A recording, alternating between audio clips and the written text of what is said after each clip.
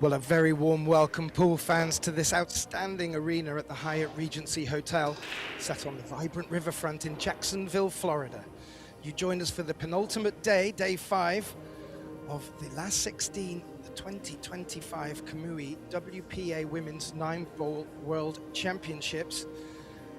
And it's our opening match of the day, last 16 between Chu Chim Wei of Taipei and the Austrian Jasmine Ushan. Referee for this match, well, I believed it was Florian Rettenbacher. That looks like it's changed. We will update you on that. My name is Gethin Davis. It's a pleasure to join me in the commentating box, my good friend and colleague Tim de Ruyter. Welcome to the last 16, Tim.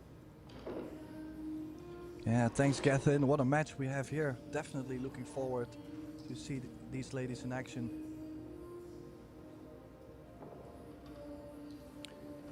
Both played very well to get to this last 16.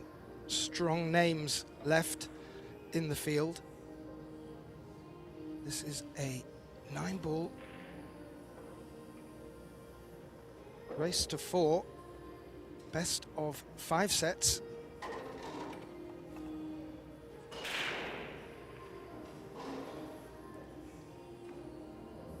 Jasmine Ushan winning the break, winning the lag, and she will get us off to start this opening set.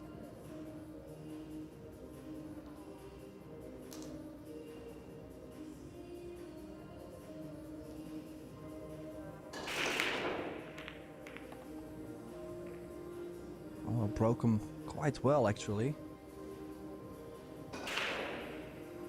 Too sad, nothing really getting close to a pocket. First opportunity for Wei Wei. It's on the 1-ball. I think she can make the 1, run into the 3-ball and still be on the 2. We'll have to play a little bit of draw on this 1-ball, Geth. Yeah, and where that 9 is, she's just hampered slightly.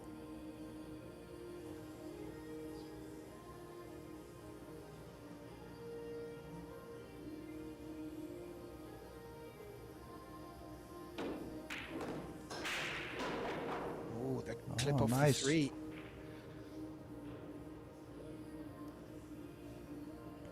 Yeah, didn't see that coming, but nicely spotted. Now, maybe some traveling, or well, not maybe, definitely some traveling to do from 5 to the 6. And then 6 to the 7 up table and 7 to the 8 down table. So some traveling. Should be fine though if she maintains the angles.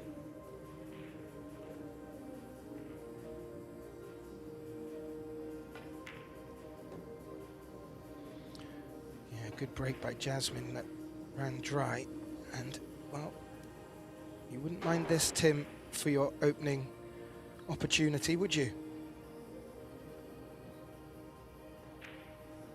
Well, when I used to play a bit, I wouldn't really mind, but nowadays these can get a little bit scary.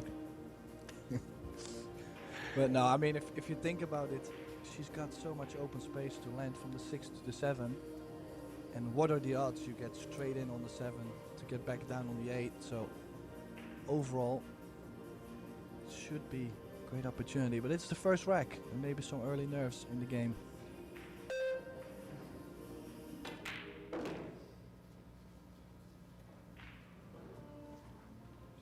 Well, it's the opening match of the day 5. We have one more day to go. It's 10 o'clock in the morning in Jacksonville, Florida. I believe the humidity is extremely high.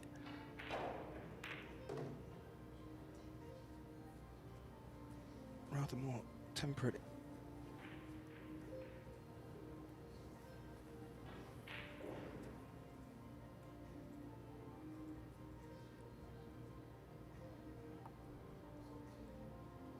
Yeah, always focused. Jasmine really digs deep from within.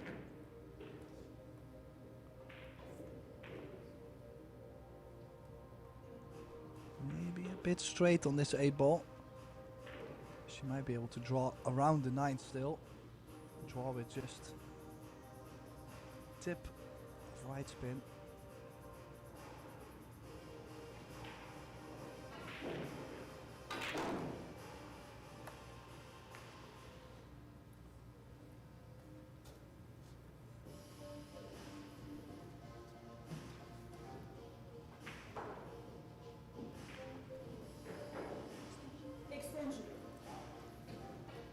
She's called her extension. She had quite some time to figure this shot out, but just wanted to be comfortable.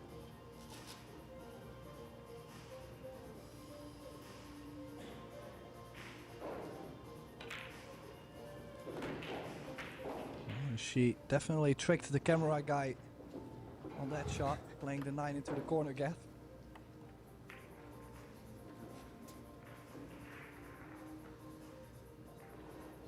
So the opening rack going to Wei Tzu-Chen.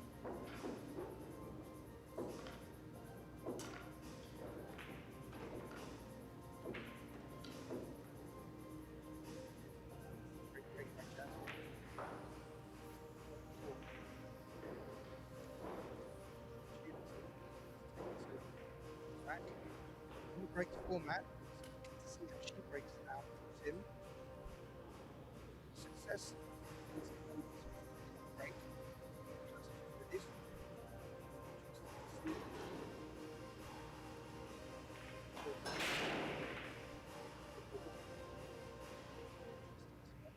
Players.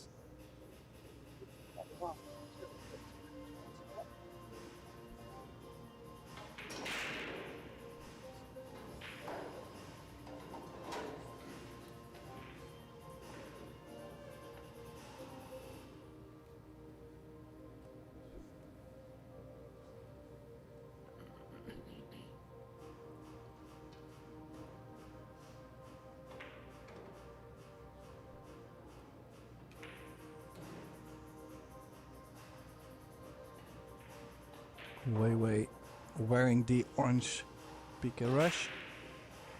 I would almost say the perfect cut break. But just like Jasmine, no ball on the break, and if this sets the tone for the match, it'll be quite the battle. If you're not making balls on the break, it can be such a grind to win a couple racks in a row.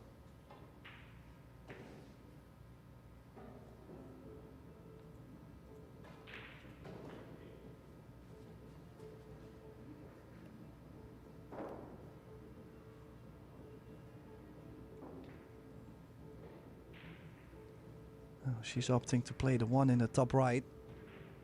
Could also choose to play a combination 1-2. She feels a bit more cut. That's what she needs at the moment.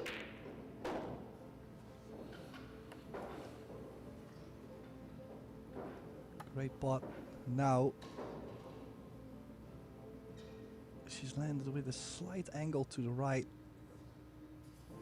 Not the easiest to get to the red 3 ball.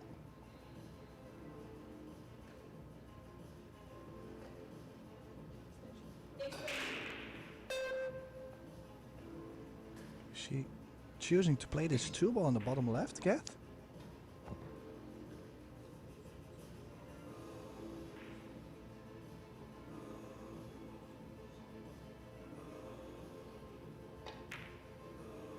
Yeah, that's 2 times now the camera guy is being tricked. For sure, most of the people were expecting her to play that in the side, but just to play a better position on the 3 ball, she chose to play it to the corner.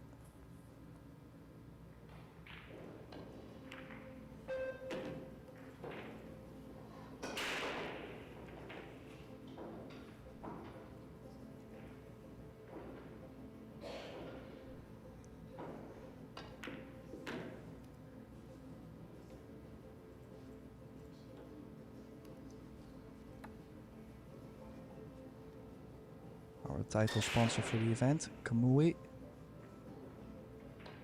has always been supporting the Pro Billiard series for quite some years now.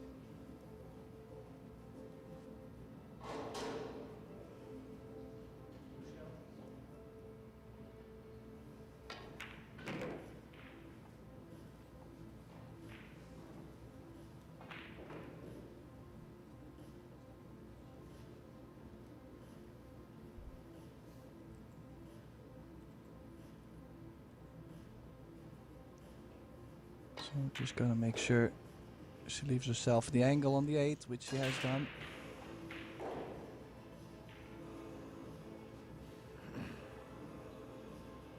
Should definitely take care of these 2 balls. She's natural on the 8, so just center ball, maybe a little bit of right spin to check the cue ball so it doesn't track forward to the rail. She's perfect on the 9. So that means she's going to level the score, 1 each.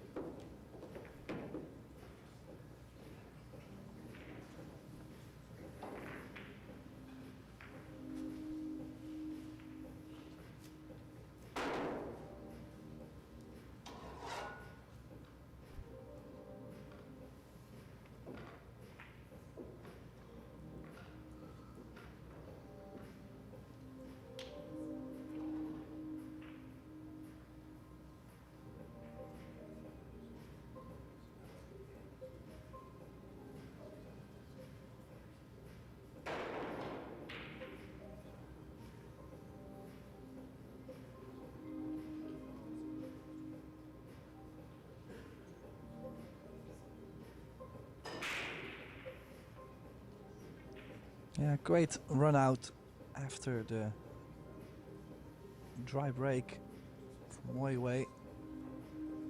Not too much really she could have done. Here's the stats. Obviously we just played 2 racks, so not too much happening, but also the almost perfect performance from both sides. Just the break stopping them from continuing the run.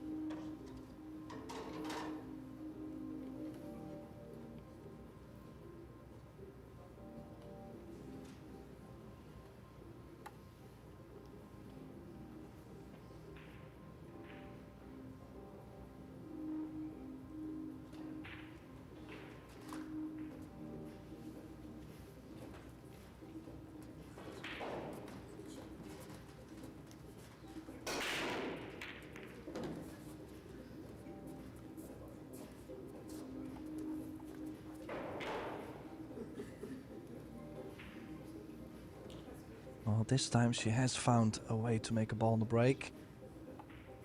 Bit of a hampered opening shot on the 1, queuing over the 2 ball as you can see. Maybe also difficult to get from the 2 to the 3 ball. But I think she is already quite happy to be still at the table and swinging.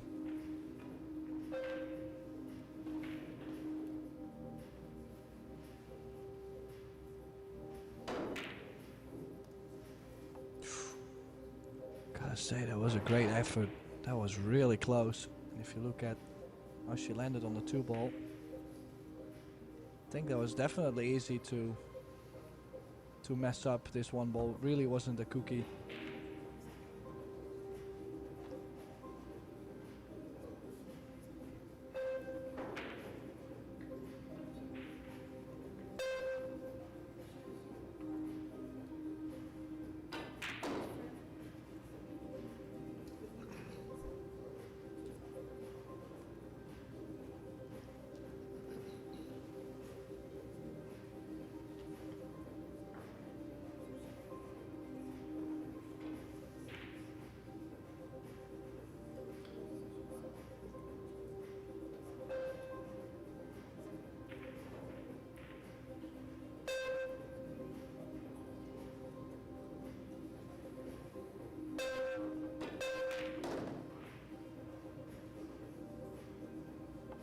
Wow, she played a really good shot there. Inside spin.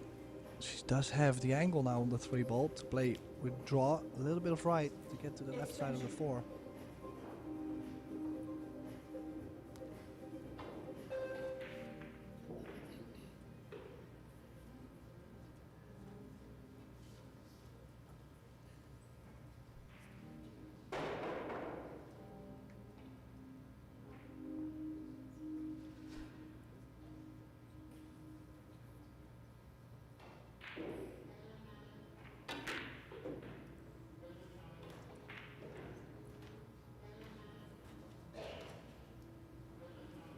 Yeah, a bit of a surprising miss, but just similar to the one that Jasmine missed.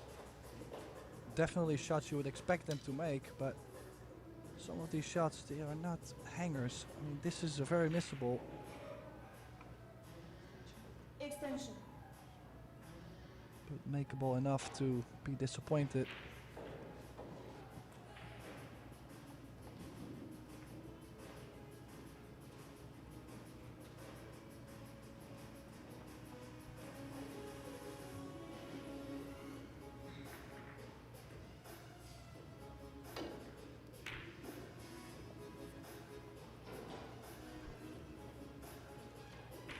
Just like this one, definitely supposed to make it. But it's one of those where, I mean, if you put just a little bit of movement on the body or a little bit of spin on the ball, easily missed.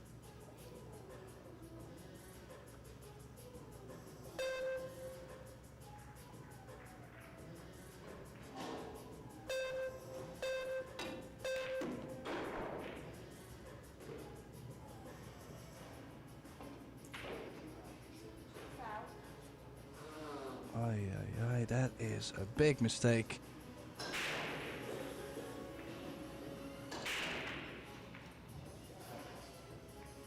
So focused on making the ball.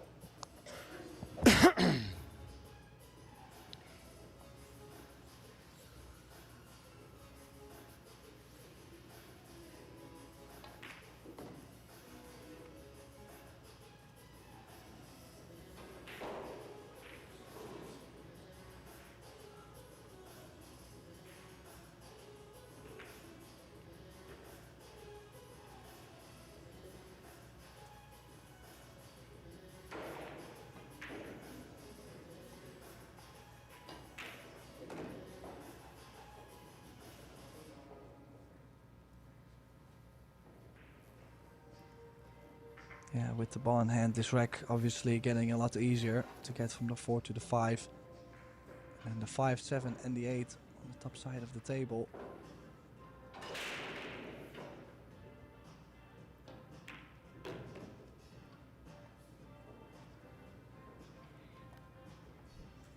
Different ways she could play this. Stun, just one rail running towards the 9. Could also go one rail to cross over to the right side of the 9. One or two rails actually. Could go with top drip of right spin. Like, there's the options.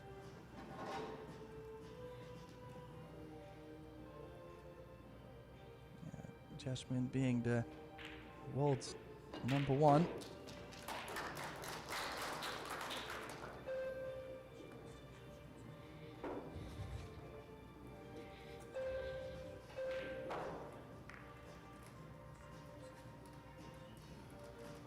And there is still something special in the making. Don't forget, Jasmine has won the World 8 Ball Championship.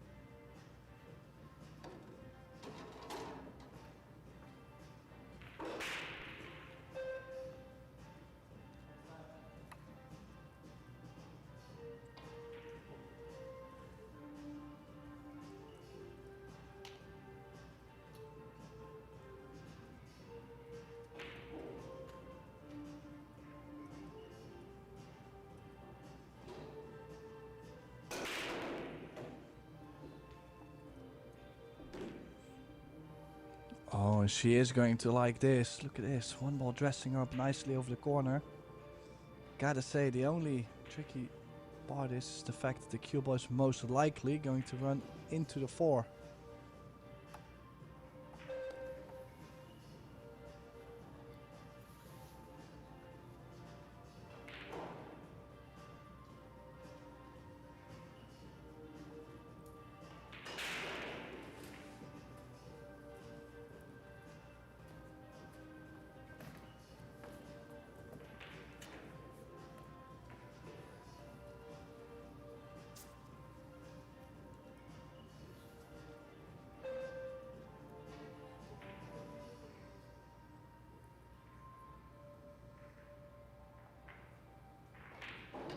Could definitely play, I was gonna say, with top left spin, running off the 4. That's what she's done a little bit longer on this 2 ball.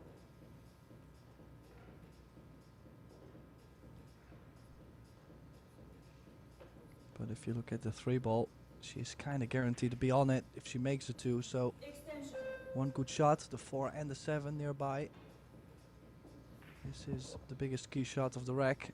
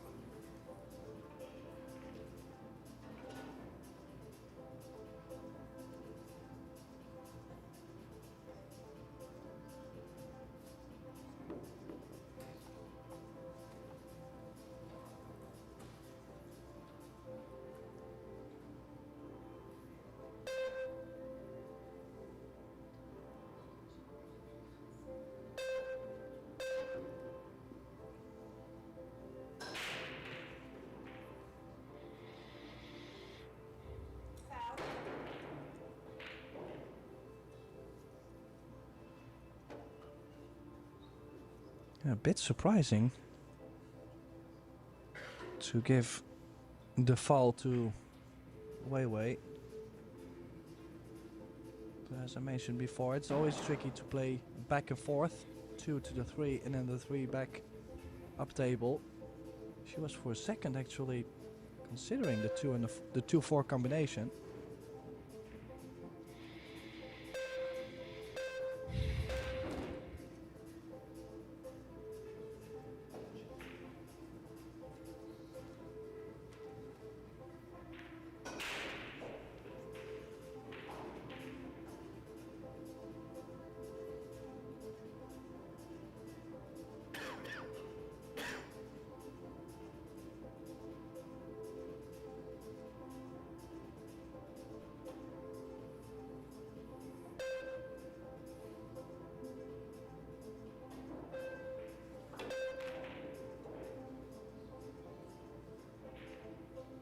Yeah, perfect cue ball.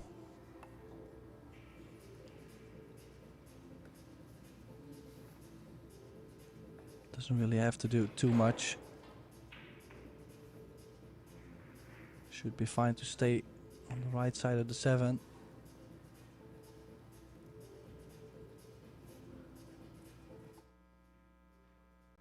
So a very close set.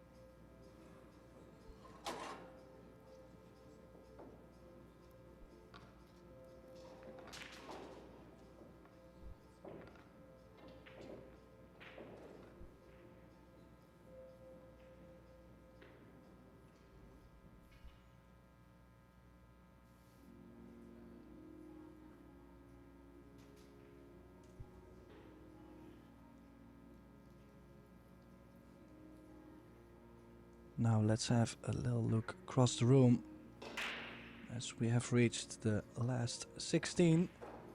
And that means the winner goes through to the quarterfinals and the loser is out. So this is where the big bucks are being made.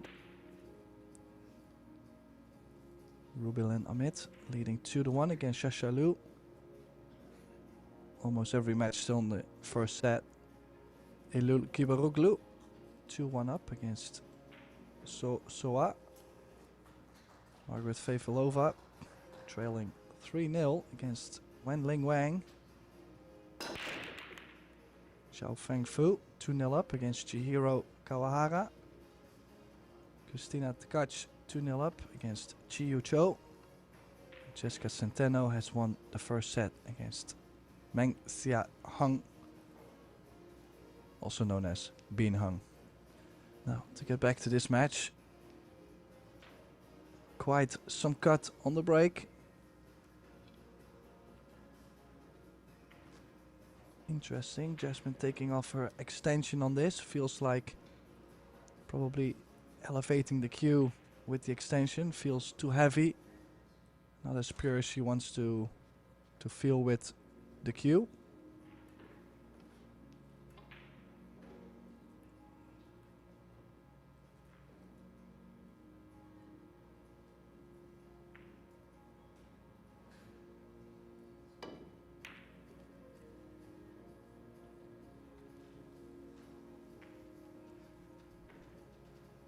Yeah, I have to say, the biggest mistakes have been coming from the long shots or the shots where they had to make a lot of effort on the cue ball. Now this should not be the biggest problem. If you consider she's always going to be on the 2. To go up for the 3 ball should be fine. And to get from the 3 to the 4, that is the biggest challenge in this rack, I would say.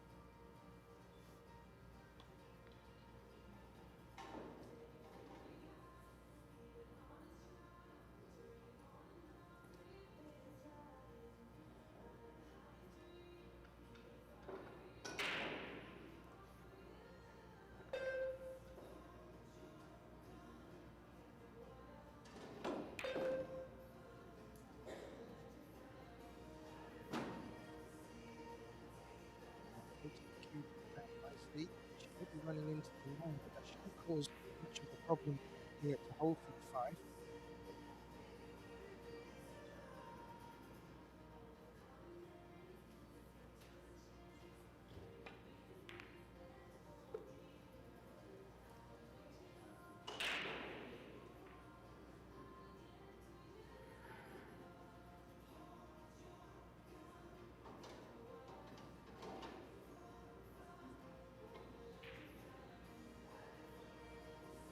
Screw it back between the 8 and the 7 here. Nicely done, Tim.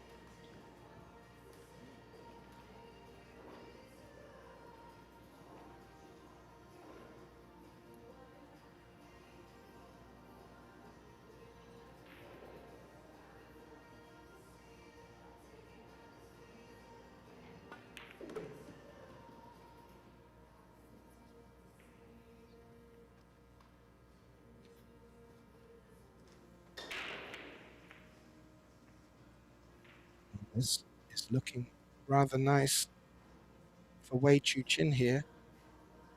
And to take a 3-2 lead puts her on the hill. In this short race to 4, best of 5 sets.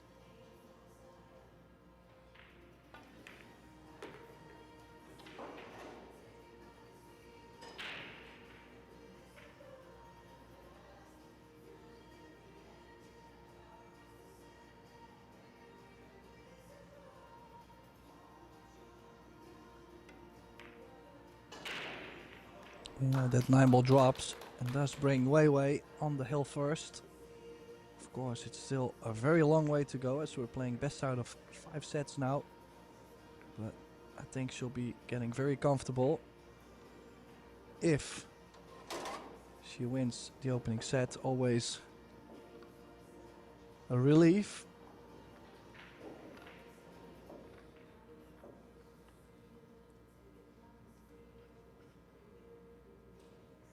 Yeah, she's taking her chances. Be interesting to see the statistics at this early stage on mistakes, but Wei needs to get a good break here to give her the best chance of getting this first set under her belt.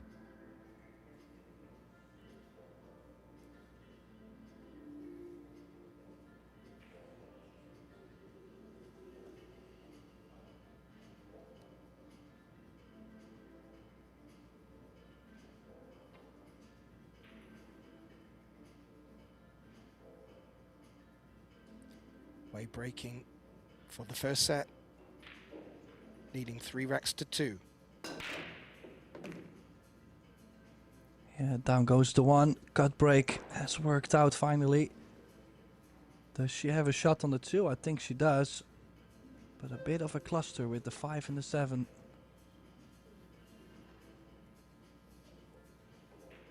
Yeah, and that cluster she would like to deal with sooner rather than later. Not sure if the 5 does pass to the right center, but where the 4 is, she could go into the 5 off of that, but that will leave it down to needing to finish on the 5 as well.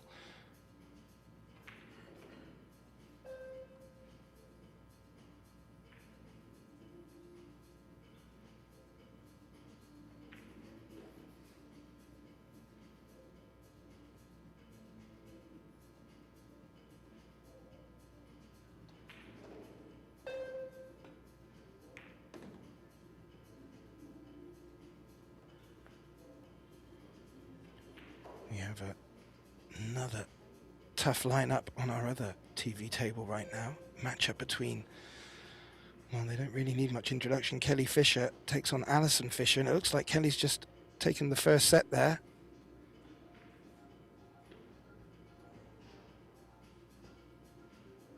Big names in the last 16 of this Kamui WPA Women's 9-Ball World Championship. Which one of these 2 ladies will get through? Well, there's a lot of pool left to come. This is the 4 to open the 5, Tim. Yeah, she has left herself the ideal angle, I would say. Still has to play a perfect shot on this. Needs the perfect bump on the brown 7.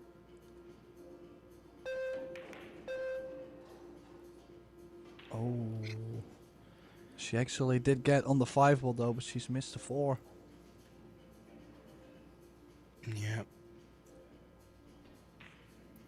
Always need to treat these center pockets with care. Very tight pockets on these Predator Apex tables, and well, this is a nice chance now for the Austrian to get this first set to hill. And if this is an indicator of how this match is going to go, we're going to need to save our voice a bit, Tim.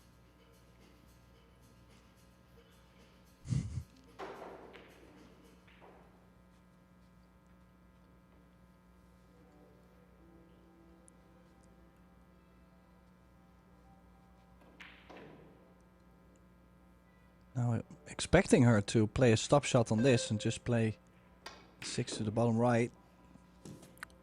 She was actually trying to draw it back a little bit, or she did draw it back a bit.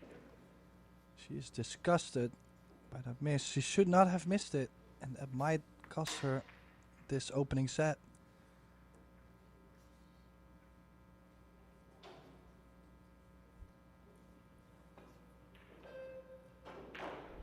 Good position on the 6, and you feel that that could be the shape of this 6th rack. Needs to just avoid the 7.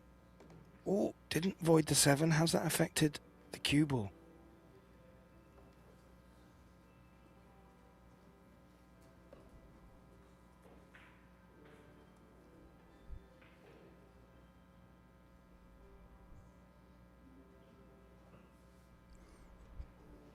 Actually, it might have helped the 7 ball a bit over the corner. Has to do less with the cue ball on this.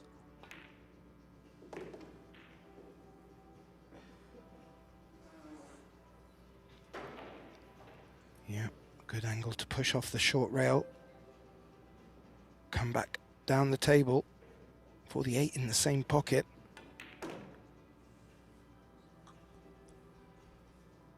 And well, Jasmine did have a chance to get this first set back to Hill, Tim, and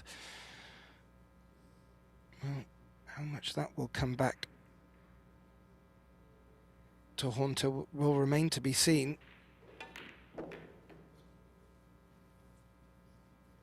But Wei is certainly looking formidable so far if the first set is to go by.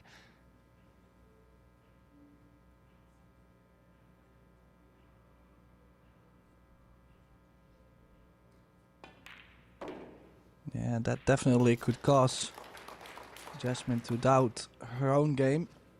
So she's going to take a break, making sure that she will come back with some confidence. Not sure whether Wei Wei is going or not, but I'm quite sure Gethin and I will have to take a little break, get some refreshments, and then we'll be back very shortly with the second set.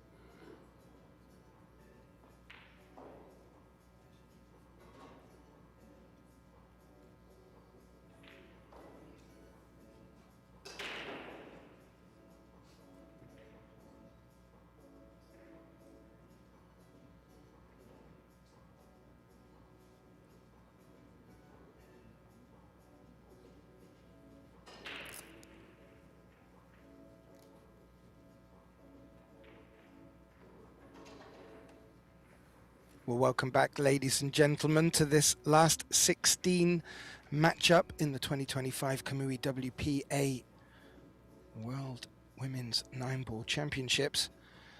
You join Tim DeLauter and Gethin Davis in the box for the start of this second set. Wei took the first set 4-2 against her opponent Jasmine Ushan and has the break to get our second set underway.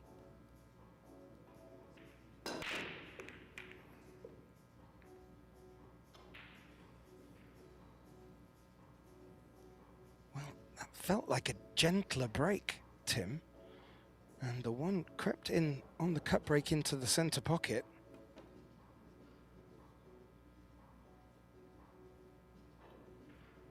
But that 8 is hampering the 2 for the Taipei player here. May be able to come cushion first and still pot it. Yeah, and I think the cue ball will go to the right side of the 3-ball. It might go just around the red 3-ball. It's like a cushion first, 2-ball, and then cushion first to be on the 3-ball.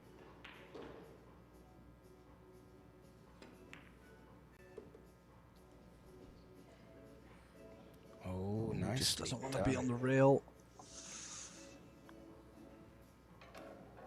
Yeah, I'm not sure if she's straight, but even if she has a small angle, the cue ball, the best she can do is to run into the 8. Unless she's jacking up the cue and trying to stun the cue ball up table, but not everybody's favorite shot when being on the rail.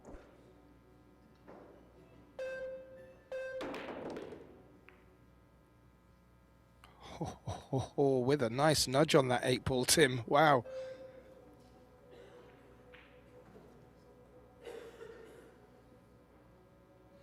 I was just having a little look at the stats during the break, Tim, and I noticed that although not having as many breaks, Yasmin had a really good success rate with her break.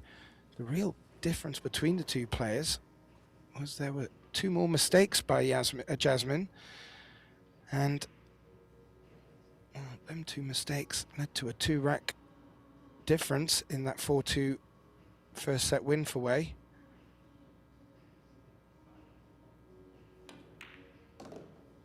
Jasmine will be looking to not make the same mistakes in this set. But the question is, Tim, will Wei let Yasmin back to the table in this opening rack?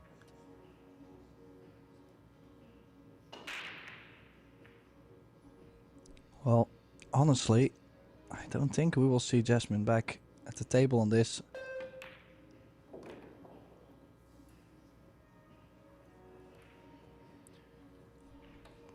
Yeah, Ju Jin-Wei really looking like she's getting in a nice rhythm.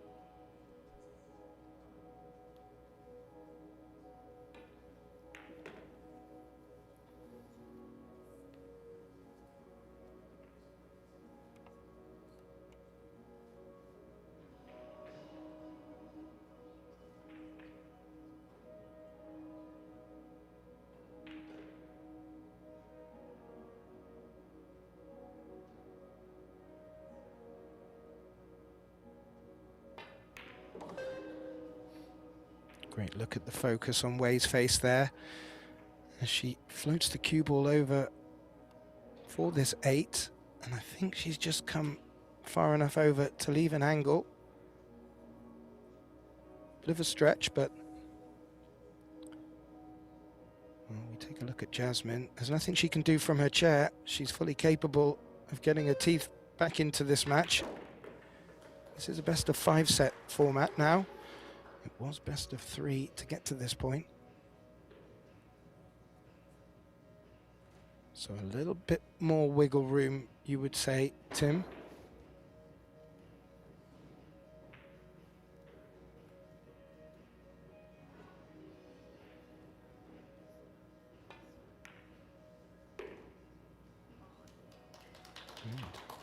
And there we have it, the opening rack taken by Wei.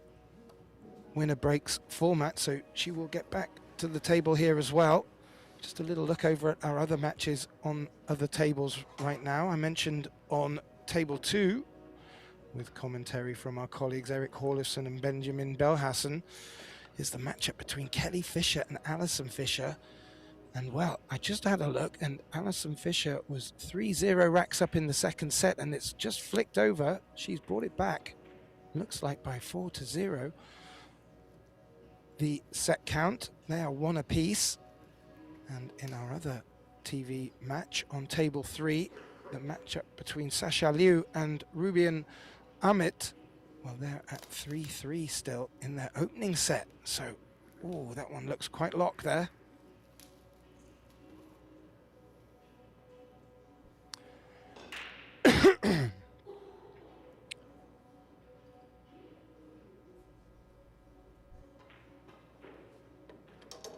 And if you want to keep an eye on the scores in this last 16, we also have 2 other events, the Jacks Mick Doubles and the Jacks Men's Open. You can visit the ProBilliardSeries.com website. And also, if you're watching on Pro Billiard TV, please do like, share and subscribe. We do appreciate all of your support. Way to break in this second rack, second set. Yeah, one of the things that is allowing Jasmine some table time so far in this match, also in the first set, but now also in the second set. You can just see she's playing the cut break, but the one ball is getting too low. Nothing else is really getting closer, so yeah, I think she might have to start hitting it thicker.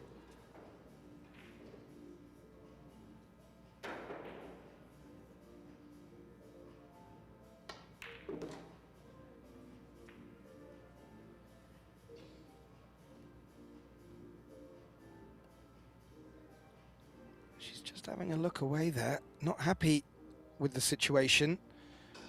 Maybe feels a few things are just not going the way she hopes it to, or has hoped it to have so far. But as we've seen throughout this and previous tournaments, Jasmine has a real proficiency to grind.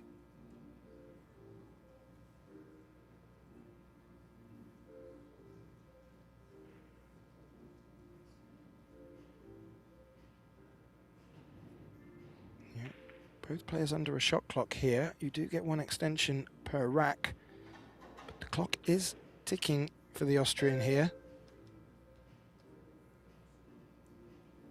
Well, I do like the route she's kicking this.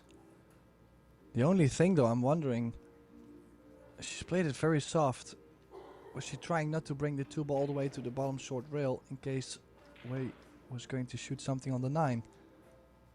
Because this space was always going to leave the ball in the open, right? Yeah, and the cameraman just picking up behind Wei there. Extension. Jasmine's body language. She clearly is not happy at this stage. I'm sure a few numbers under her belt will change that, but this is a good opportunity she's left for Wei here.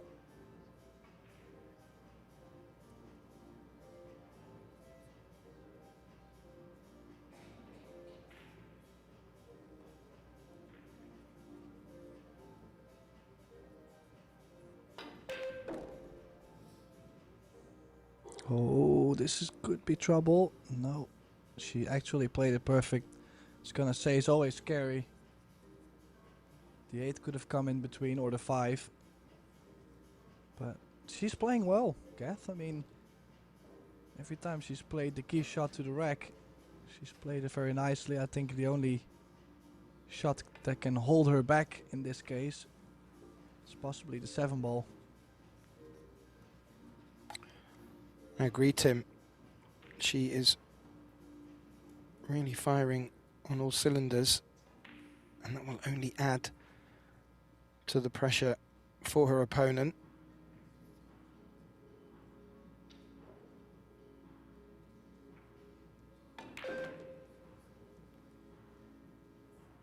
Both players world class.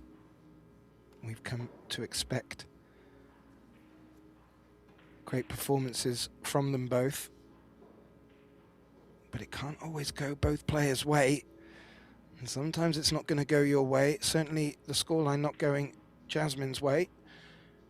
But there's a lot of pool left in this last 16 match.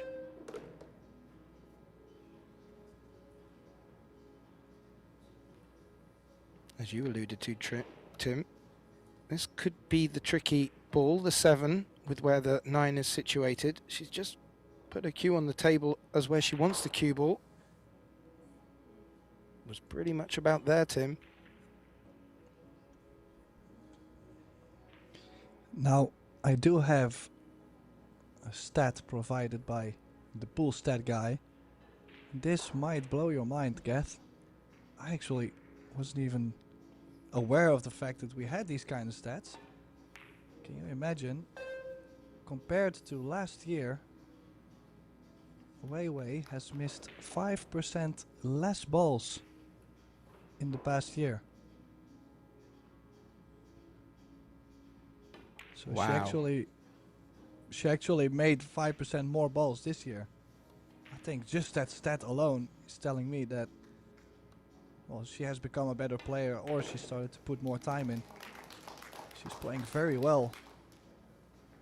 Yeah, the scoreline reflecting that. She takes the second rack in the second set. She leads 1-0. And yeah, Tim, I have been absolutely loving the stats coming in. Good friend of the team, Michael Salmon, providing the latest and greatest. And, well, it's really good to be able to diagnose where the matches are going outside of the scoreline. It's very easy to get wrapped up in other things happening on the table. We always certainly keep an eye on the number of break and runs and highlight shots, but deep down, the statistics can tell a much more accurate story. And the story right now is Wei leading 1-0, and in the second set, she's leading 2-0 with the break.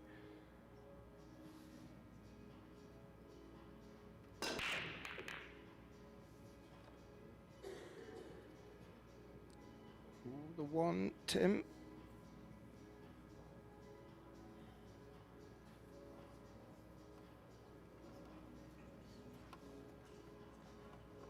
And did that 1 hold up for the cut on the 2? I would suggest it has.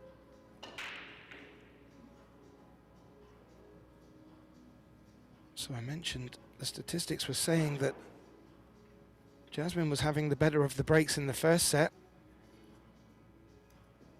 Well, it looks like Wei has now found her sweet spot.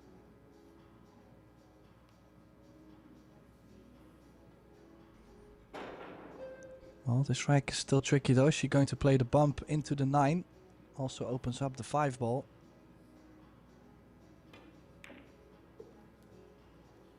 Oh, she did go for the back and forth. I'm just wondering, does the 5, does it possibly go to the bottom right? Or is she going to play a carom on the 9 ball? No, she might be looking at opening the 5 ball up with the 4. In that case, I would say she's missed a little bit of an opportunity to bump the 9 off the 2 ball.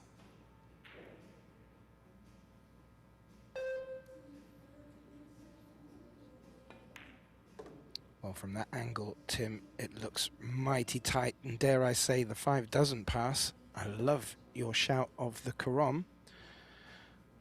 Playing the cue ball off the 5 onto the 9 with the hope of potting it in the bottom right pocket. Otherwise, indeed, she's going to need to develop the 5 somewhat.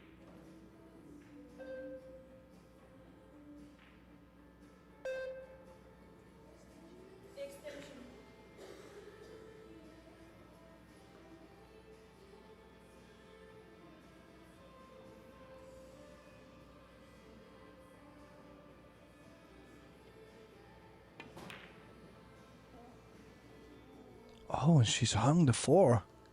I think she might have taken her eye off the shot there. So trying to get perfect on the 5, or maybe to do something with the 5.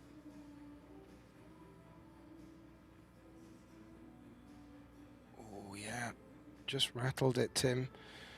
Well, the 5 is still now a problem for Jasmine. And where the 4 is, it reduces her options where she can put the cue ball. Maybe she's thinking about your Karam. Well, there's always the safety, but that's less fun for us.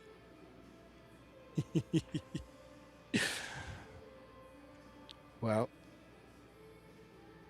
we'll find out if Jasmine's all about the fun. Not in this last 16 match. She's all about the business.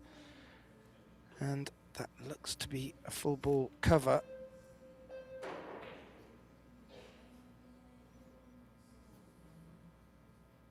And that's good play.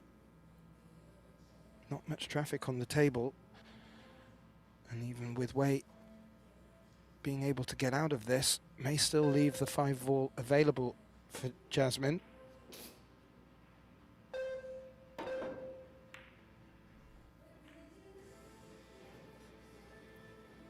Made a good hit. Not too bad a leave.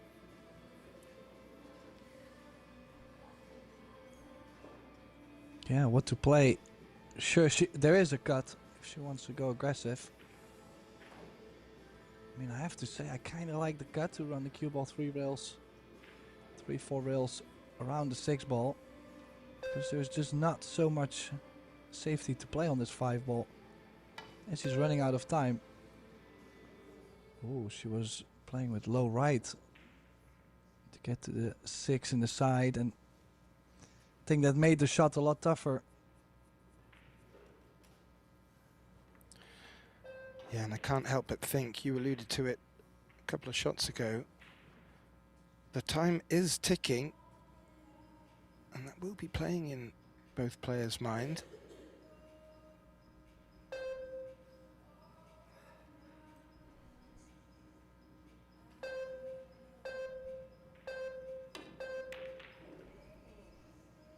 Ooh. And again, the clock was ticking.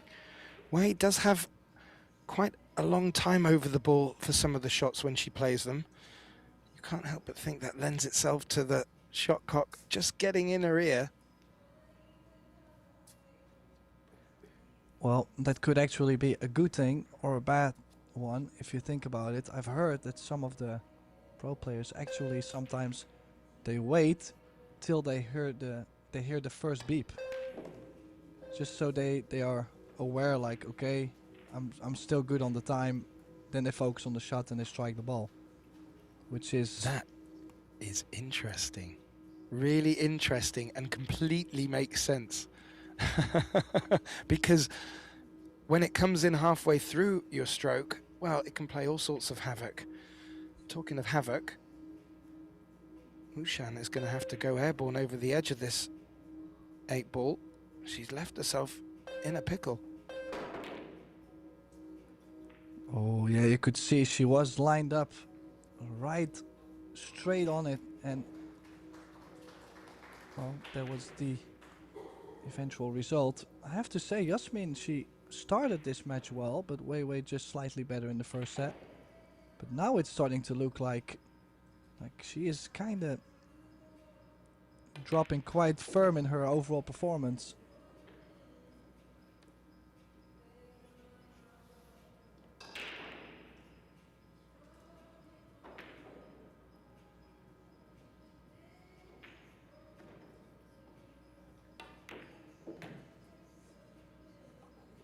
Yeah, nicely off across 2 rails, 2 long rails. Pop back out for the 8. If she's straight, that would be ideal.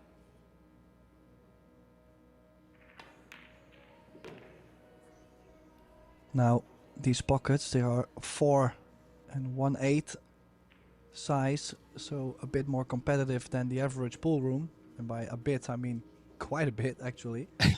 And the more play this table gets, the tighter it actually becomes. So We're gonna see probably more and more misses, and probably we should be happy that the tournament is over tomorrow. If the tournament would run another week, they might not make a ball, you know, it's the problem. Yeah, absolutely. And more so when players have to play the shot a lot harder. You have to be so precise, not just in the corner pockets, which are, as you said, 4 1/8, but the center pockets too. They're cut very tight. These Predator Apex tables performing fantastically. However, bringing it back to the score, Tim, we've sort of avoided the elephant in the room. Wei has taken a 3-0 lead in the second set in quite quick fashion. And, well, if she were to take the opening 2 sets, we're going to have to see a monumental grind from the Austrian. So Wei will have the break here as well.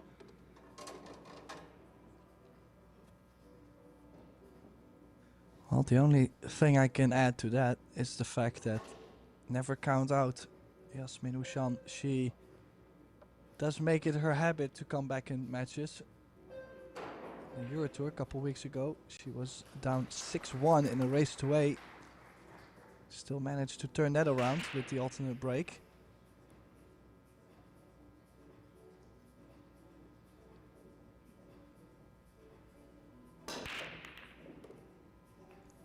Oh, Wei now making a ball on the break. Watch that cue ball. I think the one ball might have landed just nasty, Geth. I mean, do you think the bank is on? Oh, it's difficult to say.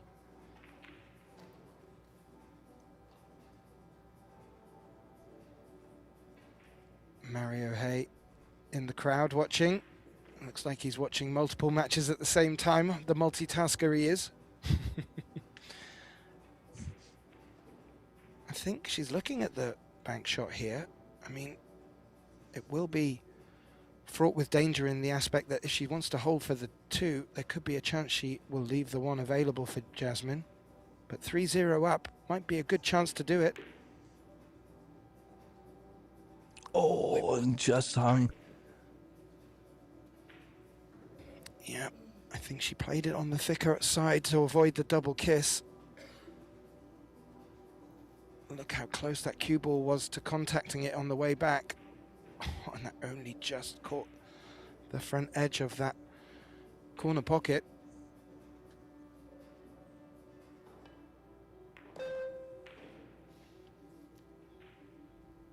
Well, the 4 is in a bit of an awkward predicament there as well. And there doesn't look to be any good option to crom onto the 9 ball, with the 8 appearing to block the pathway.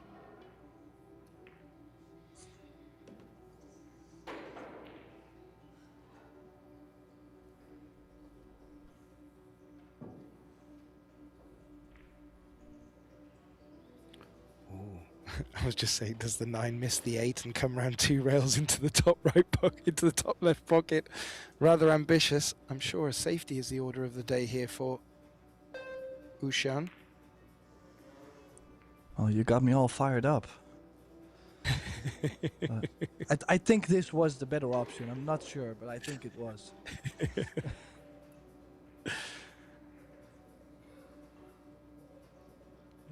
and still, this lady here in the chair, she is not happy with how things are going. Just also how much she has given Wei to look at on this 4. Could play the 4 thin, could bank the 4 away.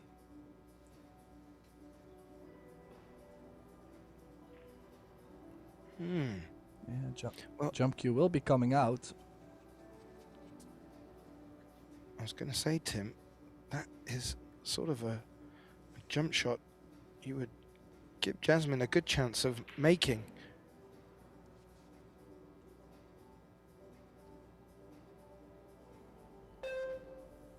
She had one similar and hit it full in the face. Oh, great camera angle. Highlights how good that shot was and kept the cue ball on the table. As we see that again, what a great jump shot. A bit unfortunate on the shape she's left on the 5. Nice tap of approval from Wei. Should be looking Yeah, to definitely. Running the cue ball off the 7, she easily could have been on the 5. Now, I cannot imagine her going aggressive on this 5 ball, so she could bank the 5 ball 2 rails back down table. Could also send it 1 rail directly under the 9 and the 6. It's all about the pace. You need the full cover. She does not have it, and that makes a big difference, you know. You see when someone's playing well, they just keep hooking you on these kind of shots, and your opponent just doesn't get any breathing space.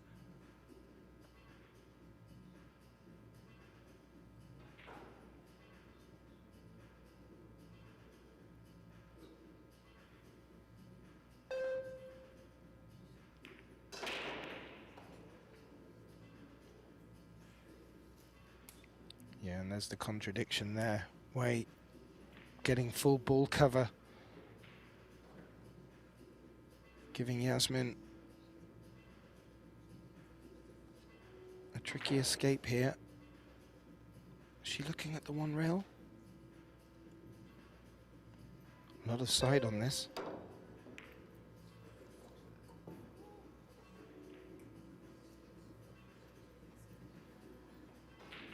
I think maybe she was not looking to easy, but it is on.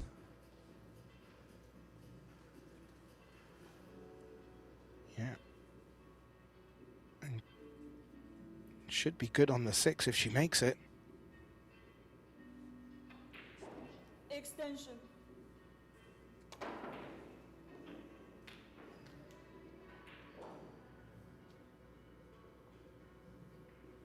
The funny thing is, you're not trying to get to the top side of the 6 ball, but if you're trying to leave yourself a nice casual angle on the bottom side, the cue ball tracks real close to the side pocket if you're trying to put yourself there, so it's a bit of an in-between shape.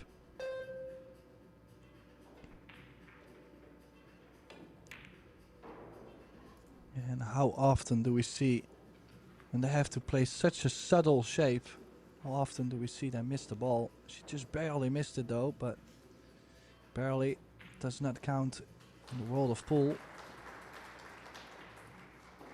No, and it was so close that the pocket has not really spat the 5 ball out too far. So good chance for Jasmine to start clawing back into this second set.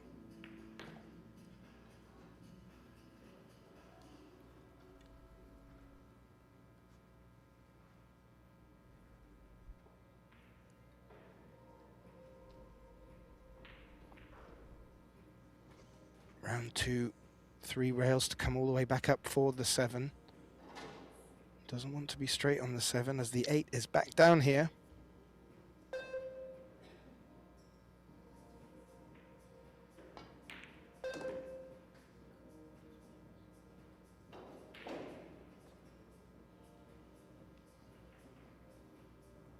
And that will do very nicely.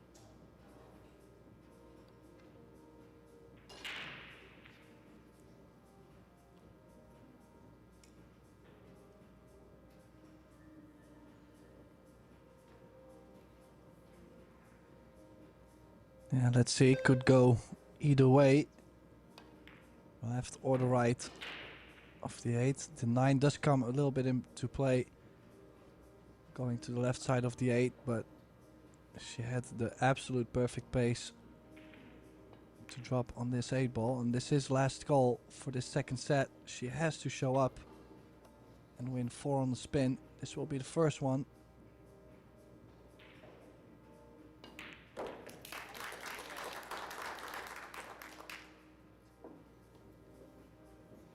Yes, Tim. Jasmine does get on the board in this second rack. Her opponent on the hill, and as you said, She's got to win every one now of these to have a chance of getting this second set. We'll get the break.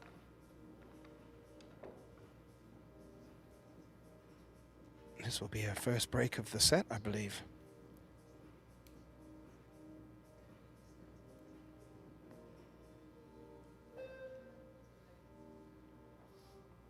Fantastic jump shot from Ushan on the 4.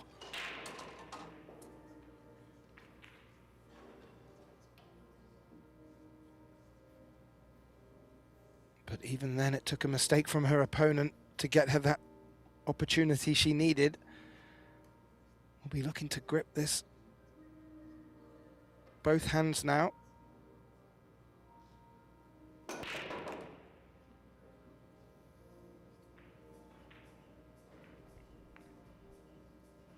Made a ball, but I think the 1 has rested up against.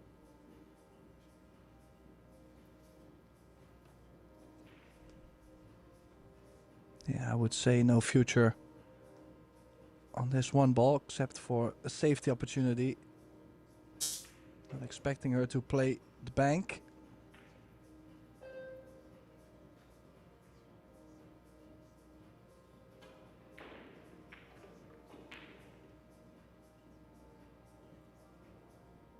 Not saying she couldn't.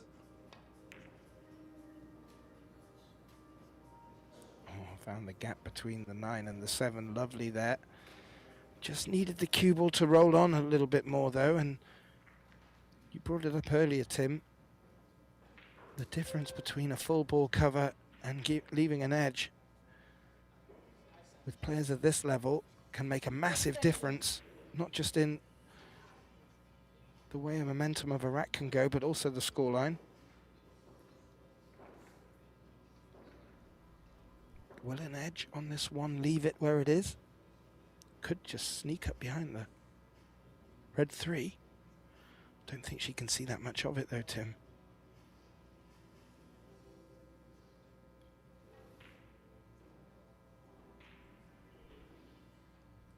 Looks like she's going to swerve it. A little bend needed on this, but if she catches a thin piece, would be ideal. The 7 could be in between.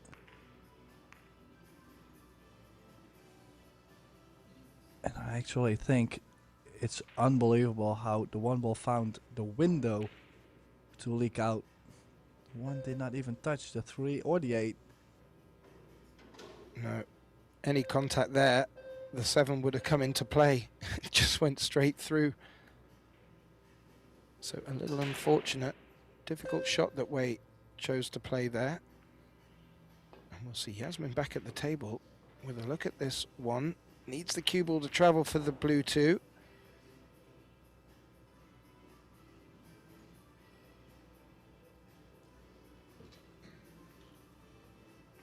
The 3 is not very nicely situated there where the 8 is.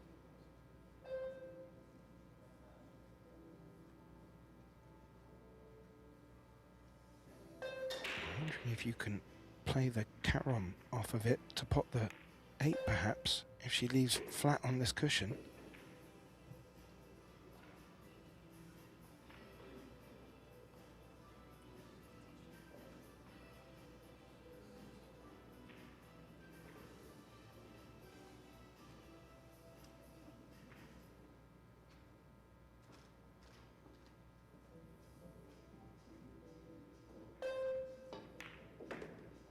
Oh, it passed. From the look on her face, it didn't look like it would. This is a long 4 ball though. Very missable. The good news is, I think she can stop the cue ball where the 4 is now. I think she's straight enough. The bad news is the cue ball a little closer to the rail.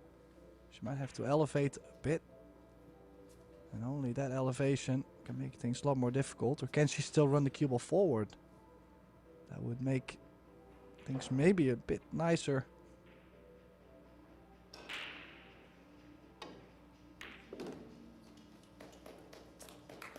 She was, Tim, and has floated up nicely for the 5.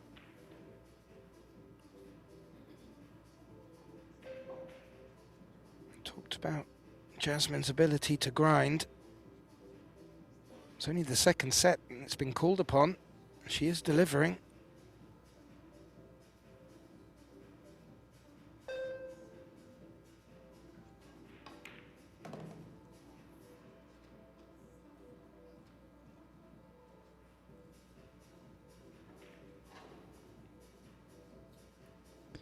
Bit much angle on this. Might have to play with low left, trying to drag the cue ball into the 8, pushing it over the corner.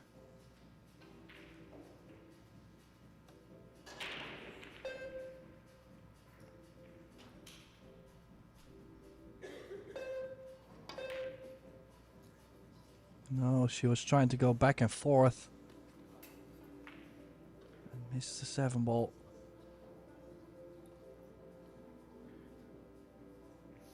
Yeah, she felt she needed to get up and down the table, which meant hitting that 7 ball with a lot more power. As it turned out, the cue ball really didn't finish in a nice spot for the 8 as it happened.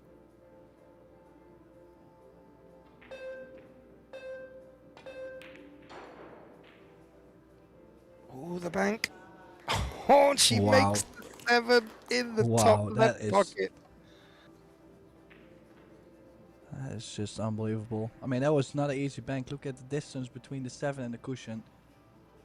Makes it a lot more fragile. She's landed perfect on this 8. I mean, Jasmine won't be happy with her own performance.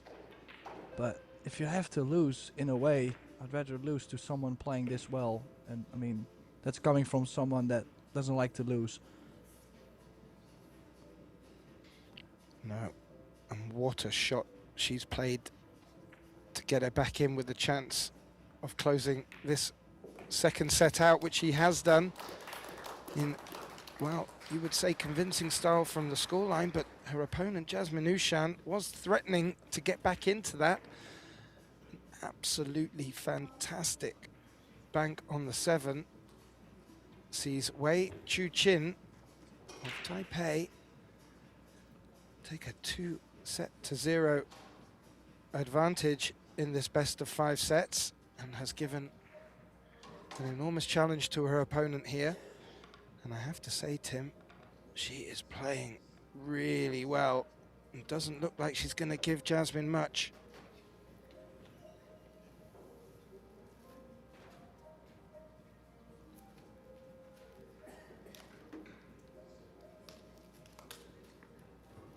And we'll be going straight into these third set. Coco, our referee from Australia, been doing a great job over the past 5 days. We do have one more day coming up tomorrow, but more action today. We have the women's quarterfinals at 4 p.m, but before that we have the Jacks men's quarterfinals after this round. And then coming up later tonight, 8 p.m. local time, we have the Jacks mixed doubles final. I'll bring you more details of that, but if you want to find out in advance, please do visit probilliardseries.com. You can get all the information you need for the 3 events running here in Jacksonville, Florida. So Jasmine to break off in this third set. She trails 2-0.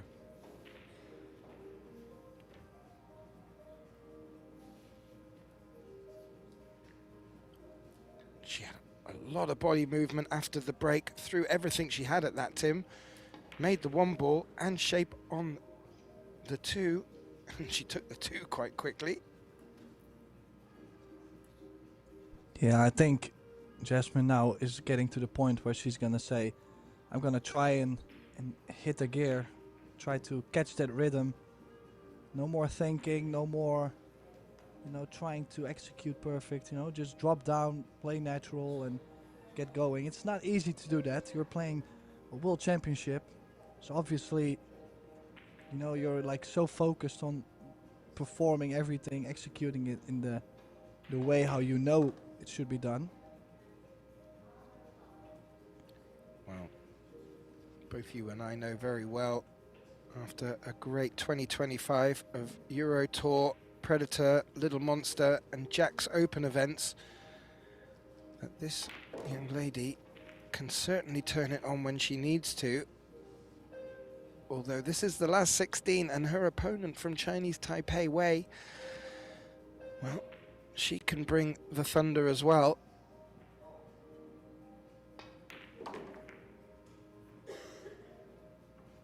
But what a way to start up this third set, with a good chance for a break and run. A little bit tricky here now on the 7.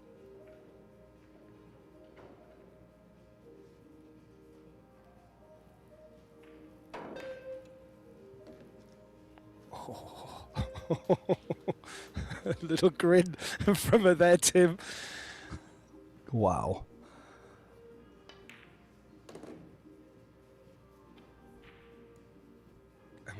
Well, out of the sudden, I kind of like the way how she's addressing the game now, playing that fast. She's looking solid now. Yeah, it's as if that edge of seriousness that may have just softened a bit could have loosened up them shoulders nicely. Of course, this is the opening match, rather the opening rack of the third set, but it does need to happen for Jasmine, and no better time than now. Do love these stats coming in thick and fast.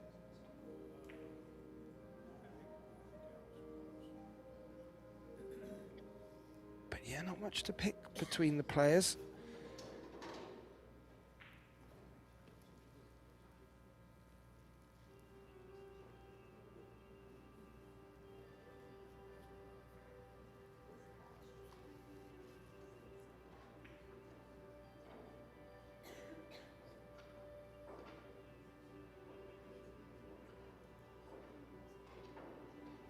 Trying to take all the stats in. While we do that, just have a quick look at the other tables. We have on our table 3, Shasha Liu is taking on Ruben Amit. It's 2-2 in the second set there. Shasha Liu took the opening set. And on our other TV table, table 2, matchup between Kelly Fisher and Alison Fisher. Really looking forward to that. That's one apiece in sets, and Alison Fisher has a 3-1 rack lead in the third set. As we bring you back, Jasmine Ushan looking to back up a very decent break and run.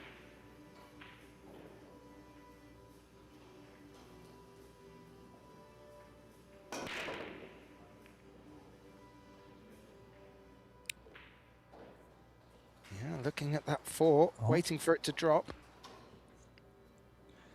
She does stay at the table. Let's see if she can make it another fast break and run. This is a little bit of a shot on the 1 ball though, Gav. Do you think she's still able to play low left and drag it along the cushion for the 2 in the bottom right? Yeah, I fancy her chances. That's the shot she needs to play. I have to say, if she is able to take this one, we had a similar situation yesterday. Robbie Capito broke and ran his first 2. He wasn't able to get his third, and I do understand that 2, possibly even 3 players in history have run the full 4. And I know that Mario Hay and the great late Mika Immonen are on that list.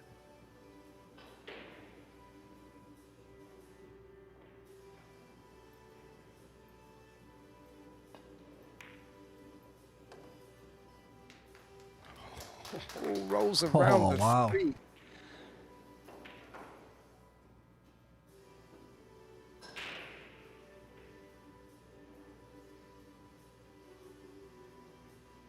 Well, they went straight from the second set into the third set, not giving Jasmine any time to dwell on the scoreline, and she's come out for this third set looking a little bit looser,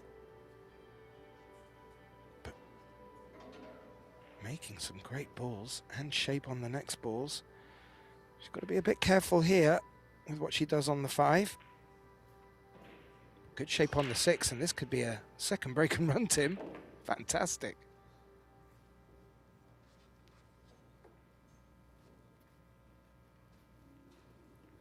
Well, a bit of a shot on this 6 ball though, and I'm just wondering, she is a little slower now on this 6, taking a bit more time, hoping that doesn't really kill the rhythm she was building up.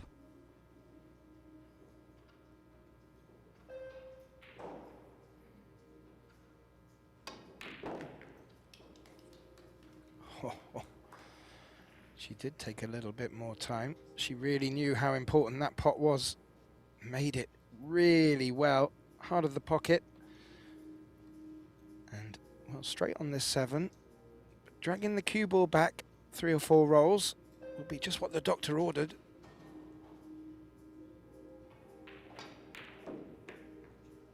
Ooh, she thought she missed that. That wobbled. Might have hit the jaws. The time was 6. Absolutely.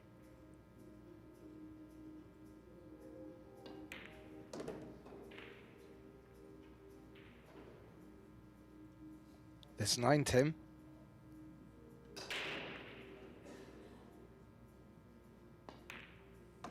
For our second break and run, it's come in the first 2 racks of this third set, both for Jasmine Ushan. And yeah, in the first rack, Tim, I clocked it. She sort of just went down and, well, a bit nonchalant, Benjamin Belhassan would say, played the 2, continued to run out, and has done it again, even with a little cheeky 7 rattling in the corner pocket. This is looking good for her, and, well, good signs that she's beginning to get her nails back into this match. Yeah, one stat I find very interesting is if you look at the fouls. Just this whole match, we are now in the 3rd set. Just this whole match, we've only seen 2 fouls in total. We've seen quite a lot of safety play as well, so it goes to show how good these women are at getting out of tough positions. Jasmine Ushan leading 2-0 in this 3rd set, but she is trailing 2-0 in sets. Oh, she's found another way to make 2 balls on the break. Maybe a trickier 2 ball, but she could drop the cue ball all the way down for the 3 in the center. This is a chance to get on the hill first in this 3rd set. Yeah, the cut break working, Tim. 1 ball making it into the center pocket and the 2 ball behaving. It's not an easy 2. May, well, I say may elect to go safe, but if she's feeling the mojo,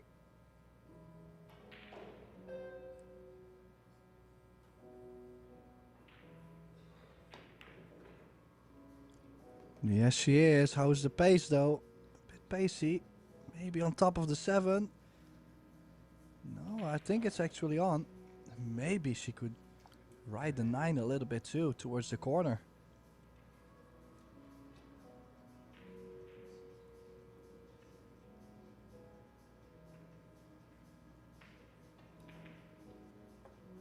I like your style, Tim. I think really if she realistically wants to hold for the 4, she's going to need to dig into it, but if you played into this and just made sure at the pot, I'm sure that 9 ball is going to be tracking somewhere over there. Well, it might still do. Make this. Push the 9 in front of the 4. Needs the 9 to stop though. It hasn't. This is a bit of a tricky shot though. Yeah, the cue ball's going to be loose. But she does need the cue ball running if she wants a chance of coming back round for the 5. Could be a very good looking shot here if she makes this 4. That's the first mistake. How's the leave though? Does she get a little bit of a roll? I think this I would say this is quite the roll.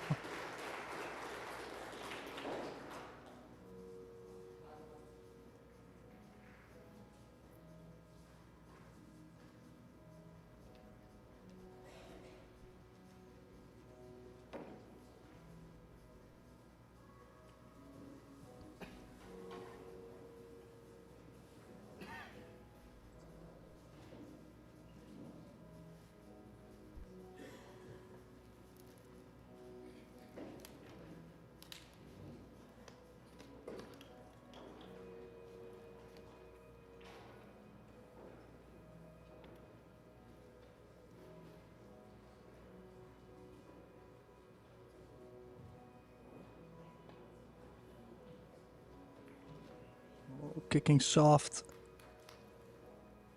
Does manage to stay alive. Again, not another foul in this match. But Wei Wei can definitely thin this 4. And if it stays a bit in between the 5 and the 9, it will be very difficult to reach.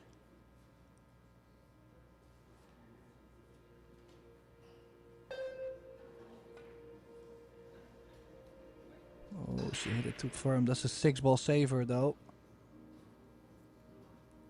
I think it did. Yep. Jasmine looking at the 1-stroke 2-rail escape. The 7 is not going to cause a problem with the angle. Always a chance that this 4-ball can drop.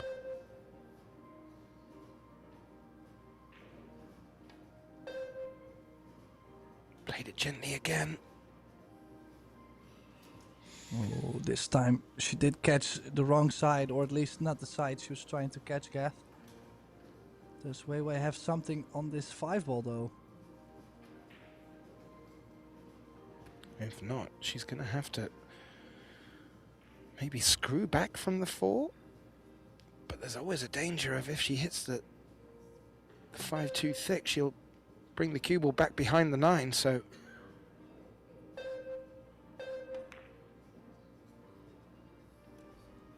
Oh, that's a tasty shot.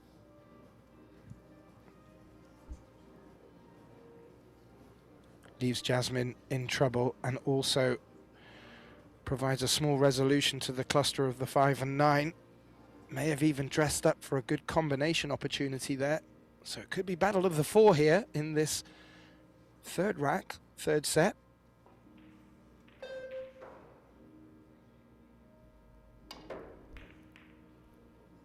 Oh, good hit. Needs the 4-ball to go though. I think it has. Yeah, the only thing though, you've just played center ball. Don't use the spin. Go just full for the cut, and cue ball might run into the 9. You might land all right on the 5-ball. You don't really have to do too much with the cue ball. Well, it looks like there's no safety option here for Wei. So she'll be looking to do exactly what you suggested, if so.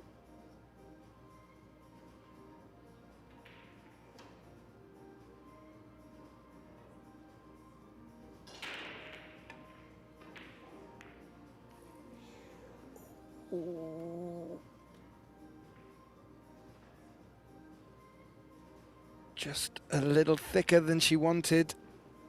The cue ball has tracked right back up down the table as the 4 dresses up in the jaws of the corner pocket. That's going to make it a little bit more trickier for Yasmin to get it back around the table. She's gone cushion first to keep momentum in the cue ball, and that's not a bad shot at all.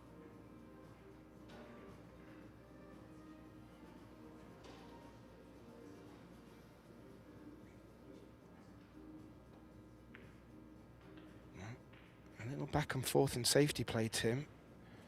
Jasmine, a chance to take the hill in this third set. You feel it's very important to her that she does.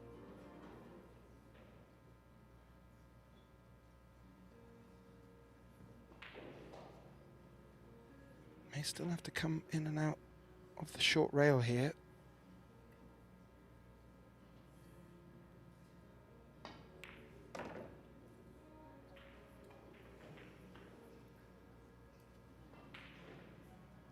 good signs for Jasmine here. Very easy to have got your head down completely. Maybe she's just decided, as you may have caught Tim, a different approach now to the last 16 based upon the score line that she found herself in. And in response, has come out in this third set looking like a different player. A bit more aggression. And gets to the hill without response from her opponent.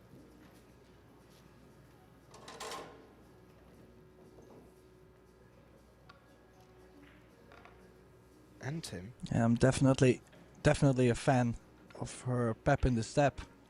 Yeah. And the breaks are seeming to be coming along nicely as well, Tim. So this winner breaks format in this short race to 4 per set format could start to suit her if she is to bring the break along nicely. Using Shao of Australia, Coco doing a great job overseeing proceedings.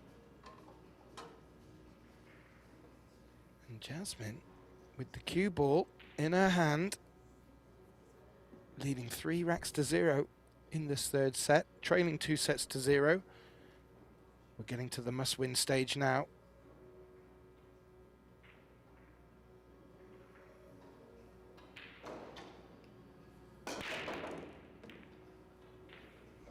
Oh, there you go. 2 balls in. A little bit unfortunate. I'm not sure whether this 2-3 combination is nice.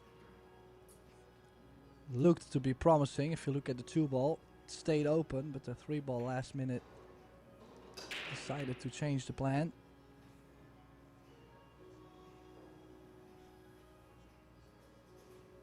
Jasmine cut break working to great effect. Always, well, it's impossible to guarantee how you're going to end up after the break, but you've got to make a ball to be back to the table, which she has done.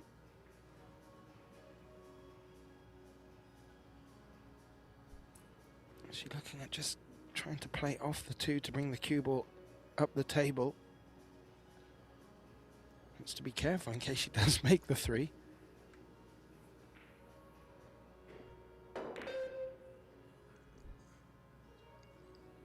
Oh, beauty. Played a good shot there. Nicely held the 2 behind the 9. Long distance. Won't be impossible to make a hit for Wei Wei, but most likely is going to push the 2 ball over the bottom left corner. I actually think she's called the side pocket even though we are playing 9 ball. She doesn't have to call the pocket.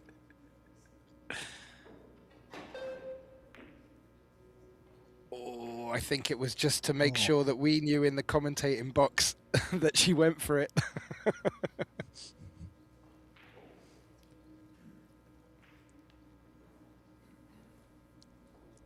Yeah, I like it when the players actually, you know, they take care of us. You know, they give us something to talk about. She did not want us saying that that was a lucky shot on the 2.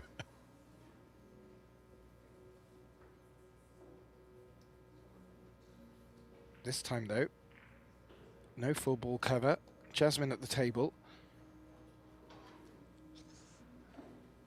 Yeah, you could see a bit of a what am I supposed to play here kind of look on her face.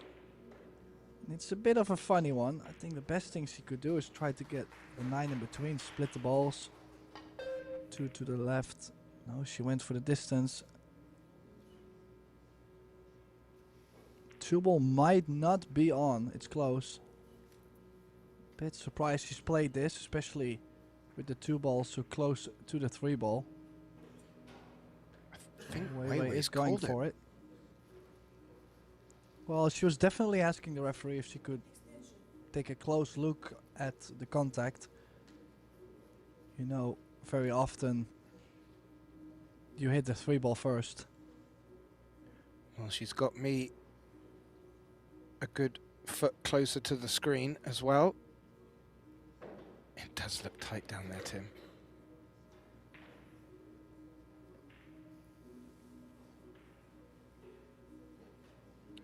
Coco needing to keep a close eye on this one.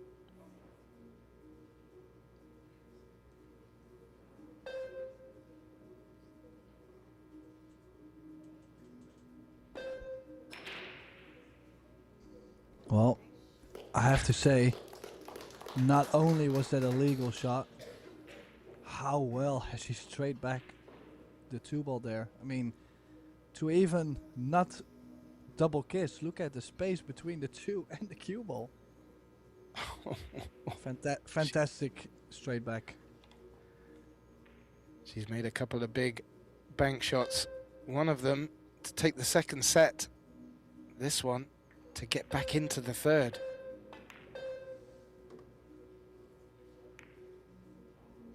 Oh.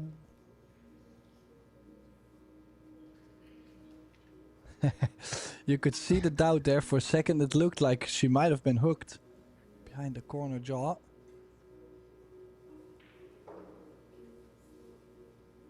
She's still swinging though. Yeah, this is a tough shot, Tim. And as you said, she is still swinging.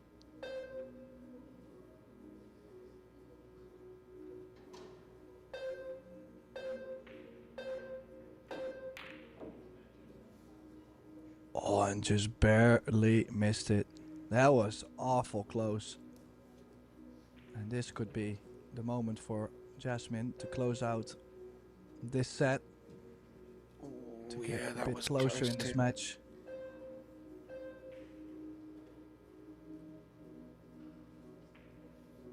Yeah, that wasn't an easy shot. Would have been a great shot to make because it would have opened up this fourth rack for Wei Wei. Ooh. And Jasmine's just overcut that 4, looking to hold for the 5.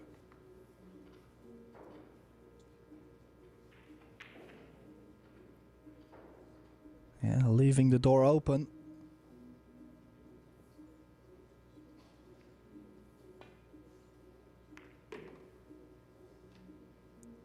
Yeah, we've not seen many misses. Maybe a couple in the opening set from Jasmine. But since then, both players not really giving an inch to their opponent. But this time, a mistake has given Wei Wei a chance at getting on the board in this third set. She does trail 3-0. Her opponent on the hill.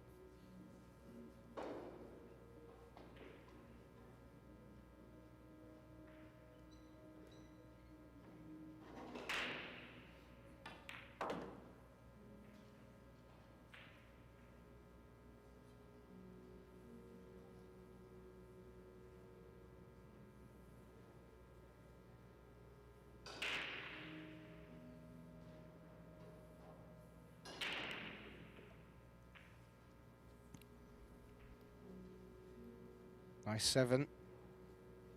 Leaves herself in great shape on this 9. And this third set isn't over yet, Tim. Wei Wei looks in good position to take this 9 and take this fourth rack. A nice applause from the crowd. The crowd's going to get busier as the day progresses. This is still the opening match on day 5. This opening shot on the 2-ball, Tim. What a shot from Wei Wei. Yeah, might honestly be the best shot of the match so far. And that will give her a bit of a confidence boost, you would say.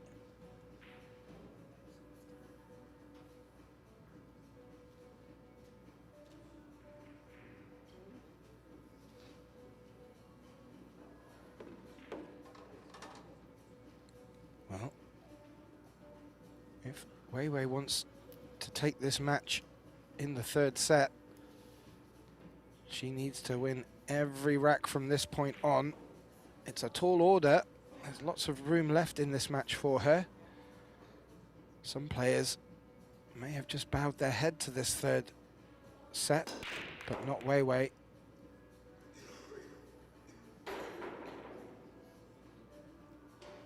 She makes the blue 2 and leaves shape on the 1, Tim, and seems to be getting similar fortune to her opponent from the break.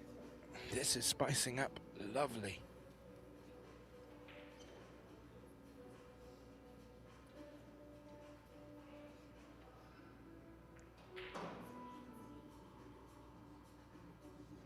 Now don't forget, there is really no pressure on Wei Wei. Like, she's already on the hill. She's down in this set. She could turn things around and play for the win, actually, for a place in the quarterfinals. In this case, you're down 3-1. She could say, hey, let's just free roll on this. All the pressure is still with Jasmine. She's at the edge of defeat.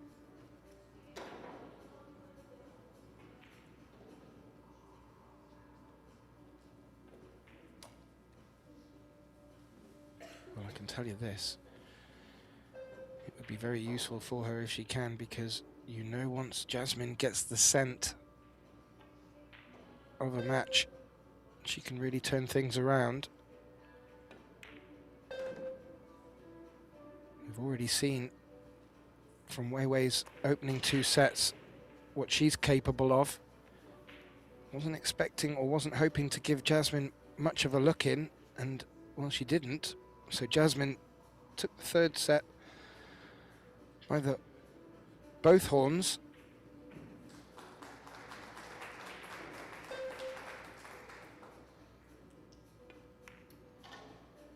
But Wei Wei would be looking to spoil the party. However, that cue ball, oh dear, Tim. Yeah, just missed out on a great chance there. Just not enough right spin on there to check the cue ball off the rail. This is a nasty one. It's always difficult kicking at the ball, but awkward cueing over the 8. If you put a little bit of spin left or right, you're just not going to make the hit on the 6 ball.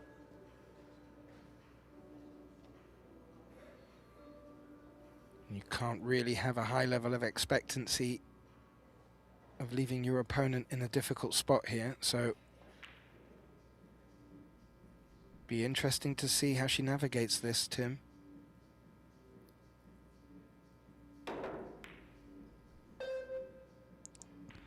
Oh, great hit, and she's got the reward. Look at his Wow. full ball hook behind the 9. That's up there. That's up there with shots of this match as well. That was so difficult to make contact, especially that full. And that's really just flipped it back over, leaving Yasmin the full length of the table to navigate.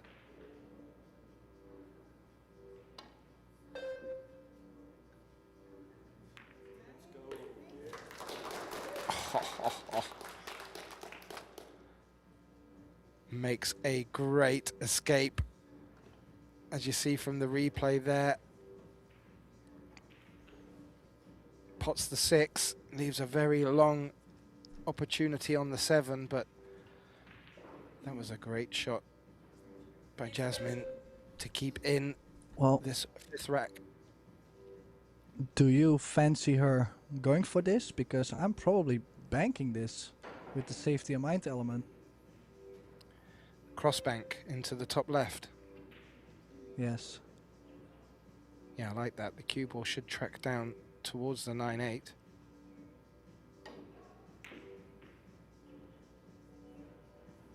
Well, I don't think she actually went aggressive either, but she has left that cut on. Now, we have seen Wei miss a similar shot to this.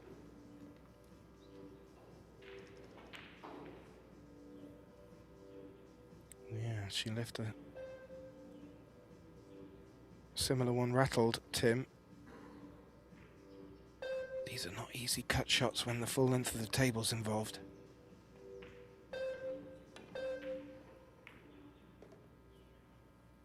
How do you like that, Tim? Where's the cue ball?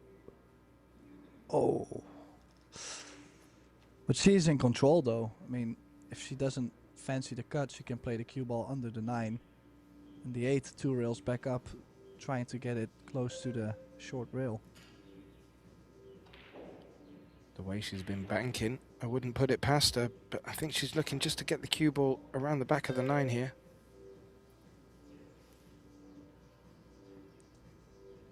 Well, the pace of the 8 is enough, but the pace on the cue ball wasn't.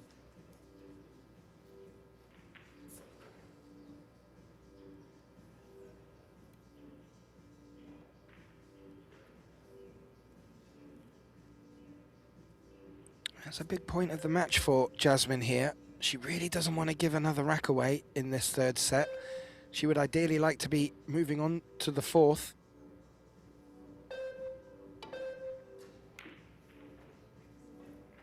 Ooh, that could be a mistake, Tim.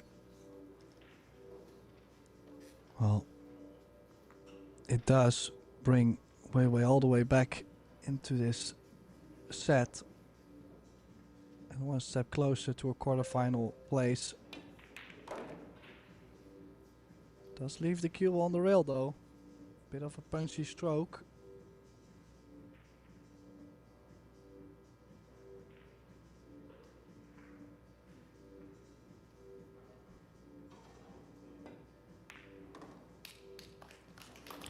Oh, Wei Wei will not let Jasmine run away with this 3rd set. She's got the scoreline back to 3-2 after trailing 3-0 against a very in-swing Jasmine Ushan. And she will have the break in this 6th rack. Just having a quick look out over our other matches. As we mentioned on table 3, Shesha Liu is playing Rubelan Amit of the Philippines, and she looks to be really in control, leading 2-0 in sets and 3-0 in racks in the 3rd. Very strong position for her there. And on our other TV table, with commentating from our colleagues Eric Horlifson and Benjamin Belhassan, is the matchup between Kelly Fisher and Alison Fisher, and that one looks tight as you like, with Alison now taking a 2-1 set lead, and it's 1 each in the 4th set.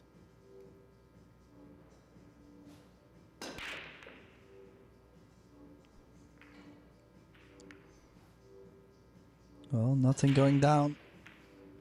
There is another opportunity for Jasmine though. I have to say still the cut break hasn't been working that great overall.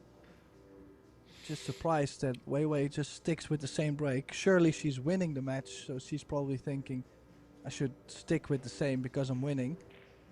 But yeah, well, the results are maybe not there yet on the break. No, I'd be interested to see what our stat man brings back at the next opportunity, because I do feel that Jasmine's breaks have been working really in her favour. Not so much for her opponent. Now she's going to have difficult queuing for this blue too. A little shake of the head from Jasmine. She's not completely happy with it either. Can she make it and avoid the 4?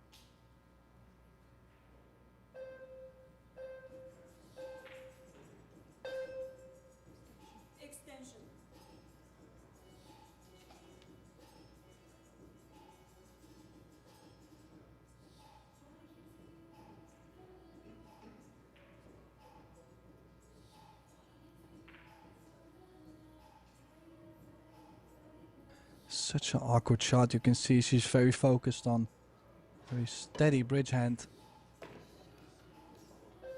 Oh, how's the pace? How is the pace? Looking good. That was a great shot though. That was very, very easy to miss. Just as this 4-5 combination that's coming up soon is going to try and put herself straight.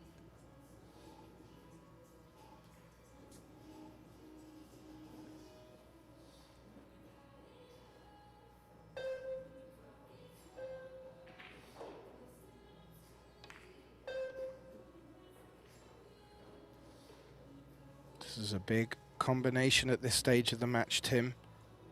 This is not easy. And it looks like the cue ball's going to be going left off the 4, and the 4's going to be going right off the 5.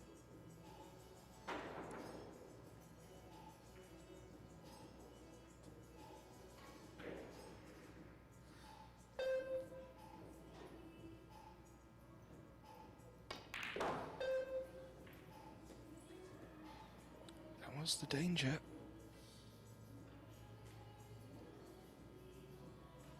And I said it was a big point because, well, Tim, if she lets Wei Wei back in here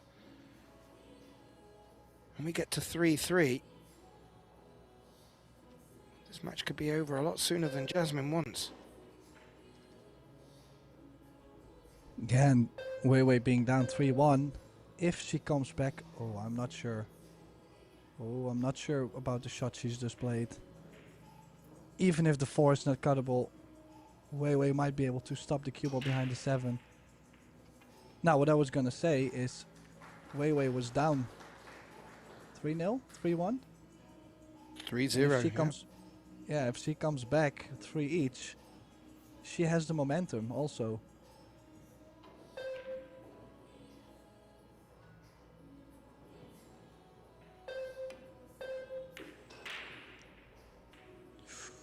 Caught it a bit too full. And now look at this on the platter. She just looks away, does Wei Wei, realizing where that 4's landed. Not a nice way to lose a rack, giving your opponent a combination on the 9, but this is not a gimme. This is not a gimme by any stretch of the imagination, Tim.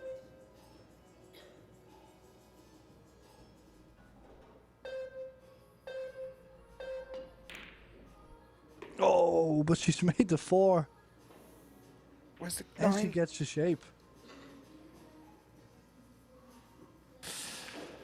Nicely done. Was a chance of making both balls there. Focused on getting good contact. The 4 drops. The 1 ball has got shape on the 6. This is a very tricky shot, but you feel important that she takes this on.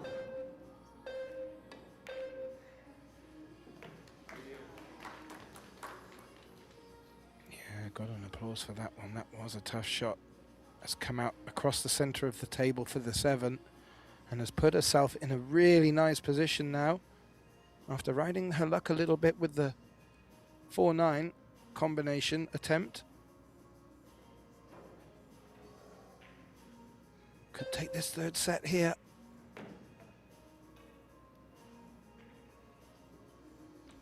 Yeah, this is looking good. Just gotta handle the nerves a bit. Now she has slowed down a bit compared to how she started off this set. She is perfect on the 9, so we will be going to a 4th set.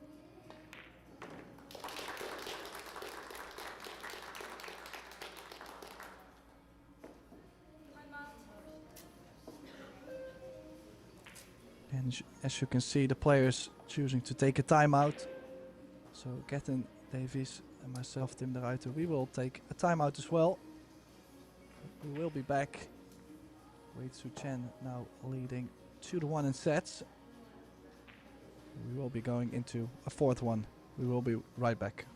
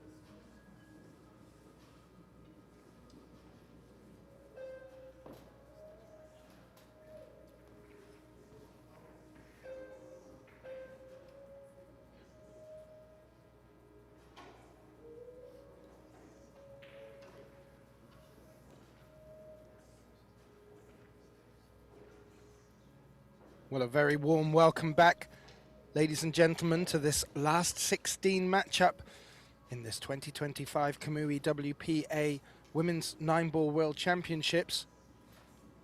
We are getting off to the start of our fourth set.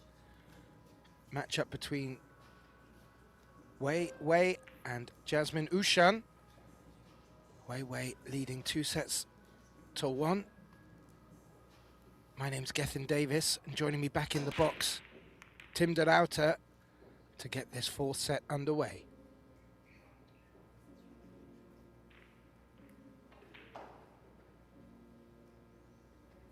Yeah, has made a ball on the break.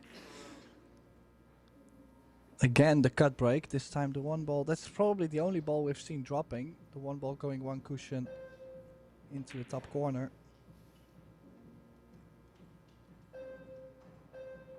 I had a little study from the stats of Michael, and, well, one big glaring highlight that jumped out at me, Tim, was Jasmine Ushan's break success. The first set, 67%. The next two sets, 100% break success rate. And, well, that rewarded her in the third set with the win. Can she take it through into this fourth set now?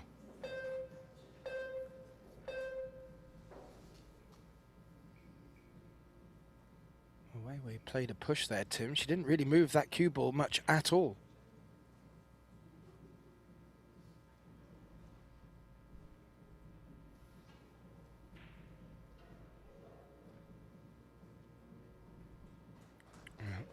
Jasmine having a closer look. Seems happy to give that back to Wei Wei. Maybe she had something in the back of her mind before playing that push shot.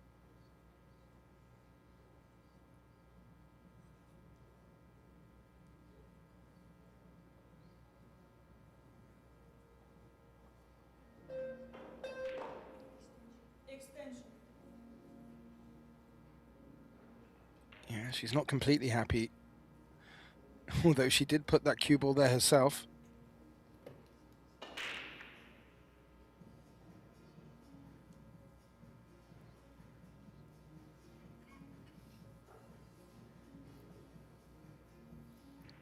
From how she positioned the cue, it looks like she just wants the cue ball to come off the bottom edge of this too.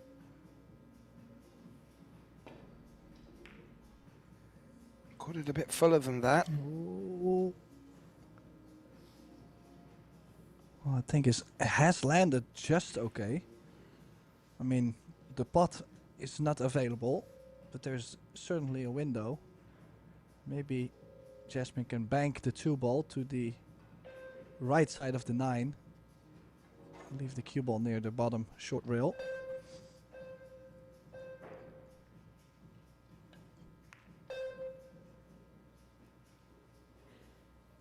Just come up short there, Tim. Come up way short.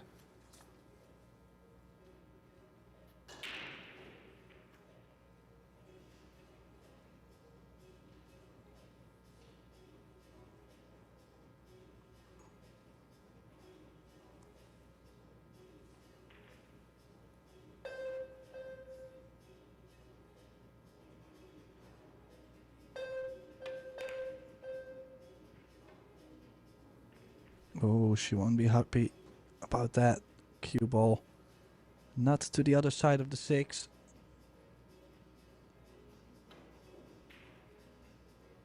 No, both players coming up short with their early safeties in this fourth set.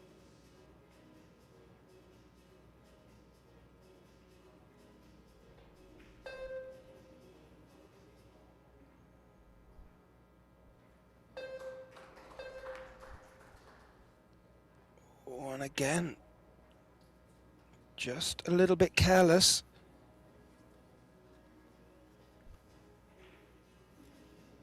Wei Wei looking at the cut on this too.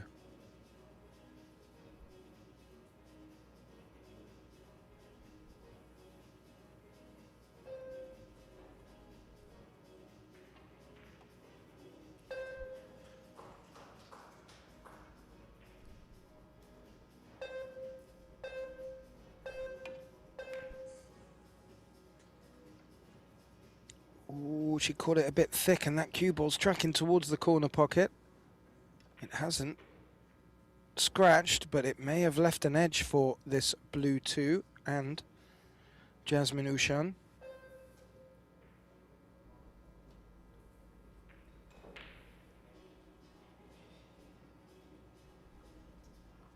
Yeah, was actually not expecting her to go for the cut. Could have played a solid safety behind the 8. And this is one Jasmine has to take on.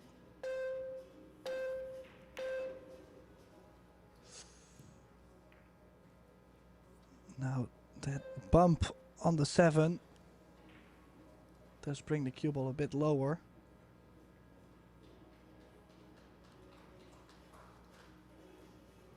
And both players going thick on their cuts with the 2 ball.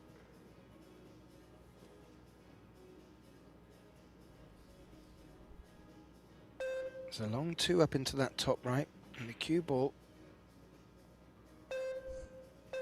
needs to be particular to hold for the 3, so she's turned that down, and that might turn into a very nice safety shot, Tim.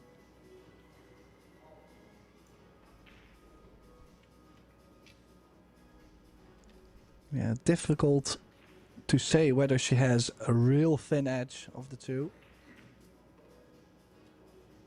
You can see in these kind of situations, first thing she looked at was how much time do I have left, and that means she's uncomfortable, she's kicking, trying to catch the right side and run into the 6. Just the 2 ball not finding a way out. That was rather unfortunate. She played that so well to keep the cue ball stuck behind the 9, but needed the 2 to find a pathway back up the table, and it hasn't. There is a pathway for this 2 past the 8 up into the top left. It's a tricky pot, but with the traffic the way it is on the table, there's certainly value in going for it.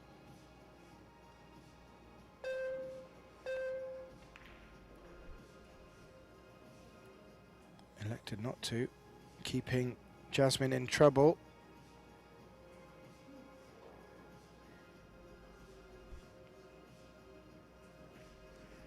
A little bit more of a tetchy start to this 4th set, Tim. Jasmine came out in the 3rd set like a different woman and really took the set to Wei Wei. This one's a little bit of a different story. Wow. This is, well, definitely high in my list of shot of the match. That was such a well-played shot.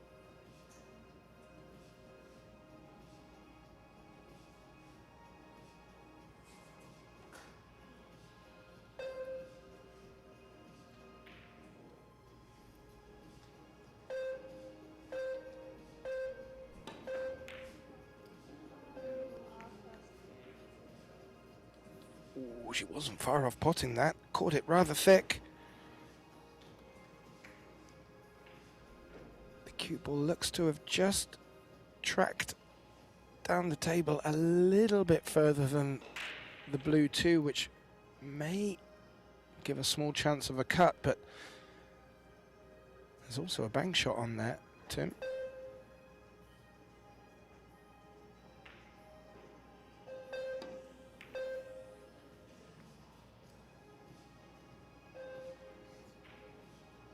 And I'm going to assume she went for the pot there.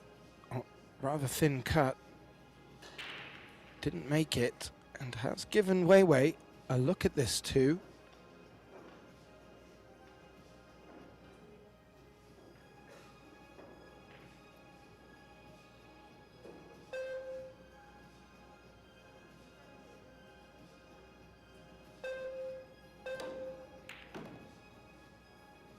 Makes the pot. It's going to hit the 7. How does that work out for her? Not bad at all.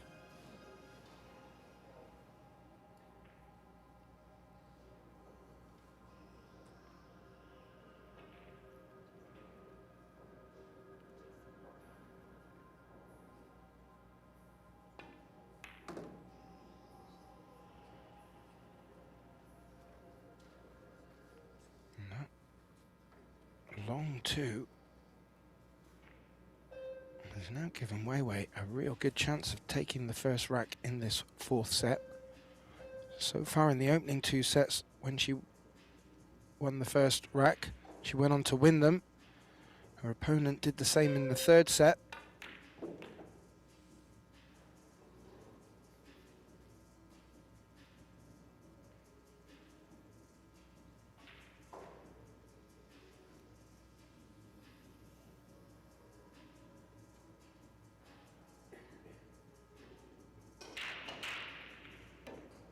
You would say you kind of feel like Yasmin is starting to play better since the beginning of the match, and Weiwei is starting to be a little less, but can definitely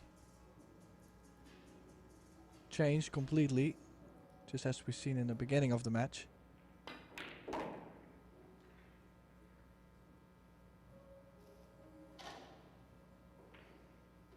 Yeah, one thing we have seen from Weiwei is good discipline.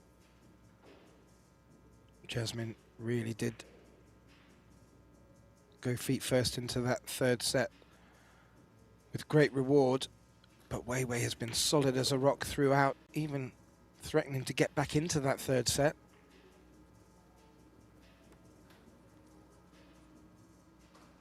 But as you pointed out, does seem to be a little bit of a change with both players in opposite directions. Weiwei will be looking to bring this set back under her control.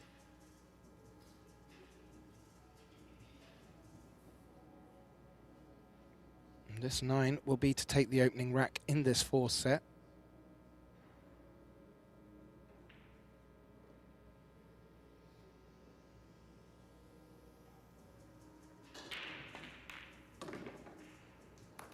She does, Tim. And, well, she leads 2 sets to 1. It is a best of 5 sets. She's been on the hill in sets now for a while.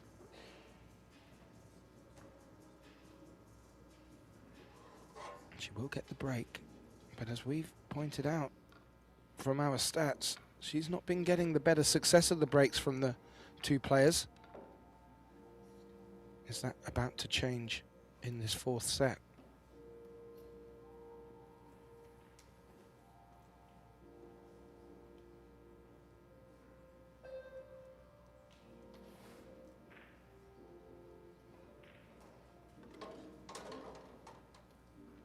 Yeah, I'm really liking the stats, Tim.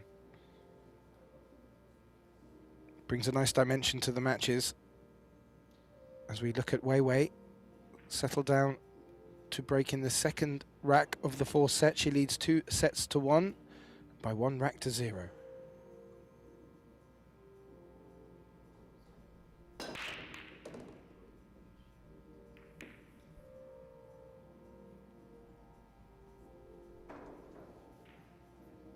Still persisting with the break, as you pointed out, Tim. Made the 5 in the bottom left corner, but that 1 has not dressed up at all for her.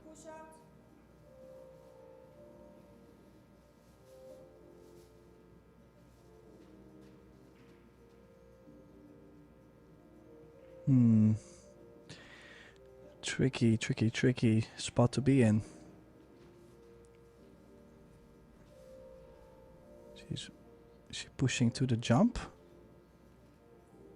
Or, well, she has left a little edge, but not sure you can actually play the right side of the 1 and get the cue ball out there safely.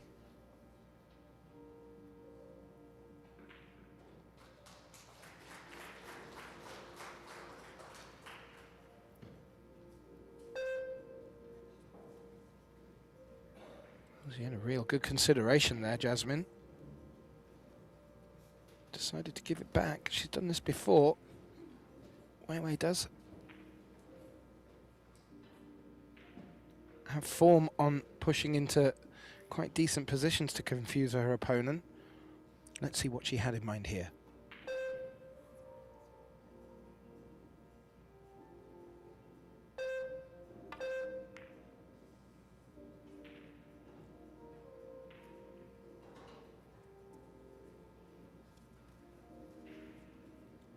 needed good cue ball to bring that 7 into play, and has done. It's just rested up against the blue 2 there.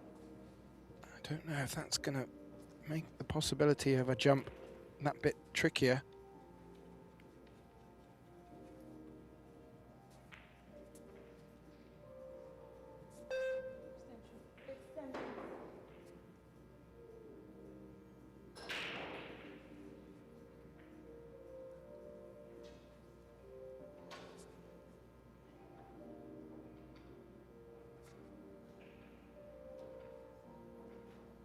She's going airborne over the 7, Tim.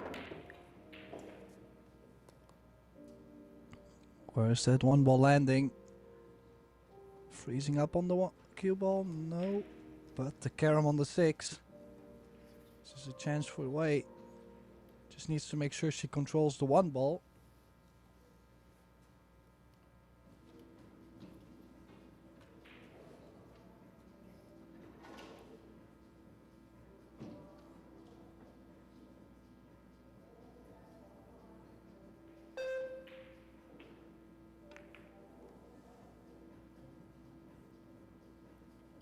Played it gently to keep the 1 ball close. This needs to go down the long rail.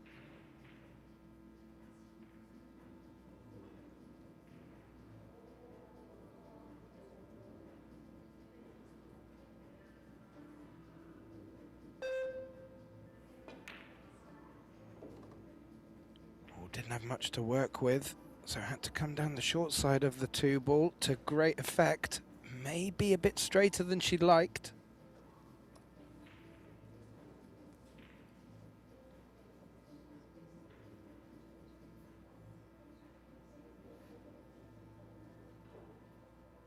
Oh, digging into this makes this a lot trickier, Tim.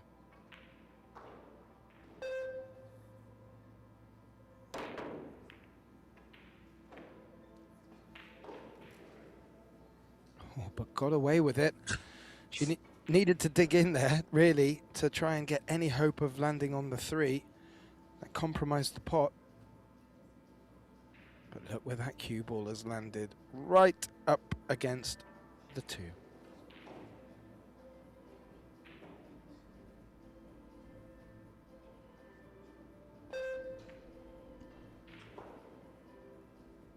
Oh, needs that cue ball to travel again.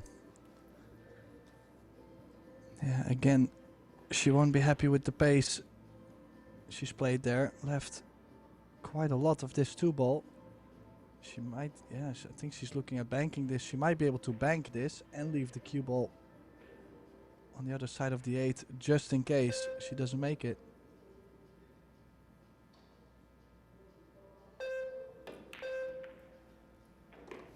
Ho, ho, ho, ho.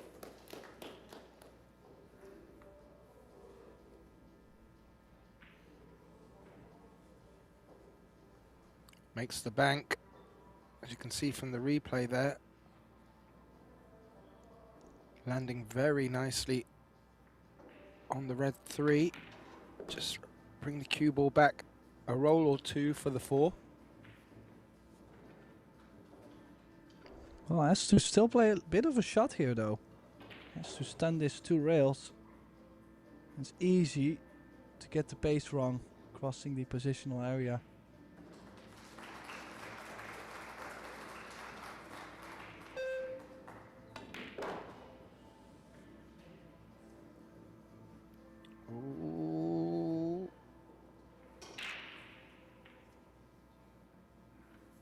She got the cue ball running, but that 9 ball is hampering her cueing here on this 7. And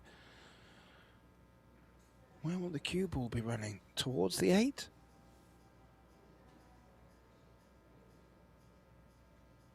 Yeah, I guess. Well, she's digging deep. She's stunning this.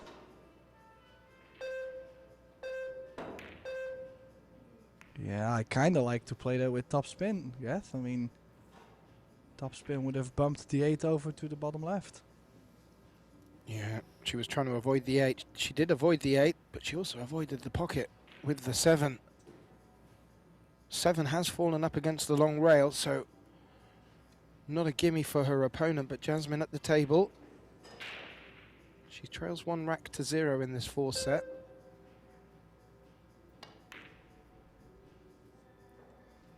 I'm a bit surprised she went full for the safety. I think the bank was pretty straight and guaranteed shape on the 8. But she's just not feeling it maybe at this point of the match.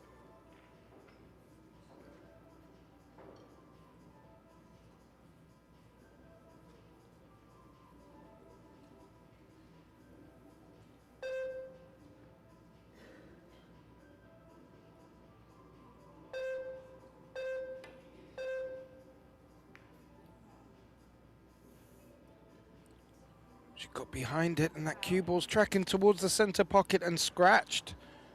She needed to get more of that 7 ball, caught it very thin.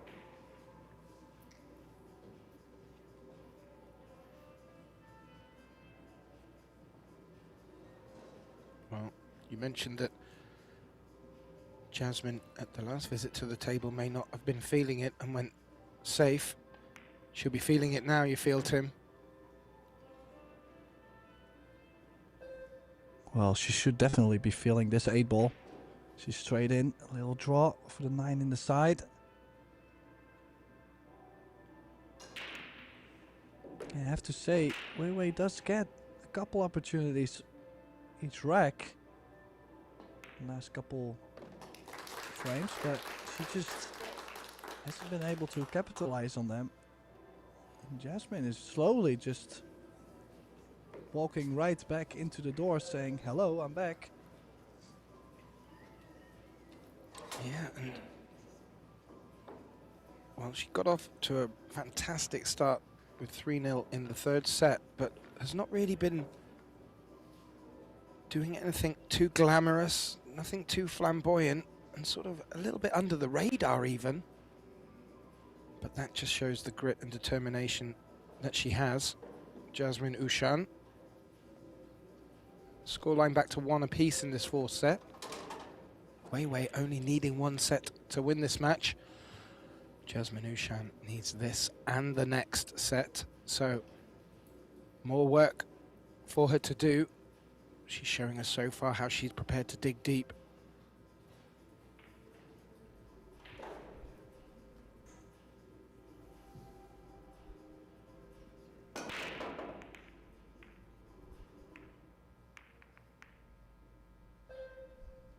Ooh, the 3 nearly dropped, and that could very well be her first unsuccessful break, which into the 4th set is a very impressive statistic.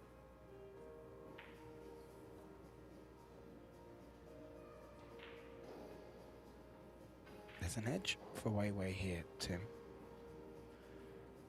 Yeah, would you fancy her to cut this into the 3 ball? It's a thin one. Or is she just going for half contact, splitting the balls, trying to leave the 6 in between?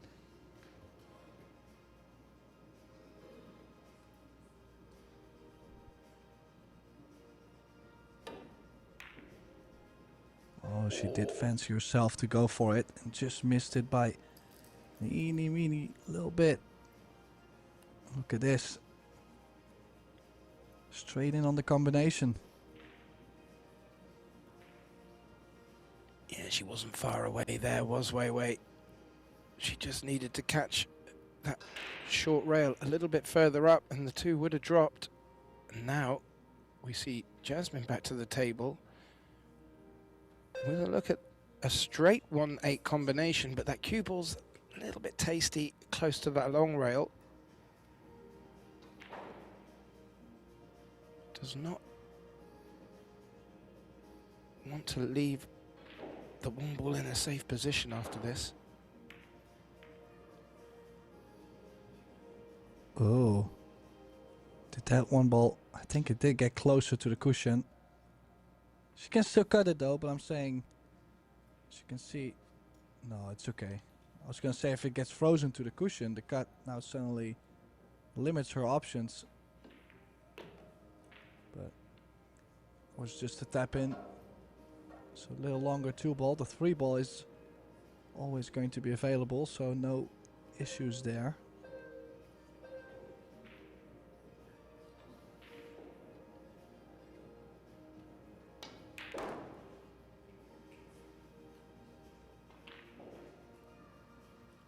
And she's quietly getting herself into a nice position in this fourth set. She can take the lead here.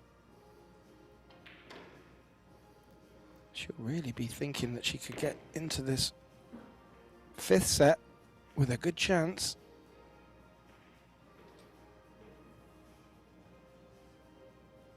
We did hear a nice big cheer a few moments ago. I believe that was for Shasha Leo, who has taken a very convincing 3-0 win over the Filipino Rubian Amit. So that's our first result in the last 16 of this 2025 Kamui 9-ball Women's World Championships, as we look over at the brother of Jasmine, Albin Ushan, taking a time to watch his sister in action. Great stuff.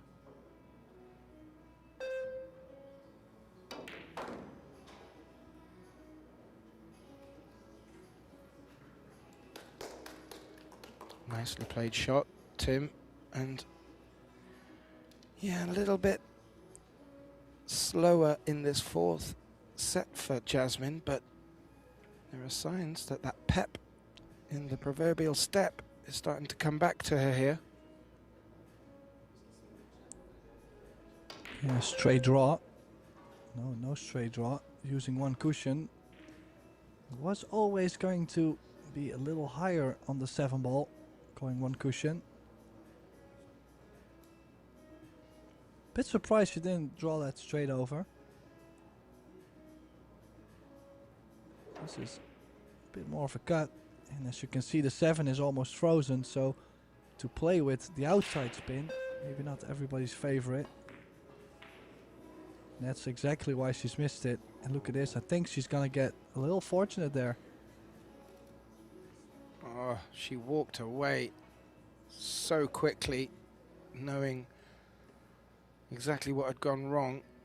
She didn't care to look back to see what was happening with the cue ball. If she had, she'd have seen that she's left Wei Wei in a bit of trouble.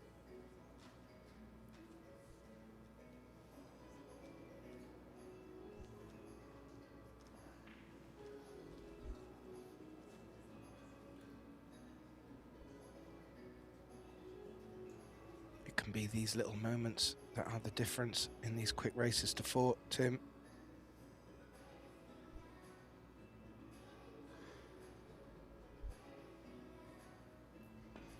Well, she does. I was going to say she does have the straight back all the way to the top right. She has chosen to play a safety. I'm quite sure Jasmine's going to try and push the 7 to the top cushion. And the cue ball possibly under the 9. Don't think she'll be going for this cut.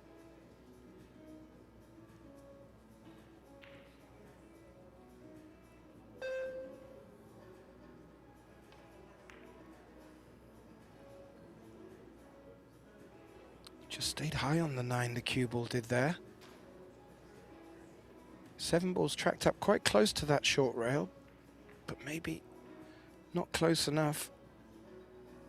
Does give a bit more room for Wei Wei to maneuver. However, there's only one other ball on this table to get cover behind.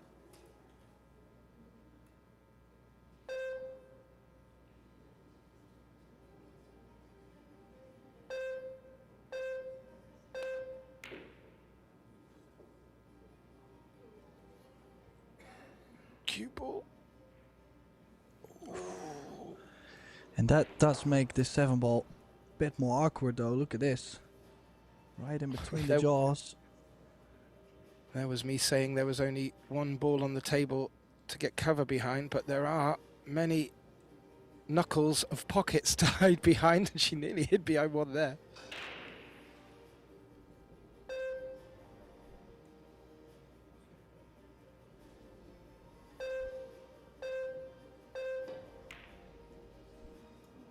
Oh. That was a tough one, where the cue ball was located. She just seemed to cue over the top of it a bit. Not given a gimme to Wei Wei here though, Tim. Yeah, the leaves have been a bit questionable for both sides. So then again, the 7 under the 9 probably. Uh-oh. That is not under the 9. But then the same thing, like they're leaving each other shots where even if Jasmine makes this 7 ball, she will have to put on a big effort to really get on the 9 ball. This is not one you like to baby very soft and try to hold the cue ball. That's where you usually start to miss those. I mean, she might have to, but not a big fan. Or will she go all around the table? That's what she's played, but it's gonna come up short. Yeah, big second bounce. Not really.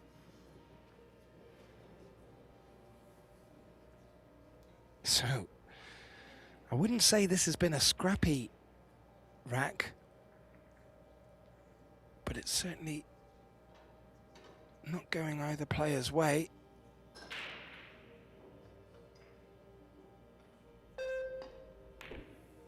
Jasmine Ushan with the bank on the 9. Oh, and down it goes. Well, a great ending to that third rack.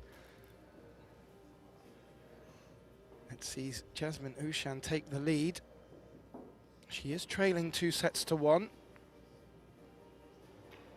And yeah, a little bit of a tussle in that rack there. But Jasmine really did put the full stop on it.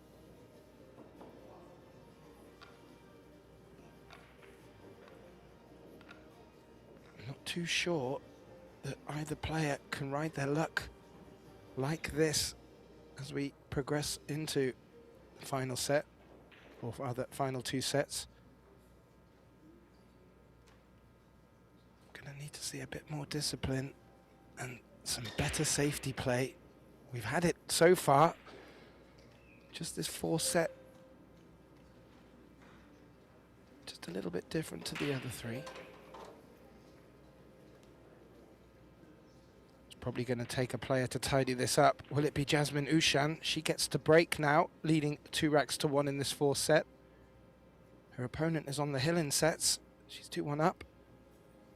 But Jasmine digging deep here into this 4th set.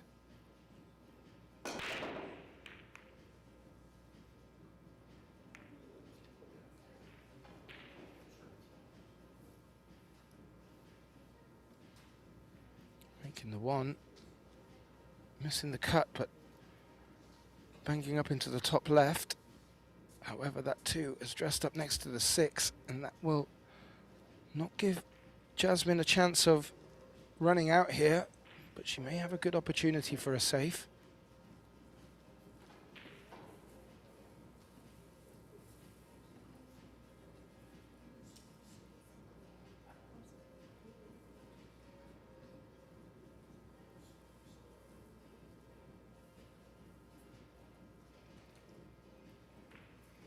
Well, definitely she's going to try and bring the cue ball above the 3 ball.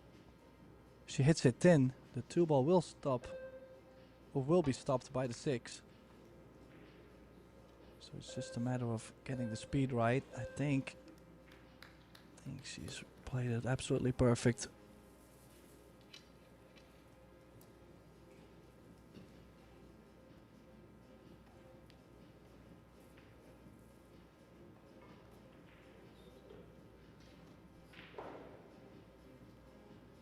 Coming across the table off the long rail, may pick up a second cushion on the way to the 2.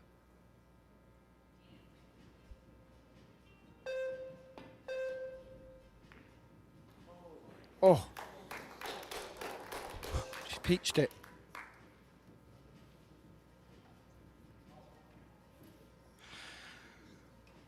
Didn't need the second rail. Clean as a whistle into the corner pocket. Maybe the 3 passes the 5. I'm not too sure that's the play here. There's a bit of traffic that she can get the cue ball behind to keep the pressure on Jasmine.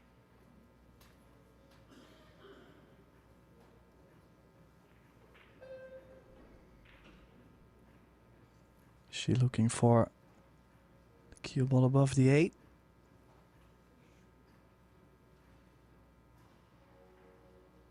It's not much to aim for, but it would be very handy if she could.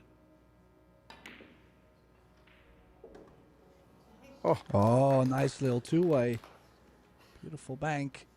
She does have a shot on the 4. Fantastic. Fantastic. Correct there, Tim. Played it as a two-way shot, but has made it with a good chance to play a very nice safety on her opponent here. She's gone for it, Tim. She felt offense was the best form of defense, but hasn't converted the 4.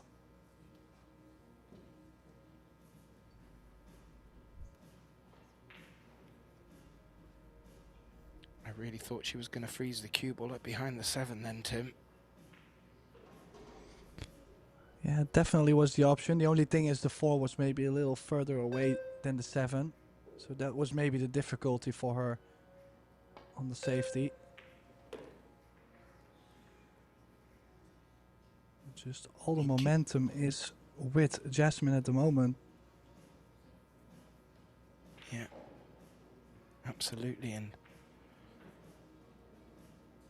not that Wei Wei's giving her that many opportunities, but you just can't give Jasmine that many.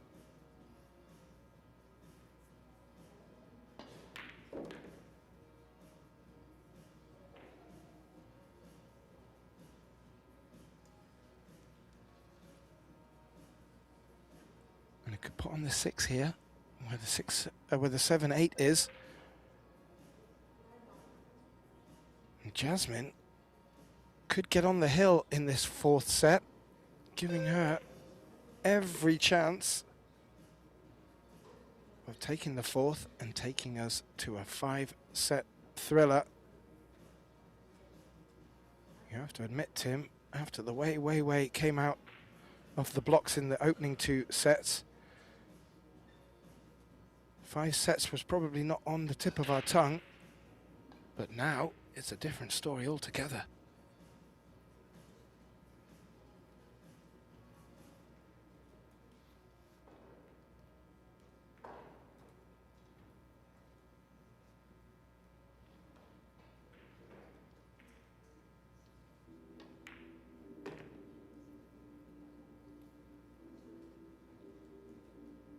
Cue ball just tracking a little bit further towards the center of the table, but was always getting closer to the 9. Yeah, it would be crazy if she plays herself back into this match being down 2 sets. I don't think anybody would have thought that she was capable of coming back still into this. This is to get on the hill. Down goes the 9. This is starting to get real tense. Yeah, and that's a great point. I don't think many people would have had their money on Jasmine getting back into this. And if we would have taken Jasmine's body language during some of them moments in the opening couple of sets, you'd beg to think that she wasn't even convinced either. But looking at the scoreline now, you've got to feel that her tail is up somewhat, and she can just as much see the finishing line as Wei Wei can. She does have a bit more work to do than Wei Wei, but 3-1 on the hill in this 4th set is the best way to get this comeback underway.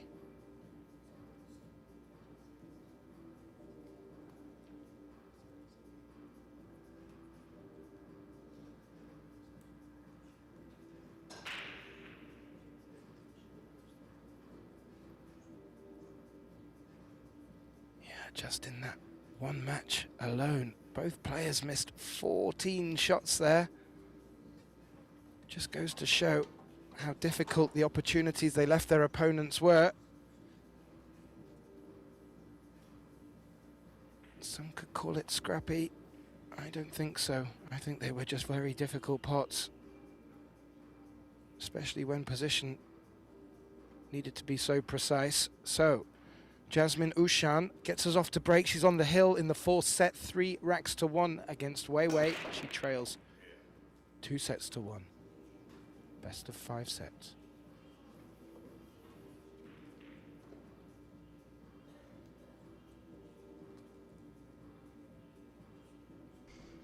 Yeah, then again, quite some cut on the break, but the one ball going straight into the side. We haven't seen that too much.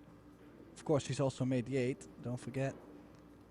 Now, does the 4 go to the left center or maybe even the bottom right? In that case, she could go for the bank on the 2 ball. I'd like to have a look at the overhead and see how the 4 is dressed up against the 9 for the combination into the corner pocket. I think is a bit too flat.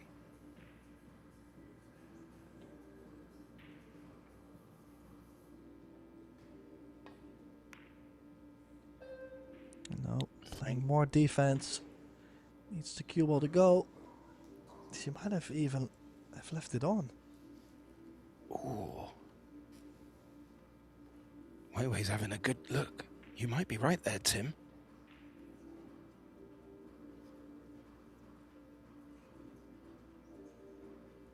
She's not really giving much away. I would like to think that if it is on, she's going to go for it.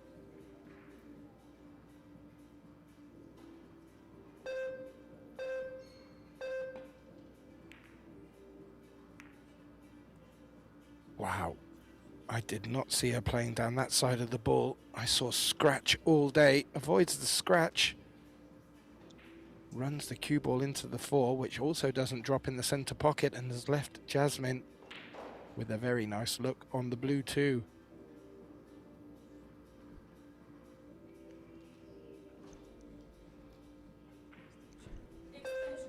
Yeah, I have to say the 4 ball does go now.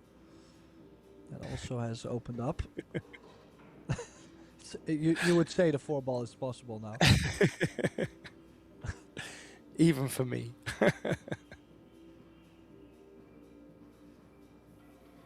Actually, as I just track my eyes around the table, this is not a bad opportunity for Jasmine to take the 4th set at this visit. She may be realizing that now. It's just taking a moment extra. Composure at this critical point is a must.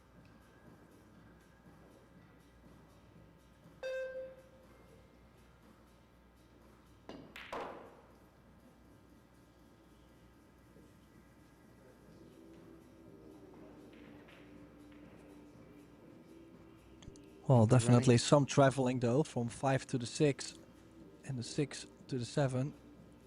Might even have to run the cue ball around on this 3 rails.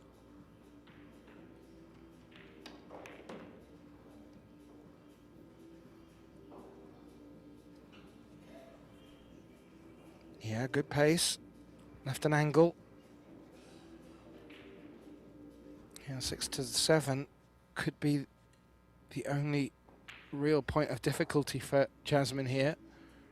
Of course, needs to be sure on this 5.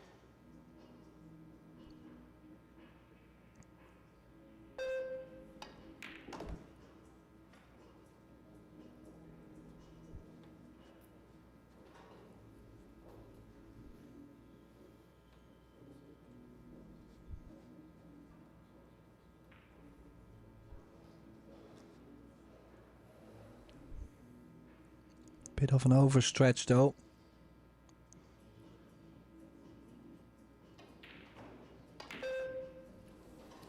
Oh, and that's probably the only reason why she's missed that 6 ball.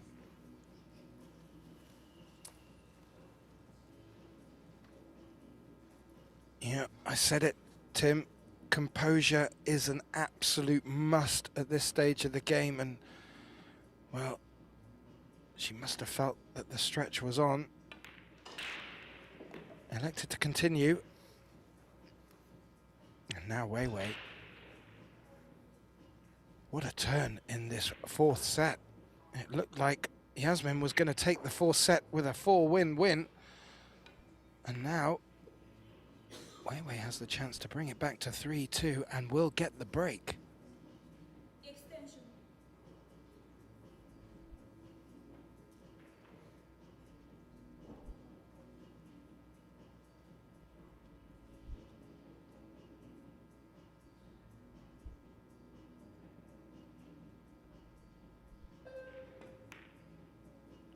Ooh, and she does, Tim, and makes sure that this fourth set is not yet done. Brings the score back to 3-2. Will get the break. So this fourth set not going Yasmin's way as of yet. And while we just wait for Coco to break them up, I just want to put a thanks out to our sponsors who, without their support and help, we wouldn't be able to put these tournaments on for you and bring such great matches. Thank you to Little Monster, Yalin over in China, Box Billiards, Samsung TV Plus, Kamui, of course Kamui, and Predator, also Pro Billiards TV, who hopefully you're watching this match now on. And if you are, please do like, share and subscribe. And also a final thank you to WPA, World Pool Association, for their continued support. This the last of 2025 in Jacksonville, Florida.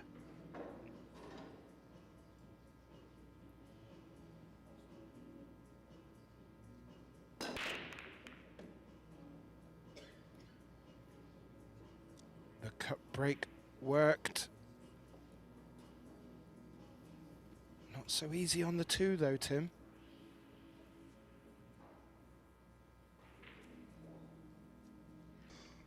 Yeah, distance plus maybe a bit uncomfortable with queuing so close to the 7 ball.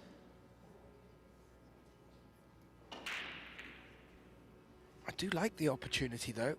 She doesn't need to do anything with the cue ball. We'll come round, maybe even behind the 9 to dress up on the on the 3. And if that 2 ball were to misbehave and not drop, there's a good chance of leaving a safe. Maybe a two-way shot.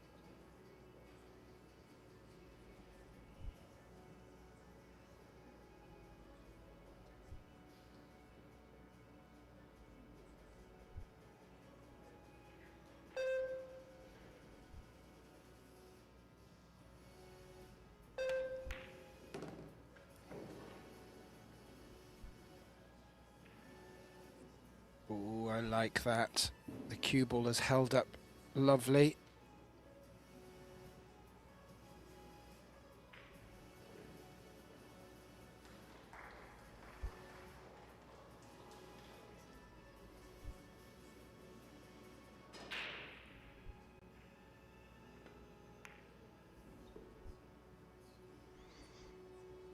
Well, she is back on track. We could be having our first hill set in this match.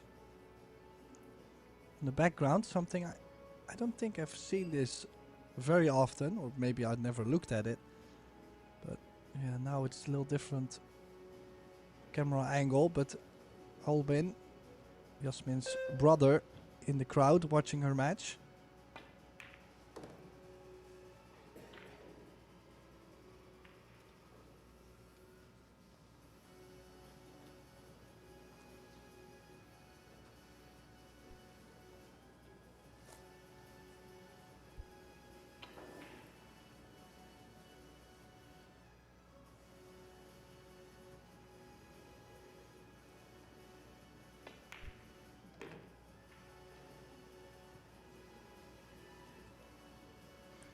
Now, just this bit of draw needed. Should all be not be a big problem. Everything should be alright. But also Wei Wei's at some point going to realize that she's getting closer to the finish line.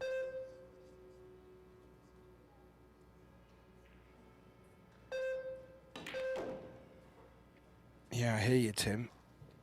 There is one small benefit, though, in that if she was feeling like that in the third set, losing that and being down in this one may just change her outlook a little. Extension. She just called her extension.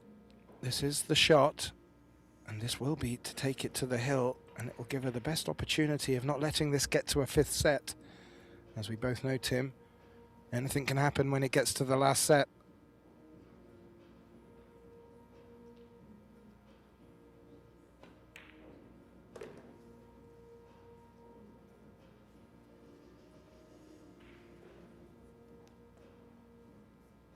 Avoids the 9 very nicely to slide down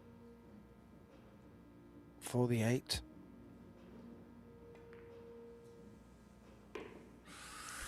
Ooh, bit wide. Little smile from Wei Wei there.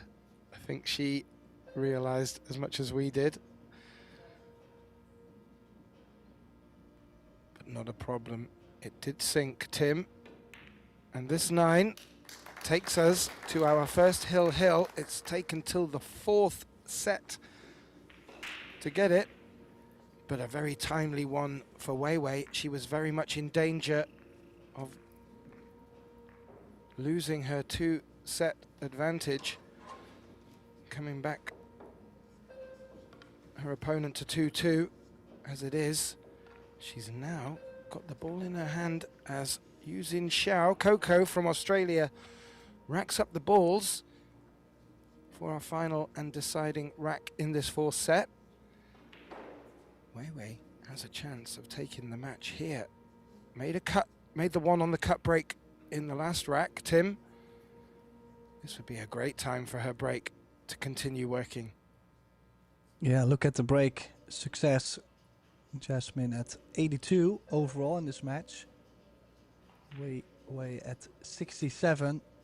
So a little lower, but I mean, she only needs one good one for the match. Play her overall performance 801 against 786, so that shows how close this match really is. Actually, all statistics quite close. And I mentioned before the amount of fouls in this match. I mean, they're on the really low side. I mean, Jasmine on 1 foul and Wei Wei on 2 in the whole match, which is a 3-hour match now. That is that's quite a lot. I mean, that's not a lot for in 3 hours match. That's world class. That is world class. I'm sure for the love of the sport, we'd love for this to go to a 5th set. But as we look at the Chinese Taipei, Wei Wei, she's breaking on the hill in this 4th set. She leads 2-1. This will be to take the match. If not, we're going to be going to a 5th set.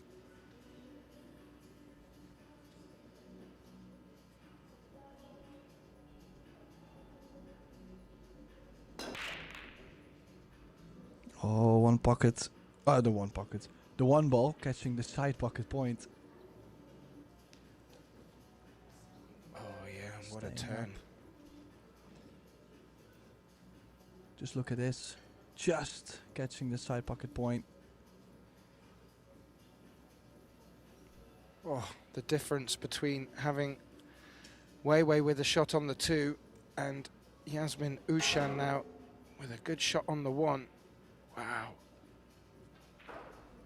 Little moments like that can have such a dramatic impact on a match.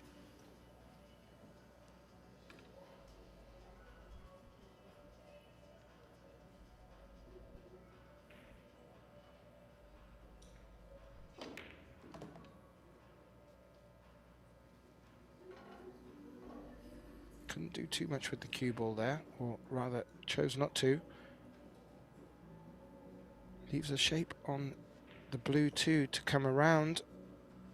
Back up for the 3. She was just looking at the 3-7 combination. It's certainly not a given. No, it looks like it's not a straight combination.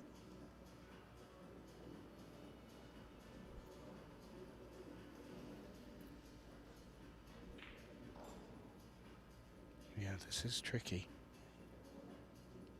This could be a rack winning shot though,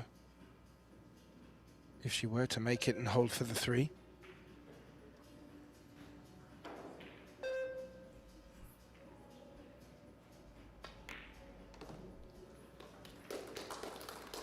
Oh, and that one gets a clap, as it deservedly should do.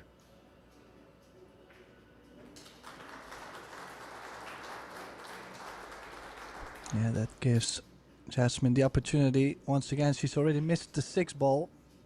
I believe it was 3-1. And that 6 ball was probably to close out the match very shortly after. So this, 2 racks later, another chance to close it out.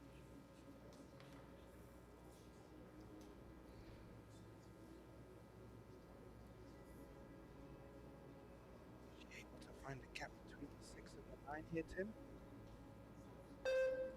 Extension. Yeah, could play indeed in between the 6 and the 9 to play the 5 in the same corner as the 4. Could also play with top right spin, just not sure how much the cushion is going to grab with the spin.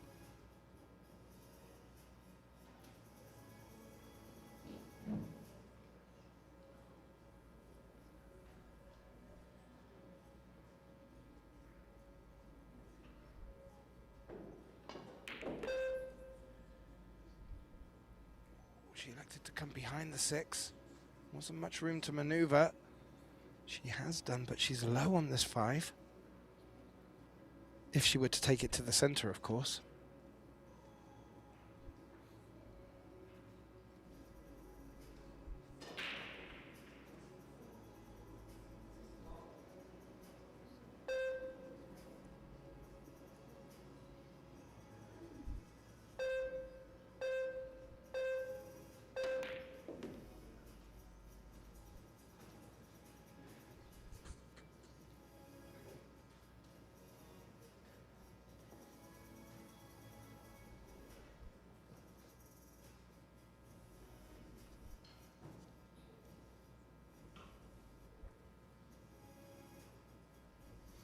It's a bit of a cut though, she's missed one of those before.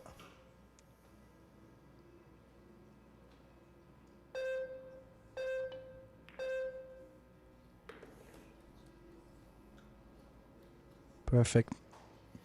Bit far, won't be easy to reach this, or maybe she can just, yeah, you can see a bit of a stretch.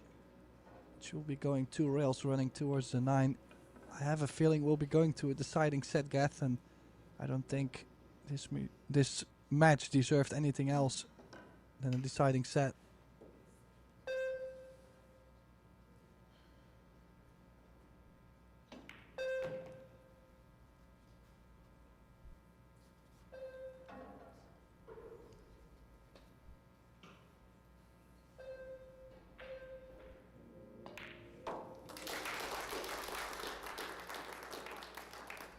And down goes the 9, so we have arrived to a deciding set, and Jasmine definitely is leaving the arena.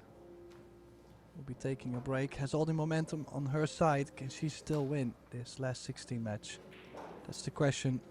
We will be going for a short break, and I promise Gethin, Davis and myself, Tim de Ruiter, we will be back very shortly with the remainder of this match.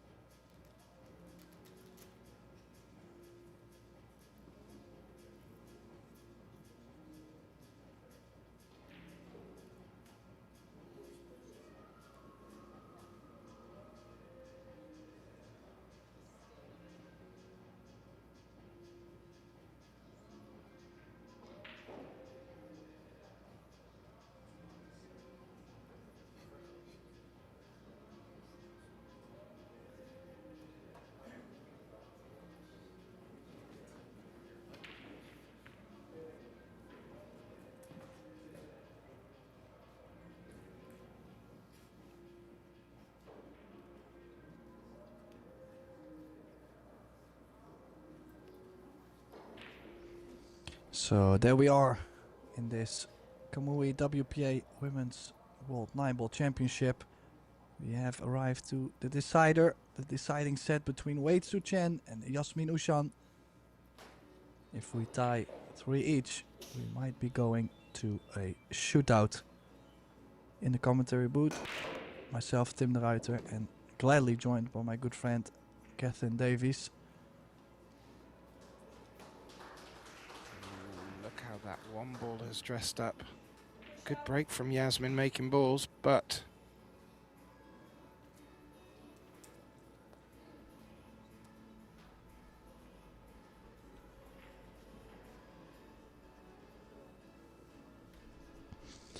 yeah, no future. There's no real first. Definitely we will see the push out, but where will she push to? If you push to the top of the table, I'm quite sure the opponent is going to play the cue ball behind the 8.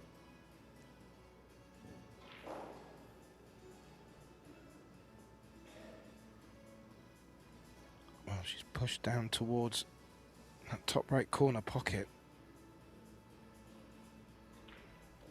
I still think that you could glance off the left-hand side of the one.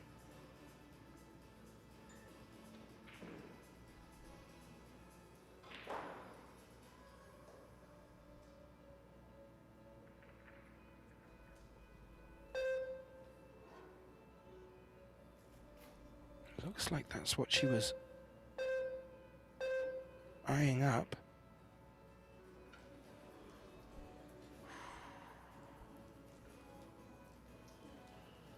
Nearly, but not nearly enough. And that has leaked out. And I wouldn't put it past Jasmine to take this on full-blooded.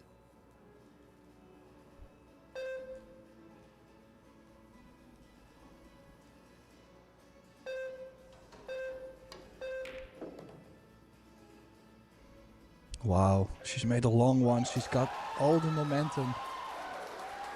Oh, something major has happened in the background. That only normally happens when Tim de Ruiter enters the building. I wish.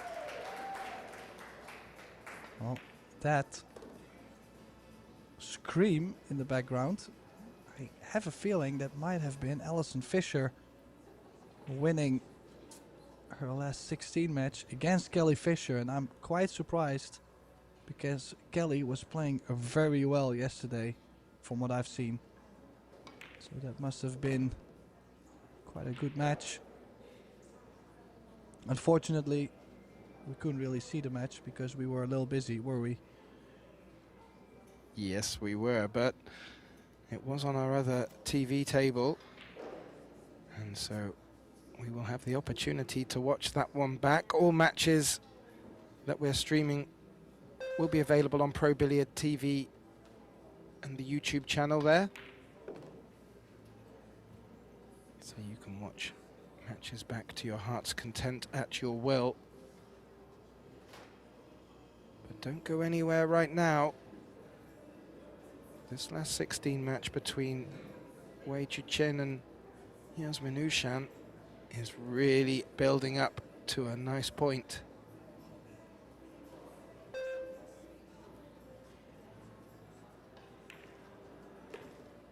Decided not to come into the 7 here.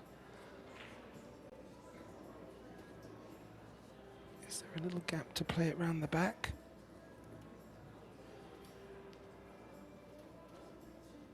Well, you might just... Oh, she is indeed trying to play the 7 around the 9. I was gonna say maybe nick the 7 into the 9 and bring the cue ball above the 8. But definitely if you can get the 7 ball out, you play this shot.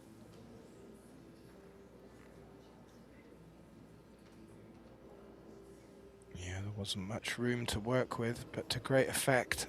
More importantly, Jasmine's locked that cue ball up against the 9, which will increase the level of difficulty here for Wei Wei.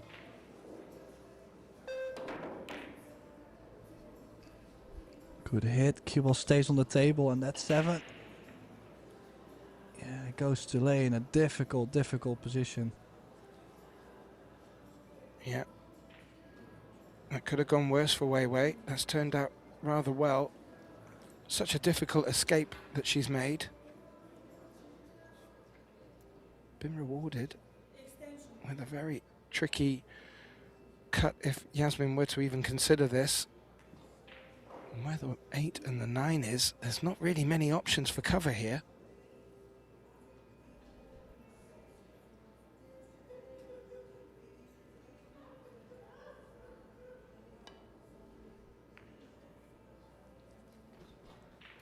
Wow, she's nicked it very well. Yeah, that was the thinnest of edges. Really well played. Keeping good distance between the two balls. The 7 has creeped more over towards the 8.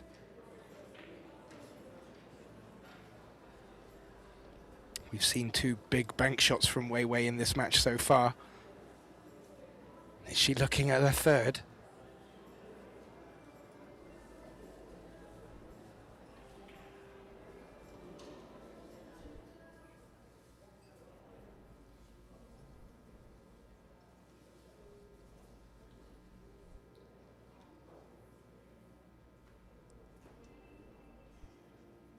She might be going for the bank. She's done that before.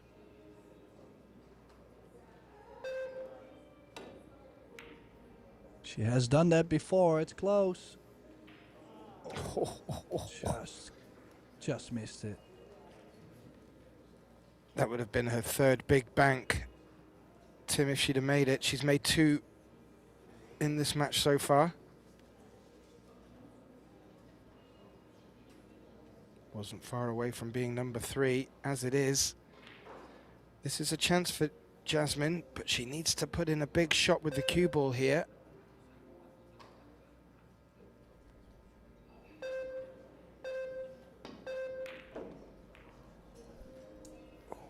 Tim. She decided to play through with the cue ball and has contacted the 9. And this is a long one too. Plus, you will have to go around the angles. Like, you have to go all around the table. Cannot hold this.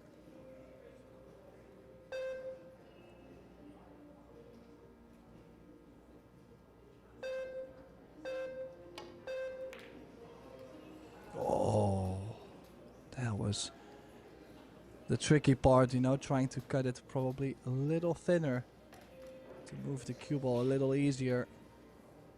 So a gift to Wei Wei. You see just a little bit of overcut on the 8.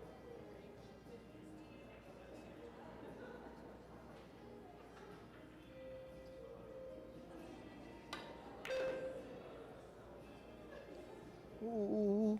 Oh, I said a bit of a gift, but the cue ball needs to stop. Ooh. That last bounce, Tim, just slowed the cue ball down enough. And that will give Wei Wei the opening rack in this final and deciding set.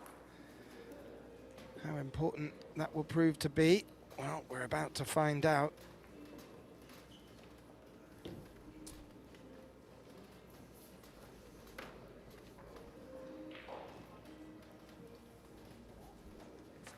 This one is still in the balance, Tim. Very difficult to put anything between these two. World-class performance.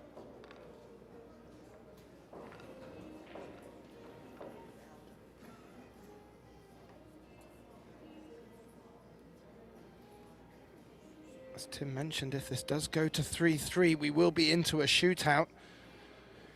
Extremely entertaining and exciting for us at home. A daunting prospect for the players.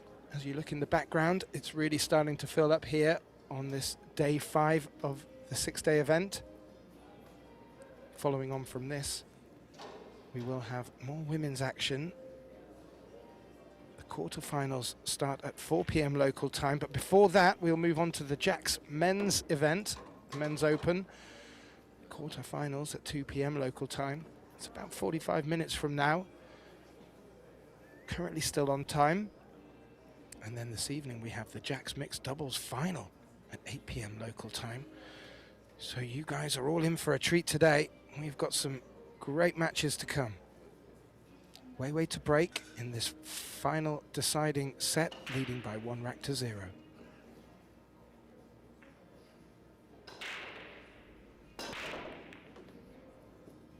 A lot more power into the break. She is now making the 1 ball. The cut break working suddenly.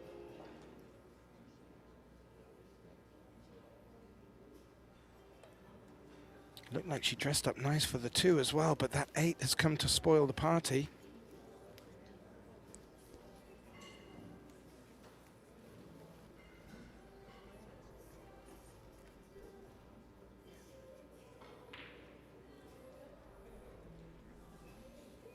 Just wondering if she had an angle on that 2, could she play off of it to roll up behind the 8 and play the 2 into the 6, but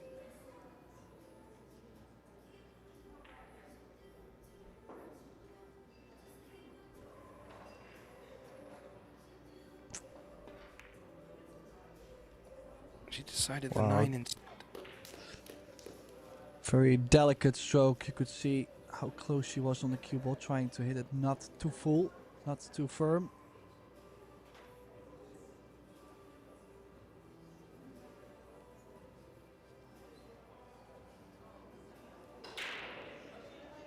And Yasmin eyeing up the 1 rail escape. Here's a chance she could combo on the 6 here.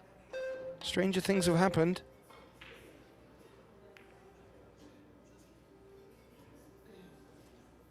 Makes a good hit, Tim. However, there is a shot on this 2, and the 8 may be there to stop the cue ball from running away. Well, she also has the opportunity to stick the cue ball with the 8 and bank the 2 ball away. Just wait for a better opportunity in the future.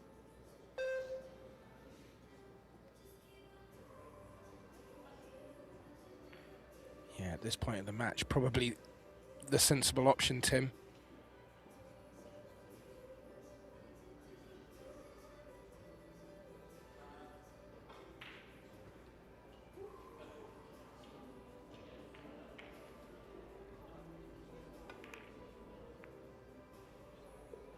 Oh. Just checking that that 8 ball didn't get in the way of the 4. Doesn't look from this great camera angle that it has. However, Wei Wei is left with some difficult cueing here. Needs the Predator extension. Oh, this is a hard shot if she goes for it. Yeah, very difficult shot with the bridge indeed. But look at the pace. Played it really well. Does that 4 ball go by the 8? Thought it looked tricky, but it might go. If it does, do you think she's sensing that the match may be coming back to her here?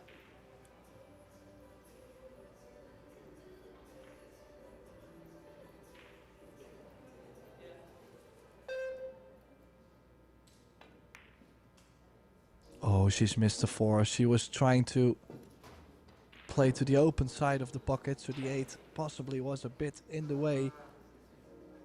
And that should have been the big 2-0 in this deciding set.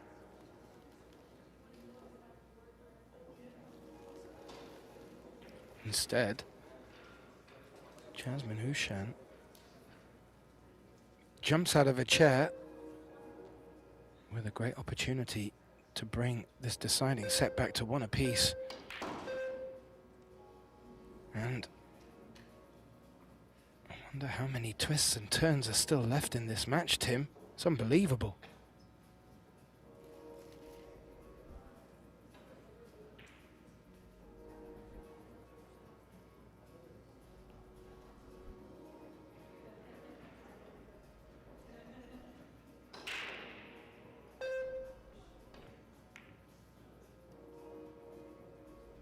Yeah, played nicely. Didn't need to do too much with the cue ball as it was naturally tracking off the two rails, long rail, back out towards the center of the table. Leaves a decent angle on this 6. Just to screw into the long rail up for the 7.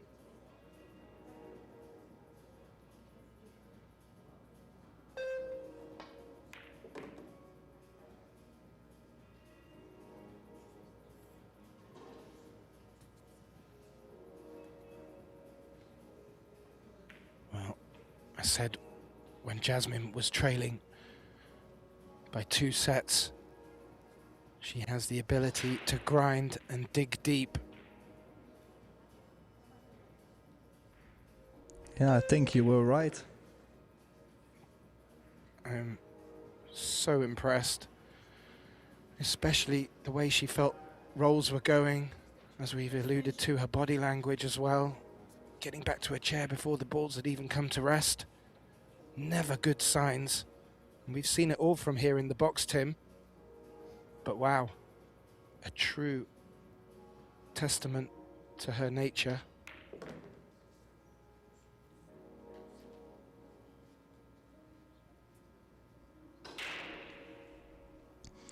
Yeah, this 9 to tie the score once again, completely even after indeed trailing 2 full sets. She could be on her way still to the final if she wins this World 9-Ball Championship. I don't think anybody's ever had the opportunity to win the World 8-Ball, the World 9-Ball and the World 10-Ball ever. She does have the opportunity at least.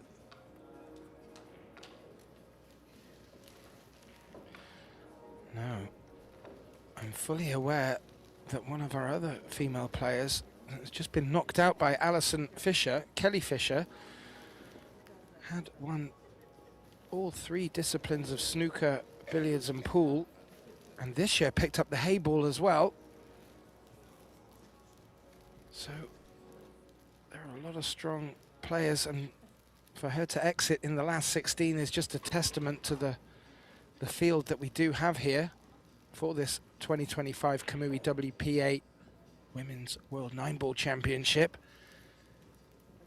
Don't go anywhere, ladies and gentlemen. We're in the deciding set. It's 1 rack apiece in this race to 4. Jasmine Ushan to break.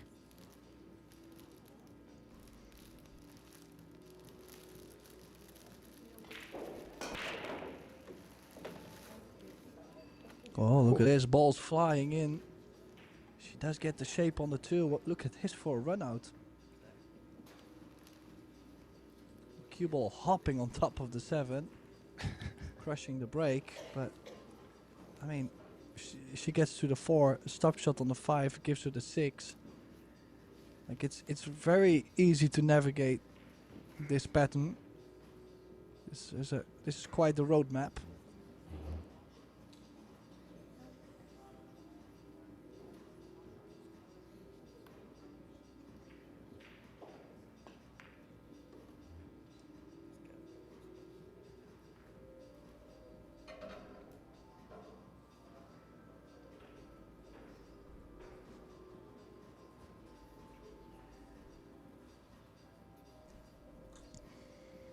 Now in the meantime, we already know 3 quarterfinals, 3 lineups. Shasha Liu has beaten Rubilen Amit. Alison Fisher has beaten Kelly Fisher, so Alison and Liu will be playing. Soa beat Eylül Kibaroglu. Wenling Wang beat Margaret Fevilova, so Soa and Wang will be facing each other in the quarterfinal. Tiu Cho lost 3-0 in sets against Christina Tkac. Christina Tkac will now face World 10-Ball champion Cheska Centeno, who's beaten Meng Xiaheng. Now back to the action on this table, of course, way more important than the other scores. It's a deciding set. Absolutely. Them quarterfinals will be taking place today. You have the Jacks men's quarterfinals in between that. But yeah, back to this exciting final set. Jasmine, if she takes this, will be the first time in the match she's actually in the lead.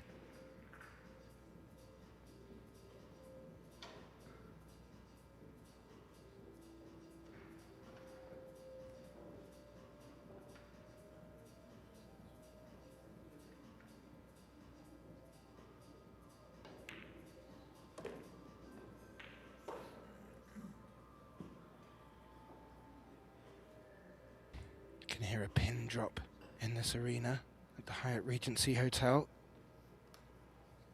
Everyone glued to this last 16 final set.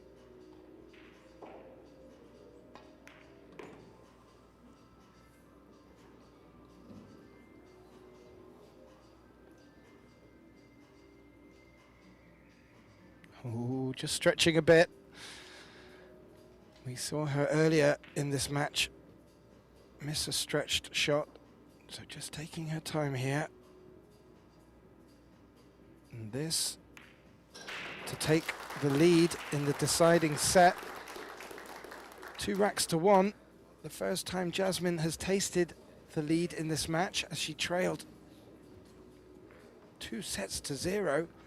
Brought it back to 2 sets apiece. Now she leads 2 racks to 1 in the final set. And could this be Jasmine's time? Or is there still a sting in the tail of Wei Wei?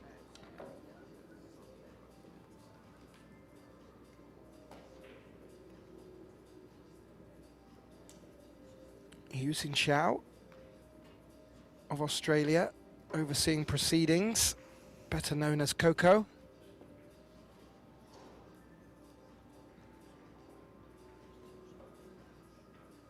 This has been a long match for her. She hasn't missed a beat, neither of our players. In this winner breaks format, Jasmine Ushan has a good chance here with the cue ball under her control to get to the hill in this deciding set. Jasmine Ushan to break.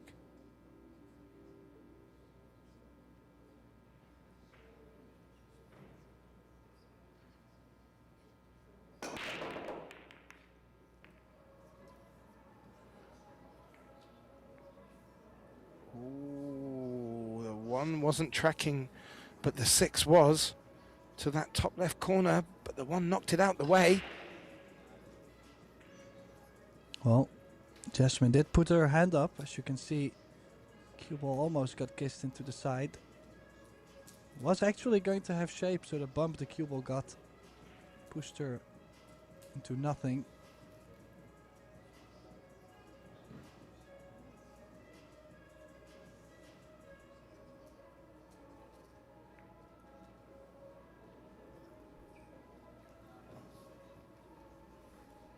Thin, delicate slice off the 1 to bring it back behind the 6 ball.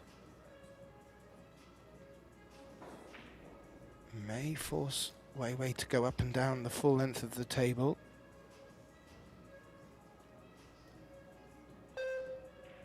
Extension.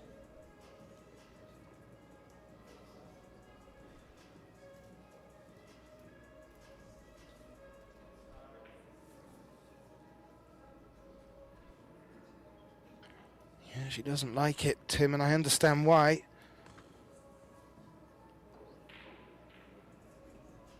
Yeah, I mean, even if you make the 1 ball, you're not going to get much on the 2.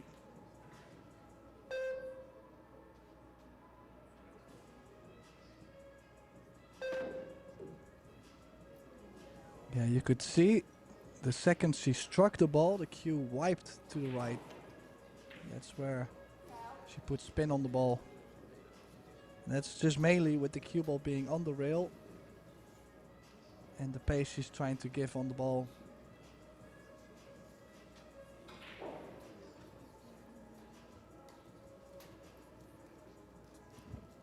Ball in hand at this stage of the match, Tim.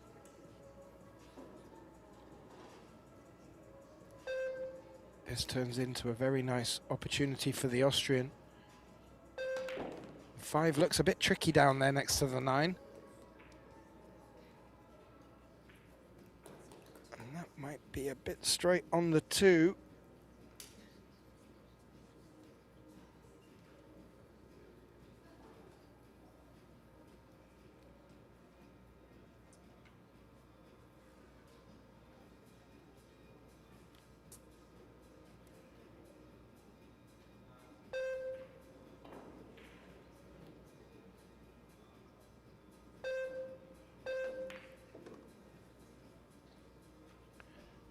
Oh, things are not getting any easier, are they? I mean, No. this 3 ball is tough, and how is she ever going to get on the 5 ball?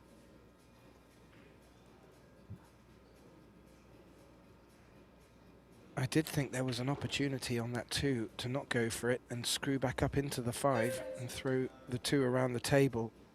But at this stage of the match, you may think the best defense is offense. And we're about to find out here.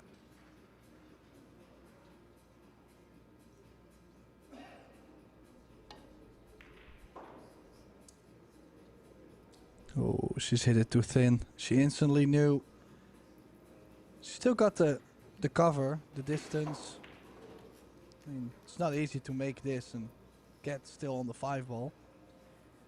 But she definitely was going to try for a full hook. We haven't mentioned it, but playing off the top of the 5, do you think there's a carom for to play the 9 in the bottom left corner? I was considering it, but it just looks slightly high though. I mean, we are going to find out very shortly. Maybe she's going to play the 5 fuller and then stunning the... Did she just... She just stuck her thumb out, saying like, well, good shot there. Queuing over the 8. Yeah, she might be playing that 9 ball. Watch the 9. Oh, this will bring the house down, Tim.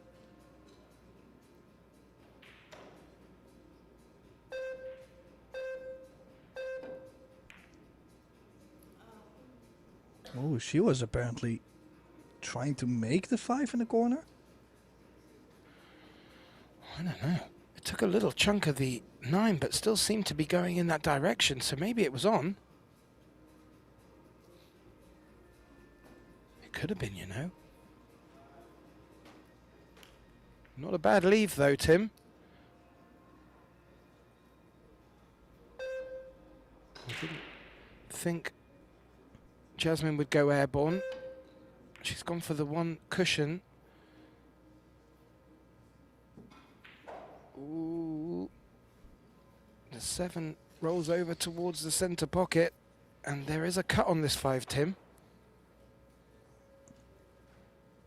Yeah, with the 6 over the corner and the 7 in front of the side, it's basically all about this 5 ball.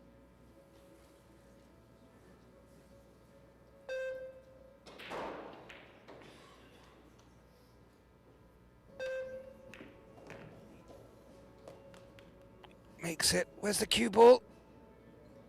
Ooh.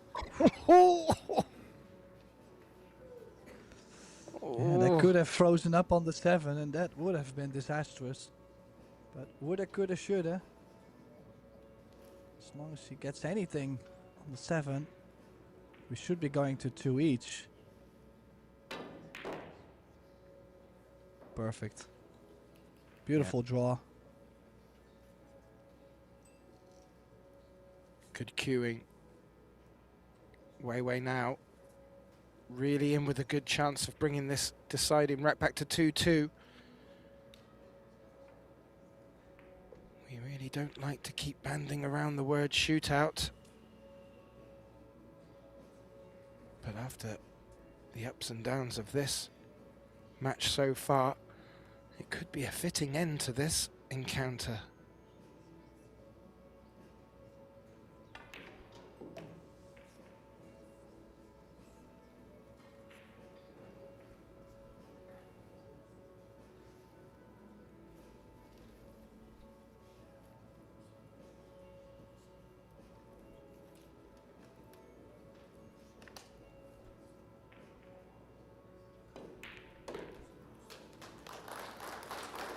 well. Yeah, this match made for drama. Yeah. 2 each. At 3 each, we do have the shootout, and I mean, does it not have shootout written all over it? That's what I'm wondering, because definitely this match could have been finished probably by both sides. Yep. Yeah, I agree. But we know what can happen when we're down to the final set.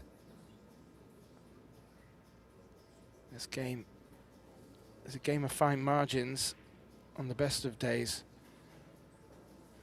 But we couldn't be closer. 2 sets apiece, 2 racks apiece.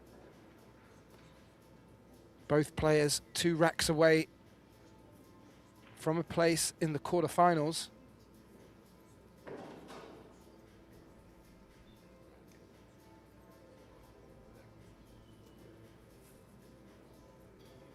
We are now quite deep into this match time-wise. We started at 10 AM local time. We're already now at 1:40 in the afternoon.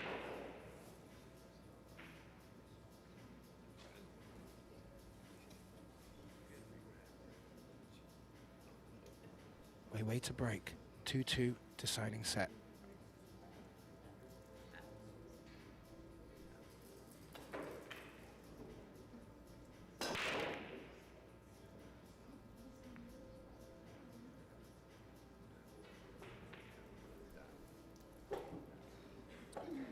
And a dry break. Tim, what a time to do it.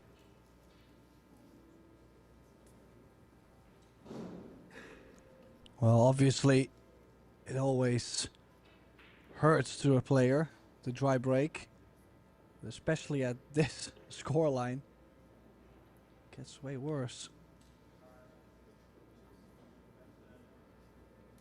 Yeah, the one hasn't sat out very nice for Jasmine here, but there are certainly good safety options.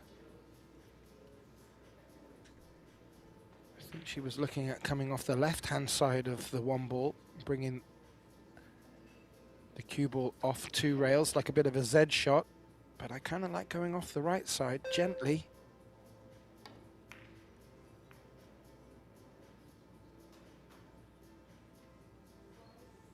Ooh, that's very nicely done. Yeah, might see a rail first kick on the 1. Jump rail first kick on the 1. I mean, what else does she have? Extension. I can't see anything else. And that would be a hell of a shot to take on. She brought a jump stick with her just in case.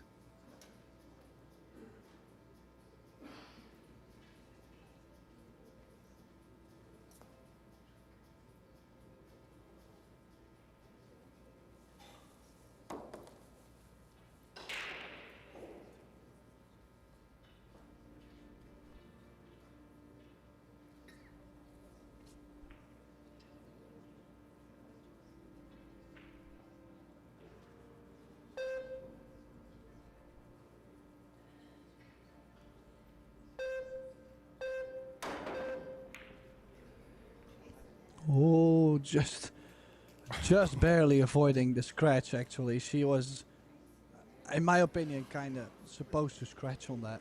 And she's still alive. That's crazy. Not just alive. That 1 ball. It's crept behind the 9.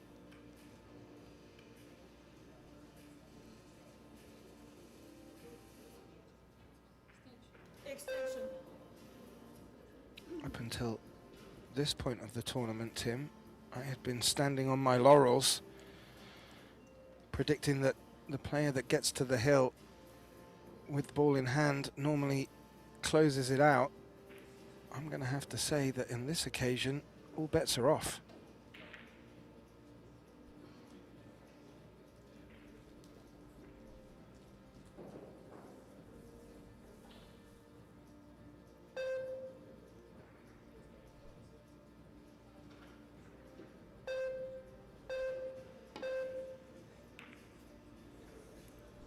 the cue ball, Tim. Oh! That could have stayed up. Oh, what a difference. Oh, it seemed to hang on that edge for an eternity. As you look there, it's there, it's there. Oh! And Yasmin turns away and goes back to her chair. What a great escape. Could have really put Wei Wei in trouble, but ball in hand, she could find herself in trouble. Oh, the one passes the 6.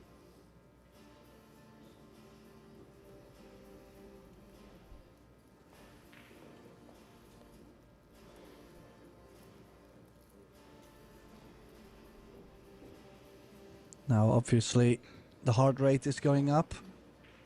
Pressure will be immense. Even for And the some players as traveling well. to do.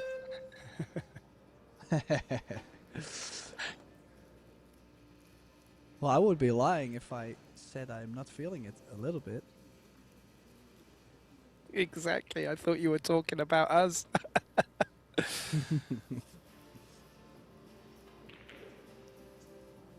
Well, this is important. Could play 2 cushions, 2 rails, just in between the side pocket and the 5. Could also play with left spin to check it straight over. That's what she's played.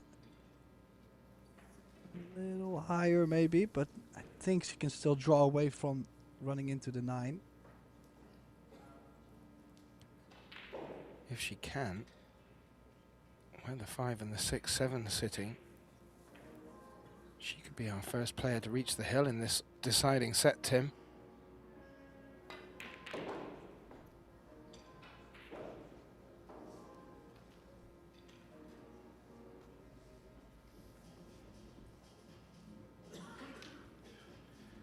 Cannot be easy Yes. watching your opponent get back 2 sets after you've led by 2 sets.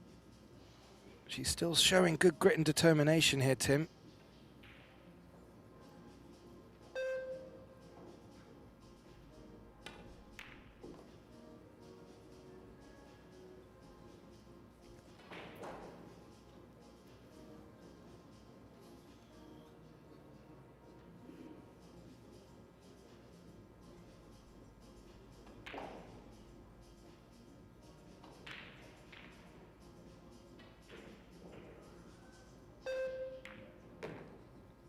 Sliding around the 7, avoiding it nicely. Well, don't forget, this run out guarantees the player that wins the rack a shootout. So she's 2 balls away from guaranteeing herself at least a shootout and possibly a place in the quarterfinals of the World 9-Ball Championship.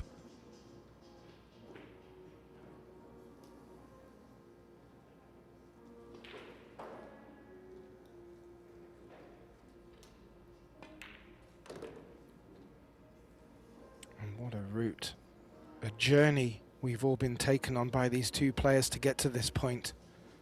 It's been fantastic.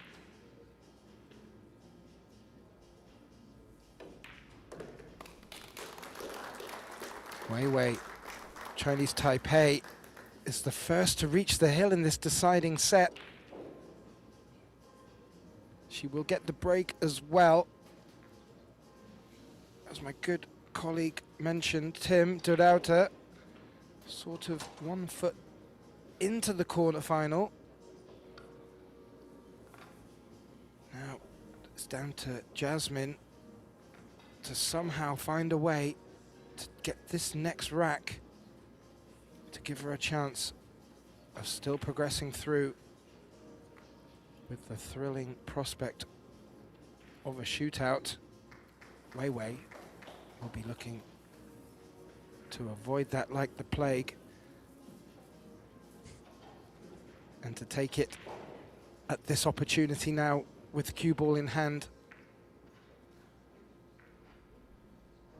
There's not really much we can offer from advice, Tim. Whatever they've been doing, it's been working. But this is the time Wei Wei needs to get that one break. Otherwise, Jasmine will look to pounce.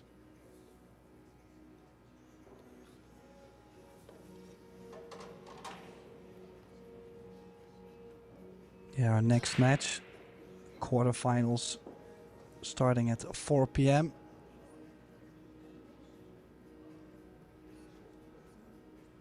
Well, that's actually not our next match. Our next match is... Are we gonna have men's after this? I think we are. It's due to start at 4 p.m. That would be 10 minutes from now. There is a danger. 2 p.m. Yeah. Yeah, our next So match on this table is Victor Zilinski and Joshua Filler. Supposed to start in 11 minutes. I'm not sure if we're gonna make that. But make sure to stay tuned. Right after this match, we will have another, in my opinion, a very great matchup between two young players, offensive players, confident. Yeah, great to watch. Fast players too. That will be quite the show.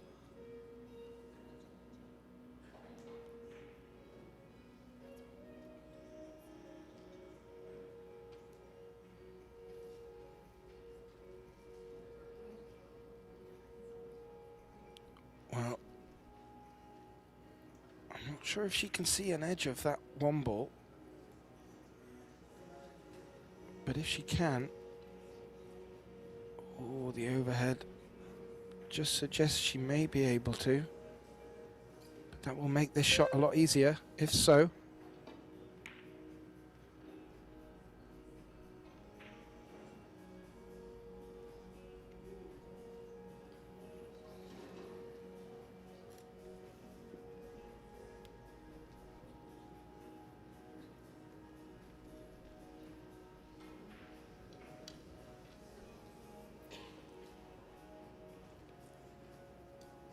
Oh, the cue ball quite awkward.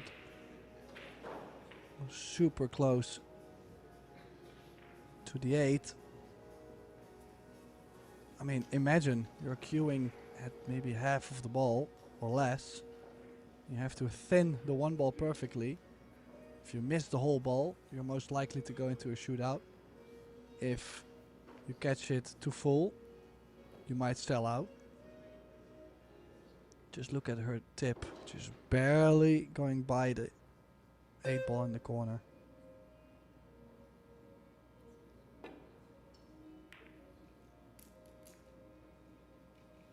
She got it thin. May have just leaked out high enough to leave a cut on this one Tim, but oof, it's not an easy cut by any stretch of the imagination. So not a bad effort from the position that Wei Wei found herself in. Extension.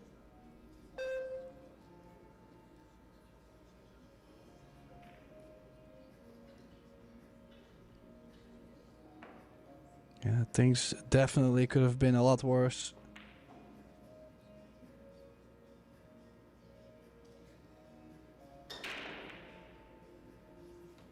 Yeah, she's just caught a little bit here. Big part of the match if you wanted to pull the trigger.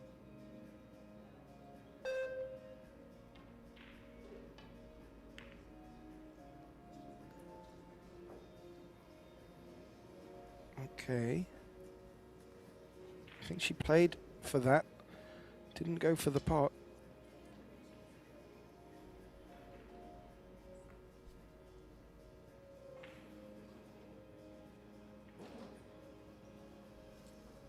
I mean, you could bank it between the 6 and the 9.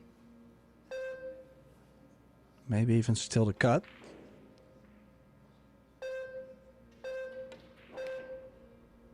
Oh, she did play the bank. She's missed it though. Now, this is a really good chance for Jasmine. Maybe not to take on the cut.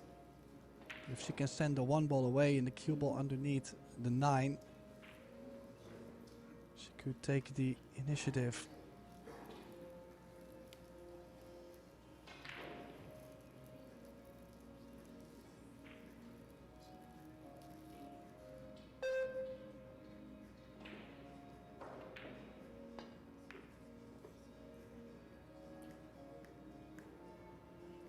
Well, she did take on the cut, and look at this shape. Absolutely perfect.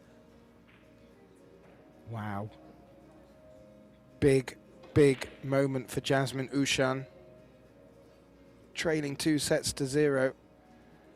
Still pulling out the big shots at the critical points in this match. Will it serve her well and get her to a shootout in this deciding set? Yep. I thought that cue ball had just misbehaved there.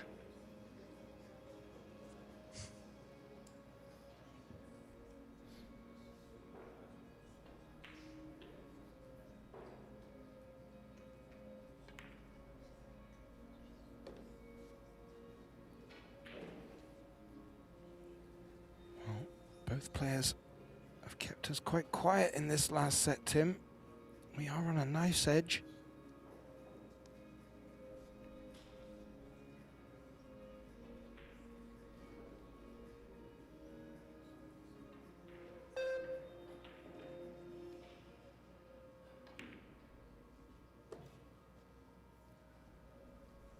Now this is probably key shot right here, Geth, to get from the 5 to the 6. Or do you think we might see some trouble with the 7-8 combination, losing control on the 7? Yeah, she needs to finish good for the 7 to avoid that from happening. Gotta be pinpoint with this. Just don't like where the 9 is.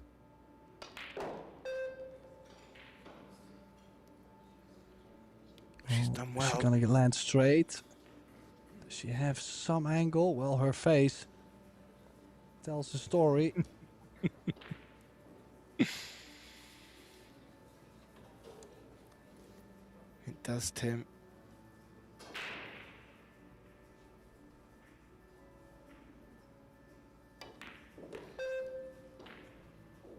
Couldn't do much more.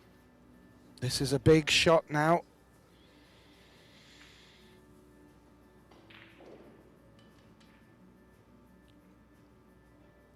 And she knows it, Tim. She knows this.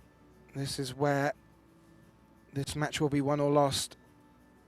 Or rather, at least this rack. We've still got a shootout to go if she does make it. My apologies.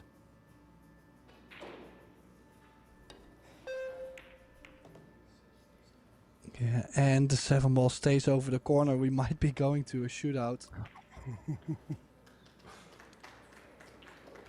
2 balls away from a shootout. And that would be quite crazy for a place in the quarterfinals of the Kamui WPA Women's World 9-Ball Championship.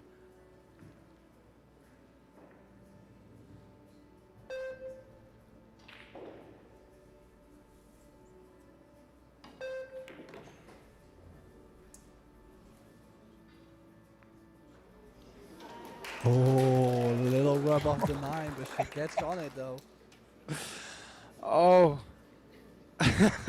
Jasmine Ushan with a great little smirk on her face.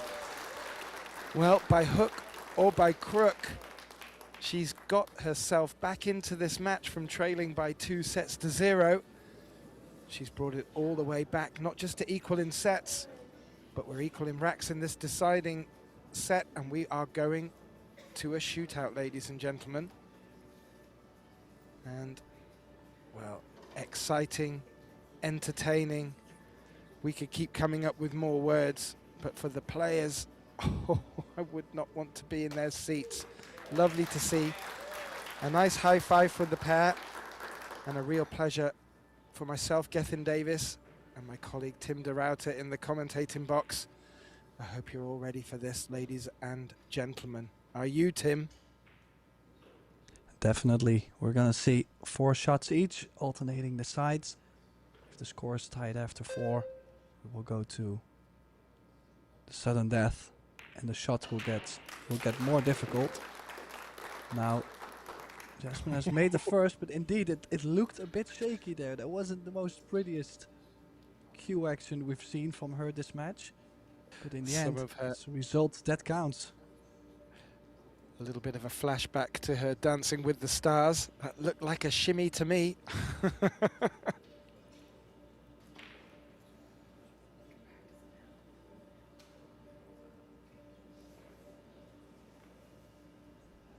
I mean, this is so important, you know, not just to stay alive in the tournament, but there's quite some money at stake as well.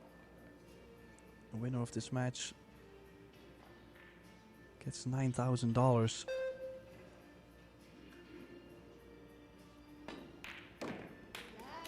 The loser of this match is guaranteed 4. It's a $5,000 difference. So quite a lot at stake for 4 shootout shots, you would say. But perfect Indeed. execution from Wei though.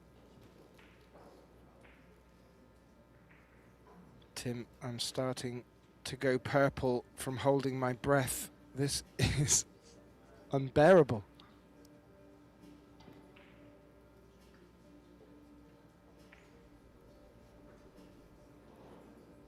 Two shots made by one by each player, both a success. Jasmine with the third.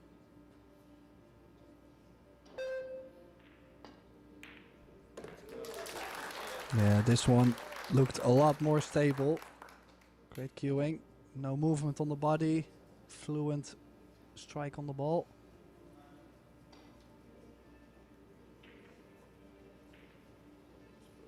Well, this has been a long match for our adjudicator and referee. Yuzin Shao from Australia, better known by the players and us all as Coco. She's done a great job. I bet she's been as excited as we've been in the box here. Look at the crowd behind, all reaching to get a view of this.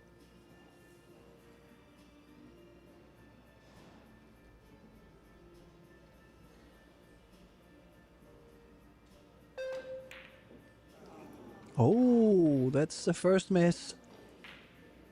Ooh, did you hear the beep? Yeah, maybe, yeah, the shot clock is still on. Maybe the time got her a bit there. It just beeped during her backswing, Tim. I picked up on it. I don't know if that would have actually changed anything, but you brought up a good point earlier where some players just actually wait for the beep so they don't need to be shocked by it. But whoa, drama as Jasmine Ushan steps up to take her third shot in this shootout. Successful with her first 2. Her opponent only successful with 1 of their 2.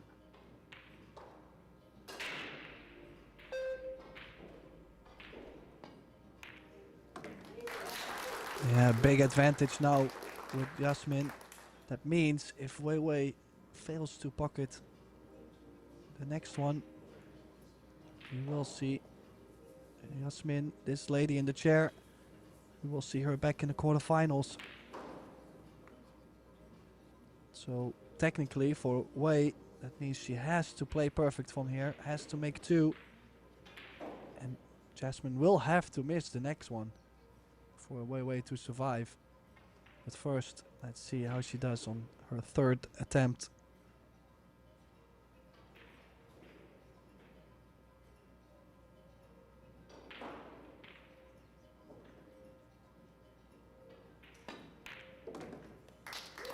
Solid. Absolutely solid, Tim. And, well, that's taken a little bit of pressure off, but it's still there. Jasmine, if she makes this one, well, that will be the match, Tim. Yeah, she has the shot to close out the match. Will she take it? Wei will be praying from the chair, hoping for another opportunity to level the score at 3. But it depends on this 9. If this drops, it's all over.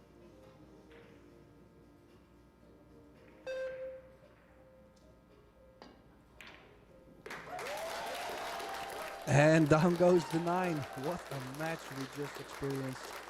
A 4-hour and 3-minute long battle between 2 great players. Look, she is very happy because she was down 2-0 in sets. And she came all the way back into this match. Went to a shootout, and as you can see on the scoreline, she played a perfect shootout, making 4 out of 4. And that gives her a place in the quarterfinals. Unfortunately for Wei Tzu-chen, this tournament is over. So that means that concludes this match, but our next match will be coming up very shortly. Victor Zilinski against Joshua Filler. So hopefully you will join us again.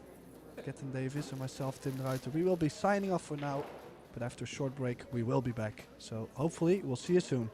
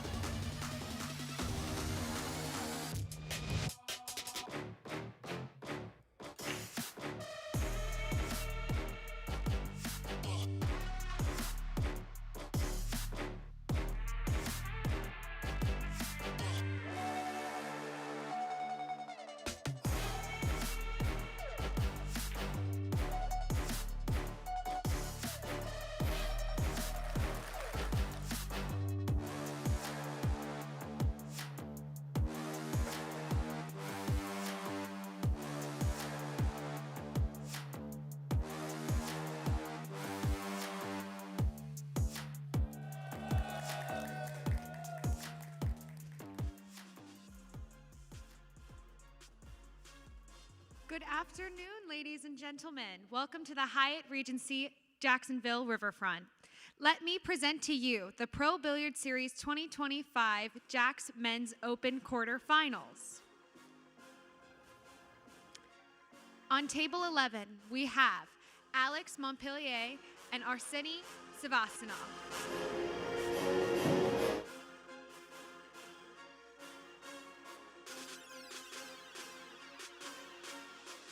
On table 3, we have Robbie Capito versus Marco Teutcher.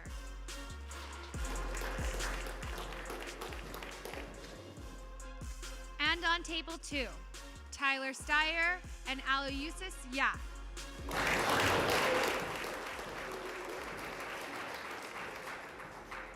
And on table 1, Victor Zilinski and Joshua Filler.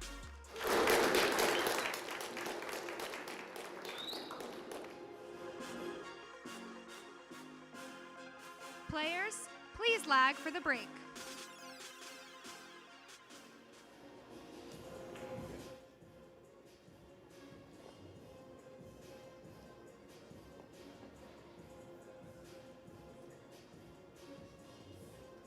Jacksonville, day 6, $375,000 prize fund, and we are in quarterfinals of the Jacksonville Men's 10-ball open. And the match, as you just announced, is between Polish sensation Victor Zilinski, 24-year-old from Poland, and of course Joshua the Kella Fela, 28-year-old from Germany. This is George Teochea, and with me in the booth is my esteemed colleague and Dutch champion, Tim de Ruyter. Hello, Timmy. Hey, George. It's been some time, but I'm very happy to be back with you in the booth. Looking forward to this one. Likewise, I had the pleasure of listening to your commentary in that big match between Jasmine Ocean and Wei Wei, and went to a shootout. You guys had your hands full there. That was a great match. And we have a great one coming up right here. Only difference is that one was 3 of 5 sets. This one will be 2 out of 3 sets. Races to 4. Winner breaks. They alternate the break at the set. And Zilinski to break first.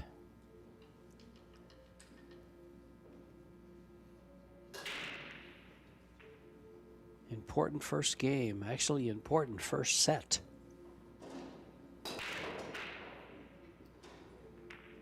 No 10 balls on the break. It'll spot up.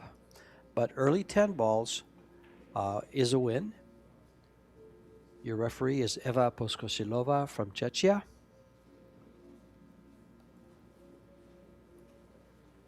And a jump shot to start things off, or will he push out?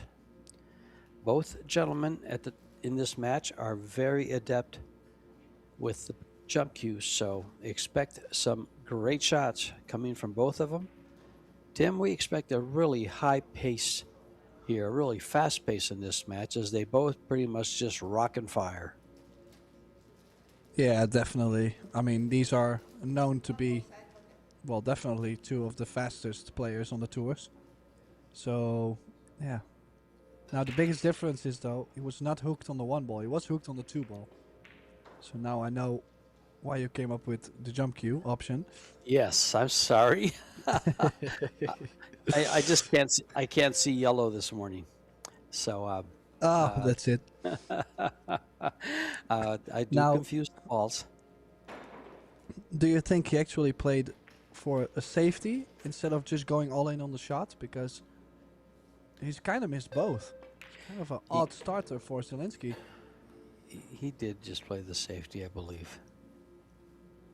Although maybe not, because a safety would have been hit a little harder to get it to the back rail to give distance and cover. Well, just watch Joshua. Aim and fire.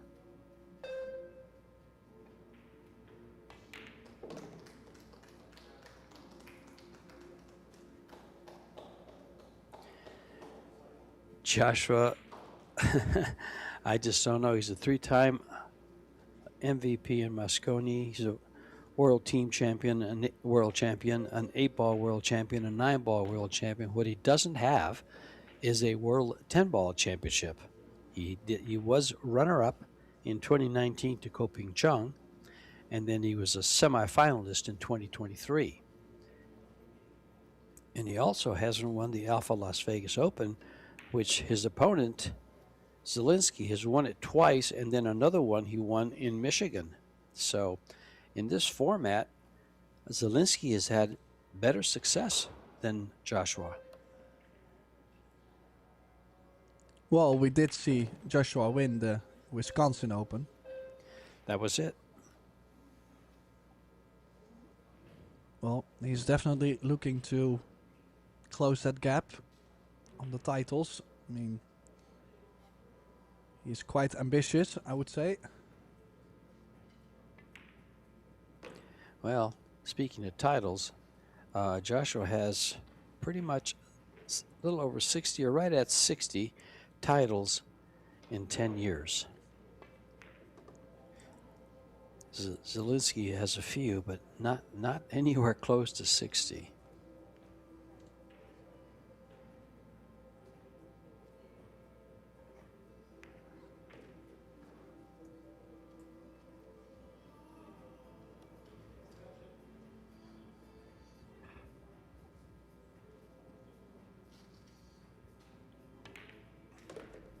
And down goes to 10 for the first rack. Joshua Filler, after a not so great starter for Zilinski. Broke the balls well. Just the one ball was a bit tough. Failed on a shot there. Either failed on the shot or the safety, but Joshua was pretty happy with that clearance. And you'll see that Zilinski is playing under an anonymous athlete flag. But he is from Poland. Was on the Polish team. Now playing on his own. And as I mentioned, he also is a 3-time Euro Tour champion, a Polish 9-ball champion.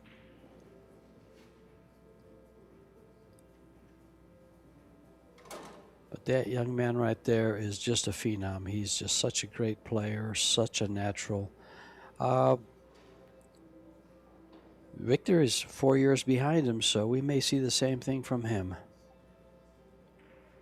He just needs to spend more time over here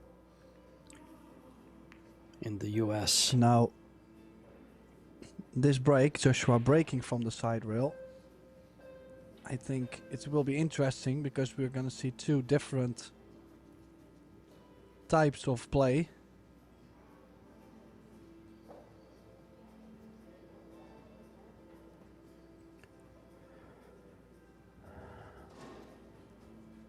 One of the things that our stat guy, Michael Salmon, has put together for us is the player all performance.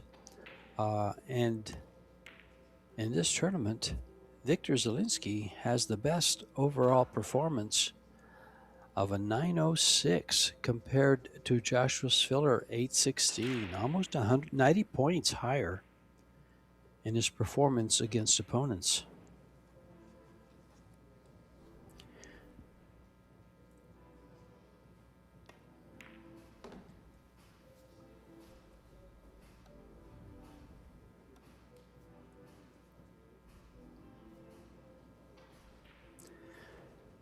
If you guys have been with us for a while now, you've been privileged to watch some great pool. Just the ladies, whoa, close to the side. Oh, right down the side. Oh, wow. Another mistake by Victor. But I was going with a couple of matches that just preceded this one with Allison and Kelly Fisher. What a great match that was to watch these two Hall of Famers perform, both at the top of their game, both playing very well. And then, of course, we saw a great match from Jasmine Ocean and Wei Wei that went right down to the shootout.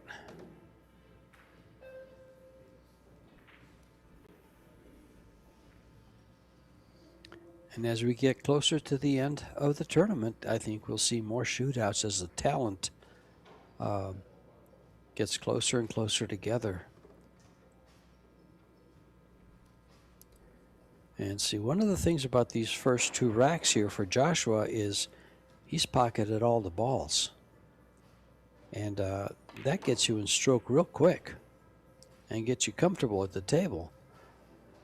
More time at the table, the better you perform usually.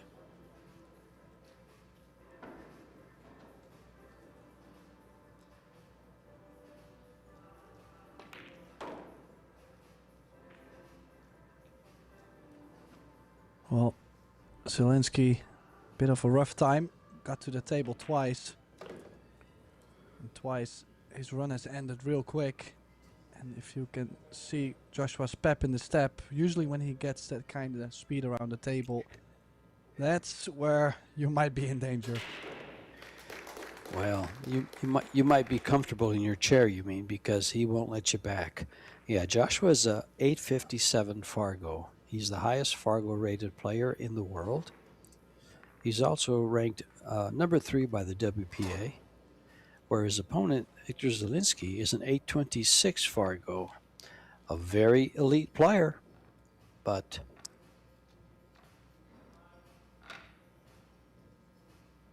quite a few points beneath Joshua.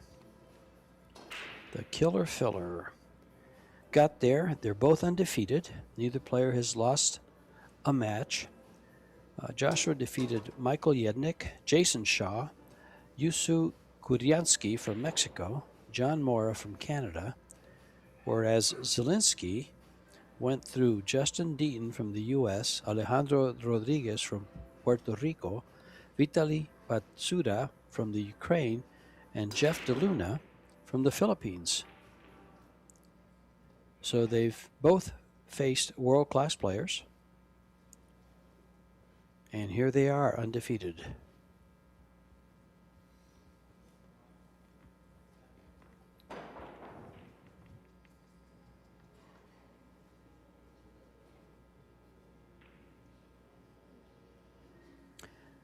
Both players apparently are sponsored by Predator, as I see a Predator patch on Victor's shirt, and I know Joshua is one of the highlighted sponsored players on the Predator Pro team.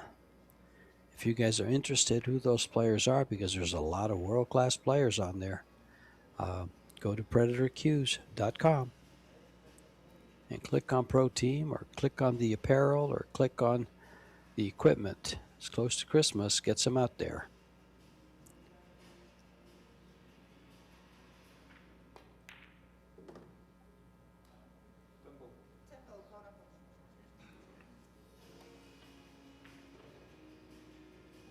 .310 combo.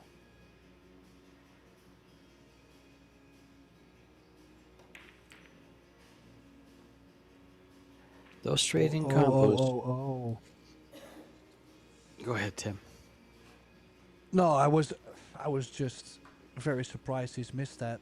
I mean, if you look at the 3 games he's played, he's had 3 big, costly errors. Yeah, and that was a chance to win a game, pull one back there. But those combos, when they're straight in like that, you know, it's so easy. Just a nibble off and you're going to miss it, especially on these 4 1/8 inch pockets on this Predator Apex table.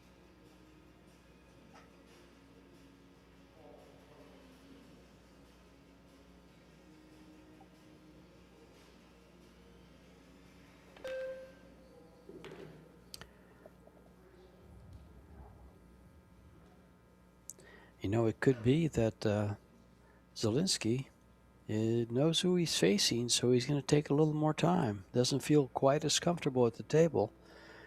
And after 3 mistakes, he may not feel comfortable at all.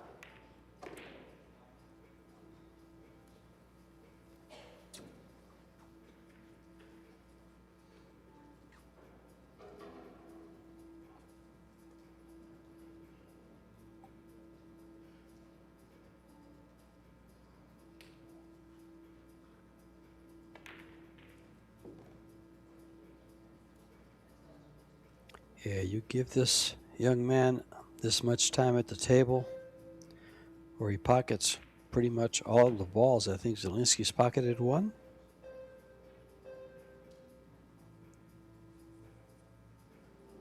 Well, maybe he pocketed last rack, second rack, 2 or 3 balls before scratching. But Yeah, it could be. yeah, not too many balls pocketed.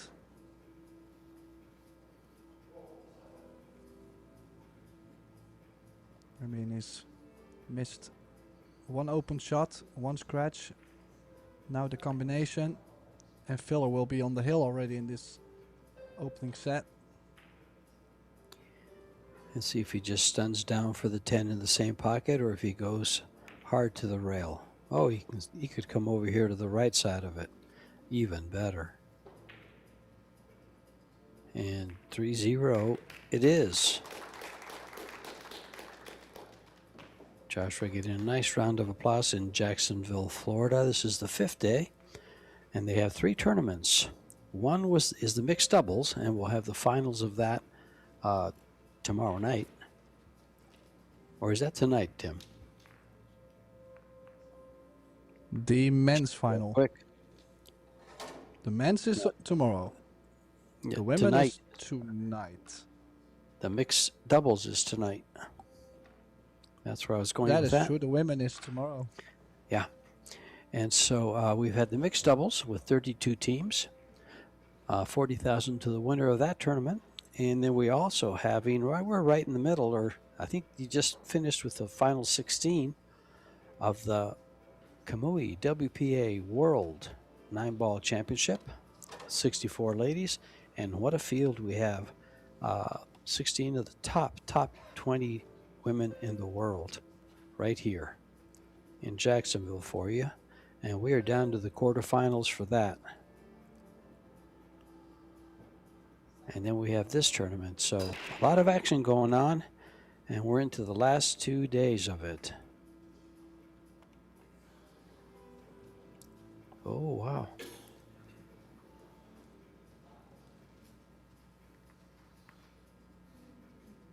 Nothing on the break, and Big it's an open table. Yeah, big spread though. But the break from the side rail really hasn't been working yet for filler. So that is really giving Victor the open opportunities to do something. But yet nothing has happened for him. Maybe now? 3-ball And is a when bit it- tricky possibly.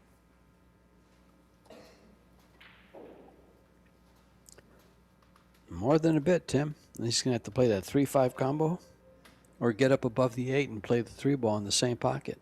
Doesn't have the angle for that unless he goes back around the table. He's looking at Yeah, the 5-ball. 5-ball is a bit out of the corner. So off angle combination can be tough.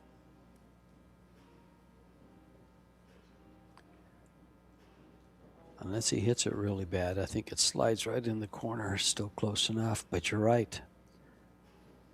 This has to be hit a little more carefully than if it was in the pocket.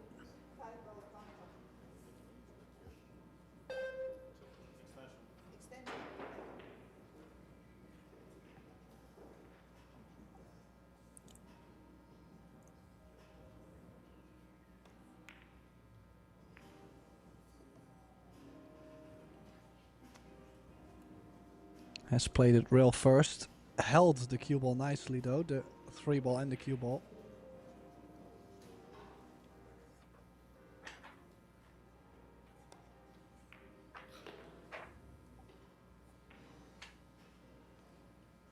The winner here, these guys are playing to get the $30,000 first prize. And since these are the quarterfinals, the loser will have to settle for $1,750. The winner goes on to be guaranteed $3,500 and work his way to that $30,000 first prize money.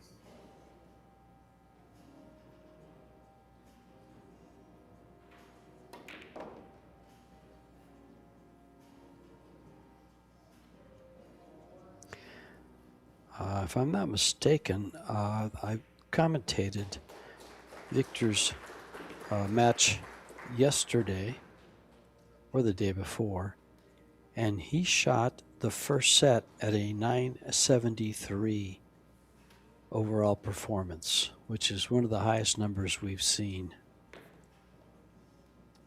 in that.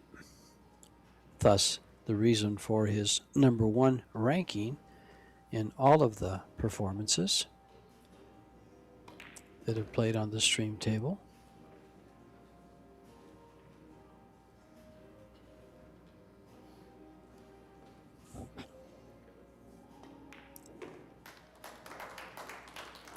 And Victor also leads, Victor is tied with Jason Shaw with the highest number of break and runs.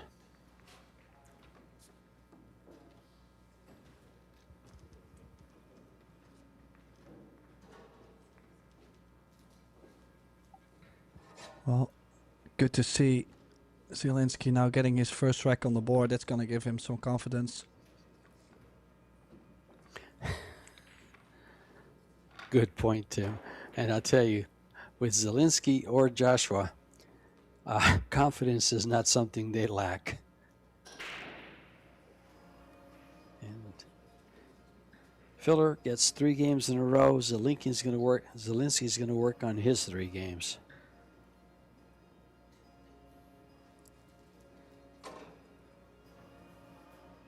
Well, that's what top players do in general. You know, they find a way to string a couple racks in a row instead of just going back and forth.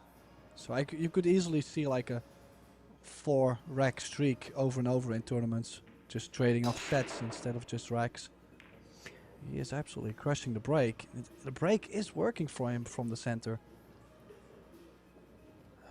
Can't work better than this. This is an awesome break. The balls are spread. He's straight in on the 1 ball.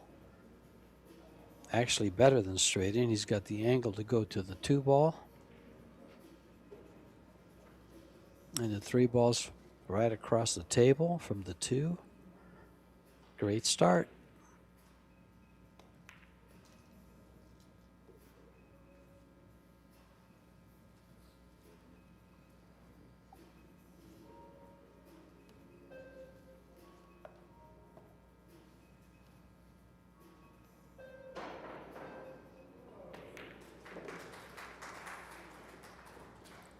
Nice angle to come down for the 5.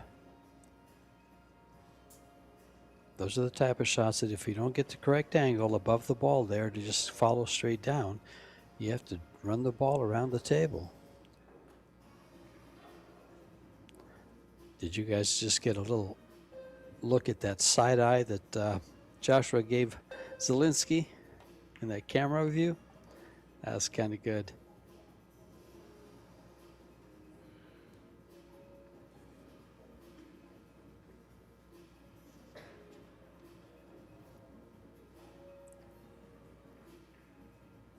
Got to get above the 8.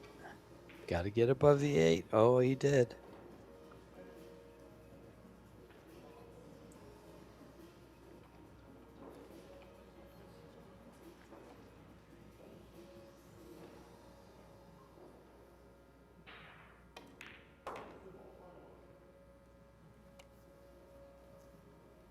Well, I think he's got quite straight, but straight will definitely work out.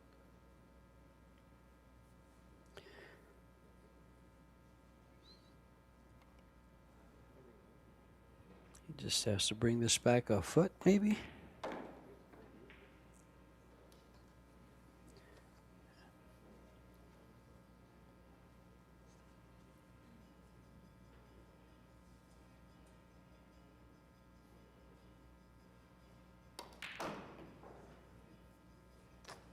He's going to wrap out of the corner to get straight in on the 10 and go to game number 2. With a break and run.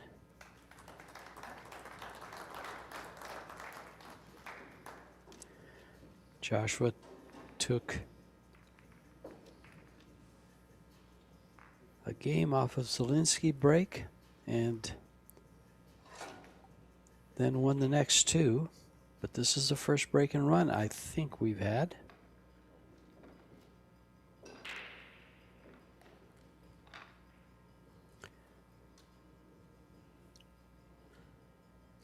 It will Well, put him at the... He's making a run for it. Yes, he is. He's going for those 3 games, isn't he, Tim?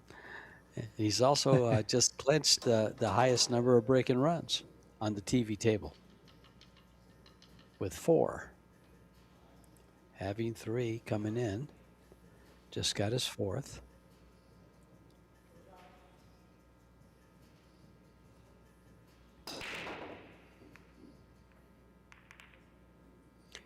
And lots of kisses.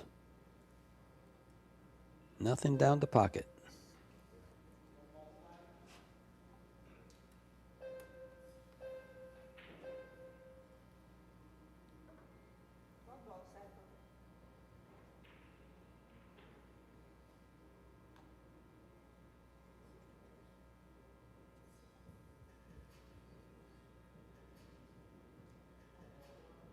Now, I don't think he was going for the bank. He's trying, oh, maybe like a 2-way. Oh, Sure, it's he perfect got tool. me. He got Go me ahead. there. That's for sure. Yeah, yeah. That's that's one of the things the top players do. They recognize those right away. And if there's a possibility, they always play with a safety factor involved. Oh, that was close.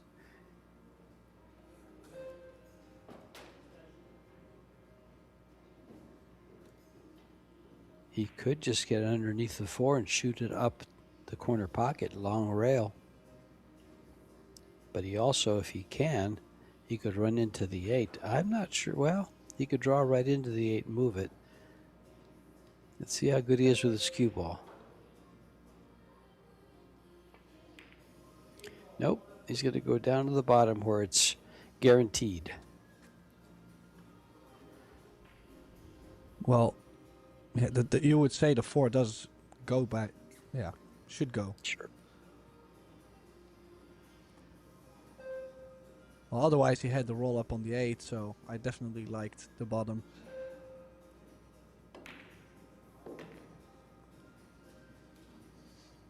Shot that with some speed to get off the rail so he can get to the 6. So he can get to the cue ball, excuse me. Get to the bottom part of it.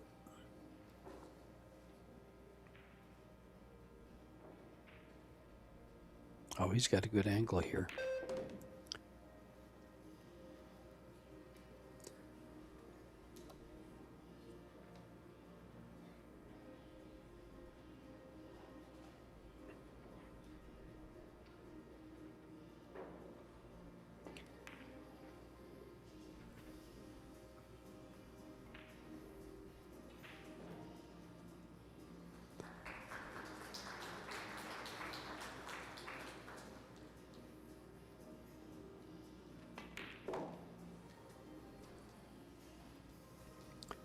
Joshua is making this game look easy.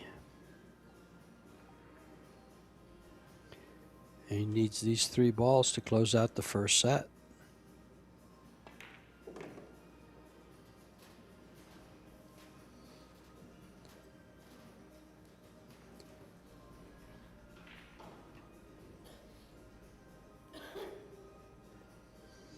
Yeah, not much that Zilinski can really do in this position.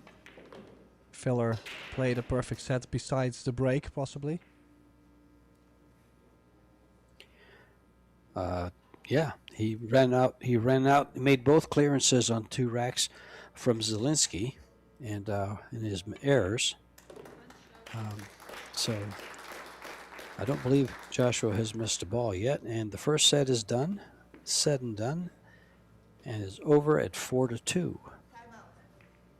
Oh, they are going to take a break. I didn't think they would go for a break. I thought Josh would just go right ahead with his momentum and not step away.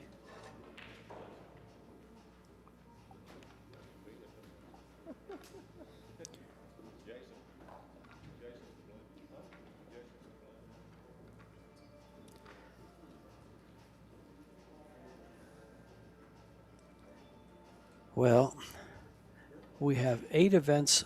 Predator has 8 events scheduled for 2026. This is the last one here in Florida for 2025. But those 8 events, 4 are on U.S. soil and 4 are overseas. 1 in Rome, 1 in Vietnam, 1 in Bali, 1 in Austria, and then we have San Antonio, St. Louis, Jacksonville. What am I missing, Tim? Usually I've got, here we go. San Antonio, St. Louis, and Las Vegas. I'm missing 11 days in Las Vegas. The big Probably one. the biggest one. The biggest one, yeah. Oh, you saved the best for last, Tim. Let's look at some stats here. Let's take a look. Overall performance, filler at 918 and 857 for Zilinski. Balls pocketed, we'll see a pretty big difference there. 34, that's not that big of a difference, 34 to 26. They haven't bothered with safeties. They're just playing wide open. Zilinski had the 1 scratch and a missed ball. And that's where Josh got 2 games. So those were the 2 mistakes costing him 2 games and costing him the first set. In the stands, you see part of the Polish contingent. You see Konrad Yashushin directly in the middle there of your screen in the black shirt and the beard. Yawning. Sorry, John. Konrad. Couldn't resist. And because there's always, when there's a Polish player playing, there's always 1 or 2 in the stands supporting. It's one of the things I've always noticed in the years I've been watching that federation send these guys to Las Vegas, especially.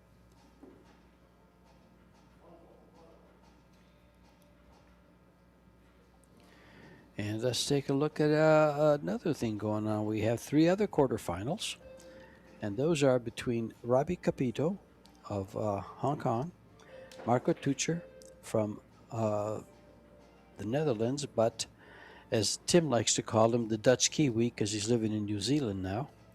Alex Montpellier, what an improved player. What a great year Alex is having, or Alex had, as he finds himself now in the quarterfinals of this big tournament.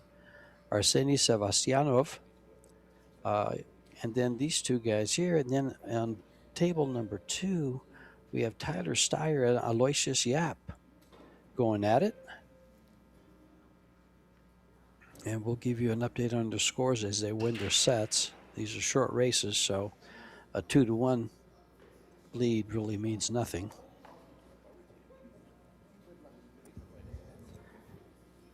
And here comes the killer fella.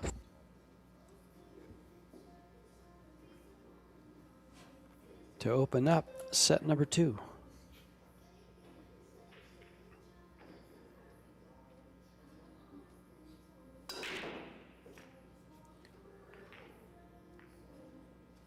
Oh, it's going to stay open. Now this is how these sets get turned around. They start out with one player dominating one set, and then all of a sudden a dry break and the one ball hanging up, and the other player comes storming back. That's how good these guys are. Yeah, I'm a bit surprised though that Filler just sticks with the side rail break. Definitely could be breaking like Victor. I mean, Victor's break from the center was successful.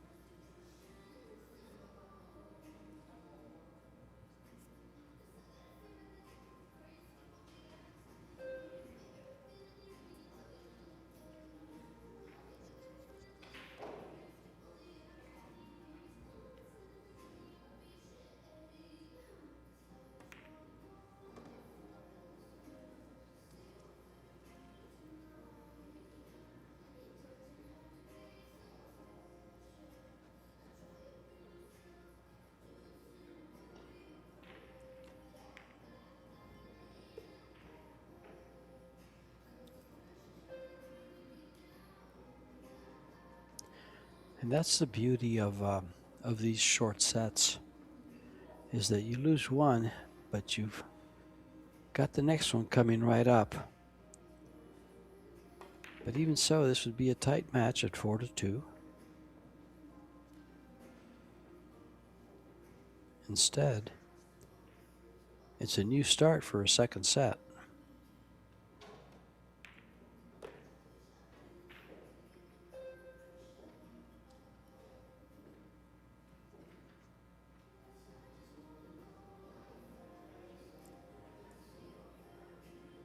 Taking a look at this layout to make sure he gets the best angle on the 7 to go to the 8.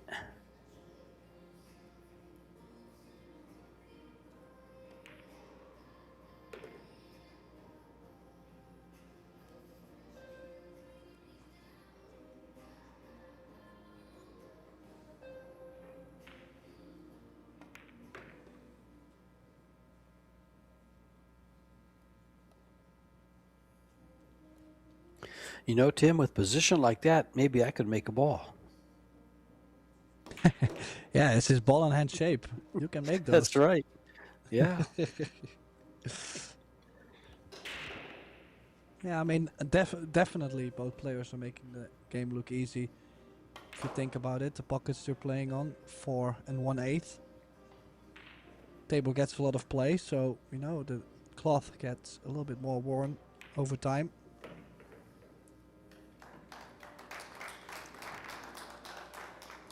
And off of Joshua's dry break, this is how the first set started.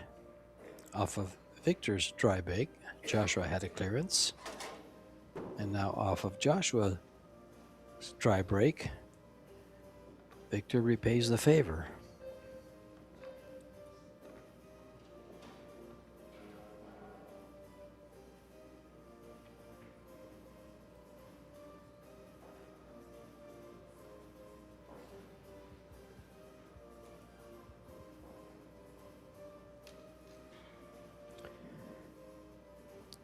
Ms. Poskosilova making sure those balls are racked good and tight.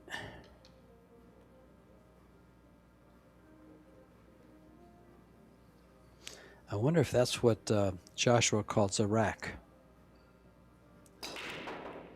Good and tight. It sounds German, doesn't it, Tim? A little bit. A little bit. Well, this is actually the first dry break we've seen from Victor, I believe. Hit him well, just nothing going in this time.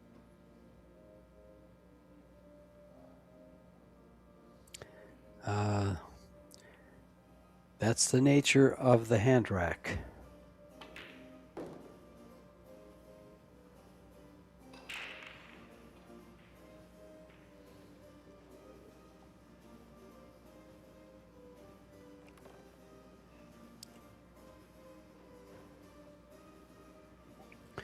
One of the things I notice with the hand rack especially is the pros really watch their opponent's break. If they're not having success with the break, they watch what their opponent's doing and normally will switch over right away. But as Tim mentioned, he was surprised that Joshua stuck with his break when he opened the set.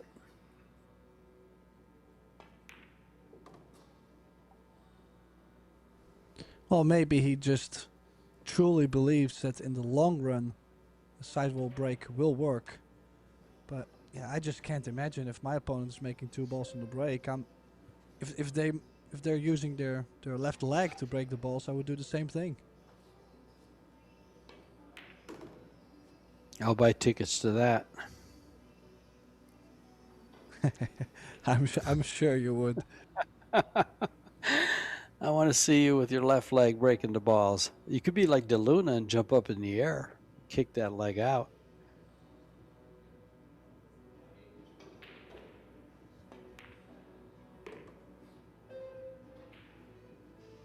Oh, he cleared that 9 ball. That could have been a problem if he hit it.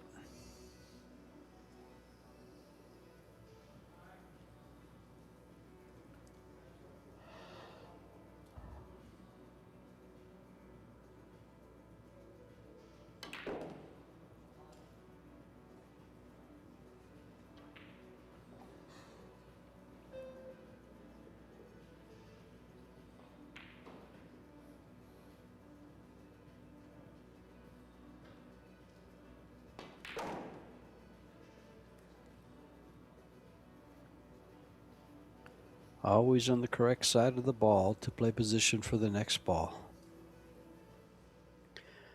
That makes pool much, much easier. Rotation pool.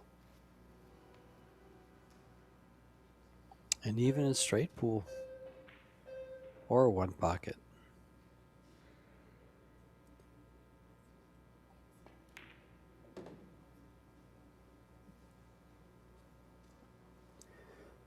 Well, Zilinski off to a good start, but Joshua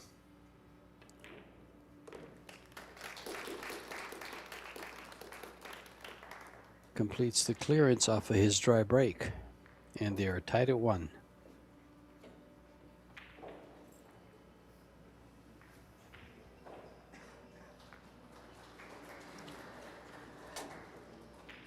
We've had some great matches from a lot of our young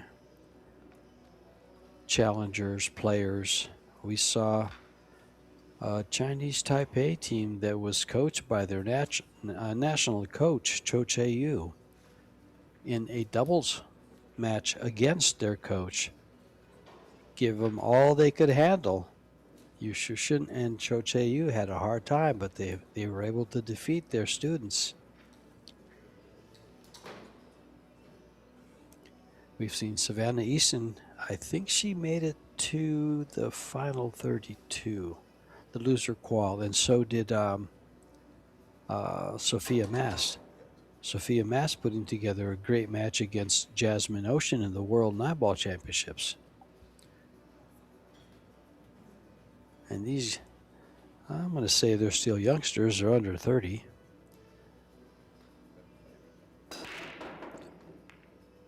But they both started playing pool at about 7 or 8 years old. Oh, that was brutal. I'm so sorry for interrupting, but he made the one ball straight into the side, and the cue ball got kissed in the side. Look at this. Oh dear, oh dear.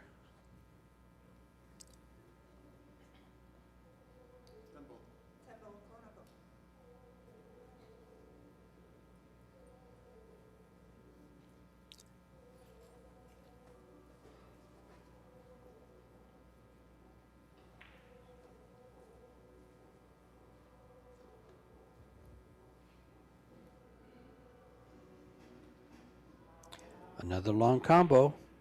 He missed the last one. Not that one. Right down the middle of the pocket. He says, who cares if they're only 4 1/8 inch? If you hit the center, they all go in. Yeah, well, it is true. I did not hear him say that, but I have to say, it's a good point. I'm a mind reader, Tim, okay? Well, this way the match is going rather quick. 2-1 lead. Zilinski needs to win the set to stay alive in the tournament. Yeah, quarterfinals. We're down to single elimination. Everything from the last 32. In fact, the last 32, I believe, if you lost in that round, you were able to take home dinner, $795. So, didn't go home empty-handed.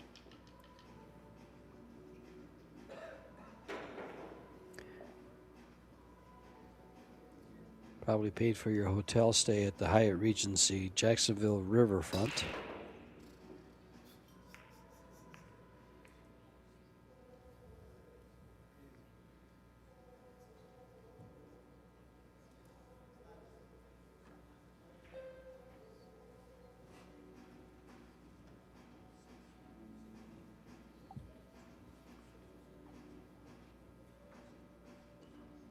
Now Filler back at the table. Does that 2-ball? What does the 2-ball give him? Trouble. He can't get over to that side. He's got to get on the right side of the table. So he's going to have to follow this and come right by the 9 and under the 3. Oh, he's going to play safe. Yeah, he couldn't get on that 2-ball. So he chose second prize and said, "You're kicking, young man."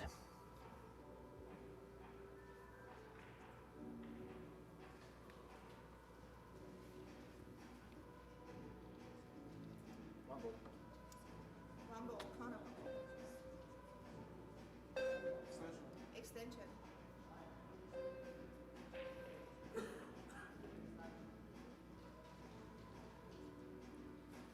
Well, this is a bit of a tricky position to be in. Does have Yeah. 6 balls around it, so a good hit gives him some luck probably. And well, I'm not gonna say he's lucky because he's made a really good hit, but there was a big chance for him to, well, to land like this.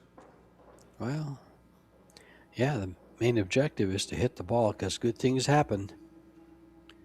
That's the only way things can happen. Otherwise, it's ball in hand. Just like this.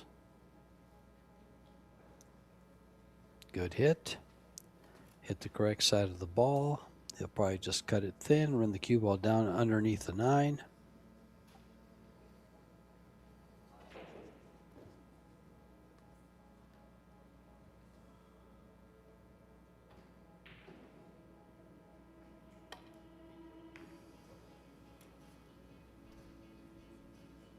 Oh, some good shots. Both sides now. I feel like this could be a turning point. The one that wins the safety battle, the one that eventually wins this rack, could get a huge momentum boost.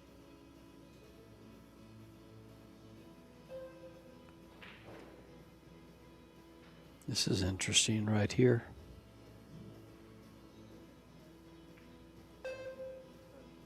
Extension. Does he cut the 1 ball Oh, and try to hit the 5 so it stays there? What do you like there, Well, he Tim? could kick at it. Side pocket. Cue I ball was could seeing slide that. under the 5. You could also play the carom real softly. And there you Oh, called I it. love That. it.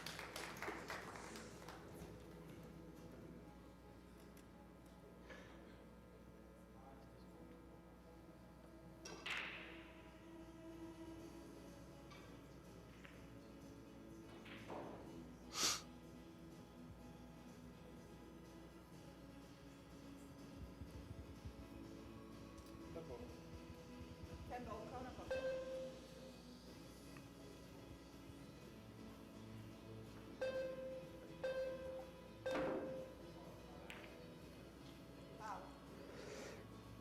Careful with moving that 10 around because if you put it in front of a pocket, early 10s do count.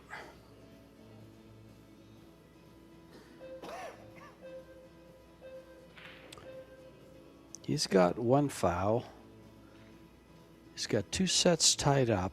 The 2 ball and the 3 ball. The 2 ball might go. Does he even attempt the... No. I was going to say, does he even attempt the 3 foul? He's straight in on this 2 now. Well, he could still play a safety on the 3 ball, and then who knows? You could always play for a 3rd, or you run out. Could also draw 1 rail into the 3-8, but yeah, I mean the safety is just so guaranteed.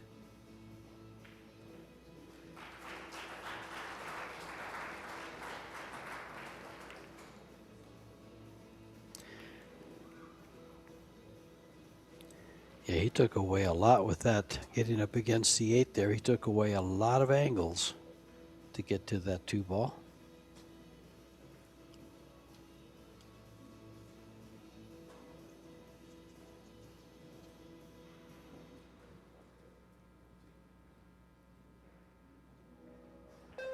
He had a shot similar to this and executed it perfectly. That one's going to get Oof. away from him.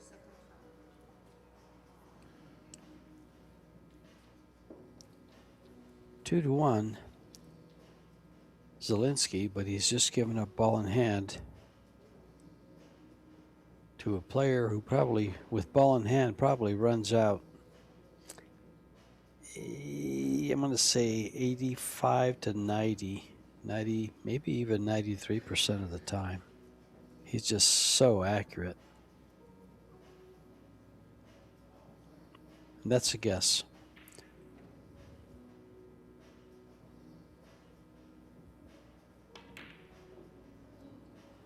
Oh, a miss. A rare, rare miss by Joshua Filler. Yeah. Did he get lucky though? Did that 4-ball land behind the 8?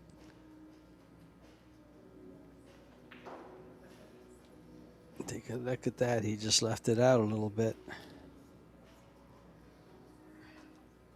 I think Zilinski can make this and come back for the 5. The 8-ball helps.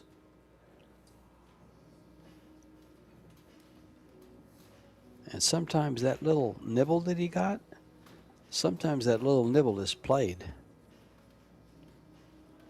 It's not always fortunate.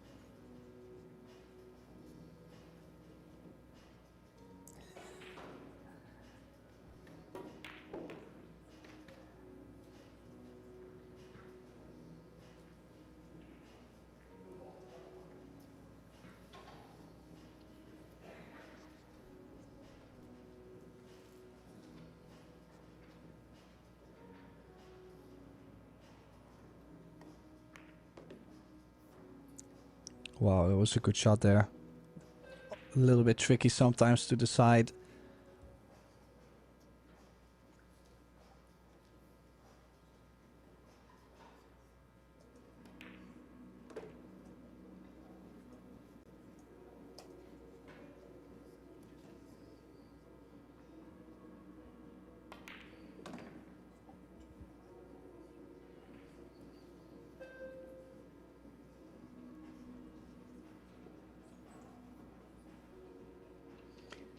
Well, Zilinski has converted that miss into game number 3. And now leads by 2 games, 3-1 in set number 2. Yeah, And shocking miss from Joshua. Sure was.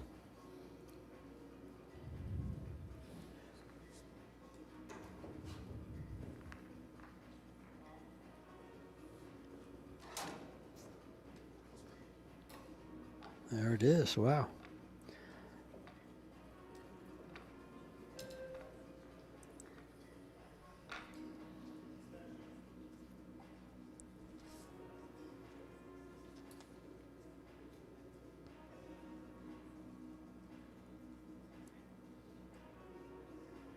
By the way, those 8 stops in 2026 have a total of $3.6 million attached to it in prize funds for the players.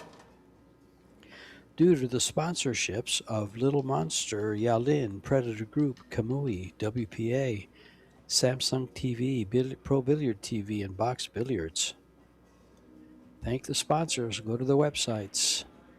And this is game number 5, set number 2.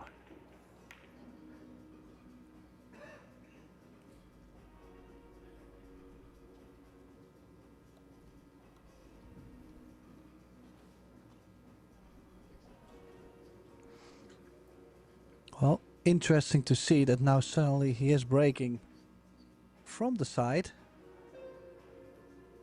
I'm not too sure about their break strategies, George, but... Well, he started out from the side, didn't he, Tim? Or did he start out from the middle? From the middle. And overall, Yeah. he's been making balls on the break, I thought. I mean, not every break, but... Correct. I believe he's still in the plus. I feel like making balls from the center, so... Just interesting choice. Maybe he feels like he wants to defend his scoreline a bit. 3-1. Doesn't want to leave like a wide open layout. Could be a strategy. That's a very good point, Tim.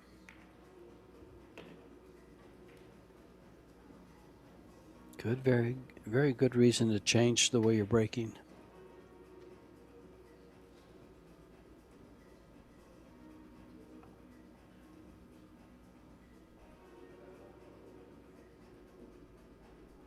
Looks like he's playing safe here.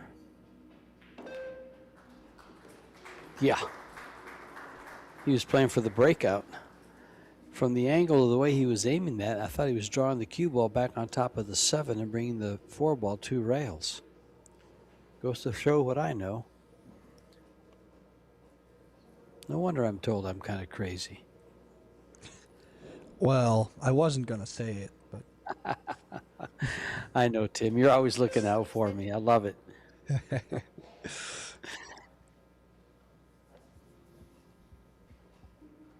now this combination is a bit tricky. Definitely missable.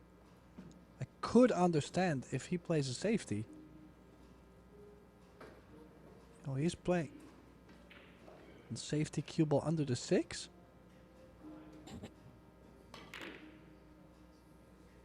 Was just mainly focusing on the cue ball. Oh, and that 7 ball might have helped the cue ball a bit. 5 ball corner pocket. You were right. He was playing it under the 6.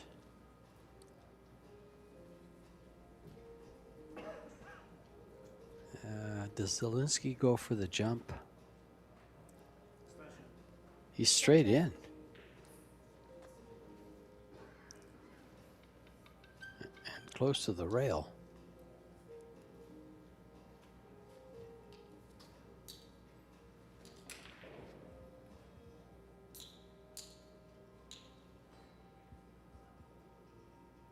He's going airborne. A lot of elevation though. A perfect stop shot. Look at that. Beauty.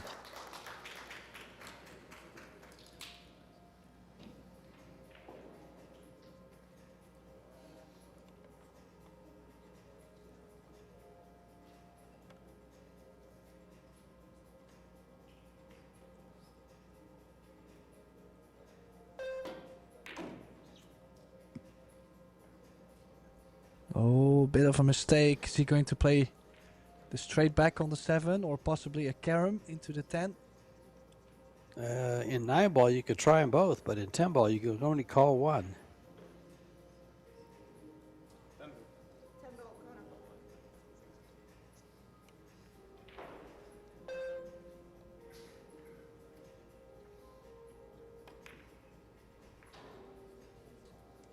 Oh, that's what he's tried, and he's gonna leave the 7 ball over the corner. This set could easily turn around in Joshua Filler's favor from this position.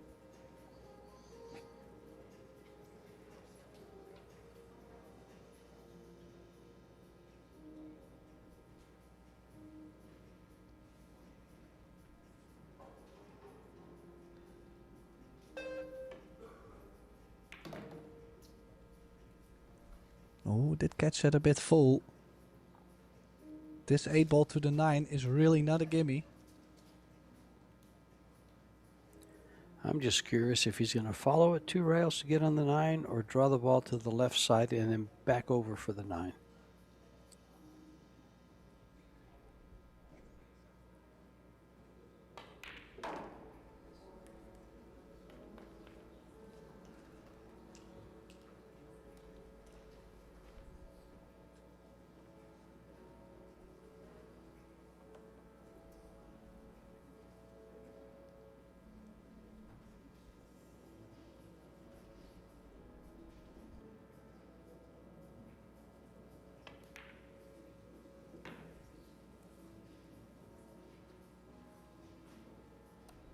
And there goes the 10. For 3-2. He needs only 2 more to win this match. Will definitely put some heat on Victor Zilinski. Well, let's see if Josh tries to catch Zilinski in the break and run outs. He only has 1 break and run to Zilinski's 4 now. So this one would be a good one to get number 2 and send it to a hill set.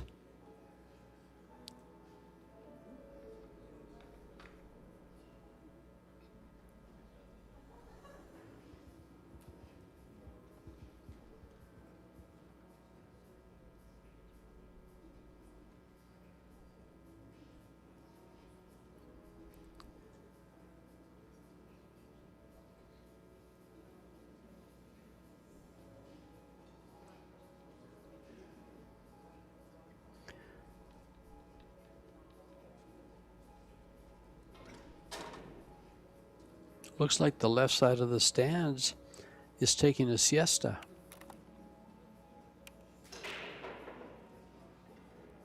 Guy on the far left has his eyes closed.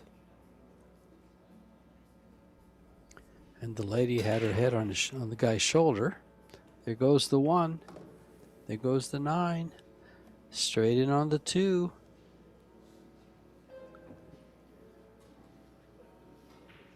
Yeah, and if the 4 passes the 5, this could mean hill. Now, see, I have a question here for you, Tim. You know how sometimes the commentator says something and he's accused of commentator's curse? Now, when I talk about Josh running out, do I get accused of predicting the future if he runs out here? When you started all this, I actually had a feeling you were going to ask me something solid. Oh.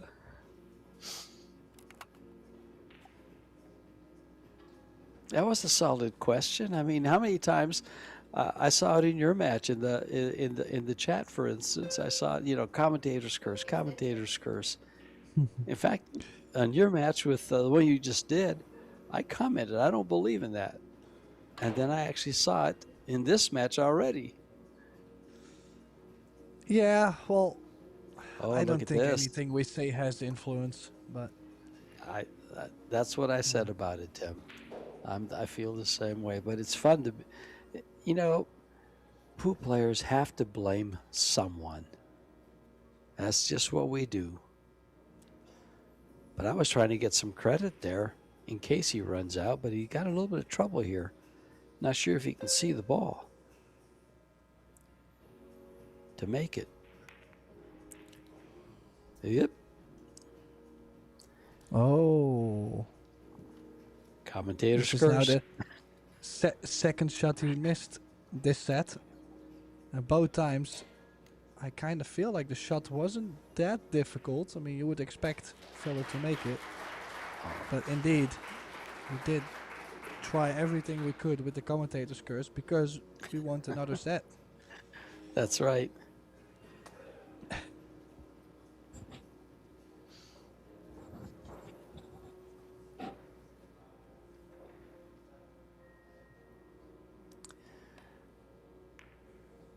Well, pool fans, we have to have some kind of fun in here every once in a while.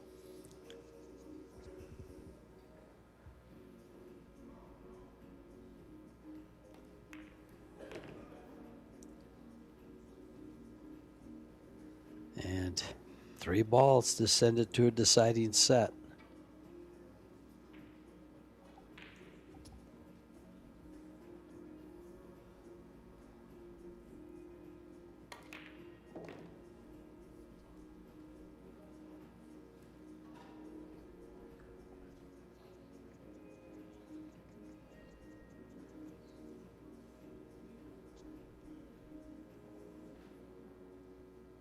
Well, he's landed a bit of an angle towards the 10. Could definitely go to the bottom of the 10, but easy to run. A bit ugly on the angle. Obviously, you're trying to get straight. He simplified it. He says, I'll just send it down the long rail. No problem.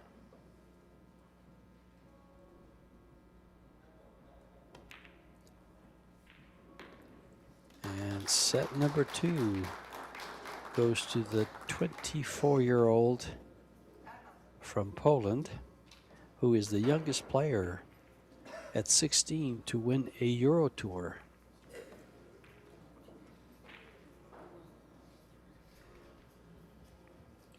So there's something to do with youth.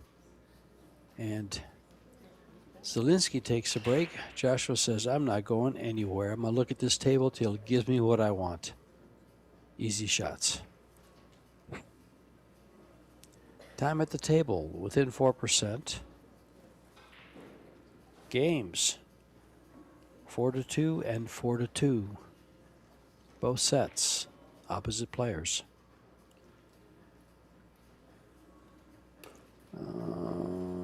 Let's take a look at balls pocketed.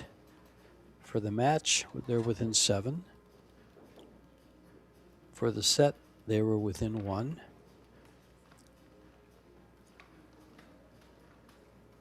Missed shots, 2 for Filler that we just saw, and 1 for Zilinski. Safety-wise, their efficiency is pretty close. Thus, the scoreline is pretty close. Overall performance,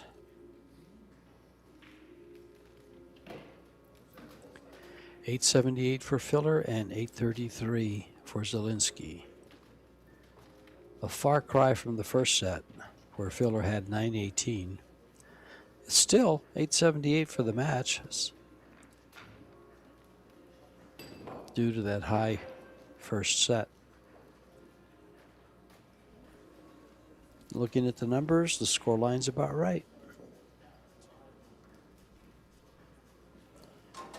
And let's take a look at how our other quarterfinals are going.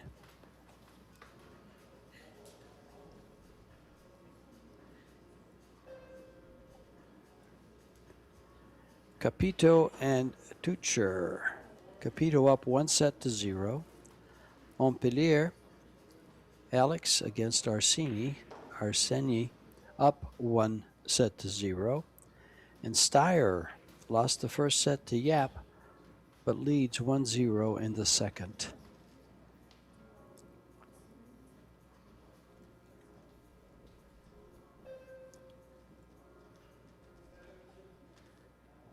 And coming up later at 4 p.m. here in Jacksonville, you'll have the Women's World Nine Ball Championships quarterfinals. And what a match. I want to watch this match, but I'm going to have company. So Xia Lu and Allison Fisher, So Soa and Wang Wanling, Chao Fang Fu and Jasmine Ocean, Cristina Tekach and Cheska Centeno. If that doesn't wet your whistle for a pool coming up, I don't know what does. You're going to get 3 tables, to view them on. So all but one match you can view all at once if you have 3 screens.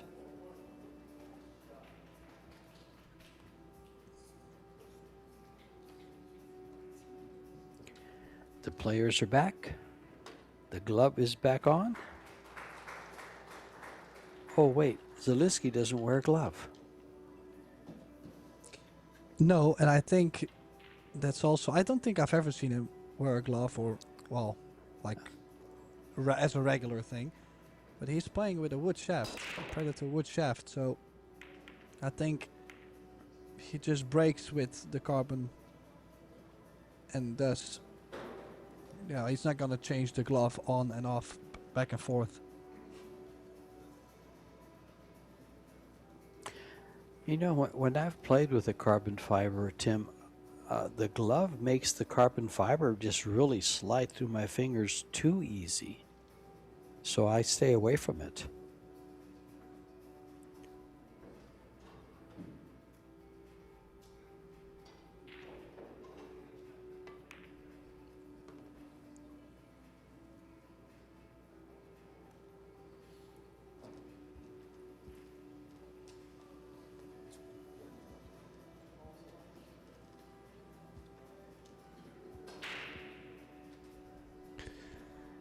And another chance for Joshua to walk right back into the set. I mean, right after the break. Has missed 2 opportunities though, so we might see another mistake here and there. But, well. Yeah, another way to put that, Tim, is the 2 missed balls that he had were 2 games that he would have won the set with, because Zilinski converted them to wins.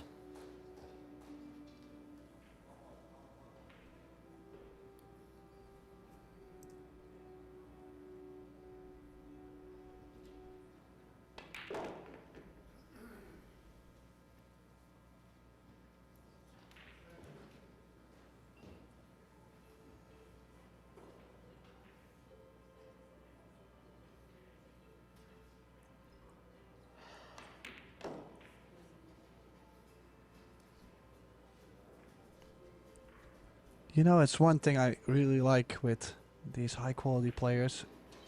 It's the fact that you don't really have to explain too much live on the stream, because he's gonna show you the natural angle he needs to cross over to the next ball. He's always on the right side of the ball, as you mentioned before in this match. So there's not too much for us to add, actually. That's, for these elite players, they do get in line and stay in line. So you're 100%, Tim, 100%.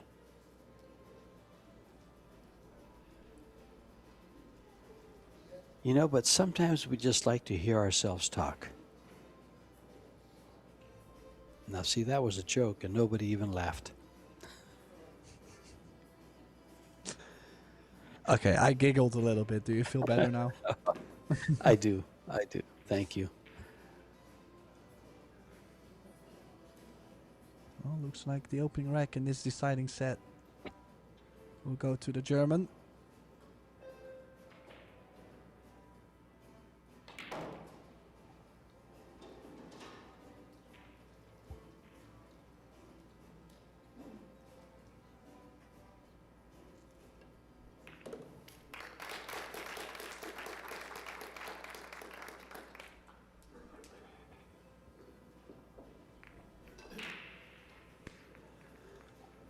Yeah, tough times for Zilinski. I kind of feel like, he's played quite a good second set. I just feel like overall things are just not going his way. He's not playing very poor. He's only missed 2 balls in, well, let's say 10, 15 racks. So it's not like it's a poor performance. Both players actually are performing high quality. Yeah, they were close to 900 in the overall performance. I think Josh was at 878 and Zilinski at 813. I think he climbed up after being a little lower in the first set.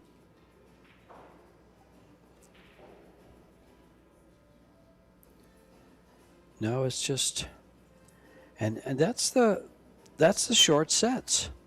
One mistake, 2 mistakes is all it takes. And that's also the importance of winning the first set, because it does a couple of things for you. It means you're probably going to have a shootout at worst. And it means you can win it in the second set, but you can't lose it in the second set. So it kind of takes a little pressure off. There goes the 1 right straight in. Shot on the 2.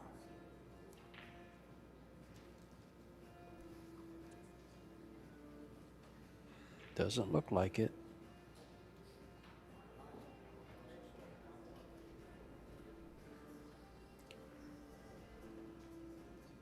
I don't know. Filler might go for this.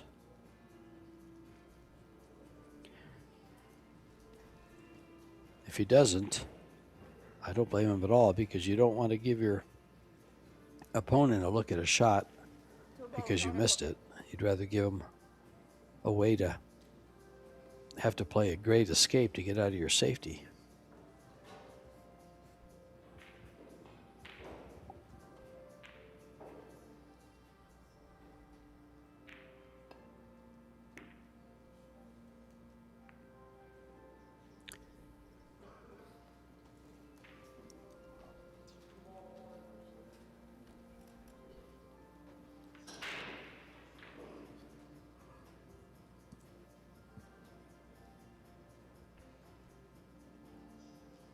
Now, I mean, there is quite alright options for him to hit the 2 ball, but I think it's quite difficult to actually get some cover. Kinda like this 1 rail more than the 2 rails, just because the 1 sends the 2 ball towards the 598, and who knows, you might get some cover.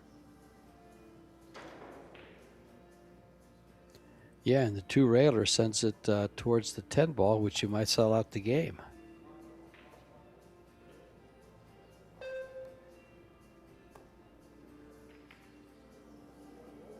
Huh.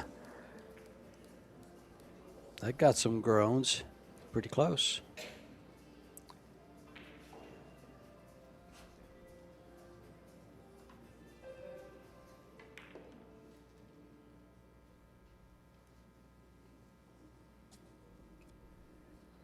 Oh, Filler's getting that step to his game. Yeah, just like we've seen in the first set. You just know whenever he starts to walk around like that, you just know that you might be in a real bad place at the moment.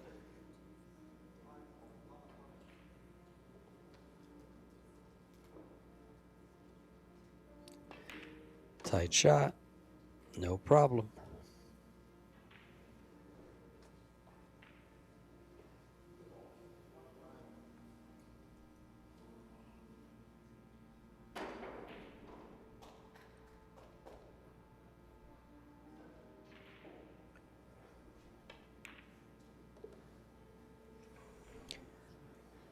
Taking dead aim now. After missing those 2 shots, he says, that's enough for the week.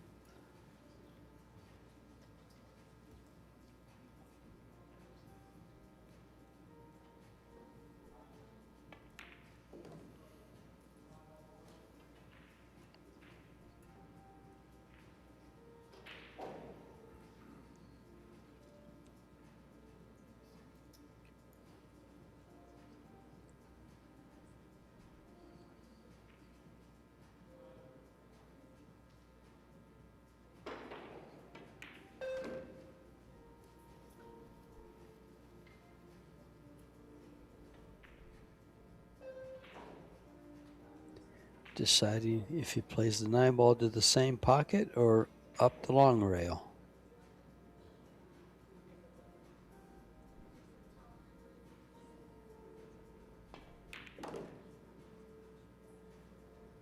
Well, I like the way how he's played it. Occasionally, sometimes players will actually try to go 2 rails there. And then occasionally you're going to bump into the 10 and not land on the 9. So he took the sure thing.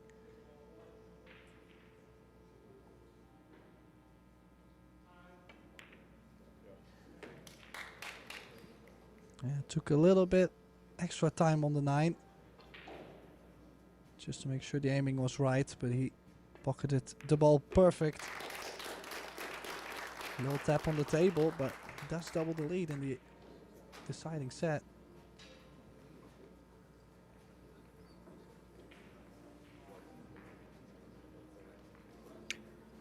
And that's where Filler came to the table, and this is where he just completes the clearance.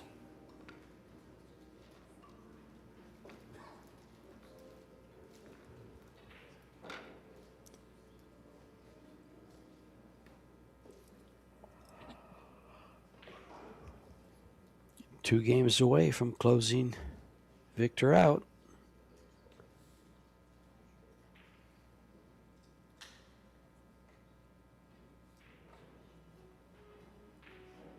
Well, definitely interesting to see how this tournament evolves.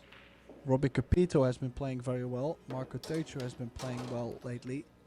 Arseny Sevastianov, another rising star. Alex Montpellier has been playing really well so far. Also got into the last 16 of the World 10 Ball Championship.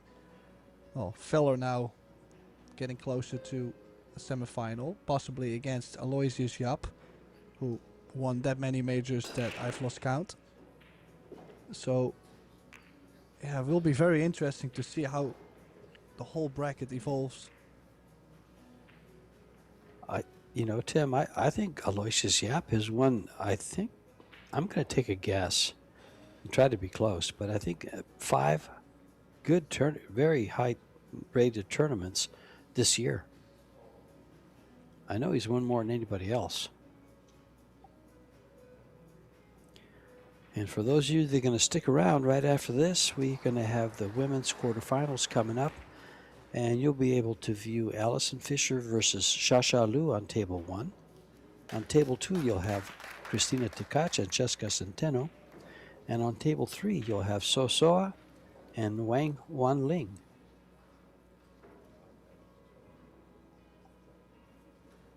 And And that'll just leave the one match you don't get to watch, which is a very high-powered one, too. Jasmine Ocean versus Chao Fang Fu.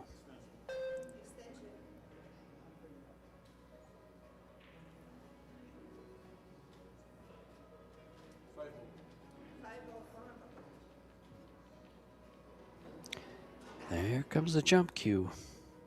Big advantage to being 6'2". Well, cue ball most likely to run into the 10. Can it stay maybe behind the 9? Don't think so. Oh, look at that 10 ball. Oh The 1 boy, and the 2 there's next to each other, and the 3-10.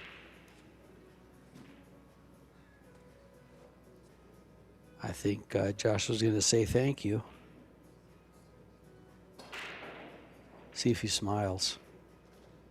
No smile. Well, he means all business at this point. You cannot, I mean, the odds of him not running out here are like so extremely low. There's no way Zilinski will get back to the table, and that means filler might be breaking for the win.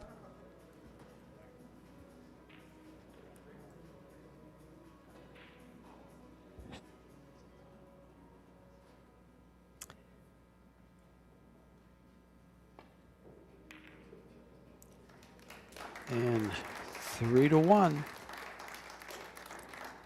But still, no break and run for Mr. Filler yet in this set, or the last. We thought for sure the last time he was at the table he'd break and run. He run that, but got a little miss on the 4 ball in the side pocket.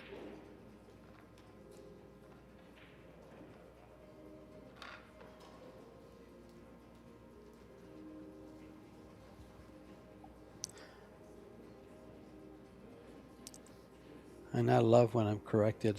I really do. It's 3-0. Did I say 3-1, Tim? I think you just said 3-1, but Yeah.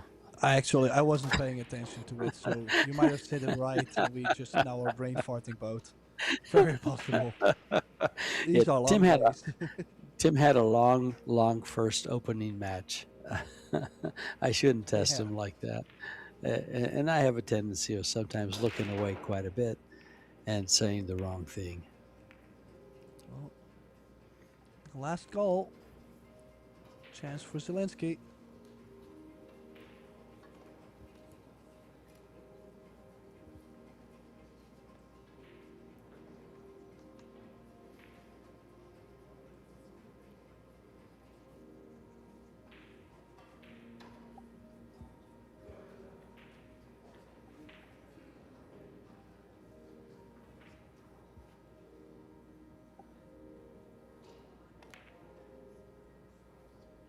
Oh, that might be. Ooh.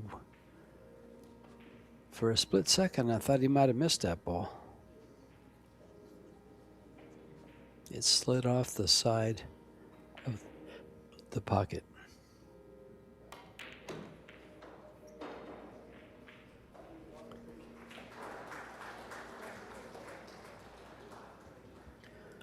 Well, let's see if Zilinski can come running back here to close things up and tie it up for a shootout at 3-3.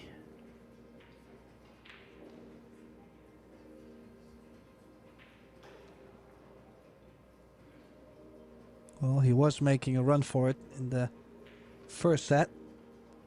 Just making one mistake too many. So he stranded on 2 games. Who knows, maybe this time.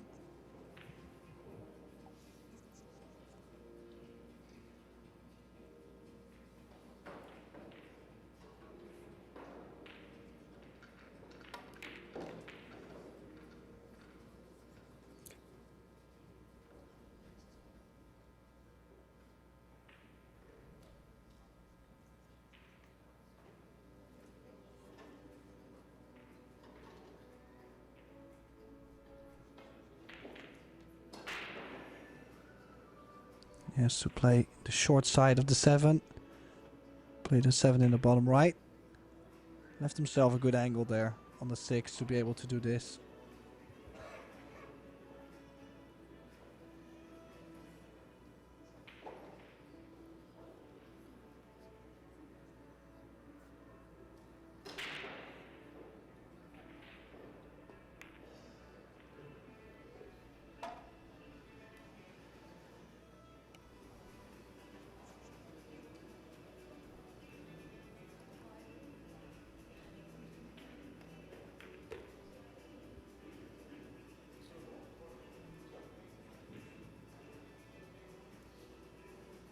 Well, he's landed a bit weird on this 9. Not saying he's in a bad spot, but this is quite challenging, George. Yeah, it's a shot he has to pay close attention to. And if he puts a little center, he could maybe run into the 10 ball. Ooh. Yeah, he wanted to hit it full to send it towards the pocket.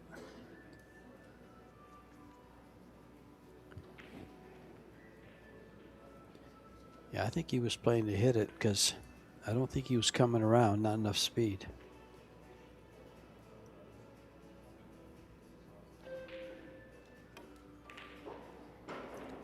Yeah, plays the safe, but definitely with Joshua on the hill, cannot expect him not to shoot at this.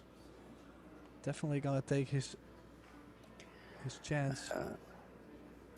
It's a tough shot. The angle isn't real pure for the corner pocket. It's a tough one to bank, especially the length of the table and close to the rail. Yeah, I think the cut's easier.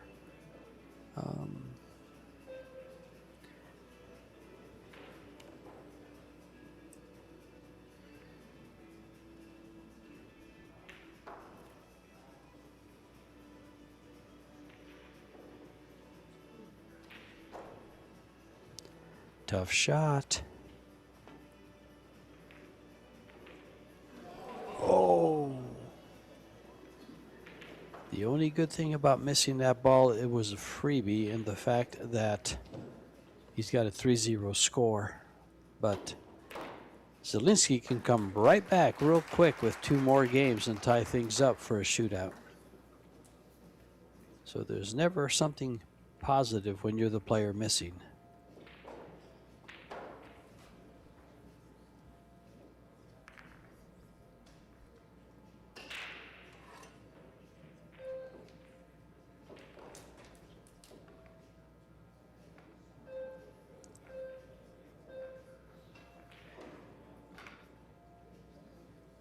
Yeah, Joshua just has to stay patient. Will definitely get a better chance than the one he just had.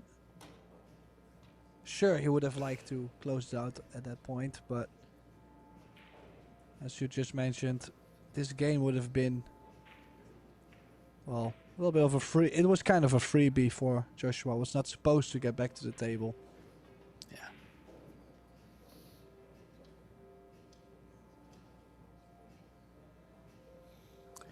But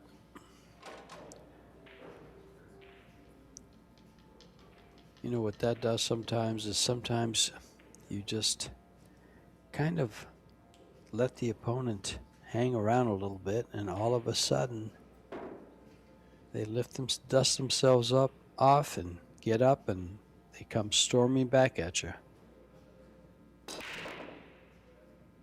Just when you think the fight's over. Oh, look at this. That many balls tracking up table.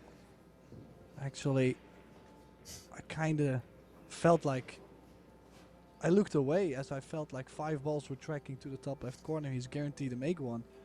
And they all stayed out of that corner.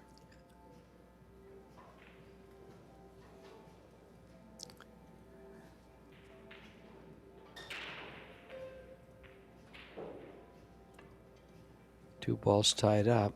He's going to play for a safety here.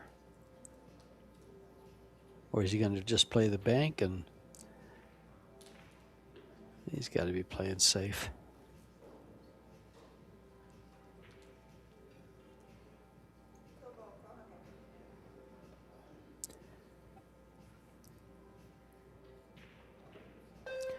See if he plays his two-way by getting the cue ball drawn back over by the 5.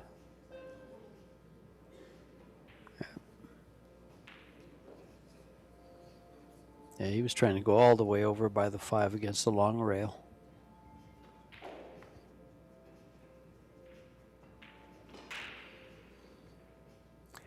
Zilinski has an interesting shot here, Tim. You like to bank this and draw the cue ball under the 3? I'd like to just bank it and stop the cue ball. Yeah, well, But he's down even 3 better. to 1. I'm not Yeah, sure about that's the right. risk. I realize that, yeah, but I'm not saying I would do that. I'm saying I'd like to bank it, but I also like trying to get behind the 7 with the cue ball. Well, I was considering maybe playing the cross side and playing a somewhat of a two-way. So if you do not make it, the cue ball stays above the 3 or maybe near the 5-9. But yeah, I would definitely say this is a much better shot than going for the bank. Yeah, it's...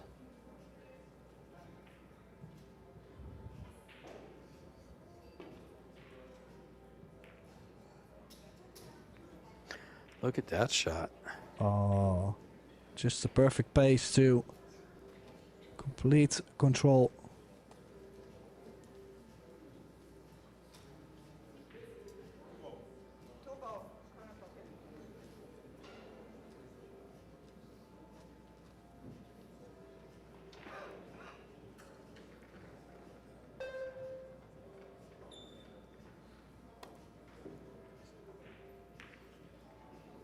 Oh.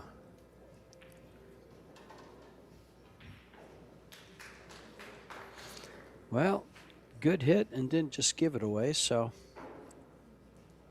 And in our first quarterfinal to finish up, Aloysius Yap has taken down Tyler Steyer 2 sets to 0, beating him 4-2, 4-2.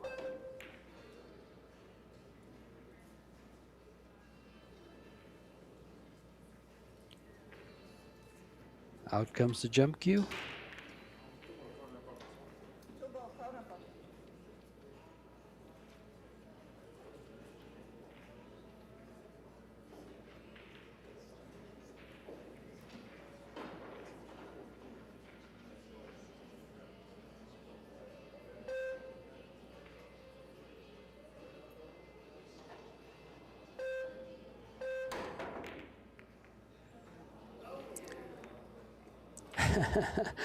Now, Tim, I ask you, is that a highlight shot?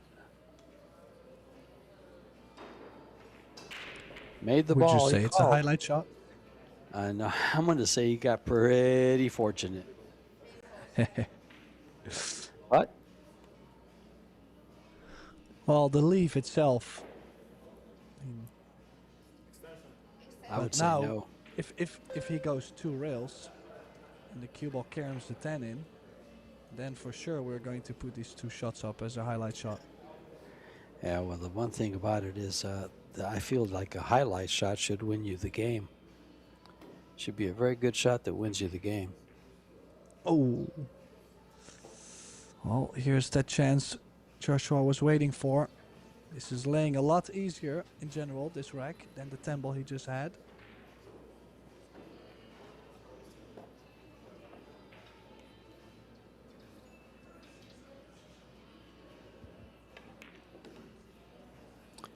Well, with an open table, things do not look good for Victor Zilinski. He might just have to settle.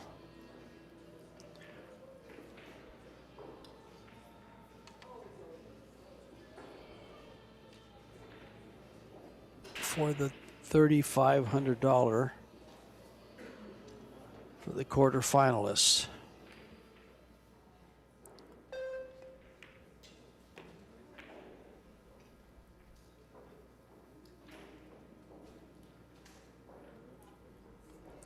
A10 combo.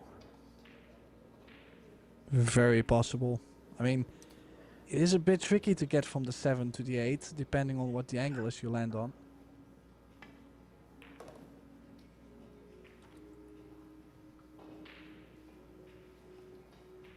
Yeah, it looks like he's going to come back to where the cue ball is, just past it, and shoot the 8-ball to the other pocket.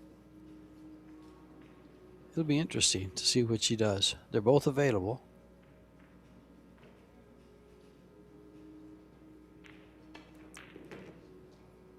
Yeah, it just goes with the natural flow of the table.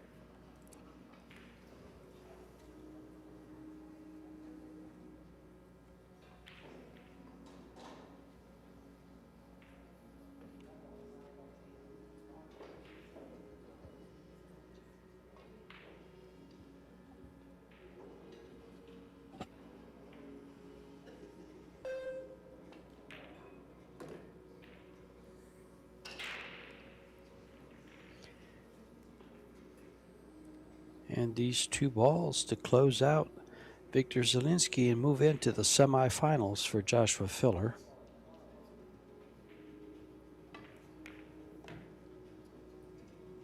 He's going to take the distance and complete the clearance. And Zilinski does go home with a $3,500 check. And Filler moves on to the semifinals, where he will meet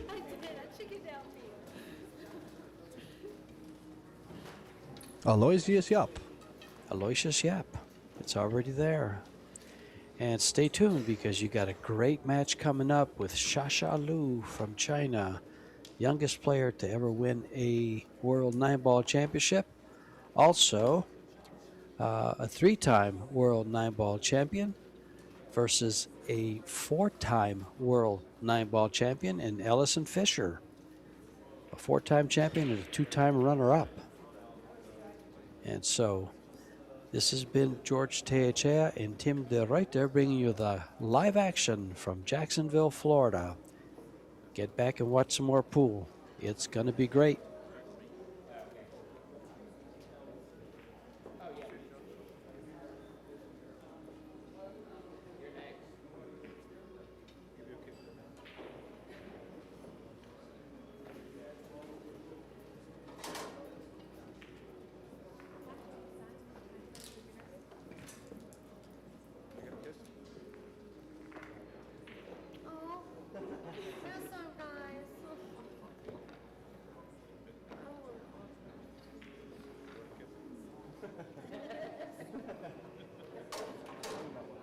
That's right.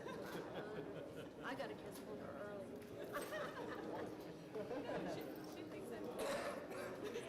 Yeah, I thought you were. Well, she was male. Thank you. Thank you so much.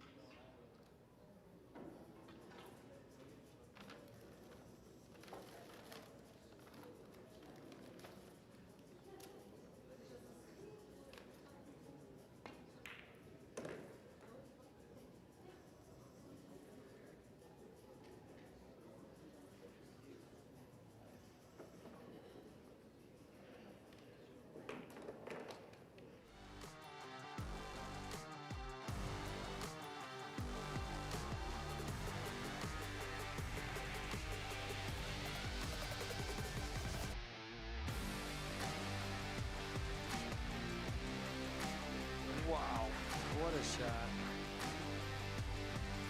Fantastic shot.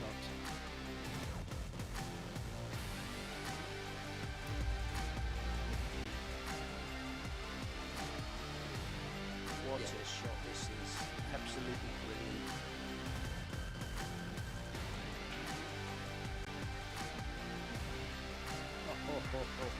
Did it again.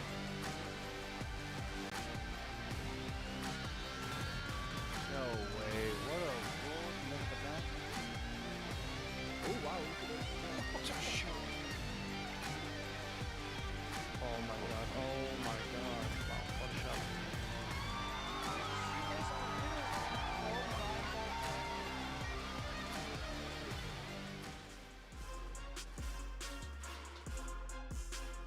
Good afternoon, ladies and gentlemen. Welcome to the Hyatt Regency Jacksonville Riverfront. Let me present to you the 2025 Kamui WPA Women's 9-Ball World Championship quarterfinals.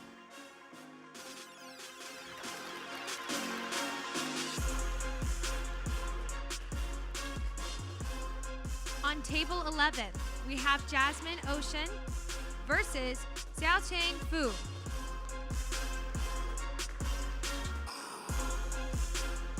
On table 17, we have Sio Sioa versus Wan Lin.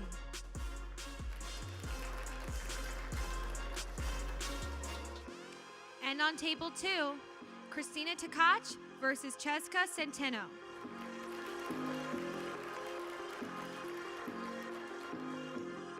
And on table 1, Xia Liu versus Allison Fisher.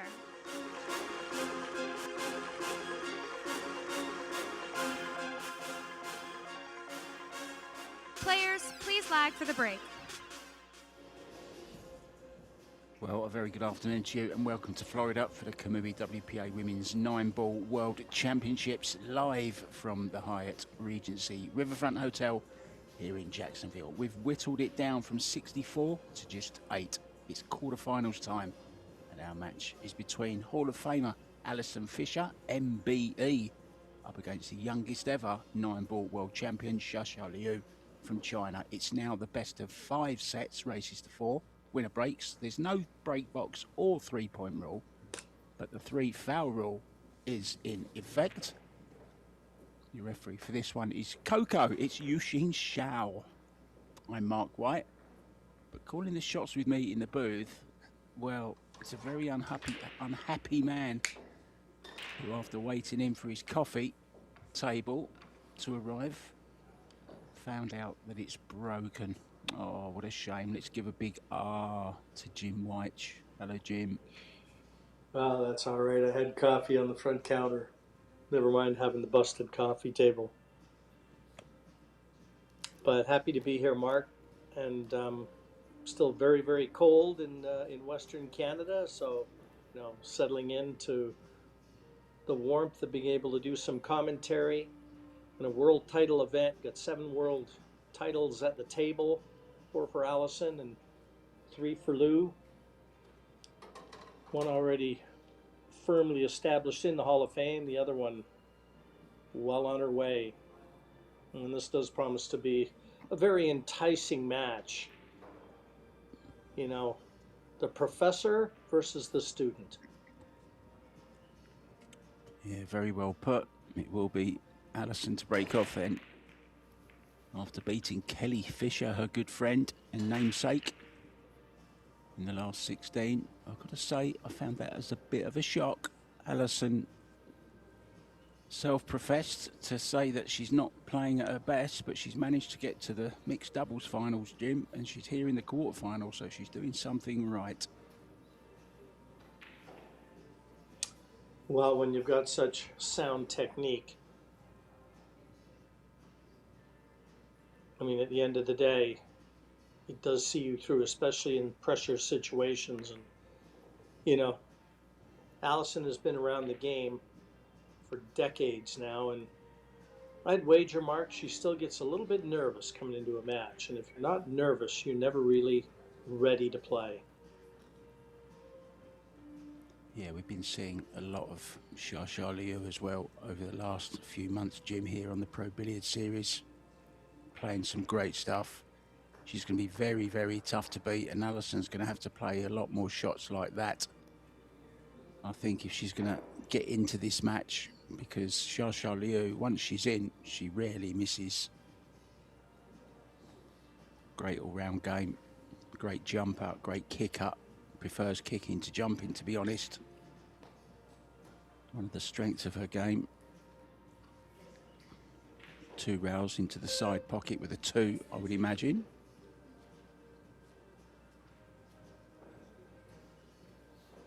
Yeah, not the easiest of hits right out of the gate.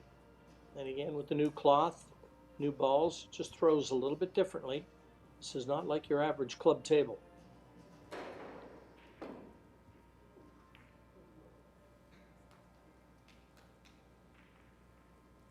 Well, it's a hit, but that's where the happy stories end. So a chance for Alison, not easy.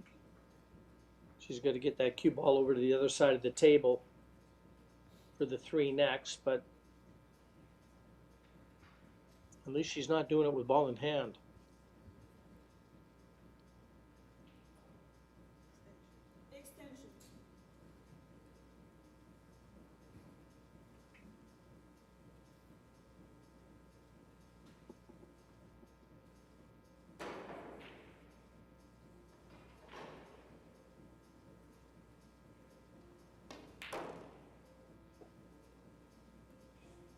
Mark, we commentated yesterday on a mixed doubles match that saw Alison and her partner Jesus Atencio win their match and book a spot into the final later today. Alison looked pretty sharp. She's had a lot of table time here in Jacksonville. Yeah. A lot of match table time. It's a true saying, Jim. Class is permanent, form is temporary. She's certainly oozing class. That's a really good shot she's played there. And it looks like she's kicked on a gear, Jim, since she didn't play great in the doubles, I wouldn't say, but at one point she was the highest player overall performance player in that particular match, especially in the second set where she had a real purple patch. And down goes the purple she finished four. very strong, didn't she, though? Yeah. Yeah, I felt a bit sorry for Savannah Easton, but still a great result for her. Semi-final spot, Jim, at 15 years old is pretty good, isn't it?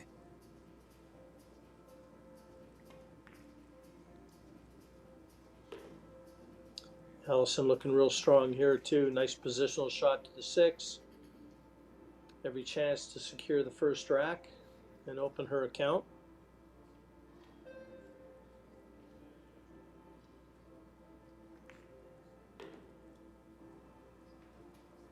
Oh, a little bit funny. That's okay.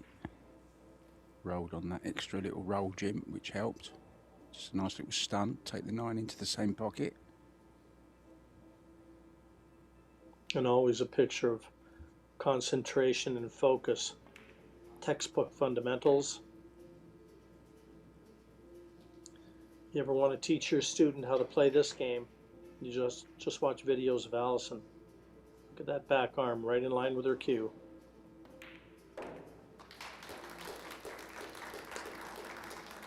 Yeah, that'll give her a lot of confidence. Always nice to start well, isn't it, Jim? It's the old saying, you never feel like you're part of a match until you get on the board. And it was that really good safety shot which forced the error from Xia Liu. Okay, she made the kick, but as always, it's not hitting the ball, it's what you leave.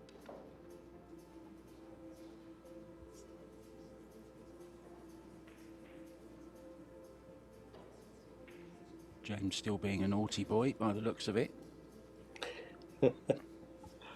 Always makes me sound important when someone calls me James, but also makes me feel like I'm in trouble.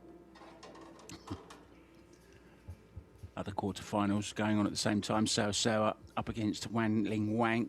Jasmine Ocean, who had that amazing match earlier on against Wei Shu Chen. She's up against Xiao Fang Fu and Christina to catch against Cheska Centeno. That's over on table number 2.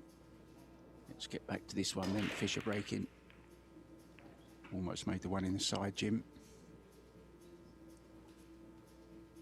No, the 4 is giving it cover.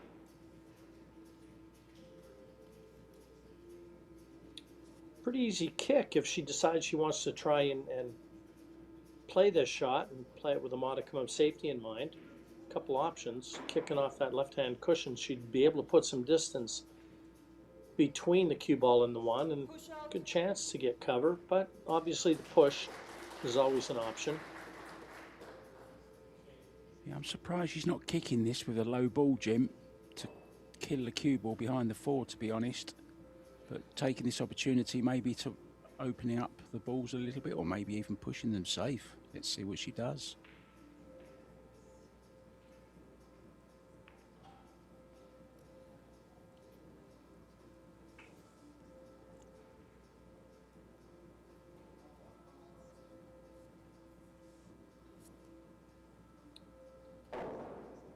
I don't think Allison's going to be turning this one away. There's enough of that 1 ball out where she can bank it back down, not far off where she's cueing, and hold the cue ball behind the 4.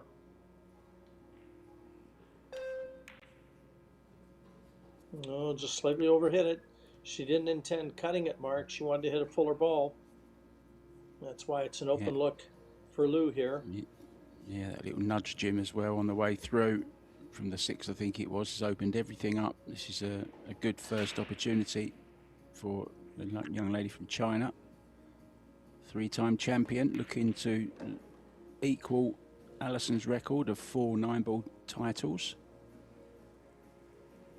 Should be a high quality match, this. 7 world titles, Jim, on the table here. Quite an astonishing feat, to be honest. Won her first one at age 16, this young lady.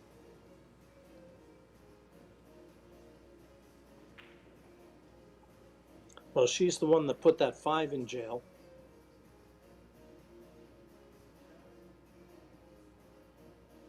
And she's going to be the one that has to release it. Oh, she was trying to come past it, Jim. I'm sure she was going to play the 4-7-5 combo. I'm pretty sure that's what she was trying to do. No, you're exactly right. The 7 and the 5 are set to the bottom left corner. She might move them with her jersey, open them up. I hope Coco's on. Yeah, not even bothering potting it. That's a strange shot for me, Jim. That really is a weird shot.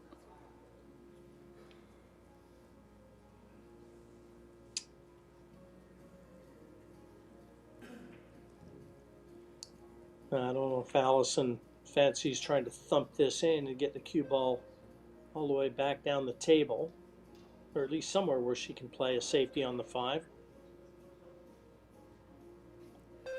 And that's not to say this long 4 isn't tricky. A lot of distance between cue ball and 4 ball here. Let's watch this back arm. Beautifully smooth struck. Just a containing safety, Jim. It's all about that 5 ball, isn't it now? Yeah, that's the key ball in this rack. 4 really offers no value unless you can get below the 5 and play a good aggressive safety. But you know, when you see these safety exchanges, you got to feel that they're going to favor the player with more experience.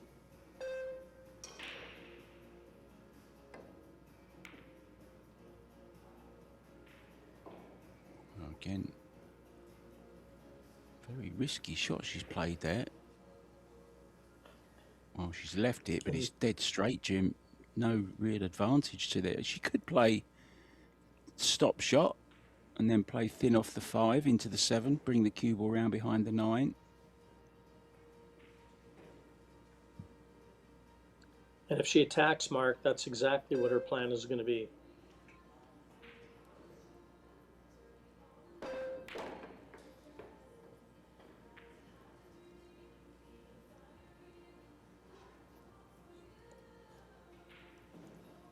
Get a glimpse there of Christina Zlateva with the black and white on at the front, holding a Starbucks next to Ina Kaplan from Germany.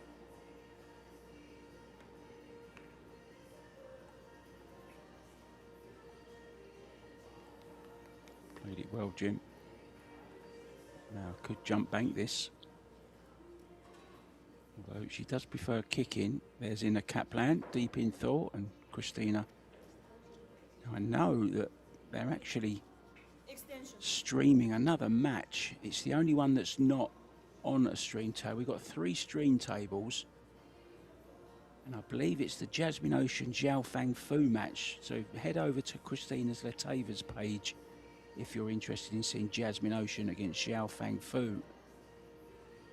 That's probably what they were watching on that iPad. Oh, she hasn't cleared it, and that's why I said she's not really a jumper. She does prefer to kick.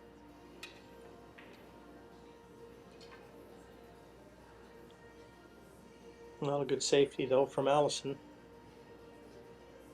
It's bought her the opportunity.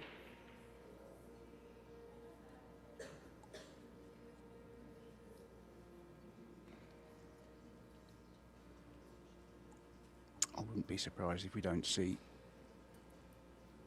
Kelly Fisher, actually. I'm sure she'll come and watch a very good friend. They normally do when one of them's been knocked out. The result is soon forgotten. They're all good friends on the women's tour. It's another good shot, Jim. She's come with a plan.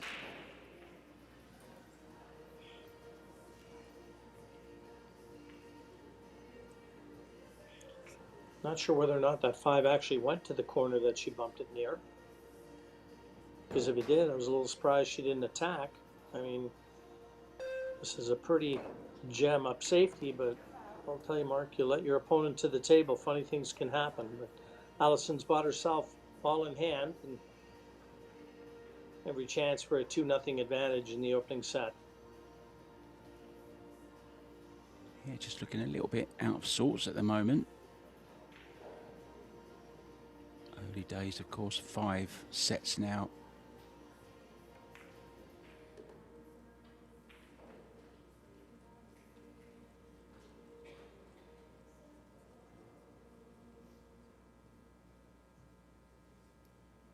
Good cue ball, always leaving herself an angle on the next ball, makes the next positional shot that much easier. Straight on this one's okay. Can just come straight back for the black, Jim.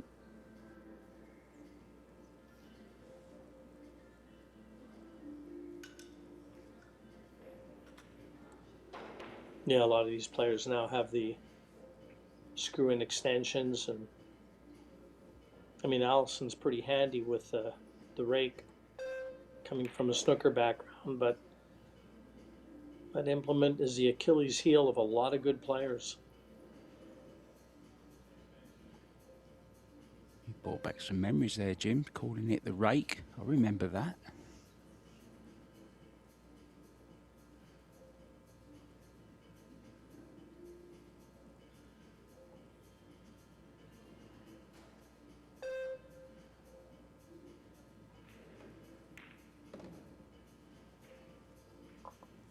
Yeah, 2-0 going to be confirmed. A good start for the Duchess of Doom.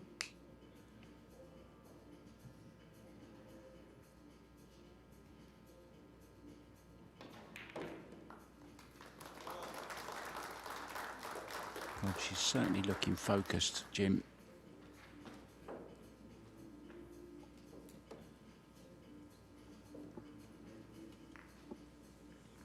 Yeah, when isn't she? You rarely see much emotion. And we saw a little yesterday when she made that combination on the 10 to see her and her partner Jesus into the final of the mixed doubles. She got a little excited. You don't see that often from Allison, do you? No, you certainly don't. And I'll tell you what, they're a very, very good pairing. I'm not saying that just because they're in the final, but they just work well with each other. You know, her experience and his young shot-making ability. He's a terrific jumper of the ball as well.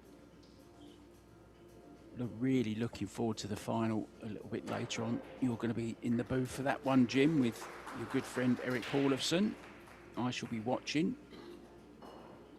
Looking forward to that. Up against Conrad Musician.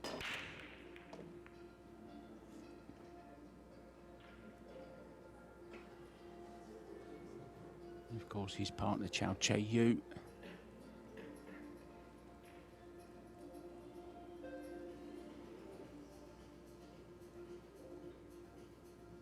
$50 grand on the line here, 50,000 US dollars to the winner. 40,000 in the doubles gym. And 30,000 to the men.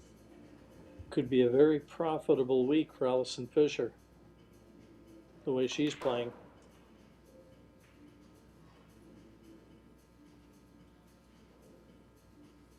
Yeah, she's lacked a lot of confidence just recently, Jim. I know that from talking to various people, including Alison herself. But if she can get that confidence back, which it looks like she is doing, she can be very, very dangerous. And who knows, a possible 5th World 9-ball title for her this week. Very capable.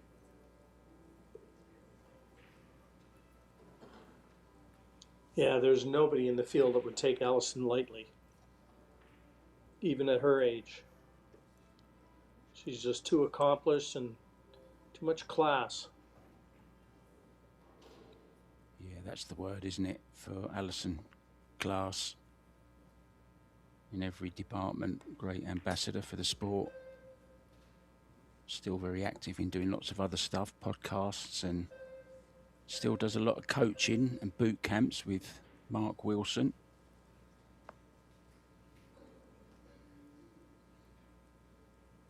Lovely lady. Lovely family, actually. Her mum Christine, brother David, who I had the pleasure of meeting a few occasions.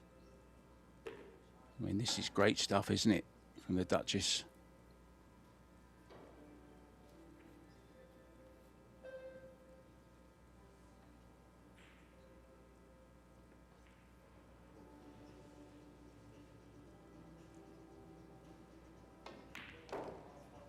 Yeah, Mark, she honed her skills on a snooker table in the early days and came across the Atlantic and stamped her authority on women's pool, sporting the U.S. flag now, her nationality.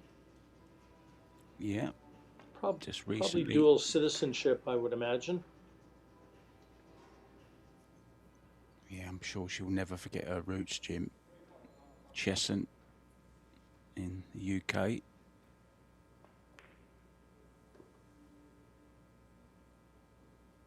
But this is a really stylish start.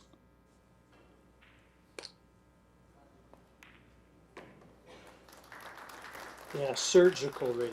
Slow, methodical, error-free. Lethal. Yeah, it's been really textbook from Alison to this point. She's extracted a few mistakes, and every one she's capitalized on.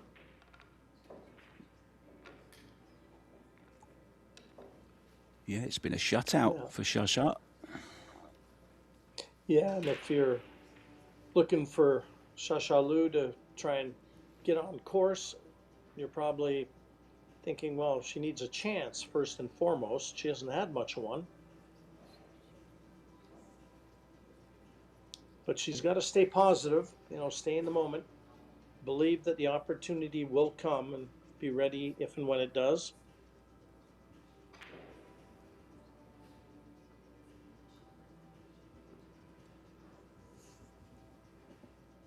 Give you a couple of latest scores. Cesca Centeno 2-0 up on Christina Tkach. Big favourite, even though she's just switched Q companies, Jim. Went over from Predator to Q-Tech. And she's using carbon now. Never thought I'd see Cesca use carbon.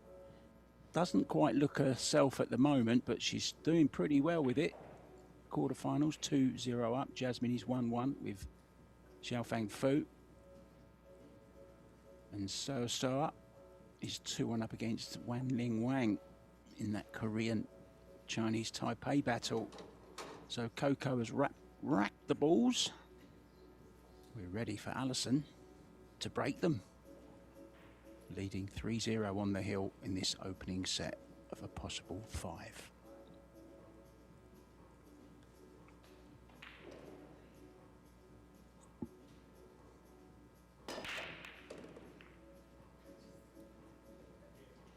Ball down, Jim. Yeah, no love though for the one. I'm not even sure if she can see it, but those balls didn't really split the way they would normally in the middle. So maybe a little bit of a loose rack. But at least Alison with a chance to dictate the pace here. Push out.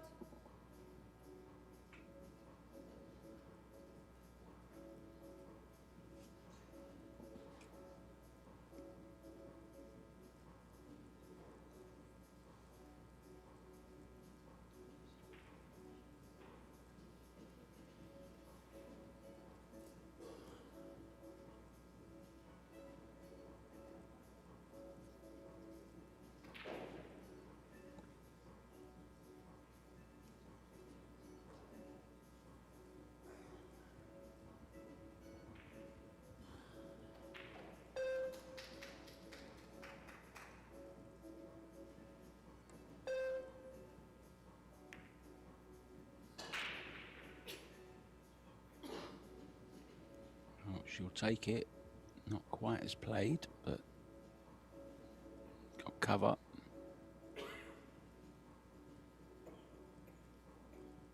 Just wondering, might Alison jump out of this one?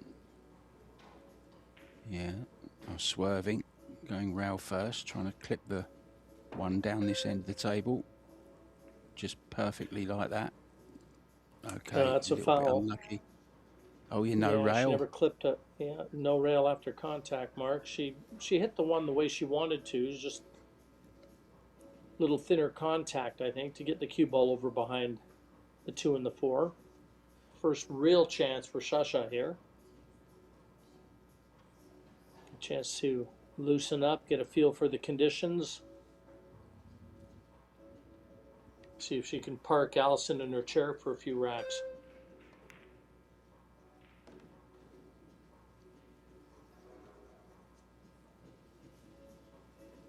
Oh, she's become one of my favourites to watch, Jim. Shasha, she really has. I like the way she plays the game.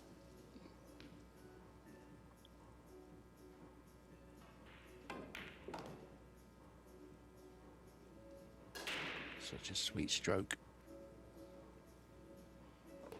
And trying to leave an angle on the 3 to get over for the 4. And sure want to do the same from the 4 to the 5. Somewhere around the middle of the table will do nicely.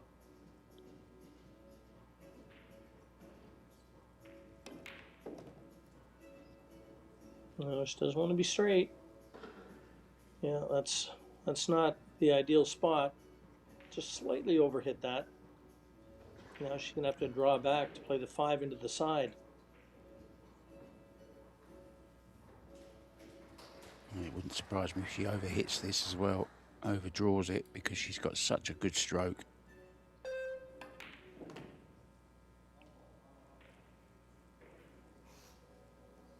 Hit it perfect, Jim.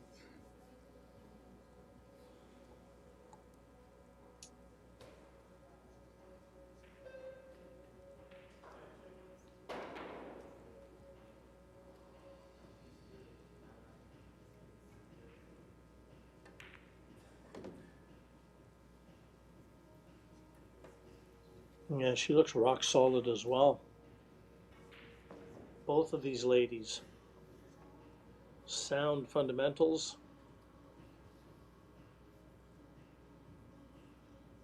Could be in for a humdinger, Jim.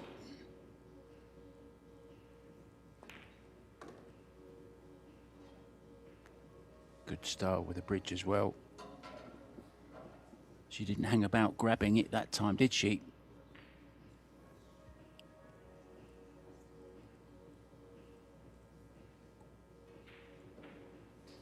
Can go 1 or 2 rails here.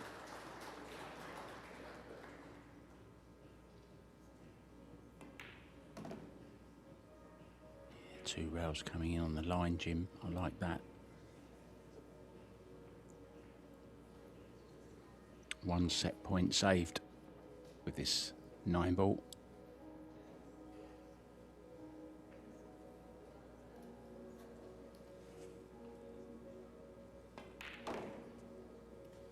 Well, she finally secures her first rack. There's still a 3-1 lead in the opening set to Alison Fisher, but Lou off the mark and with the break in rack number 5. Yeah, I've been sent some interesting stats actually of TV table play, and at the top of the list for player overall performance is Jasmine Ocean. I don't think you'd guess the second one, Jim. It's Diana Kodyeva, who had an 8.08 performance. Christina Takachi in third on 8.02. And funnily enough, Xia Liu doesn't feature in the top 20. I find that very, very hard to believe. Alison Fisher does, 7.81. Just 2 TV matches for Alison. It's interesting for sure, and surprising, as you say.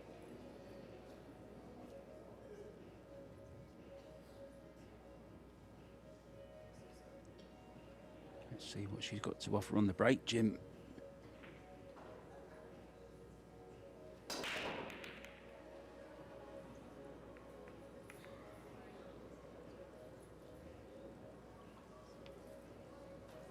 Ball down. Nothing Nothing but down. Chance for Alison. I'm missing a ball But somewhere, Jim. How do you get? How do you get? I'll leave that one to you. Oh, how do you get from the 1 to the 2? Well, I can still only. Oh, of course, we're playing 9 ball. I'm looking for 10. I'm looking for 10 balls, Jim. I'm all over the place. We're playing so many different tournaments at once. I'm looking for the 10th ball. I was about to say your voice sounded a little high, but you're okay. Oh,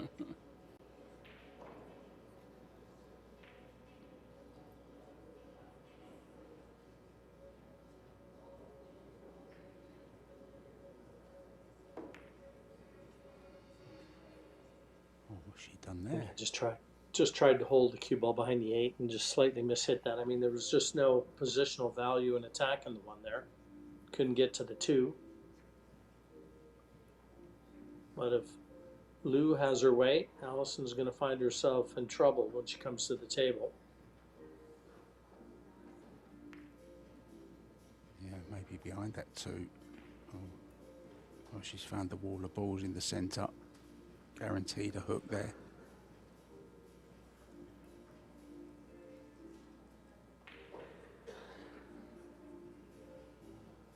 Looks calm enough, Jim.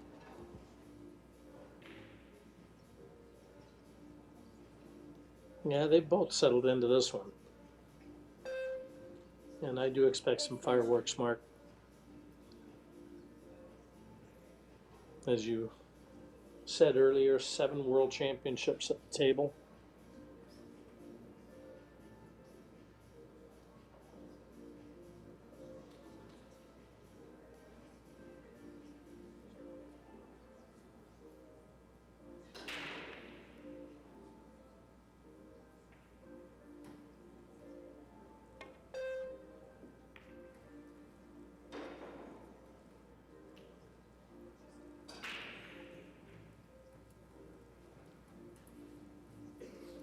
Well, there's a gap, Jim.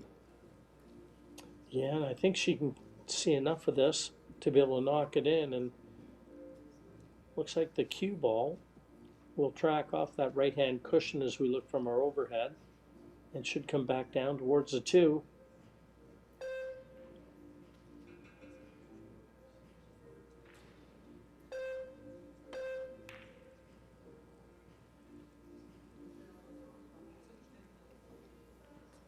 Played with a lot of left-hand spin there, Jim. Made the pot that more difficult. Yeah, I'm not convinced she even tried it, Mark, the way that she played it, but only she knows.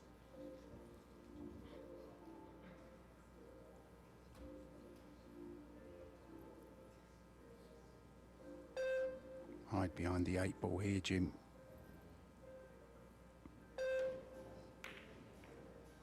Or the 6. I don't know what she played, not sure. But it's a chance. Is it? Or is it a blocked by the 5? It's close.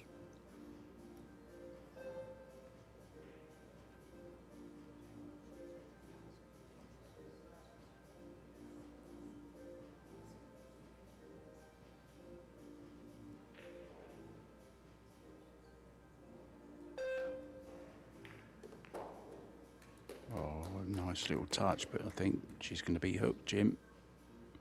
Yeah, she took a chance, didn't she? She knew she was taking the cue ball into the 2 and the 9, and it was going to be left a chance dropping on that 2 ball. And she got a possible 2-4. Maybe too far away from the pocket, the 4 ball. Yeah, She just... again, fraught with danger here, Mark, because she knows in slicing this 2, it's going to be heading towards that right bottom corner, so she's got to try and find cover with that 1, with that cue ball, try and get it behind the 8 or the 6.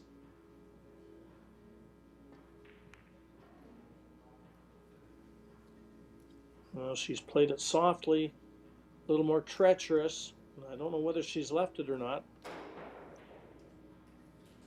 Certainly left a kickable opportunity.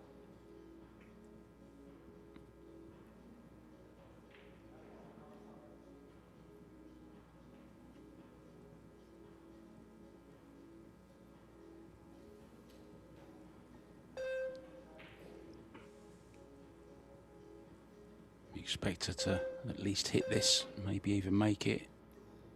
Oh, very close. Tried to straighten it with a bit of speed into the rail, Jim. Angle not quite there.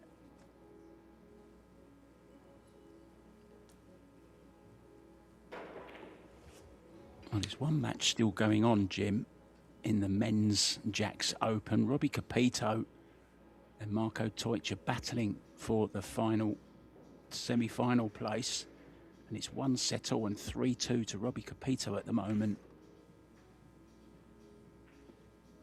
Winner of that will play Arseni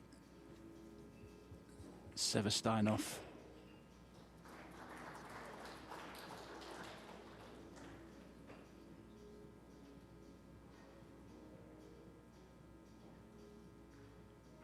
I think I say that guy's name different every time I pronounce it.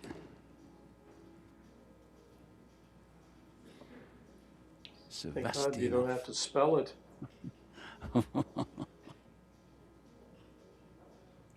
Yeah, Loisha Shat plays Filler in the other semi-final. That'll be a top class semi-final. That will. 3 southpaws, Jim, in the 4 semi-finalists, guaranteed.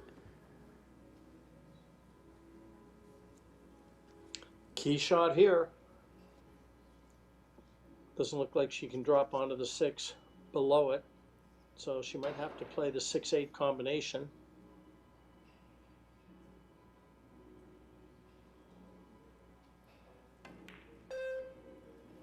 No, she's taking her eye off the ball. Yeah, eyes flicked to the right where the cue ball was going, Jim. How many times do we see that happen?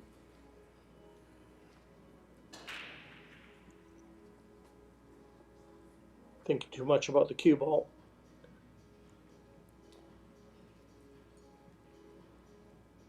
Yeah, you've got to watch the ball into the pocket. That's what you've got to do. Don't let your eyes wander. End up playing across the cue ball. That's happened there.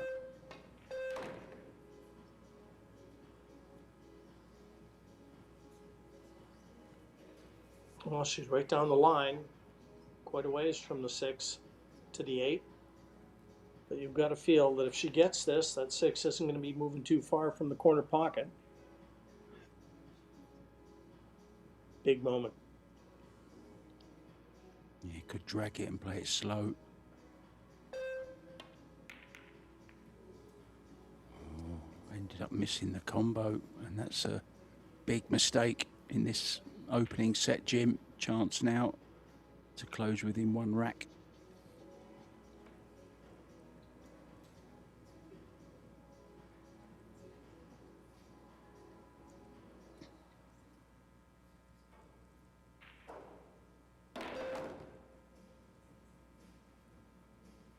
Didn't hold back there. Nicely on this 7.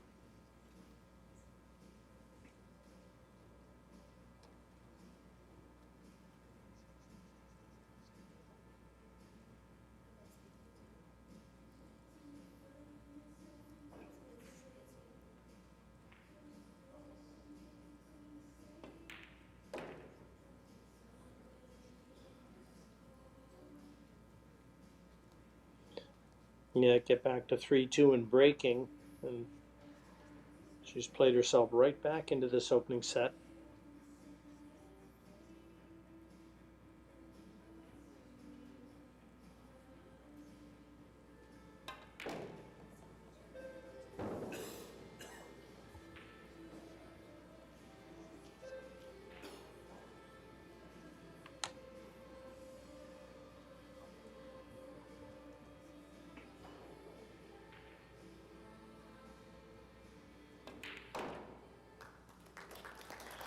And 3-2 confirmed.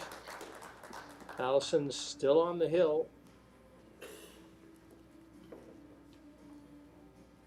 this is day number 5 in Florida. Florida population rank is 4th in the US, behind California, Texas, and New York, so it's a pretty big state. The Sunshine State, lots of great seafood and key lime pie. Jim, have you ever had a bit of key lime pie? I love key lime pie, and I can tell you, Mark, that Florida probably home to more Canadians than any other state. A lot of snowbirds head south for the winter and have property down in Florida. A lot of people that I know. Wow.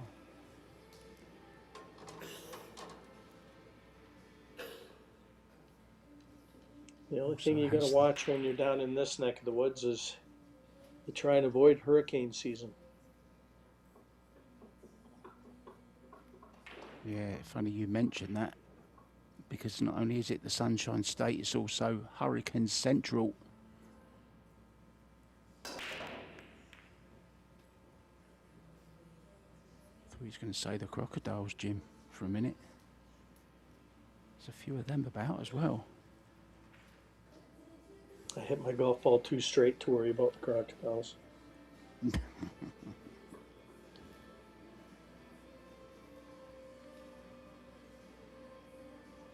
Yeah, that's another fact about Florida. It has more golf courses than any other state, Jim.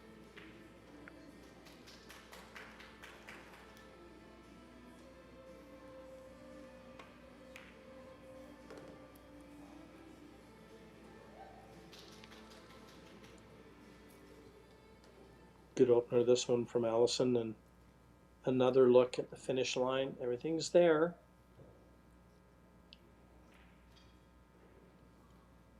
Two, three, four, all in close proximity to pockets, so just got to navigate around the colors in the middle of the table. Keep control of Whitey is what you're saying, Jim, isn't it?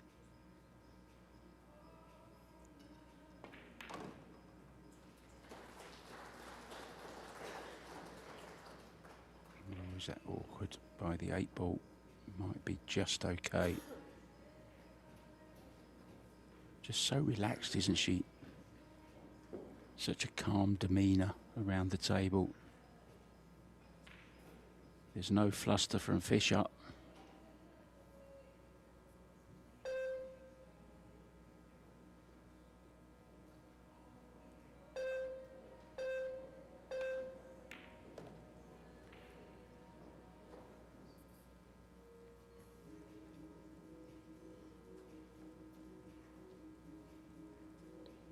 Yeah, just spin this around the back of the colors. Off 2 cushions. This is all about speed, this shot.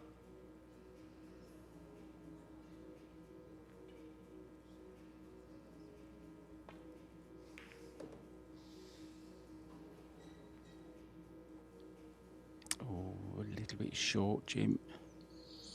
Yeah, she is, Mark. She'd like to have traveled at least another 12 to 16 inches to have made this a lot easier than it is now. And she's hampered queuing over the 6.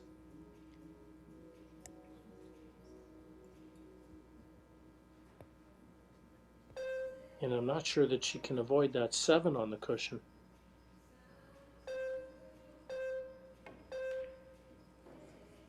Oh, she's overcut it. Maybe didn't go for it. Maybe played a Well, two-way. you know one thing, if she'd have made it, she would have hit the 7 because she narrowly missed the 7 and, as you said, overcut it.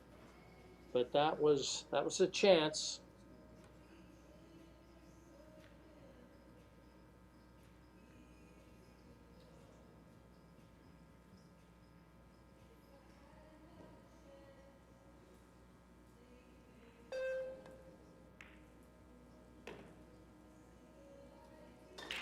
Strokes it home. Good angle on the 6 to get to the 7.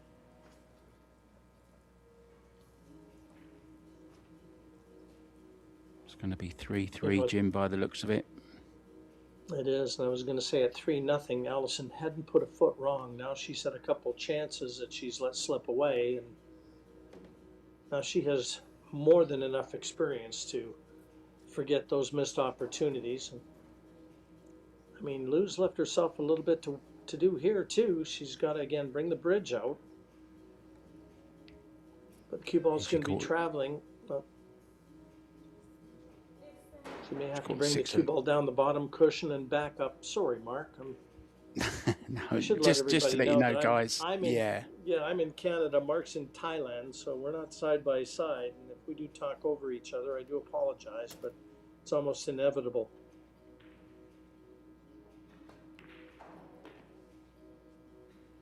Good recovery, Jim. Yeah, that was the bridge. Yeah, it was a good recovery, and that's what I was saying. She's going to have to travel a bit with the cue ball, and she did a terrific job. Back in perfect position now. 3-3, very much on the cards.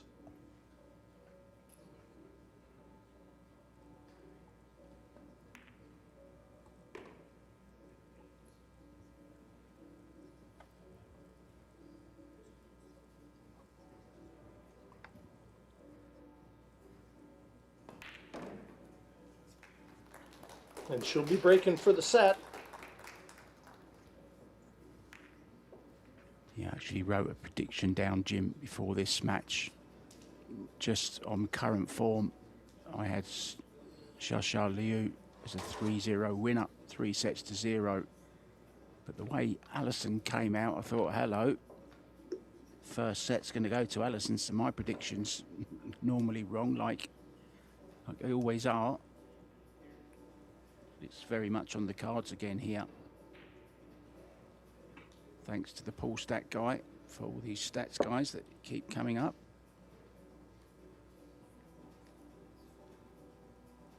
Yeah, pretty close as you'd expect. I look at the first shot after the break, though. Allison, much higher degree of success, 83% to 17. And break success from Allison, 75%. And Lou yet to see a ball down off the break. And this is her 4th break in the match. Yeah, and she might be struggling on this table slightly, Jim, because I've just been told this is actually only her first match on a TV table in this year's 9-ball championships, which I found very hard to believe. Ball down, shot at the 1. Okay, not easy one. So perhaps she's just been getting used to the table, Jim. It could well be the case.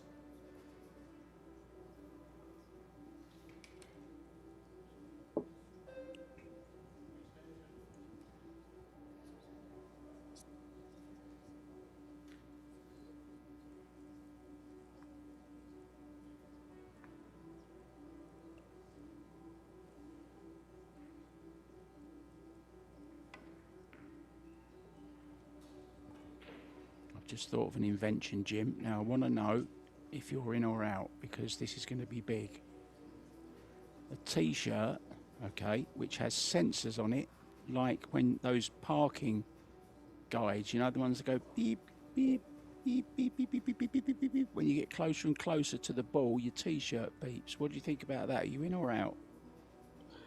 Yes, I would have. I know who'll be out. The referees. Yeah.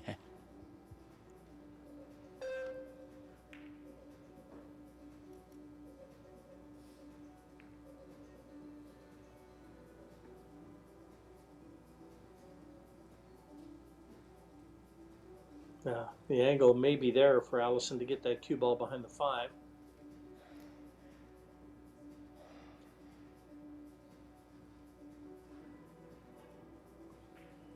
And if she can weld that cue ball behind the 5, go a long ways to winning the rack in the first set.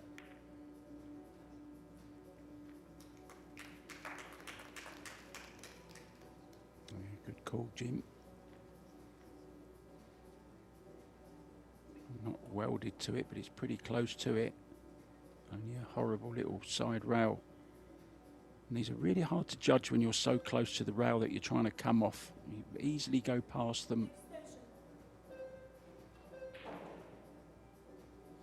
And it's important that she hits this. Cue ball at hand, everything's in the open. And you'd have to expect Allison to get out. So she's got to hit this too. Yeah, normally to the right you'll miss that, just like she did. It went short. And as you said, Jim, gilt edge opportunity here for Shah for Allison. Courtesy of Shah.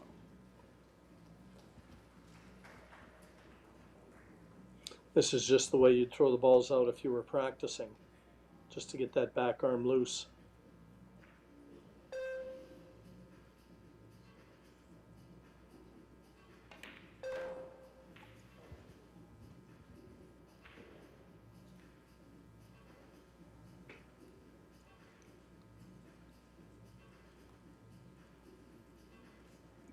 I think the pockets have caught a few of the players out. Jim, in this tournament, playing very, very tight, 4 and an 1/8. It's not very big. Even with new cloth and new balls, we've seen a few rattlers.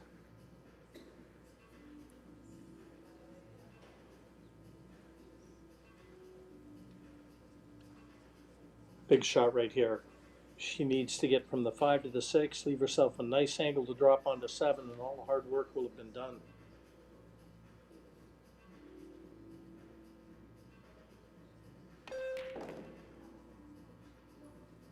There's that stroke again, a little bit short, Jim, but I think she can stun round 2 rails past the 9 and the 8. May even be able to draw out of it. I think she can stun round 2 rails though, quite comfortably.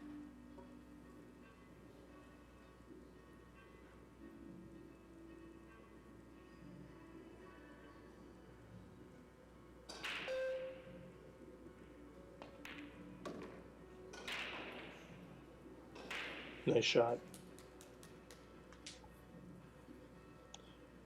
Marginally short of what would be ideal, but this shouldn't pose any problems. Just across the table twice for the 8 bottom left.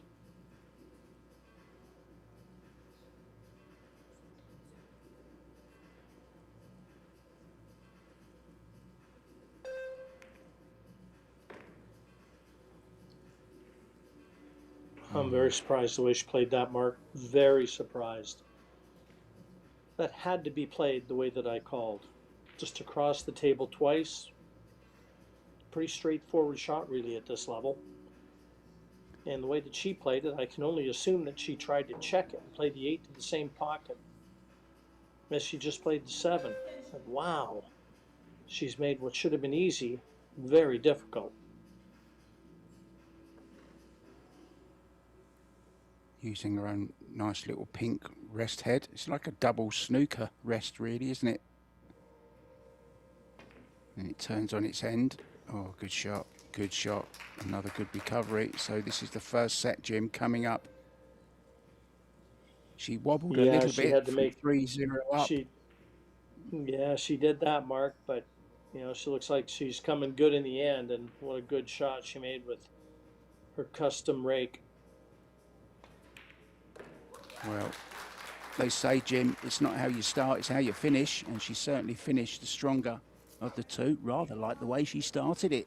The gloves coming off, the players are going off, and Jim and I are going out. We'll be back when they are. See you soon for the second set.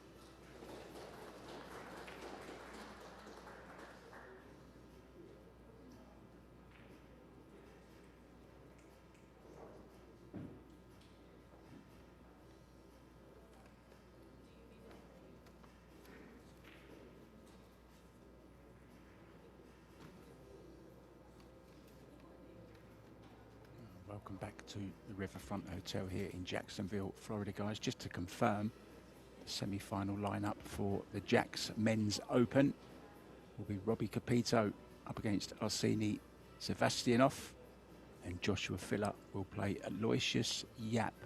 That's today at 2 p.m.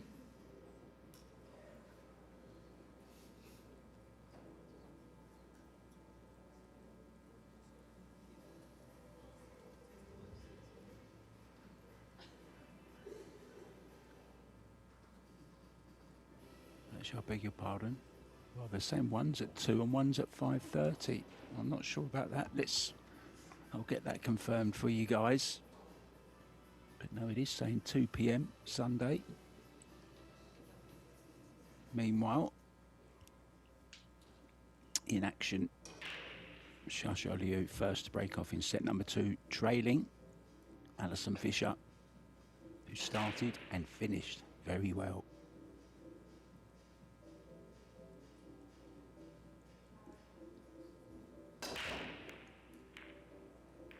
Oh, cue ball, Jim. Cue ball. It's in. Yeah, big chance for Alison to kick this one off exactly how she started the match. That first set taking almost an hour, finishing 4-3 for Alison. So if that's an indication of what we're in store for, I hope that the folks in the audience have had their lunch.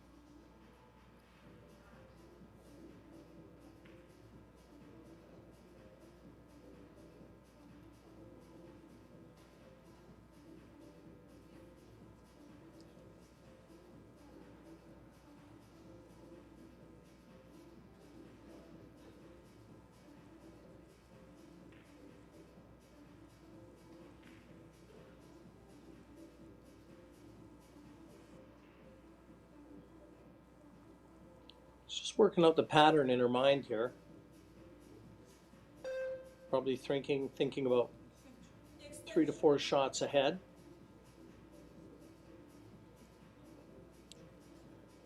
Everything's there. There's her doubles partner coming to cheer her on. That's nice to see, Jim. Played this well, Jim. Yeah, Jesus Atencio. He'll be partnering Alison in the final of the mixed doubles tomorrow. Or is that later today, Mark? That might be later today, actually. Yeah, it's today, 8 p.m, Jim. Yeah, Alison's going to be spending a lot of time on center stage today.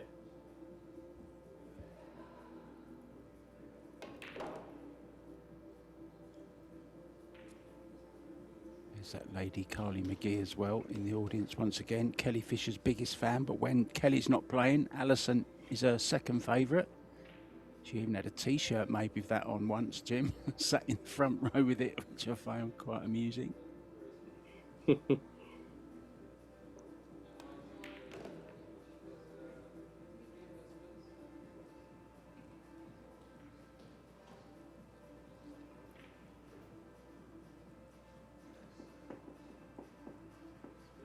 Many have fallen by the wayside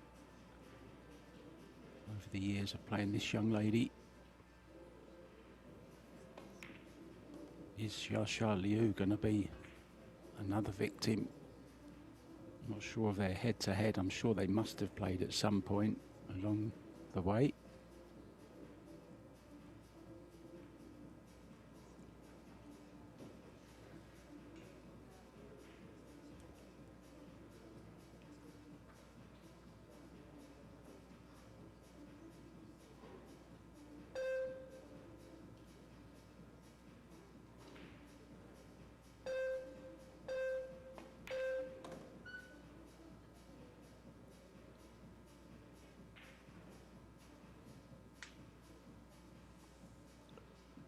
Yeah, much like she started this match. Perfect cue ball control, very composed, and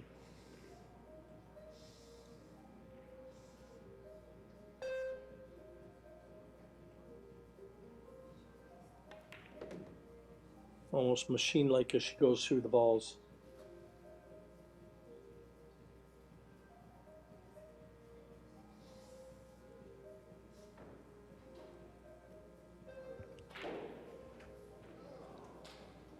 Yeah, Shasha actually beat Karen Kaur in her first ever World 9-ball title.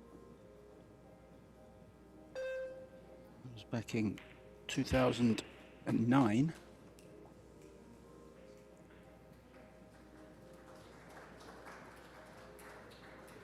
But those statistics now mean absolutely nothing. These two multiple champions going at it.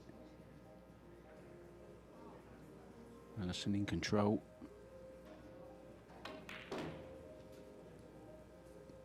Nice draw shot there, Jim. Effortless, wasn't it? Yeah, she's got such a good technique that she can generate a lot of power with no movement at all.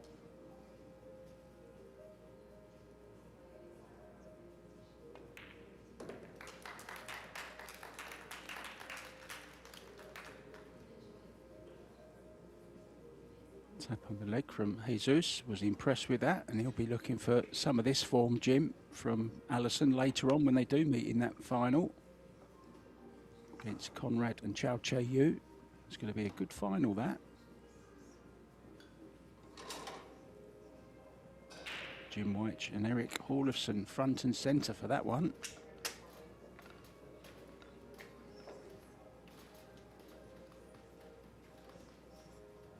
I'm a little bit jealous, actually, Jim.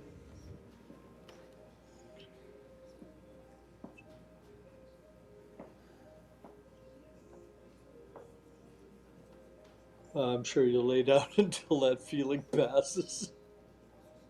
We're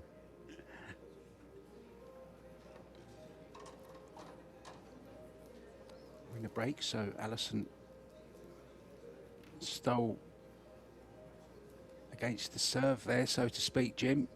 Shasha breaking off first there in the second set. Alison's already broke that breaking herself 1-0 up and 1 set up. Beautiful break, 1 in the side, 2 going to dress up, 3 down as well, Jim. 4 balls okay. Oh, look at the 5. Does it pass between the 7 and the 9? No, it doesn't. So she's got some work to do from the 4 ball. Yeah, she'll make sure she leaves herself angle on that 4, though, to be able to go over, and if she wants to try and develop that cluster balls near the left bottom corner. So she'll try and stay on the right-hand side of the table, Mark. Check that cue ball to do just that. But, oh, you know what? I'd like to have seen her leave a little more angle than that. I don't think she's going to be able to get that cue ball over there. This is going to be nothing more than containment. Knock this 4 in and look for a way to lay Lou in the weeds. He was a singer, wasn't he?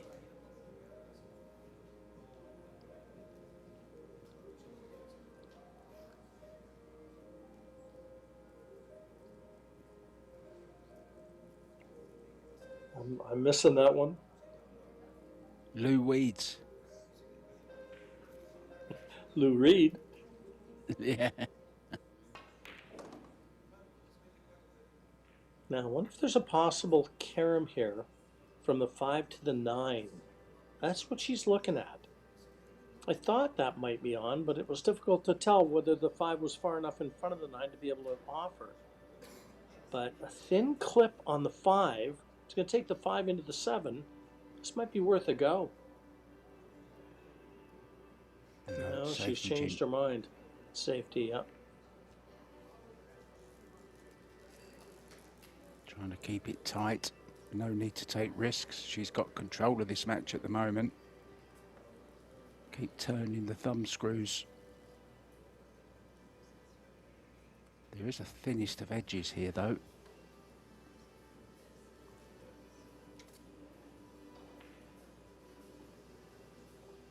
Now you get behind the 8.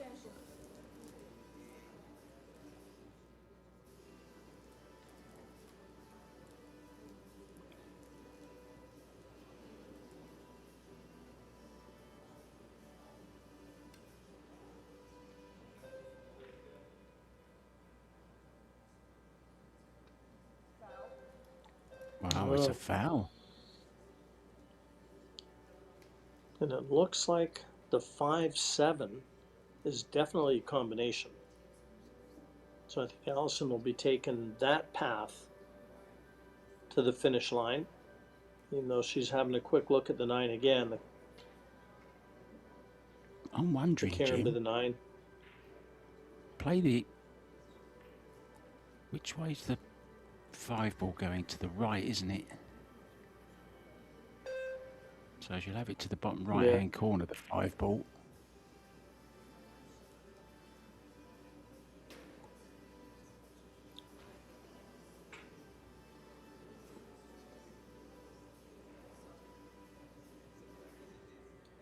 Spin this in, get over near the right-hand cushion.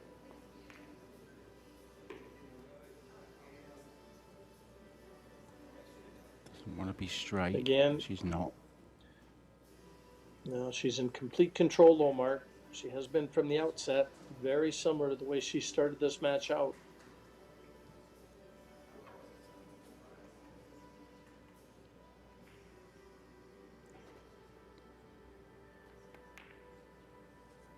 Someone just came and got down in their seat right in the line of Alison then, but it didn't affect her.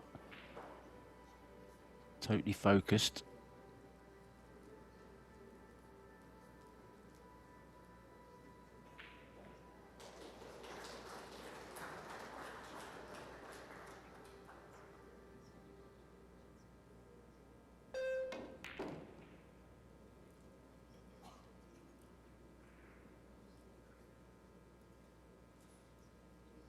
Looking good, Jim.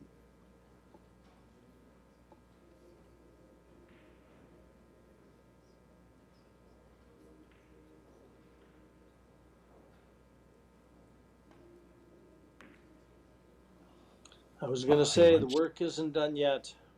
That was just a little bit more difficult 9 than she would have liked to have left herself. And that slow drag just misjudged it slightly, and boy, what a let off. Mark that one down, folks. What should have been 2-0, and Alison breaking 1-1, and Lou with the break. But boy, did she ever turn the controls over to her opponent there.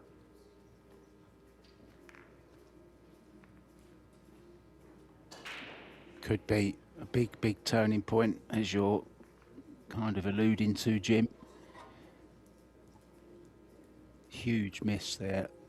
I'm a little bit surprised, Jim, that she didn't dig down on the 8 ball, jack up a little bit and draw and try and get closer to that 9, but she chose to run it across back and forth, and she finished a little bit short. You want to be leaving yourself easy 9s. Yeah, exactly right, Mark.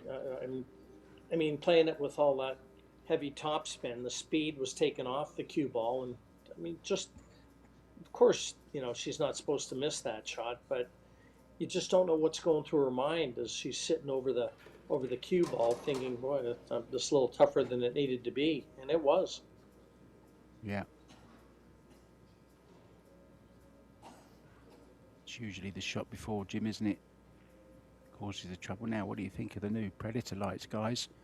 There's news of them coming up very soon. I was actually inquiring about them to Dave Warrington this morning, asking when they're available. Are they available now? I have a friend opening up a new club in Thailand, and he's looking for some nice stylish new lights, and they look great, don't they, those lights, Jim? The new H instead of the rectangle, it's now an H.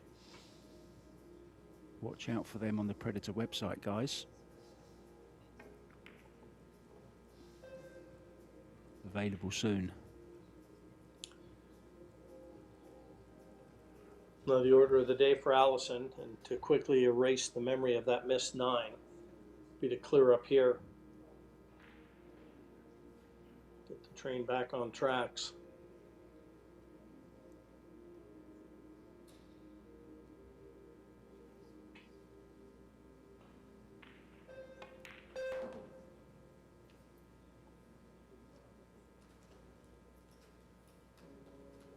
Yeah, not ideal, Jim. Wrong side of this 3 bolt to get. She needs to go short side, really, on the 4.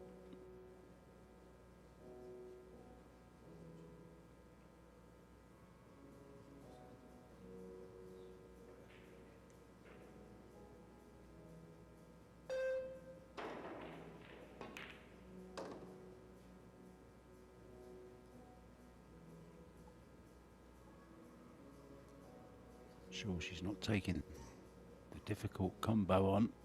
So just a safety, send the 4 ball around the angles. Send it 4 rails down behind the 9.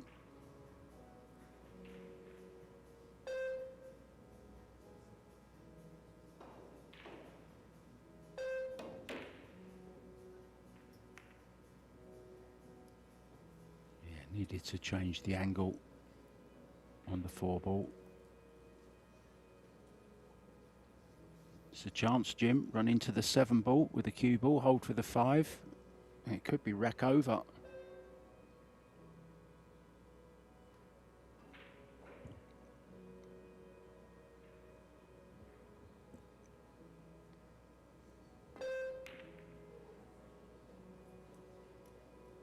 Not like that.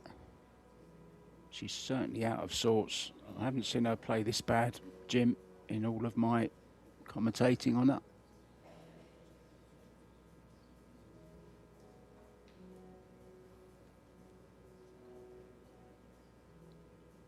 No Well, such Allison's problems. put her under a bit of pressure, though, Mark, and Yeah, true. you know, Very true.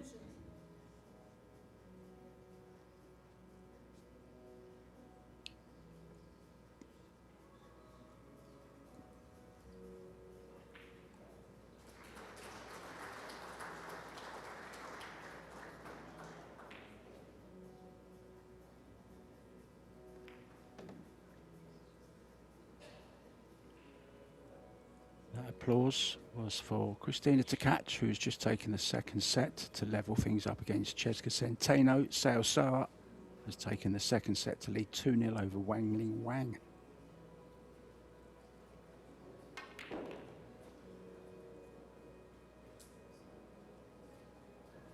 Cued that nice, Jim. Beautifully Yeah. done. great shot, Mark. A great shot for sure. Timed it to perfection.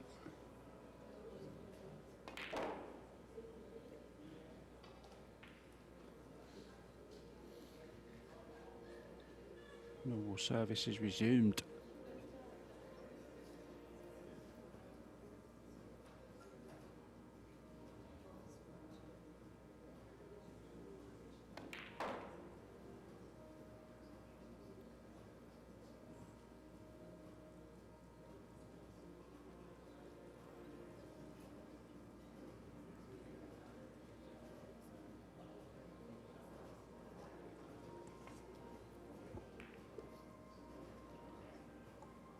Just check that a little bit. Too much. This is just a little bit awkward. Still expected to make it, but it's more difficult than it should have been or could have been.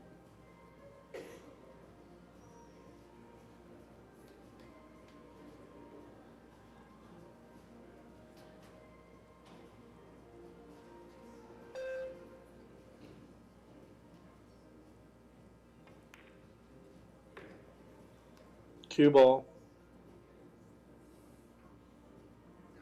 It's there. Wow. Well. Once again, Jim, it's all because of a poor positional shot from the 8 to the 9, and it really should have been a lot more simple. From the 9, she left herself just under hit the cue ball from the 8 to the 9, so 2 in a row, 2 gifts. Christmas is coming early for Shasha. Shocking. That's the only word I can say. I mean, to see those type of mistakes from Allison, just in a state of shock. And again, concentrating so much on knocking the 9-inch, she totally forgot where the cue ball was going.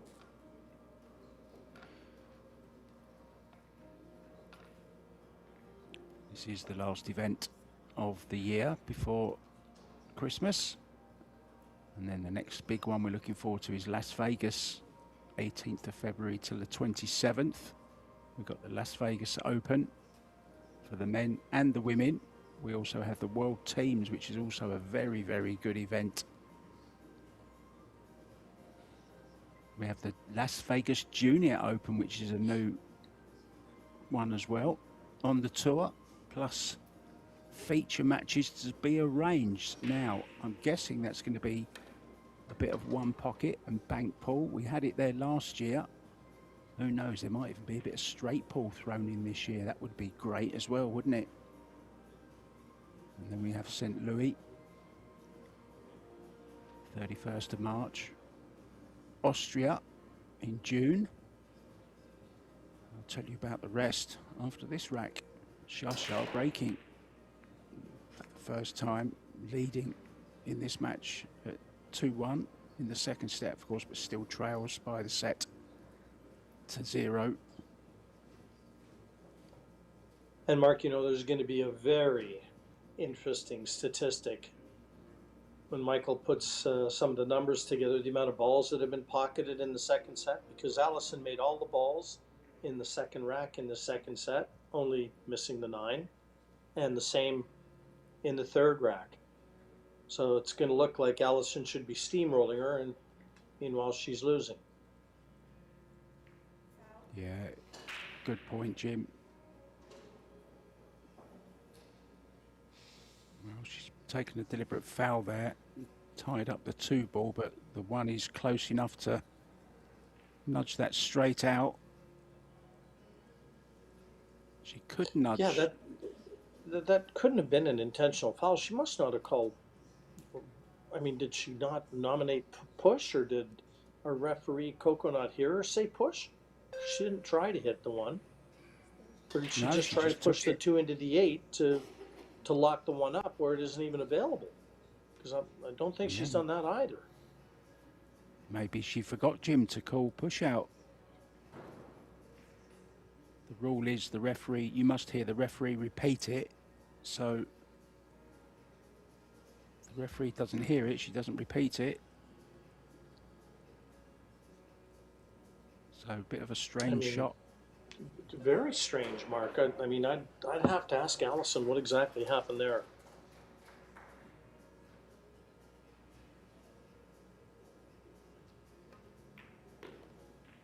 I mean, when I saw her queuing up to the 2, I just assumed that she was pushing out. But again, as you said, if the referee didn't acknowledge hearing it,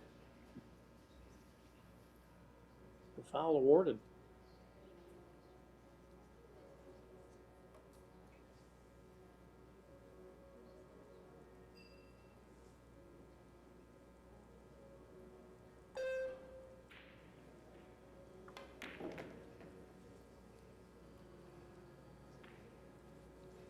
Good weight for the 3. Slight angle as well to get to the 4.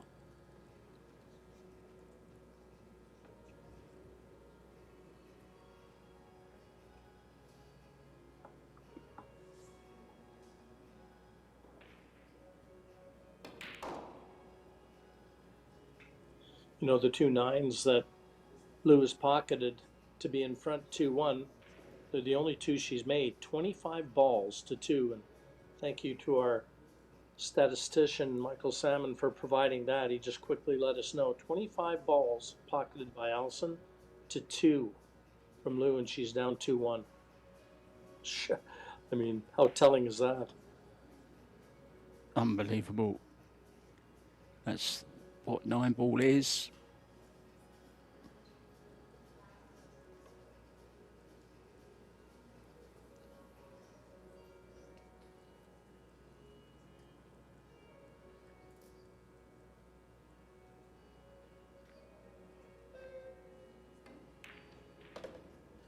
I'm not sure, Jim, if you're familiar at all with Duya, the Chinese. It's 9 ball played on a Chinese 8 ball table, so the pockets are tighter, but they actually use a different scoring system. It's like 5 points if you run the rack. Other than that, ball count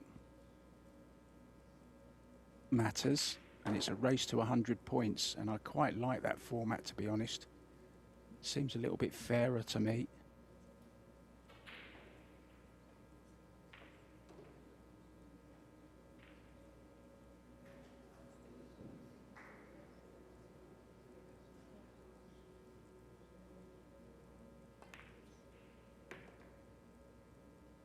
Shashar taking control though of this second set now. It's going to be on the hill. Looks like being 2 in a row. 3-1 the lead. Things just slipping away. Do you fancy a trip to Italy, Jim? Because 3rd of August, the PBS is off to Rome in Italy for a new tournament. Also San Antonio in November, and back to Jacksonville on the 14th to the 20th of December. So we will be back in this very arena again in 2026. It's going to be a busy 2026, Jim. Mark, who doesn't like a nice dish of pasta? Yes, please.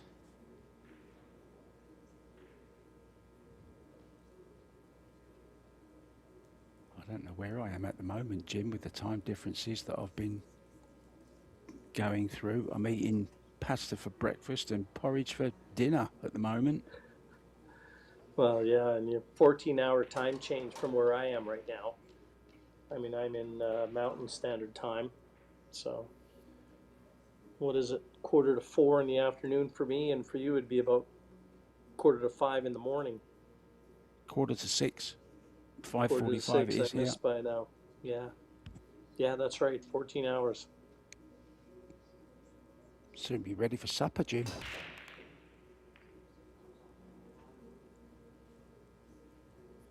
Yeah, she's struggled with a break, hasn't she, Jim? I'd love to know how many dry breaks she's had.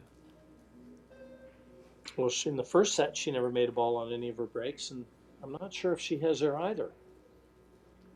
No, I don't think she has. I think it's all been dry so far.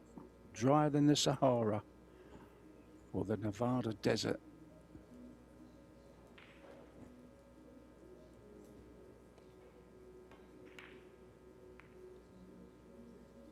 Nice bank. Great opening shot, that one from Allison. The only way she could hold position to the 2. Nice angle to slide over towards that 3 next. Yeah, the only thing standing in her way right now is how questionable her level of confidence is.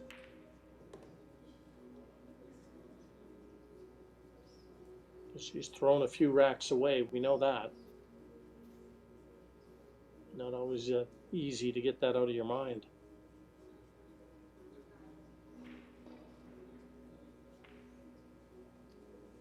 I thought that was Santa Claus for a minute in the audience. I've been a very naughty boy this year, Santa. I'm not expecting anything in my sack.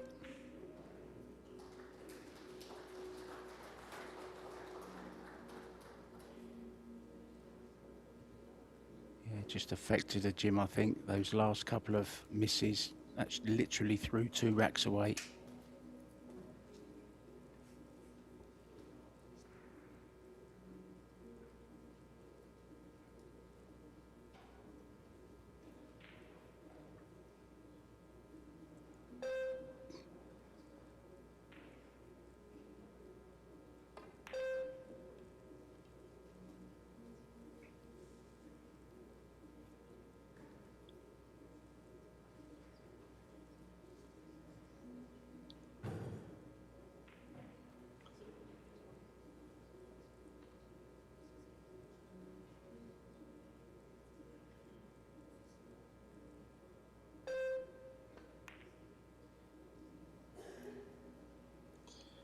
Yeah, Mark, I was looking at that. I'd like to have seen her actually take that on. Try and bank it up in the top corner. She could have parked the cue ball right there, and she would have snookered Allison behind the 9 and the 8. It was almost like a free bank. I thought she might come down and have a look at it.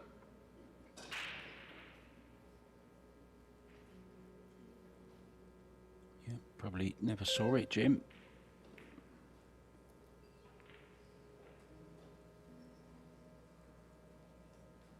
Well, this is close. She might just be able to get to the edge of that 4. I don't know if she can see enough to make it. I think the latter, I don't think she could make it. She can certainly hit it. Alison had an anxious look, didn't look too worried about it. Well, she's changing over to the jump cue, Jim, so there's your answer. She's jumping the edge of the 9 ball to make this in the side pocket.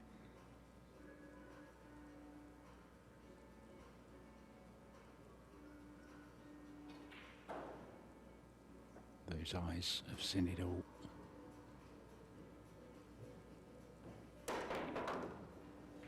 Oh, brilliant. How's the cue ball, Jim? Oh, Well.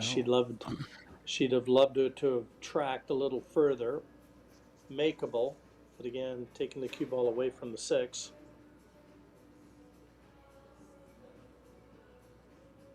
So maybe a little safety. And try and find cover behind that 7.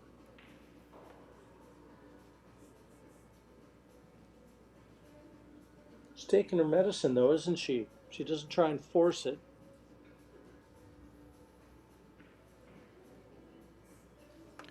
Yeah, even though she's 3-1 up, I don't think she still feels great, Jim. She's certainly not playing her best stuff at the moment. And Alison has just dropped off a little bit. I'm sure their player overall performance has dropped slightly.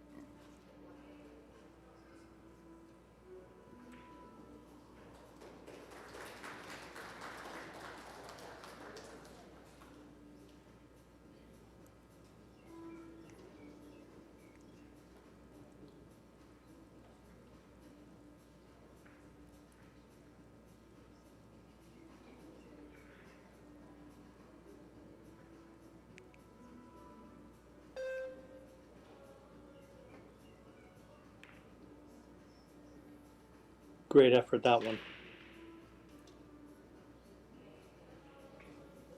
Does seem like the tactical exchanges are turning a little. Alison was very dominant in the opening set, and the control has been wrested away from her.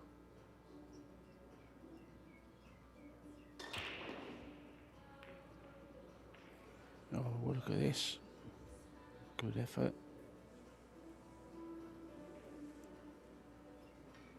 Looks like the second set, though, is there for the taking for the 3-time champion from China.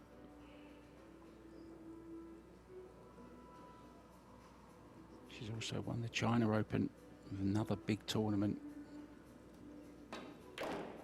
on a few occasions.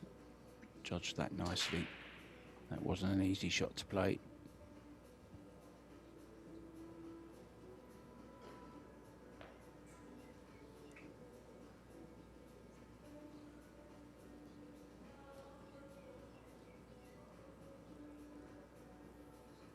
I can hear the birds singing, but I can't hear a larger lady warming up her vocal cords just yet.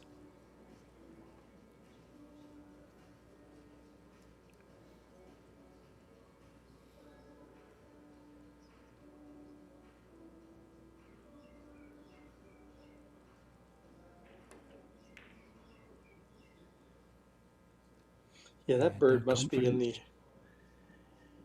the venue. I can hear it. Yeah, it's not here. And if it's not with you, Jim, it's got to be at the venue. Definitely not here either, Mark. Well, that was a good shot from Lou again. You know, not pushing the boat out too far.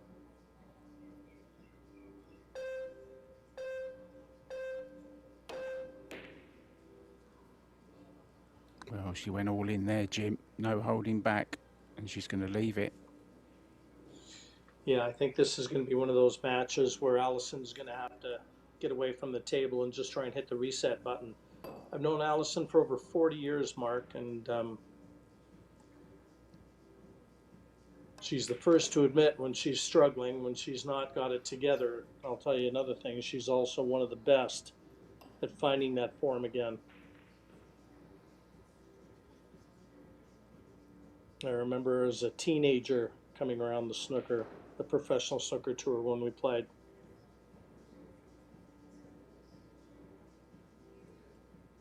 What's impressive about that little story, Jim, is the fact that you remember from your teenage years.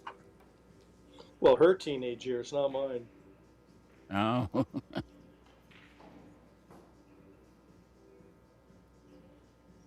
Can't wait to take the glove off, look and get out the arena. Yeah, exactly what she needs to do. That's exactly what she's going to do, Mark, and she can do it as well as anyone, trust me.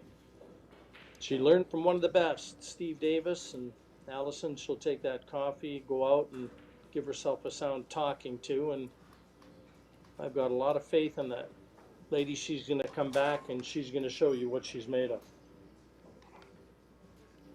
Yeah, look forward to that. Set number 3, nicely poised at a set each.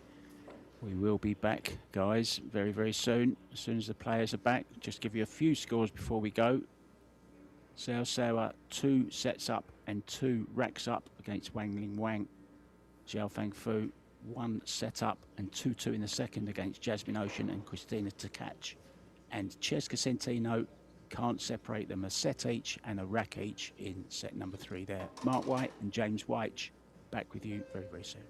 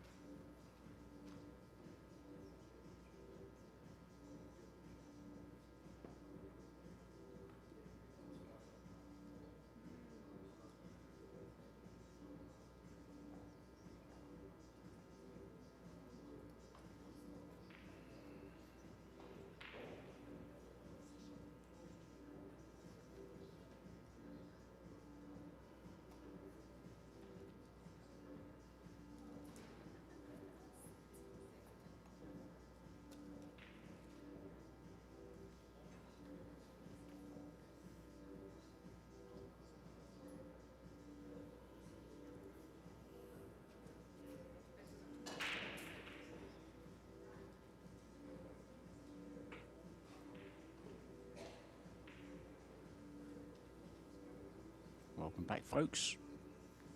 All ready for the third set. Finally poised at 1 set each. Last set was a strange one, especially for Alison, who gave Two absolute gifts to the young Chinese star. Jim White and myself, Mark White, here with you, taking you through all the action.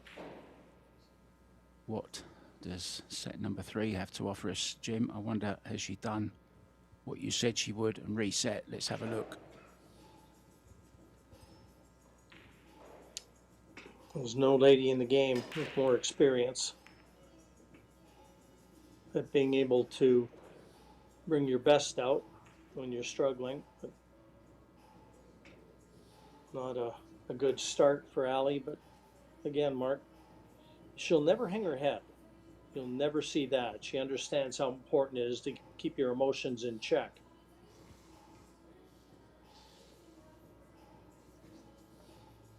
But she has certainly given Lou some life.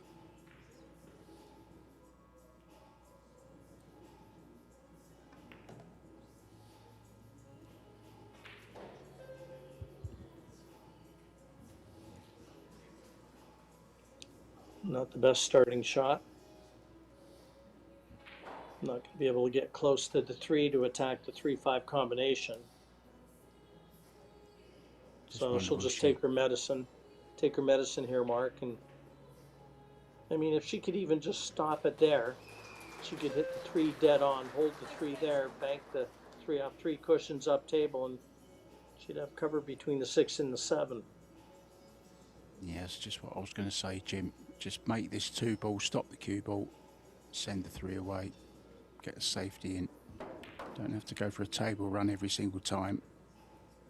Could even take the, well, I don't think the bank's quite on, is it? Not that it offers much on the 4 anyway.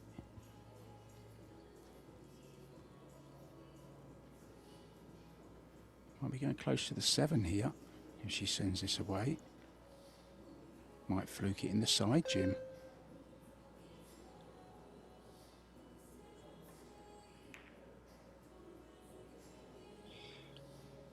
Yeah, not necessarily a fan of that shot, Mark. I thought that she could have been a little bit more aggressive with her safety. Allison can get through to this, and she was playing it where she only had 1 ball to duck behind.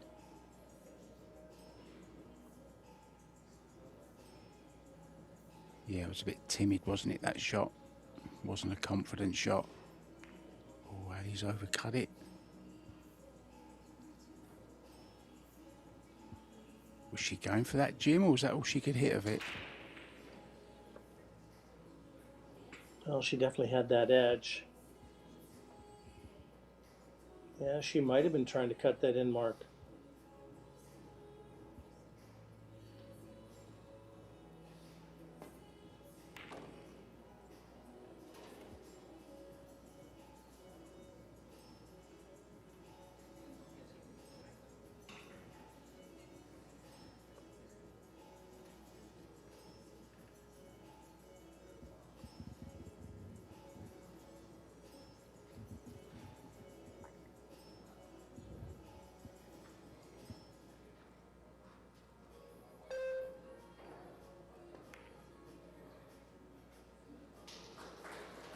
Was she cue ball watching again, Jim?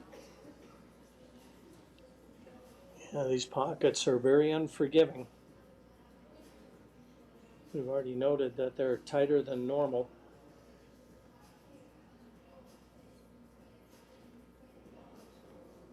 Do you think it's better for the game, Jim, tighter pockets?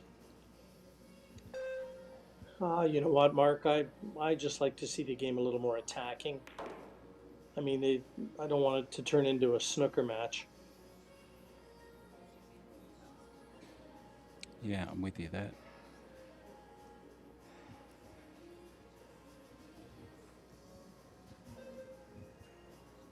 I think 4 1/4's fine, really. Maybe even 4 1/2, but for pros, I think 4 1/2's a little bit big.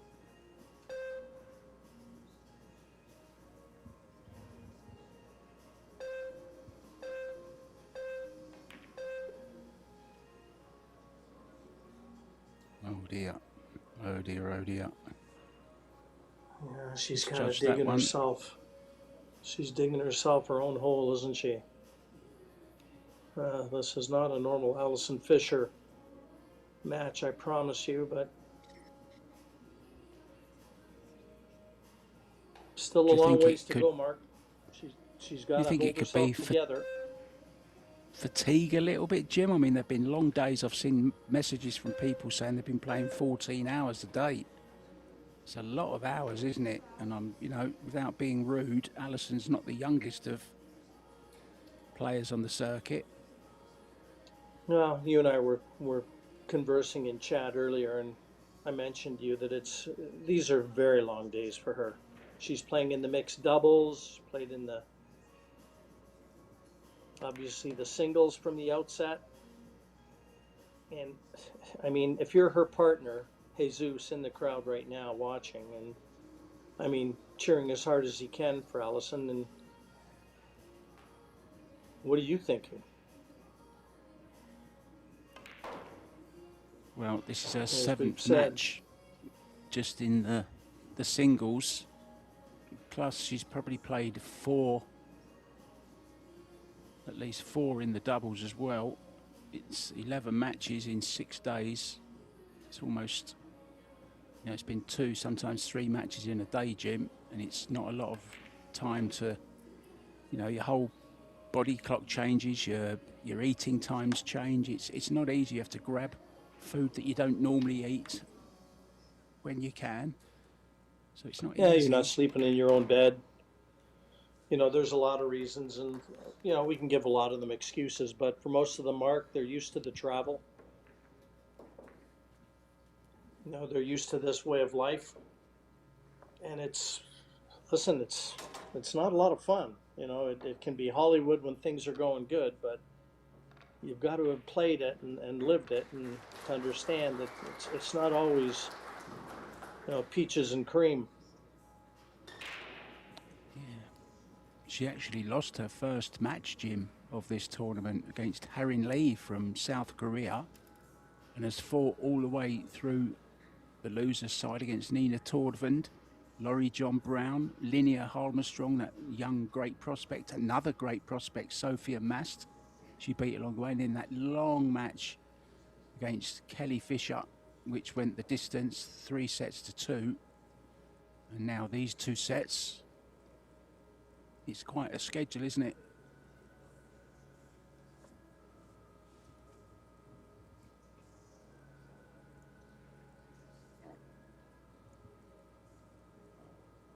You know, you finish up a week like this, when you get home, you hit the bed hard, and you're happy to get home.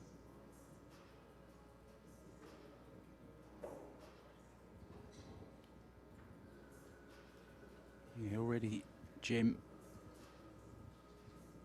almost an hour and a half gone. Actually, it might even be 2 hours. What time did we start? We started at 4, didn't we? So it's 2 hours, 6 minutes so far.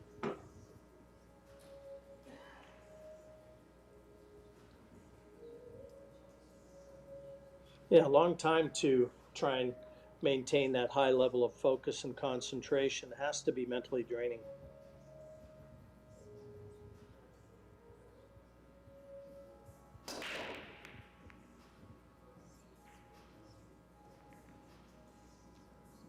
I think if Allison could find something from somewhere, Jim, and actually go on and win this tournament, I wouldn't be surprised if she retired after that, to be honest. She's got so much other things going on in her life. She's got a family, she's got children, all her coaching, a lot going on. How much more could the body take?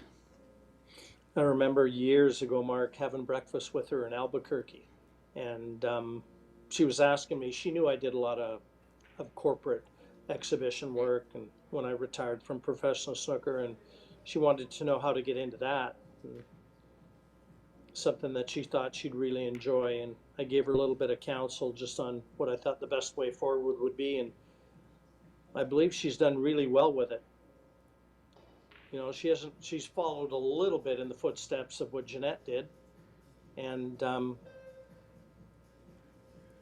you know, very marketable, the way that she carries herself around the table, and I can tell you that she speaks eloquently and doing a lot of exhibition work to the corporate sector, team building, things of that nature.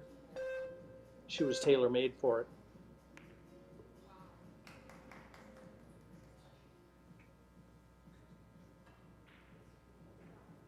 Well, this is a touchy little shot here on the 2 ball. I'm not sure if she tried to actually make that 1 ball. She's in a spot of bother here. Can't really do anything attacking Jim. It's going to have to be containing, maybe just drop onto it dead weight.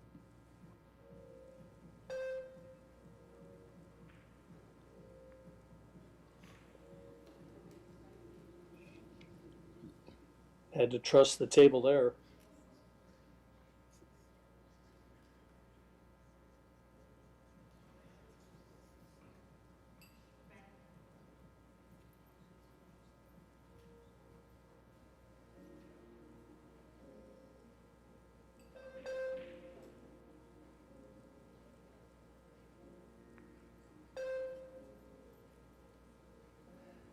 Yeah, nice touch as well by Shusha.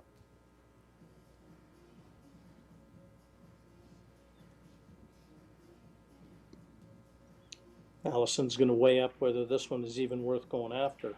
Maybe just a way to try and lock it up. Yeah, or tie the 4-6, something like that. Make her work for it. Can't see anything good coming from this, to be honest. It's well short.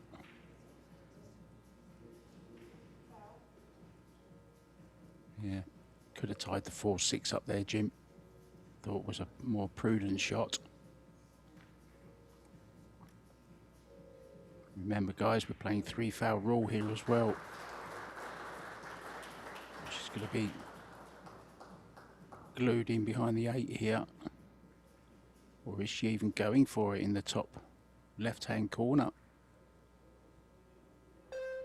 Maybe decided it's time to attack. Could play it as a 2-way.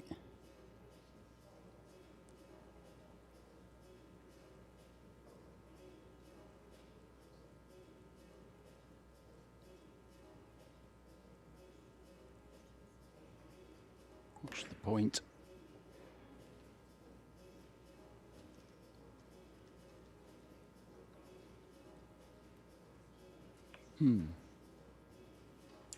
Yeah, that's a big as well, Mark. That was a bit ambitious when she really could have kept the handcuffs off Allison.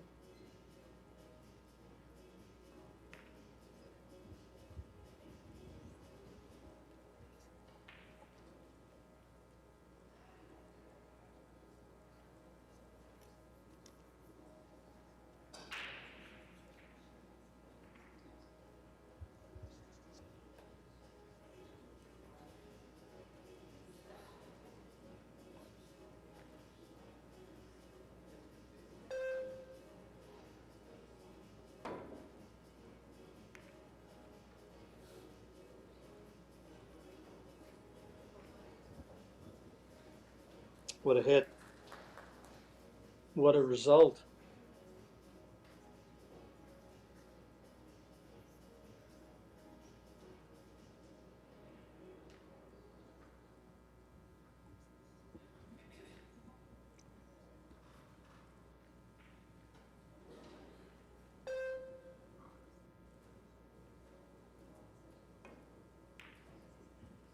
What was it that the great Winston Churchill said? When you're going through hell, keep going.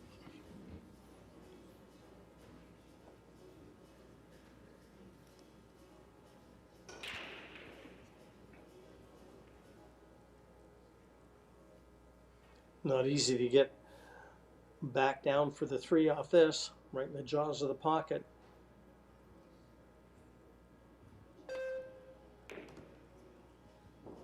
Cut it thin, played it very well.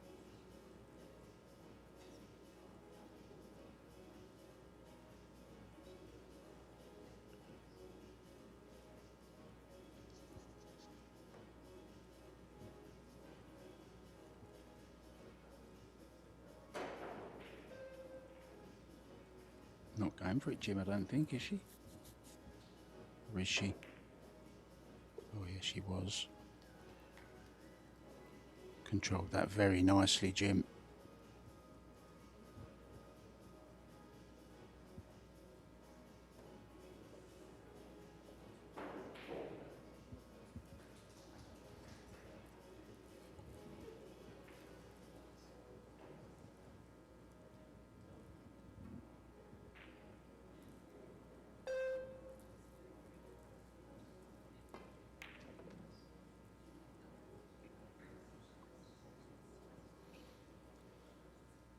Big shot right here.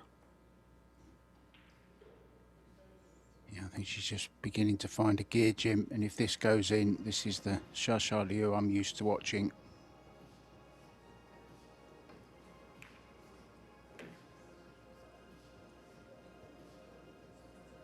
Oh, no. Well, it's fair to say that's unlucky. I mean, that was a great shot on the 5 and fully deserved better position to be hampered over the 9. She couldn't possibly have legislated for that.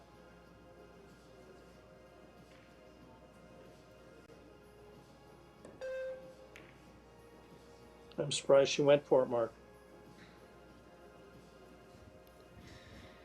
Yeah, I think an informed Liu goes for that and gets it, but I don't think she's just feeling it quite at the moment.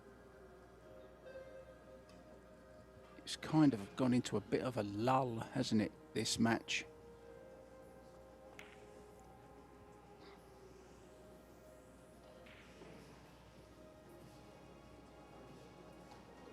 Well, I can kick and stick this if she wants. Row first, kick it from behind. It's exactly what she looked at.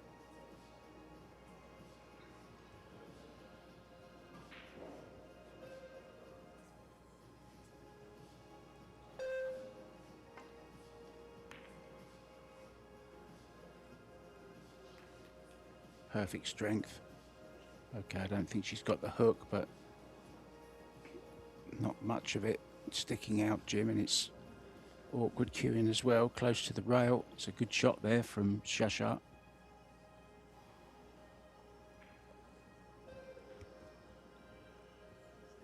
Extension.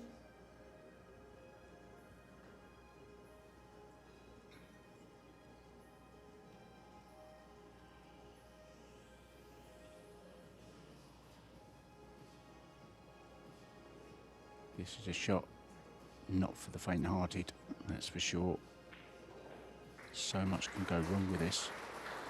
She's even kicking at it, Jim.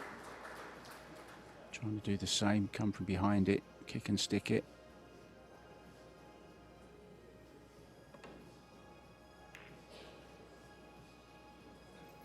Didn't want to hit it on the way up. And now left a gilt-edged chance for Shasha to double her lead in the 3rd set.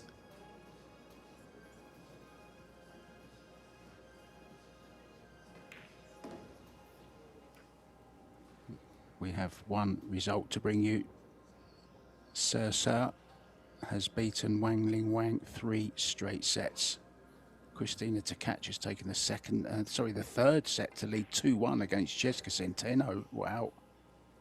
We're about to go 2-0 in this 3rd set here, Jim. You just feel that Shasha's getting the upper hand in this one.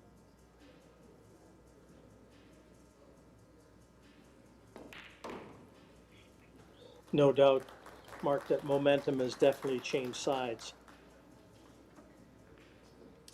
But the one thing Allison's counting on is we have not seen much in the way of success from Liu's break. So Allison has to feel like she's going to be getting chances.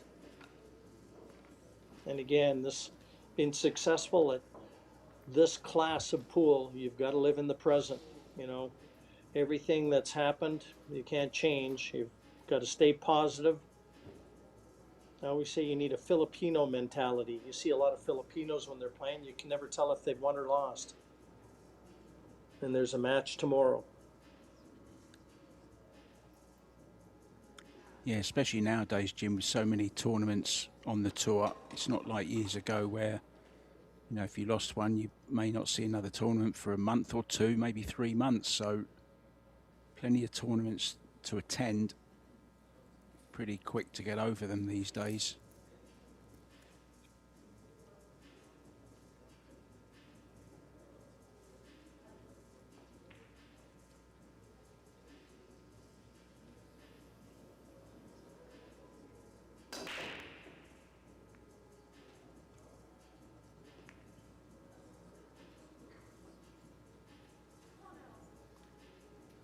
Well, like I said, she just doesn't seem to be able to find any pockets with balls on the break. But she count herself a little lucky that she's put the 3 in jail, because the 1 and the 2 are there for Allison.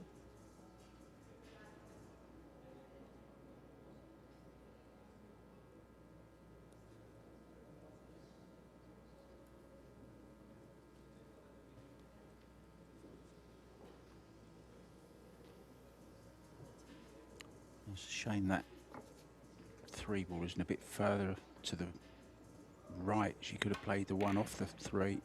Oh, she did play it off the 3. There you go, Jim. It worked.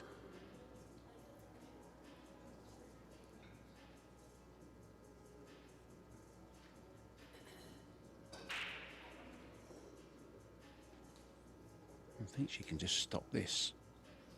It's pretty awkward. It's pretty straight. She's going to have to jack up for it. So don't hit this one too hard. We need the Fisher Magic here. Fisher Magic Wand. The black Mez wand. Yeah, lovely. Strokes it in. May even be able to run this round 2 rails, Jim, to kind of get a decent shot on this 4 ball from the 3.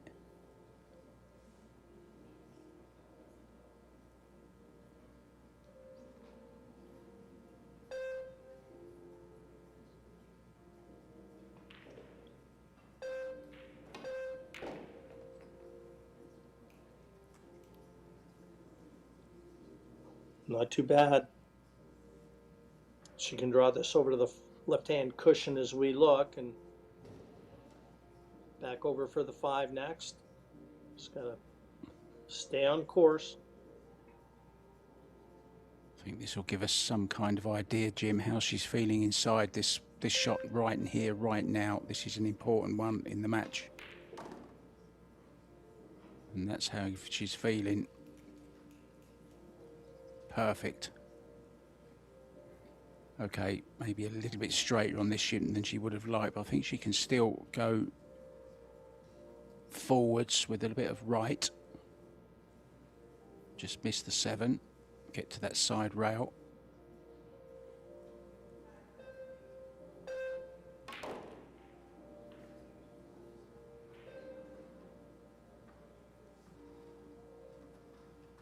Pretty good.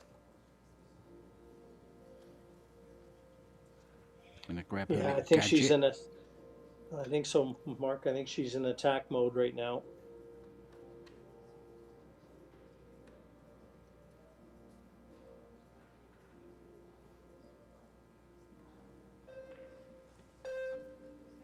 Extension. Well, her mum's disappeared from the crowd. I don't think she could stand the pressure anymore.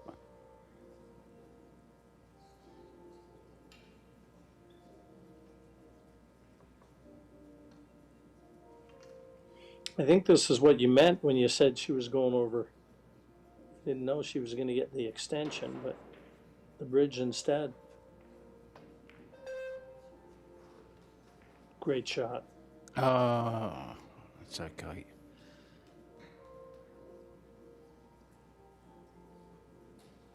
Scary kiss off the 8.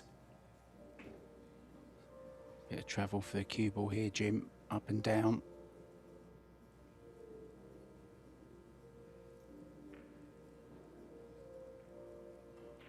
One good thing, the pocket's nice and flush on these Apex Predator tables.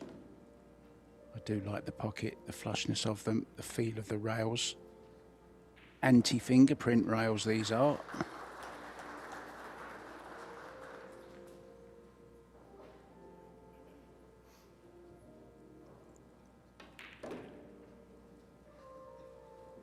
This is more like it.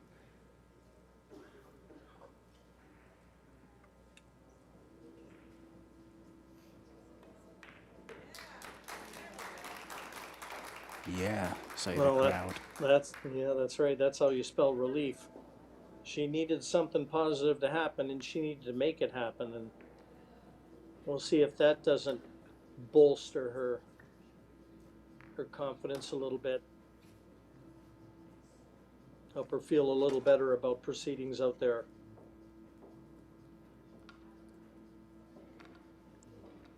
Yeah, and I think she's been breaking better than Liu as well.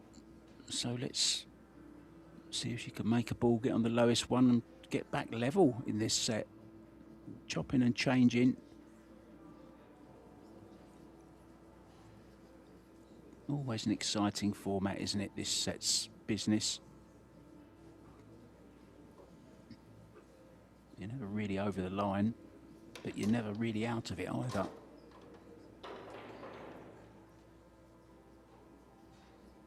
Well, it's well over 2 hours in play, and we're about halfway through. These players kind of go on hand in hand. So there's still a lot of pool to be played yet, Mark.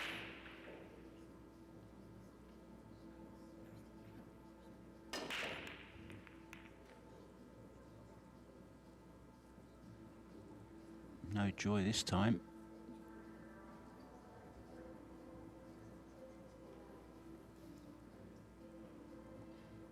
Proudly wearing the stars and stripes on the back of her shirt.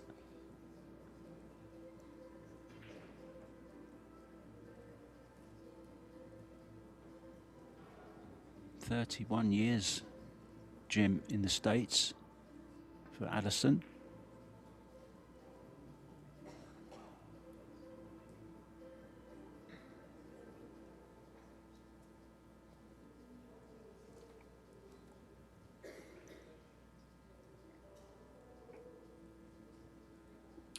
Well, I'm betting she likes the weather down there a lot better than in the south of England.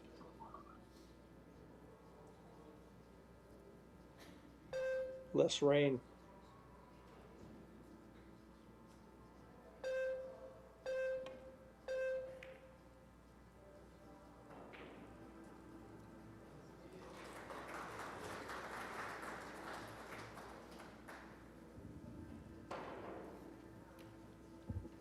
I see a lot of support for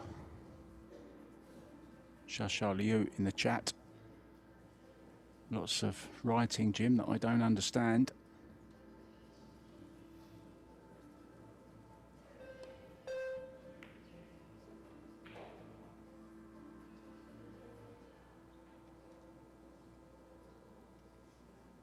Settle for that. Looking to get on the hill in this third set to lead 2-1 from being 1 set down. She hasn't really done anything special, Jim, has she, to get back into this match, really? It's been handed to her. Well, true enough, Mark, but she's a very good player. And, you know, you see a lot of these young players coming up, and with her style and the way she goes about the table, you can bet she's modeled her game after Alison, as many of them have. You know, fundamentals very, very sound. You know, most of the Asian players rarely show any emotion, and she definitely follows that suit.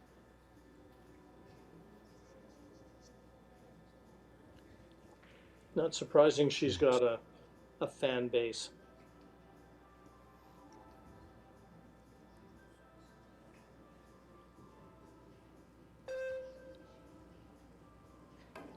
I think I'm just used to seeing her playing so much better than this. But as you say, Jim, a lot of it to do with the way Alison started this match as well. Started in, well, overdrive. Played fantastic the first set, Ali Fisher.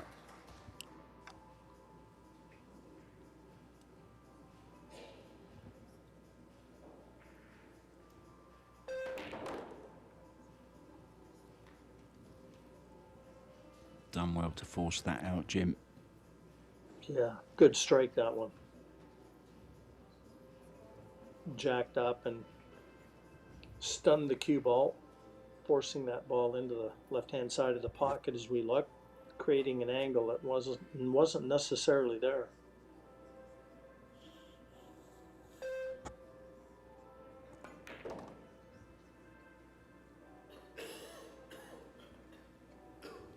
You know, one thing I've noticed too with this match table, and I've done all the commentary on table one here, Mark, is Extension. when players run out of position, it's more times than not, it's been because they're short. You know, they've expected the table to run a little quicker than it has. Yeah, I concur to that. I know Kelly Fisher, when she was on this table in the doubles, she was struggling with the pace.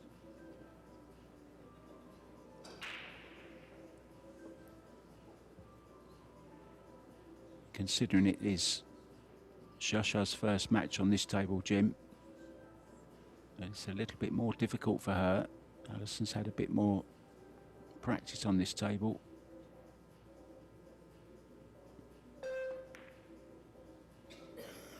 Wow, can you believe that? It was never in. She never makes mistakes like this.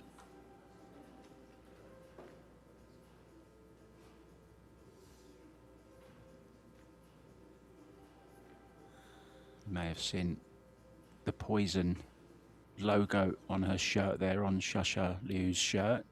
She's actually married to the owner of Poison. There's another twist in this, Jim. It's now going to be 2-2. Should have been on the hill.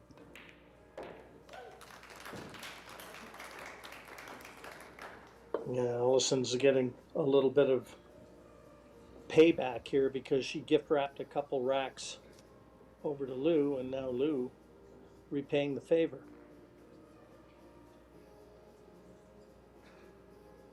For me, a pretty just scoreline. Yeah, I think it's a fair reflection of how the game's gone. No one deserves to be in front. No one deserves to be behind. We're exactly where we should be, I think.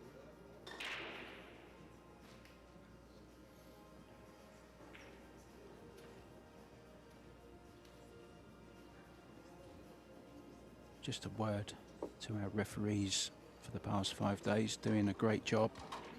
Long hours for them as well, on their feet. Can't relax between shots, they have to be on the ball all the time. The referee today, Yuxing Zhao from Australia. She likes to be called Coco. I might go and make myself a cup of cocoa at the end of this set, Jim, I think. I do like a bit of cocoa.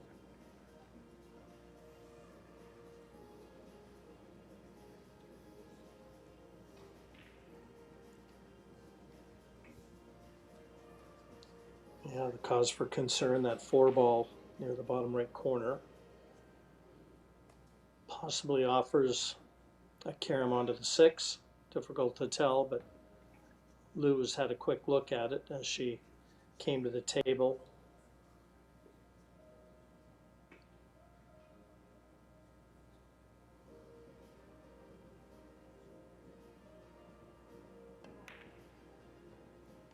May be able to leave herself an angle on the 3 to disturb it.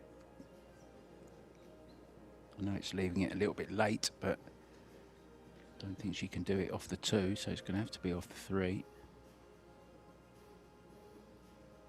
Just stop the cue ball, replace the 2 with the cue ball.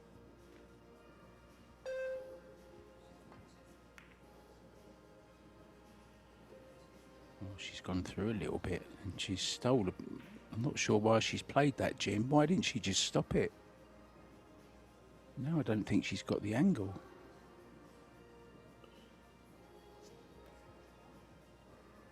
Yeah, I think she may have misjudged that a little bit, Mark. Because she came and had a look at the position on the 3, and yeah, this just doesn't afford any opportunities.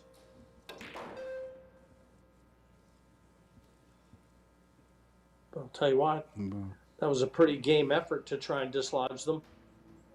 But had she left good herself effort. a little more angle, she wouldn't have had to force it as much.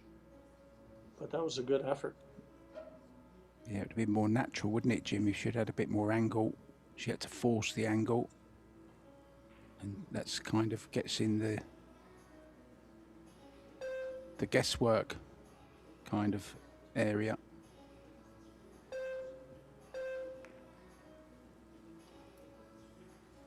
Yeah, she just kind of double pumped there. Did you see? She just, that little hesitation at the back end of the cue, just trying to release it, because when you're quite a ways from the cue tip and the cue ball, you know, you kind of get that jerky action as you stroke it, and she just wasn't as fluid as we've seen. Chance for Allison to kind of do exactly what Lou was trying to do.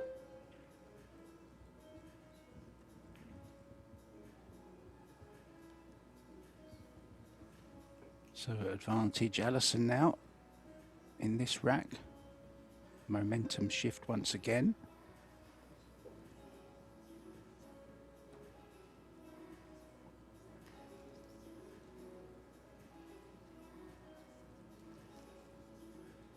Yeah, I gotta be honest, this is the way I'd be going. Extension. She looked at the top rail, and I just feel like that's a lot riskier than this way.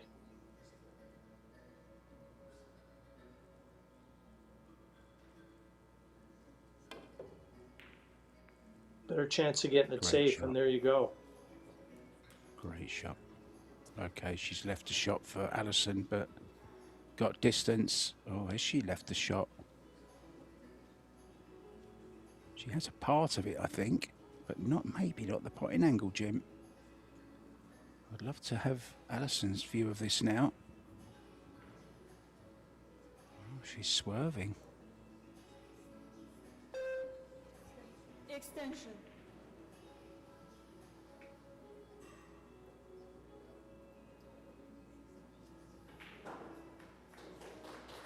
Turns out it was a better shot than it looked.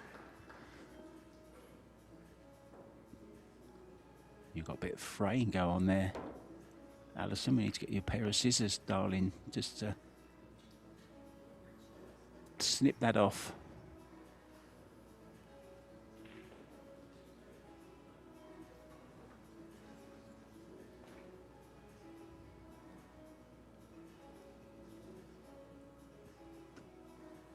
Over the 2-hour 30 mark.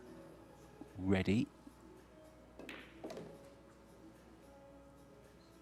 And still, Jim, a possible 2 sets to come after this one.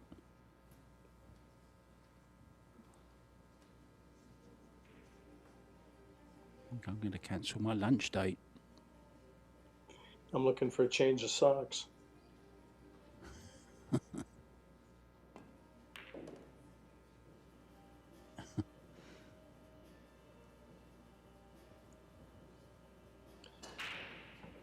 Got to judge this one nicely. She's got to get to right where she's holding her cue. A lot of left-hand spin on that cue ball, but all about the speed that she plays this. She wants to be tight on that cushion. No, that's Cue not. ball. That's not anywhere ball. near where she wanted. I mean, she didn't spin the cue ball nearly as much as she had to. No. Yeah, a lot Not of enough left unforced spin. errors coming from both camps, really, Mark. Yeah, it's a strange game, isn't it? I mean, can only put it down to pressure. I'm guessing it's, you know, let's not forget it's a world championship. There's $50,000 on the line here. That's more than a year's money to a lot of people.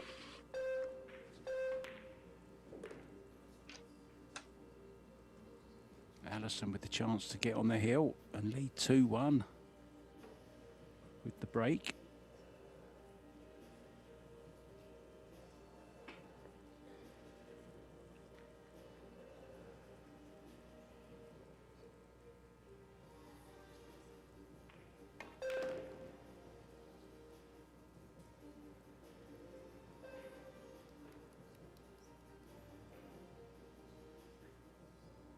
Just a fraction under hit. Shouldn't pose a problem though. For a lady of her caliber. Just a quick look at the shot clock too, just to see how much time she has.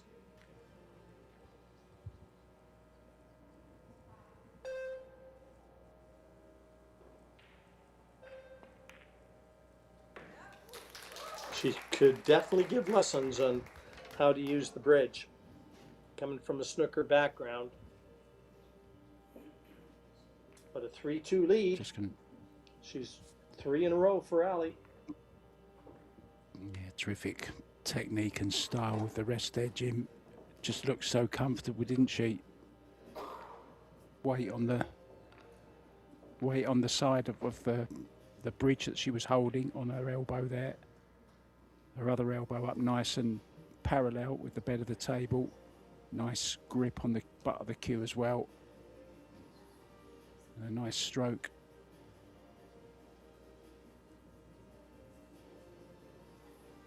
She's hanging in there. Survived quite a tough patch, Jim. And you know what? Mark, look at the overall performance, 761 to 769. Very close, and that's why the match is as tight as it is.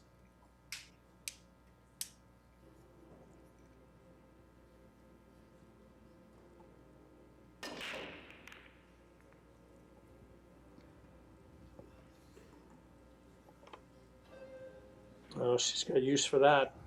1 down, nicely on the 2. 3 on the left-hand side near the corner. This is a very advantageous position for Alison Fisher at this stage.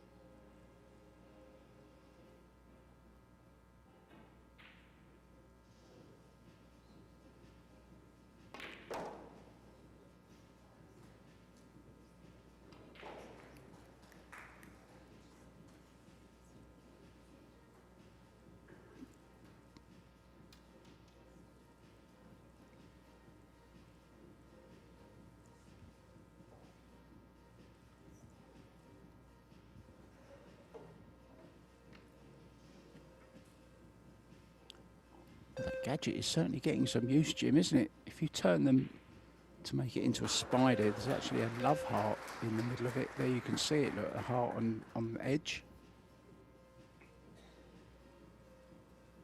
Probably my favourite bridge to use in pool, to be honest. I'm not a fan of the Batman bridge.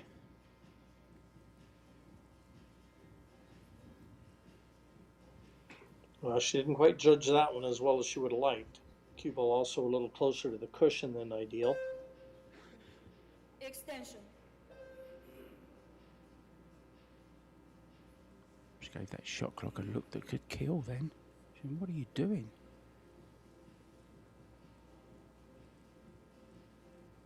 I don't think she can get past the 9, can she, Jim? Could bank it.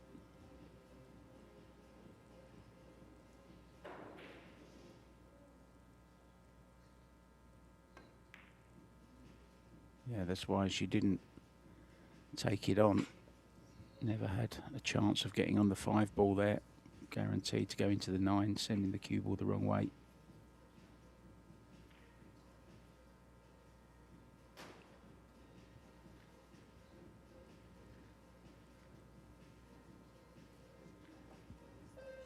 Extension.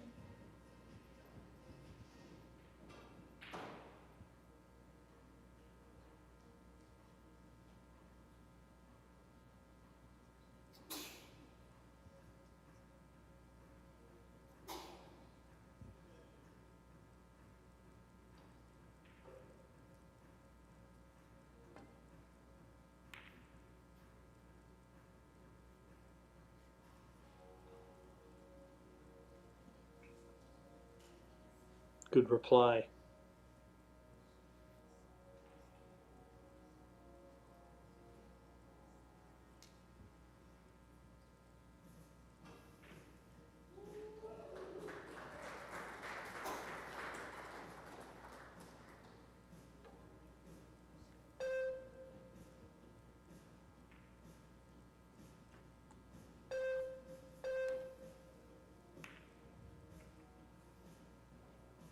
Brilliant.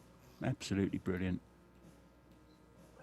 Again, this 4, the key ball in this rack. Everything's in the open. And Lou needs it to stay alive in this set.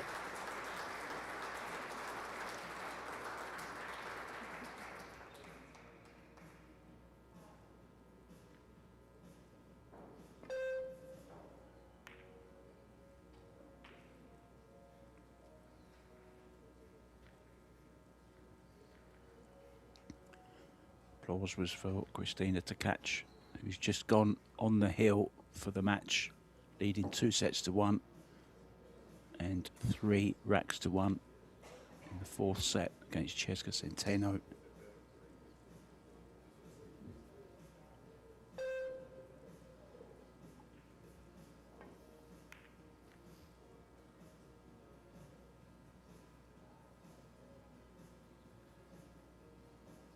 She's already won a World 10 ball title. Christina to catch, she'd love to win the 9 ball.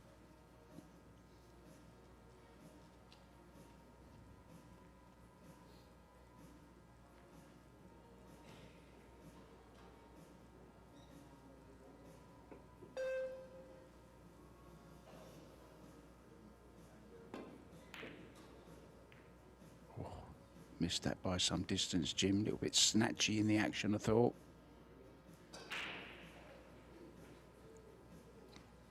Both players feeling it.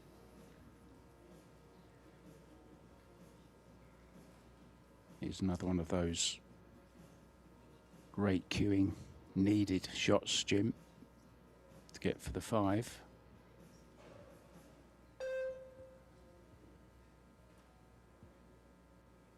Have to stroke this, can't stun it at all, lose the cue ball. Oh, she's trying to come in and out the corner.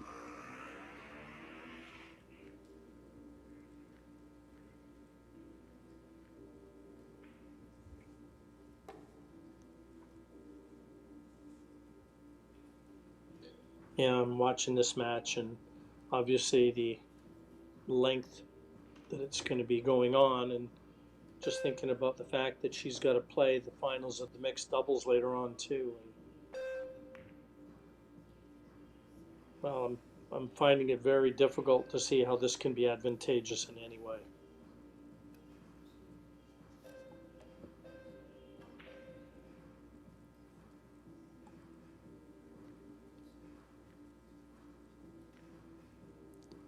Here, Margaret Fefilova actually pulled out of the doubles with partner Tyler Steyer because it was just too much of a schedule, she said, but ended up going out of the singles as well in the last round. Got beaten by Wanling Wang in straight sets, 3-0. I wonder what would have happened if they'd have stayed in the doubles. Young couple, Jim, they're not, you know.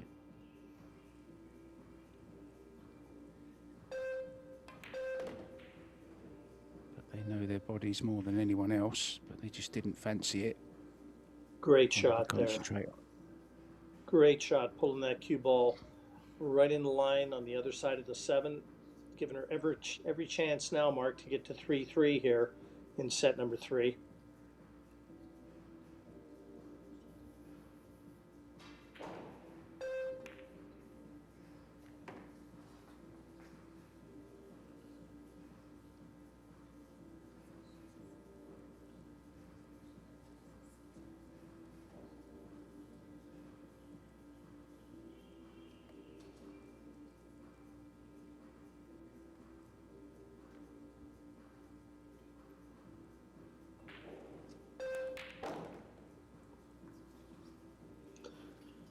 And that one had to be struck perfectly at that speed. We've seen that particular pocket refuse a lot of balls. They're not there.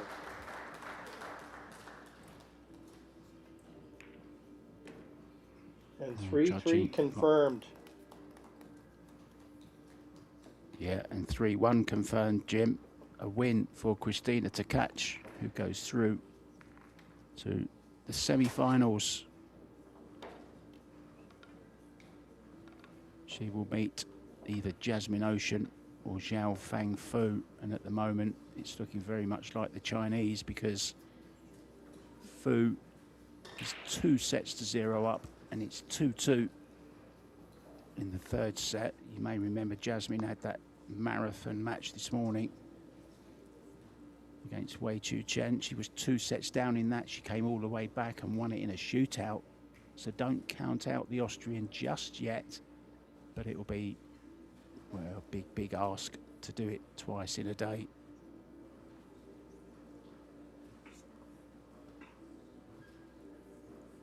So waiting the winner of this match in the other semi-final.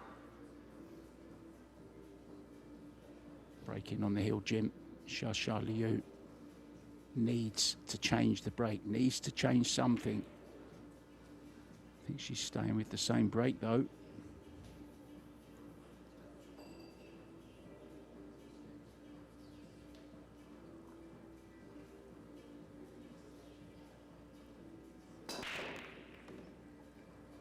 Finally, one in the side. No look at the two really though. But encouraging signs.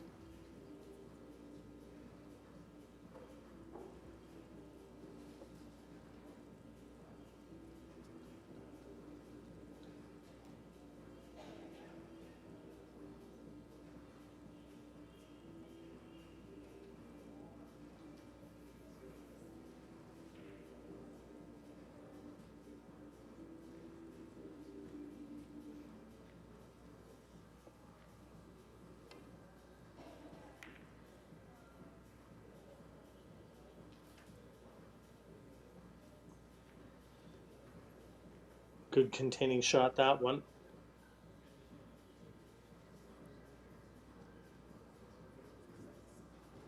Almost leaving a window to that 2. Doesn't look like Allison has enough to be able to pocket it. It's close though. Yeah, I thought she could swerve around this slightly, Jim. Slow swerve.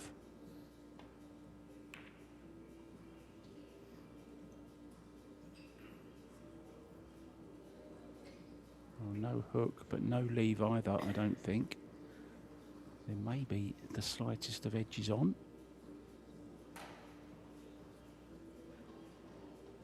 Maybe she can pot this, Jim.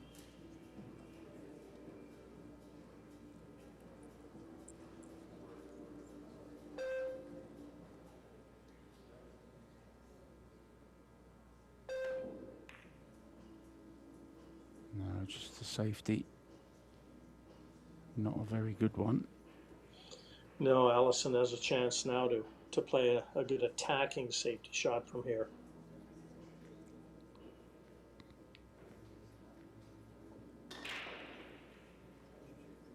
And at this score in this third set, a good attacking safety, if she pulls it off here, she's going to be in the catbird seat.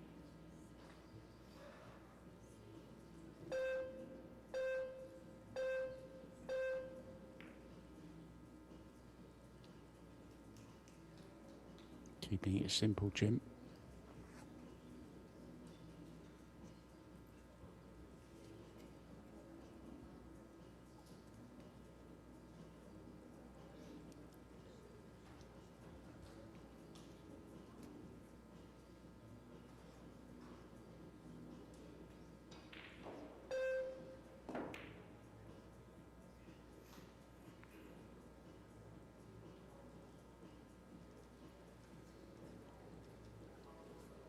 Pretty good roll for Lou.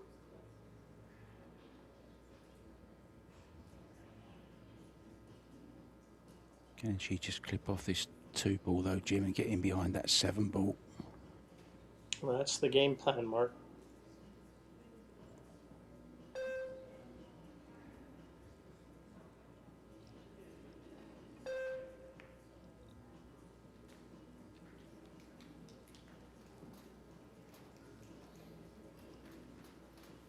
Good shot.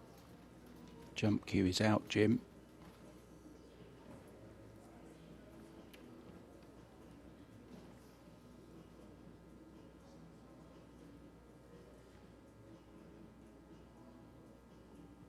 Great style. Like a praying mantis.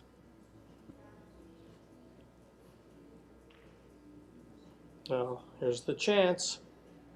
Dead straight, just has to follow through. The 3 is there, 4 and 5, same end of the table. This is the chance for Allison.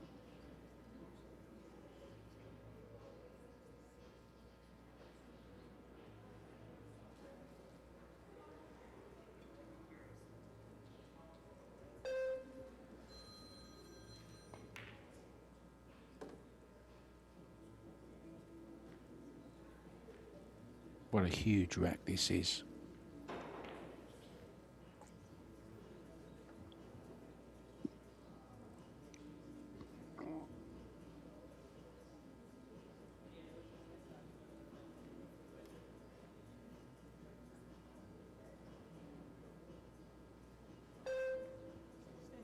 Extension.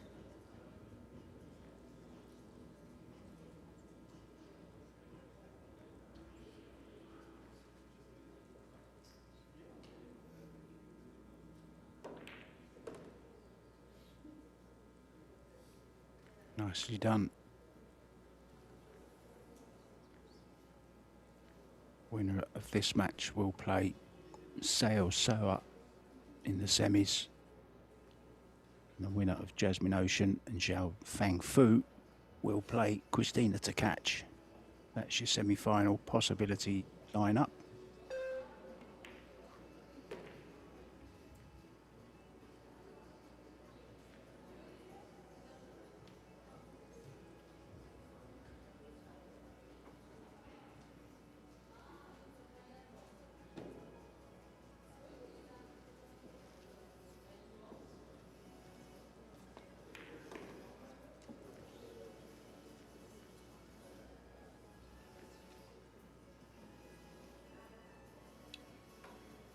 Just settling it in her mind right now exactly where she wants to leave the cue ball to get from the 7 to the 8.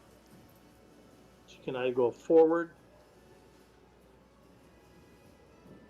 leave an angle to come off that right-hand cushion,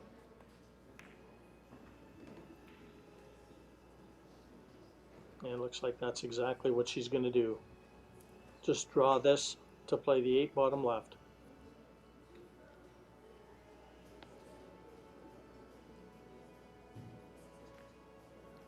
And if you were doubting this young lady's fighting spirit, you're seeing it here right now. This is great stuff for the 4-time world 9-ball champion.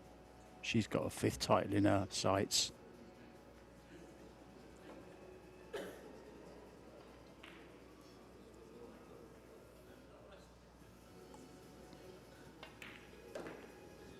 I think winning this set, Jim, will really give her a boost of energy. It really will.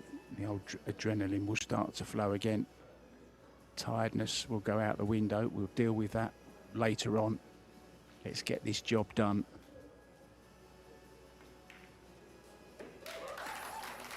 And 2-1 confirmed. The great Allison Fisher leading the charge here. And players are going to take a little bit of a break, Mark. We're almost 3 hours into this match and a long ways to go. So I think we'll take a little break too. Folks, don't go away. We'll leave you with the stats to have a look at. And we'll see you for set number 4.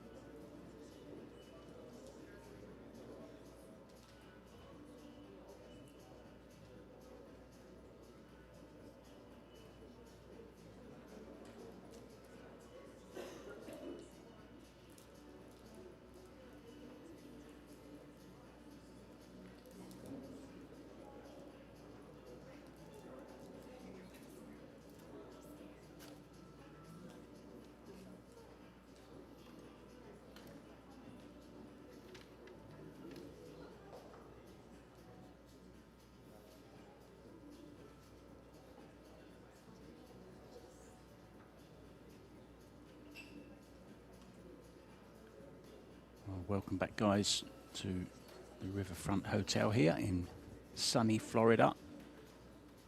It's a tough battle on this table. It's taken 3 hours so far, and we've had 3 sets. There's a possible 2 more to come. With me, Mark White in the booth, Jimmy, James, Jim White. Got 3 names. Call him whatever Take your you want. pick. He doesn't Just mind. well, just depends which one owes you money. So it will be Liu to break off in this 4th set, a set that she must win. Yeah, about 2 hours and 45 plus minutes in. And really, Mark, there's no clear-cut end in sight, so dig in. There's a lot of pool yet to be played.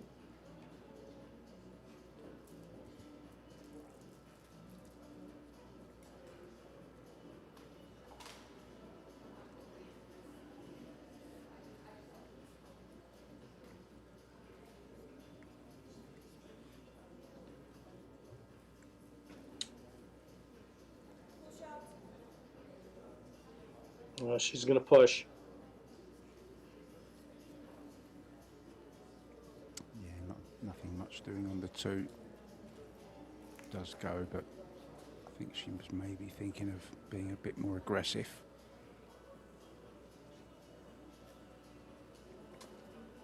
She's left the edge of the 1, but not enough to be able to pot it. And the only thing you've got to guard against here is just the double kiss. The thin clip off the 1 and cue ball coming back between the 3 and the 5. Not easy, and not surprised she's turned it back to Allison.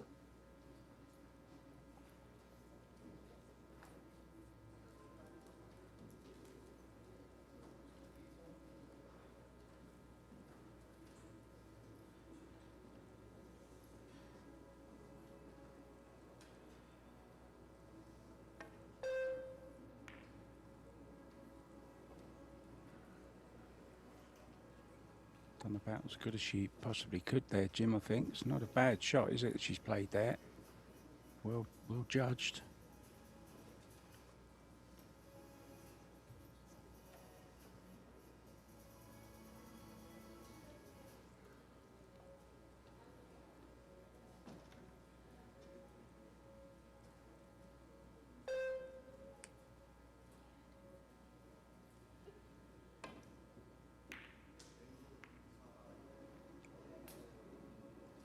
Perfect strike. Favour almost returned. Maybe she does have a look at this. She's coming round to look at the 2 ball, so I'm guessing she does have the potting angle on this 1 ball.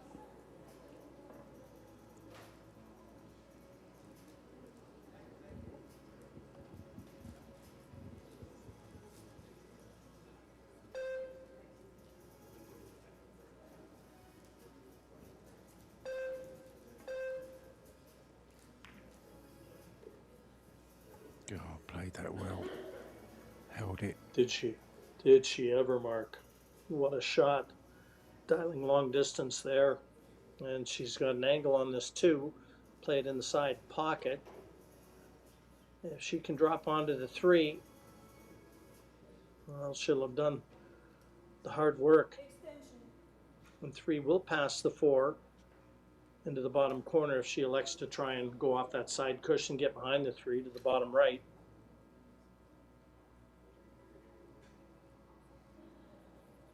It's just about preference, how she feels like attacking the 2 and for position.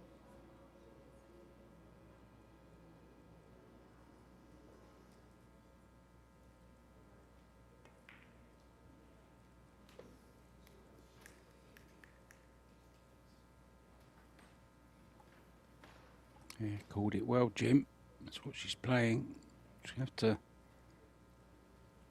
either drop onto the 4 on the side rail or punch back off the rail, back to where the 3 is now kind of position. That'll be the target.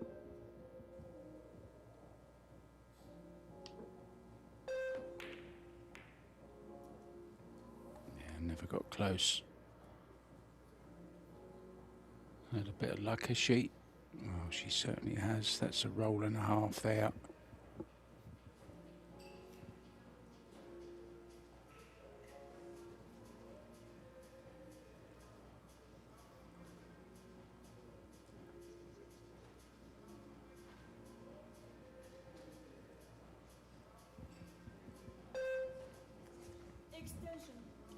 The 2 sets that Allison has won, she's won Hill. The set that Lou has won, she won comfortably.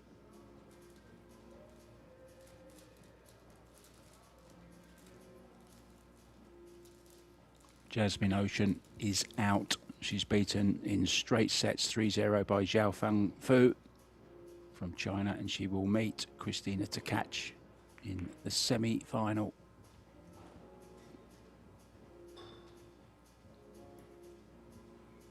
You know, you look at the total rack, sorry, and I mean, Lou actually is leading 10-9 in rack wins. Well, she's down 2 sets to 1.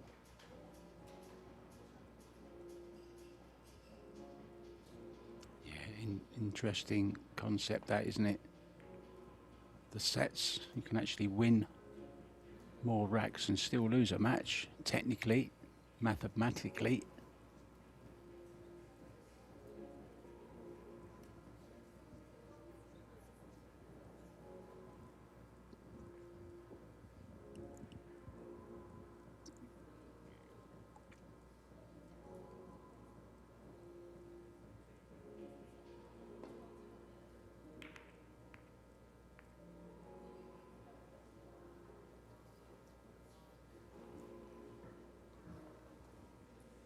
You know, a lot of the pool that I've covered over the years, all the US Opens and the matchroom events, they were just straight races. They weren't sets. And I'd be curious to hear what the players think of having all these sets and breaks in between sets. And like, not always easy to maintain that flow, maintain that rhythm. You know, when a player wins a few racks in a row, do you really feel like taking a break? Have you talked to them at all, Mark, and just got any feedback on what the players think?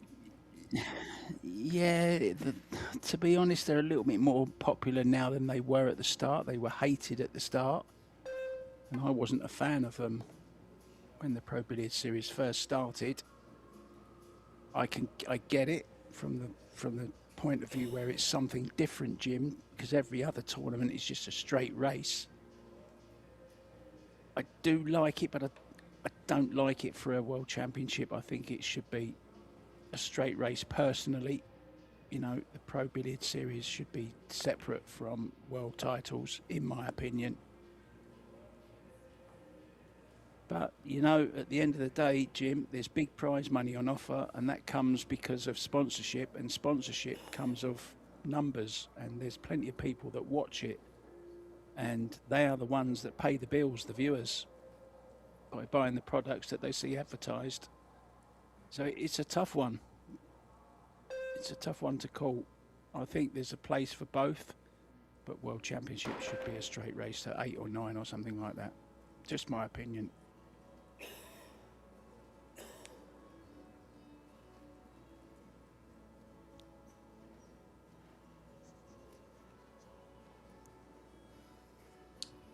Looks like there's enough of this for Lou to be able to attack and float this in, try and drop on the 5.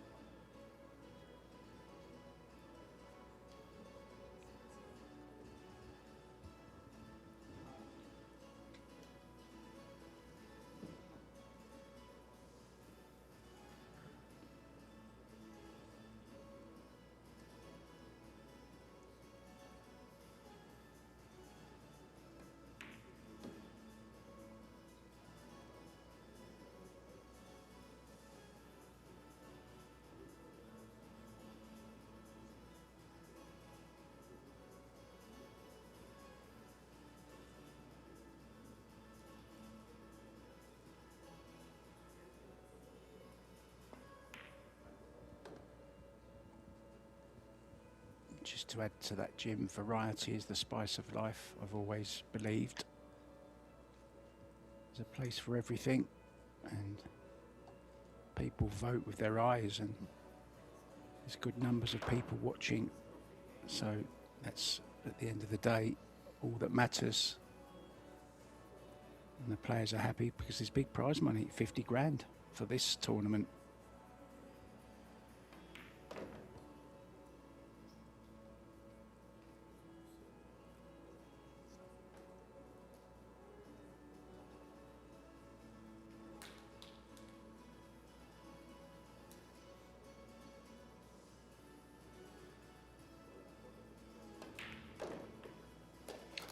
Opening her account, set number 4. Oh, she'd love to put this one to bed early and get into the 5th and deciding set. Allison may have something to say about that.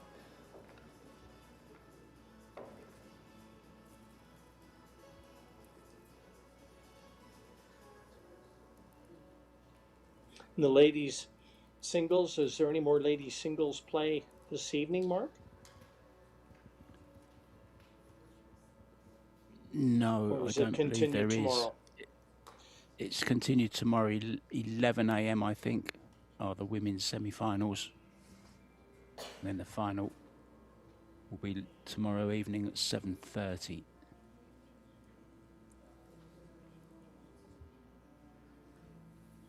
We have the Scotch doubles, of course, coming up after this. It's the final.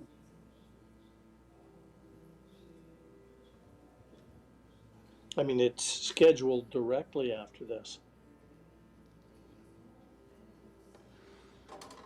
Yeah, it's going to be, well, if you win this, you're kind of on a high with adrenaline, aren't you? Especially in Alison's case, because she is in that final. If she loses it, it's going to be, well, you know, are you disappointed? And you go into the final thinking, right, I want to win this one even more now because I've just lost the singles. It's a tough one, Jim.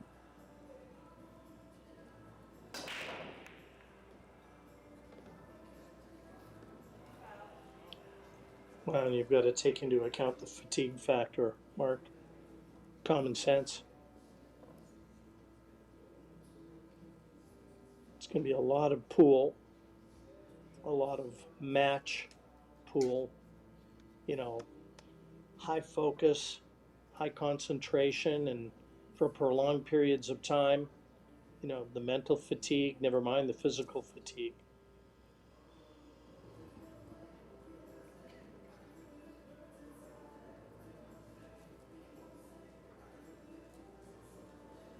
But like you say, I think, you know, if she can stay on course here and win this match, get through to the semifinals, she'll be on a bit of a high playing in that mixed doubles later on. Talking about Allison, of course. Her partner, Jesus Atencio, he was in the crowd earlier. I don't know if he's still in here watching, but I know he'd love to see Allison pull this one out.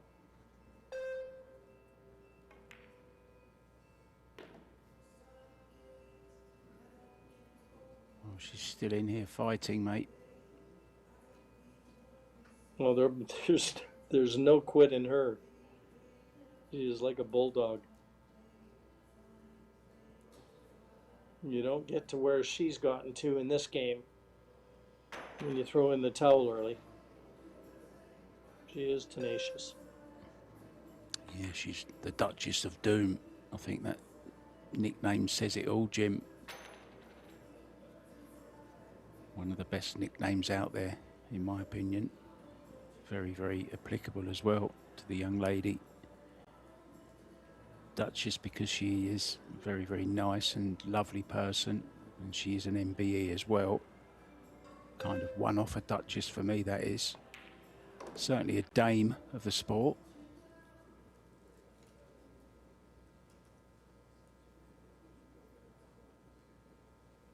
And to be still doing it at her age, I think is well, it's just nothing short of a miracle, to be honest. Well, speaks volumes about the individual too. I mean, ever since she's come over here, she's elevated the respect of the game and the way she carries herself, and has always carried herself around the table and away from the table, Mark. Equally valuable. Yeah, she's added a validity to it, hasn't she?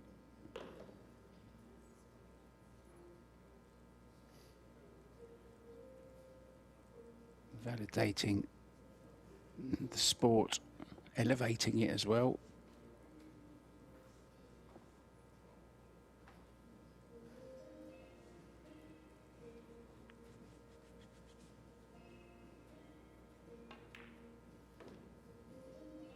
This is going to be 1-1, and if she can go on to win this set, she will be in the semi-final tomorrow.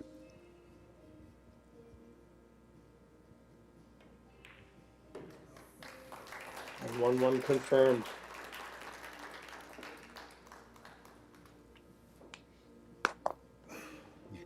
No one's leaving this arena, Jim, anyway, that's for sure.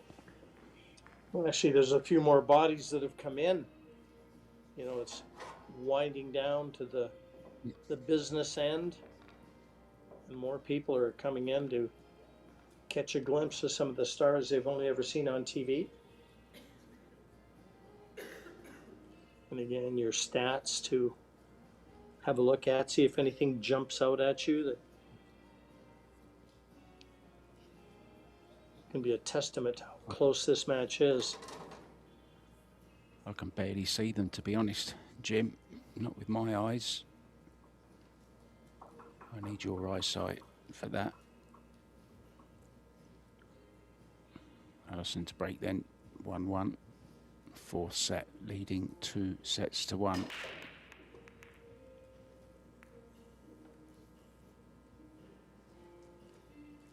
Break not getting any easier.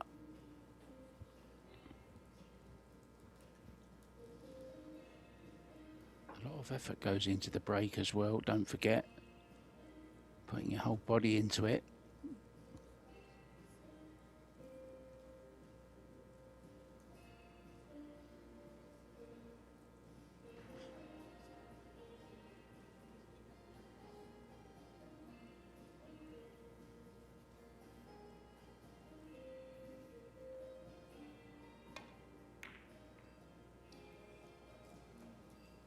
Didn't want the kiss Mistake. on the 6 ball. Yeah. Just misjudged that one.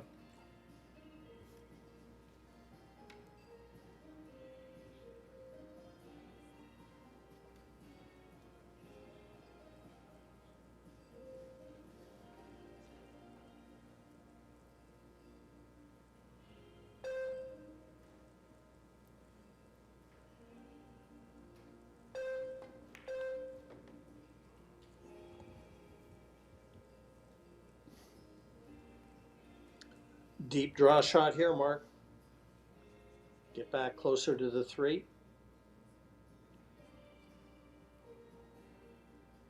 Yeah, he's a great drawer of a ball. Does it with ease. It's pretty to watch.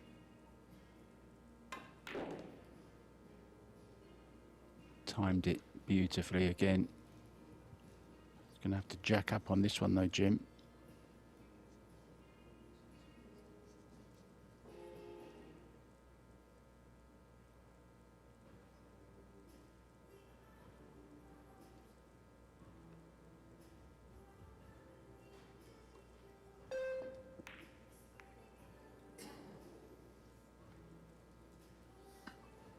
Yeah, we've seen some unforced mistakes from Lou's cue as well.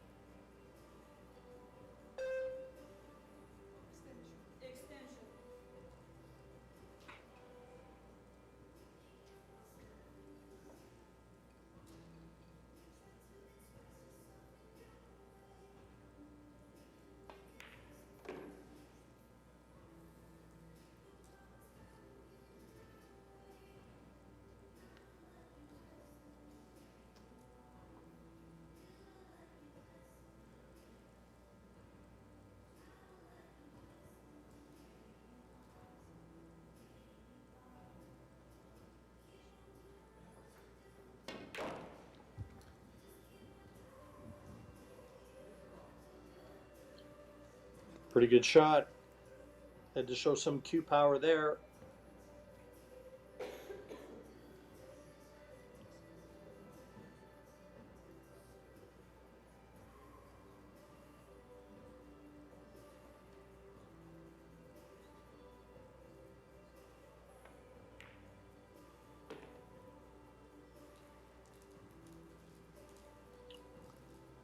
Rock steady.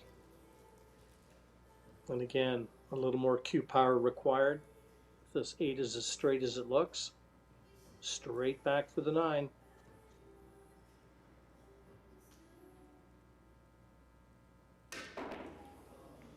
Oh, miscued. Oh, Alison.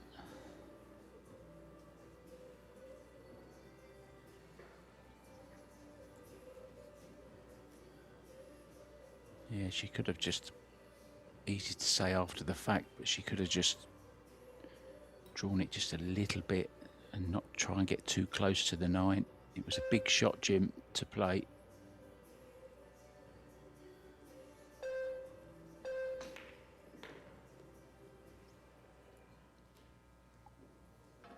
Another one goes by the wayside.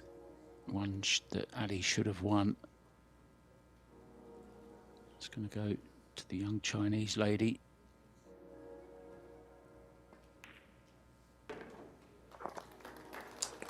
Yeah, 2-1 the lead.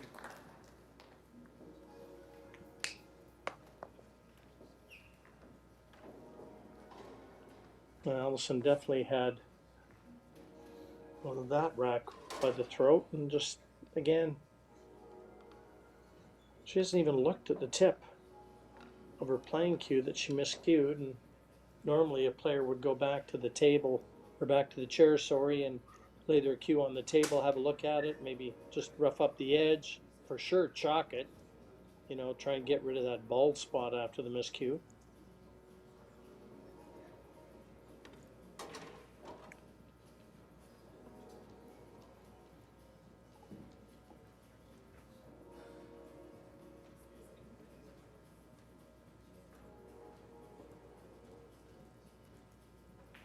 Breaking to get on the hill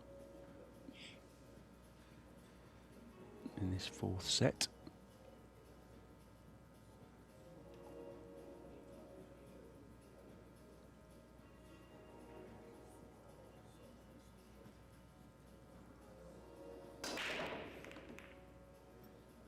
Oh, that was a nice rack. They split beautifully.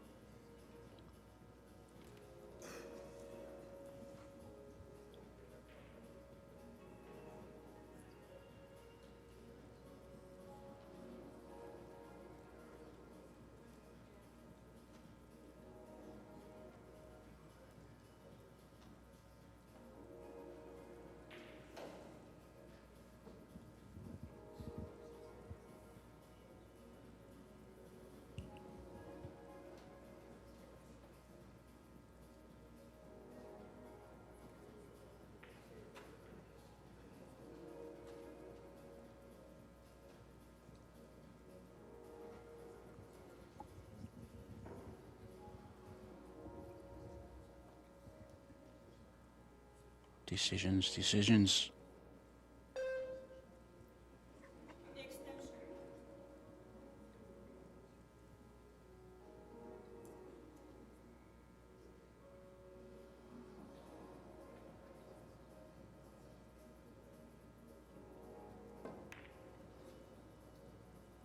Wow, misjudged that by quite some distance now. There's a bank on here for Alison.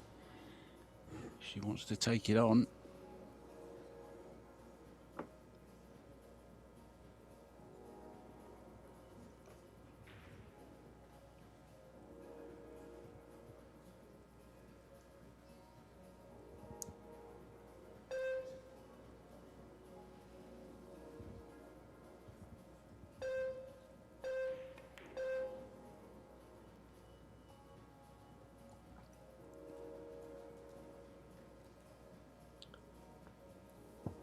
Yeah, given where the cue balls ended up, Mark, I don't think there's any way that she took that bank on.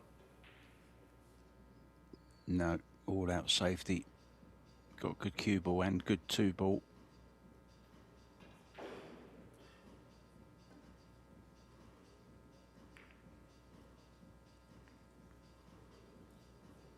Might be in trouble here though, Jim. After this shot from Alison, can she just drop the 2 past the 6 and hold the cue ball? Deft touch required here. No. Yeah, She's not going to could be like in her next trouble shot. herself.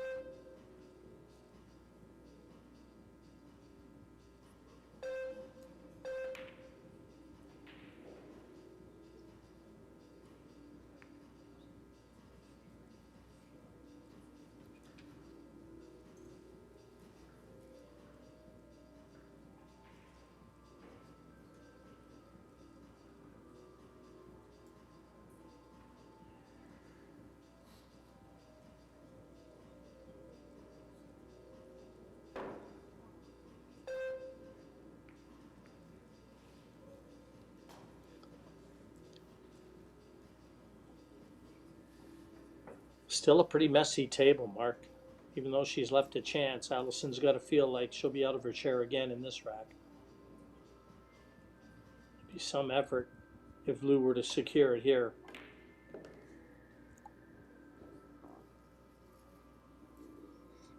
Well, pretty good on this 3-ball, Jim. Can move the 5 at the same time away from his position now and hopefully draw up for the 4 at the same time.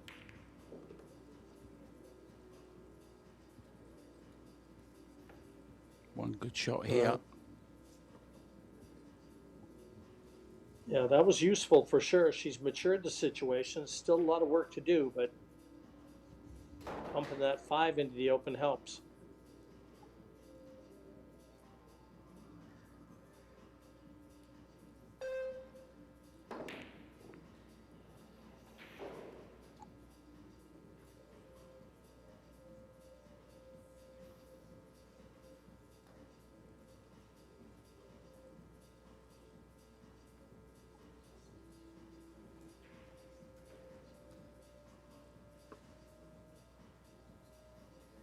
I think they're both so heavily invested in this match now, Jim. It's heartbreak for one of them that loses it. You don't mind putting in all this time and effort. If you end up actually winning the match, it's losing it that's the problem. No, I totally agree.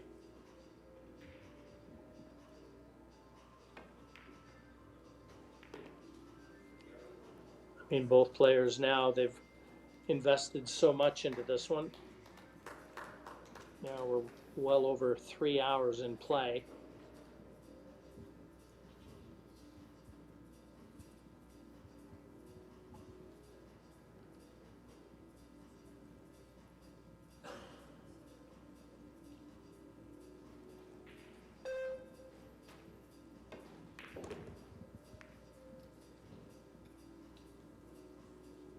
I think Allison will take that.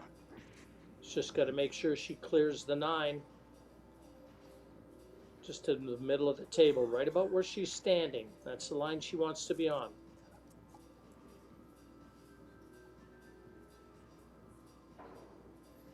Yeah, can she hold it though, Jim? It's going to be pretty dead weight on the 6-ball.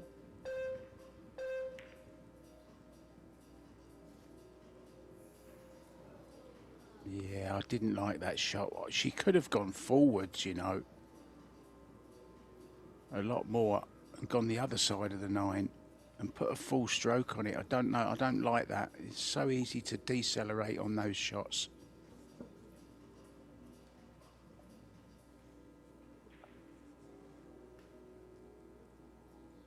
Don't want to criticise her multiple world champion, but I know it's easier to see when you're here.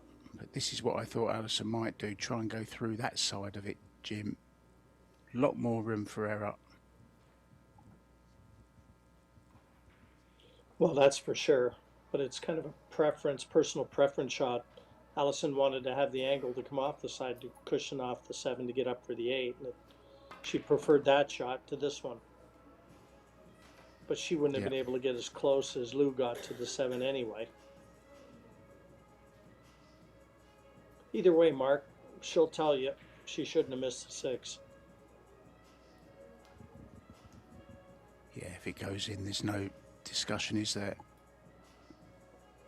I just think it's easier to miss slow rolling it like that than it is, you know, putting a fuller stroke on it, getting the cue through the ball more. Anyway, it's going to be 3-1 on the hill for Shasha Liu. And she will be breaking to take us to a deciding set. And remember, guys, what can happen in a deciding set if it goes to 3-3, we've got ourselves a shootout.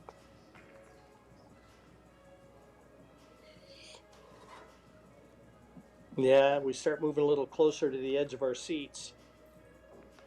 You know, Mark, it's funny you talk about letting the cue out when you're a little bit nervous in tight situations. And the late, great Frank Callan, who was one of Allison's very first coaches, he subscribed to that philosophy of, you know, don't be afraid to hit the ball.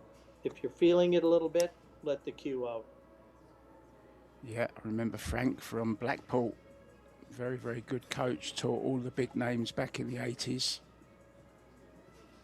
Yeah, he was so good and so highly respected that Stephen Hendry's camp locked him up, put him under contract so no other players could use him.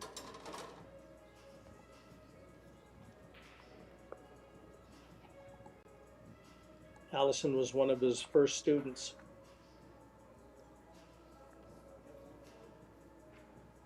I just think she looks so much better when she's getting that cue through the ball the way she does. You know, she cues so smooth and sweetly. She can get so much action out the cue ball with the way she strikes the ball. Oh, big effort there on the break. Still nothing doing. Now there is a possible 1-7 combo. She'll definitely be going for this.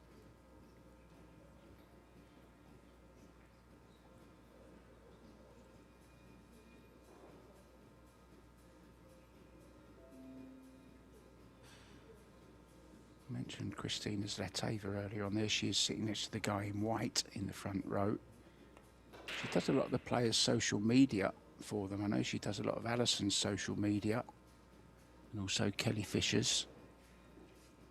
Very clever on computers. Christina moved to the States. She works remotely.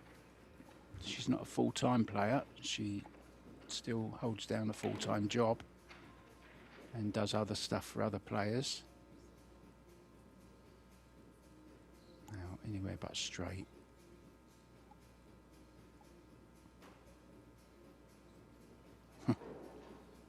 Unbelievable. All that distance and you end up dead straight. May have a little bit. Can she force an angle here? Draw back the other side where her arm is now, where her elbow is. She could. Very nicely played. You know, she still looks good over the cue. I mean, her head's not moving. You know, she's got to be tired. It's been a long day for her and long ways from over, but gee, she still looks good. Well, this is where those fundamentals come in, isn't it, Jim? After all the hard work that you've put in on the practice table to get those fundamentals correct and, you know, the technique absolutely spot on, that's what you rely on in situations like this right now. This is where it shows all the hard work that you've put in.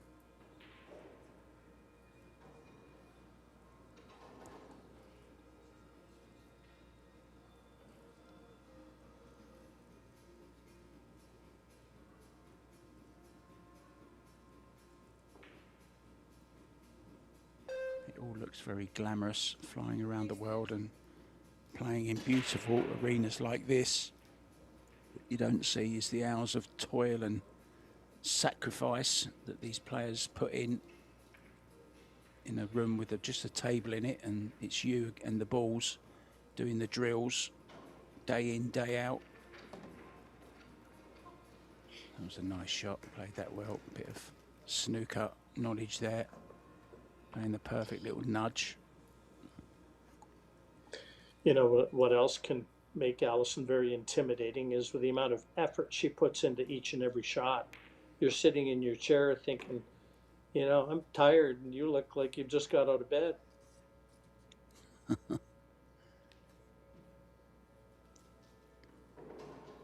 Every shot, 100% committed and fully focused. It's tough to play against. Yeah, it's also very tiring as a player, though, isn't it? Investing so much effort into every single shot. I remember players like Peter Ebden was so focused and, you know, 100% on every single shot, and it's draining.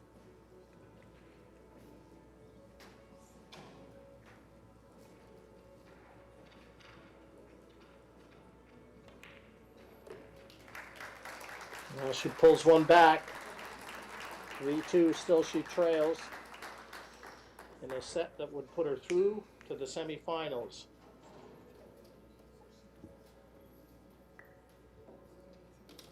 Yeah, Sarah waits. And don't forget, guys, we have that final coming up for you this evening in the mixed Scotch doubles. Chao Che-Yu, Conrad Jusician up against Jesus Atencio, and the woman sat on the right there, Alison Fisher.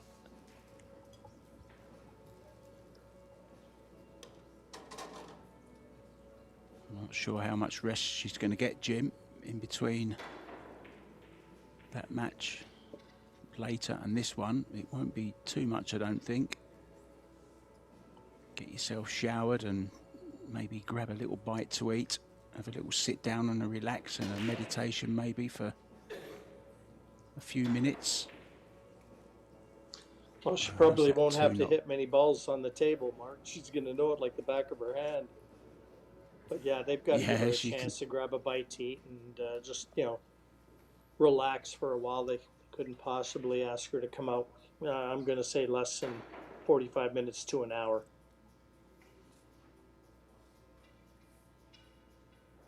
Again, it was scheduled at 6 o'clock Eastern time, and sorry, 8 o'clock Eastern time, 6 o'clock my time.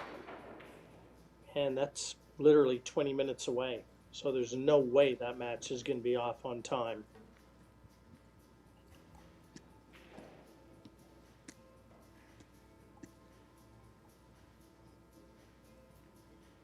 Well, a total of 321 shots have been played by both players. That was with the score at 3-1 in the fourth set.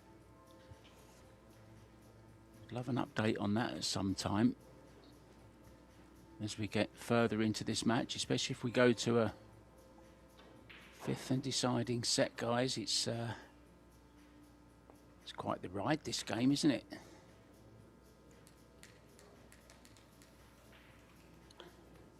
That was nicely played, and that wasn't easy. She had to have the right pace, had to find the window between the colors.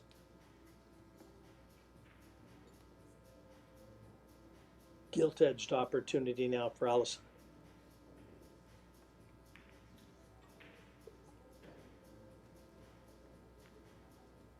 Well, what a feat it would be, Jim, if she could close it out in this set.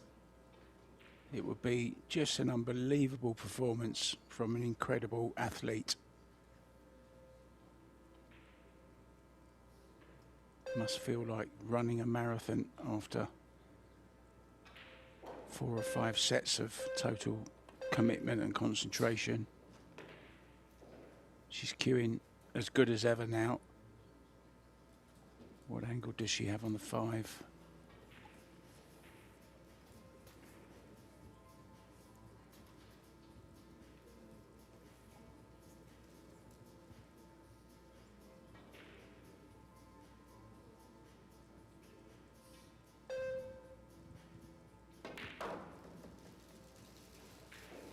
Played with lots of right-hand spin. Judged it well, Jim. 6 and the 7 into the same pocket.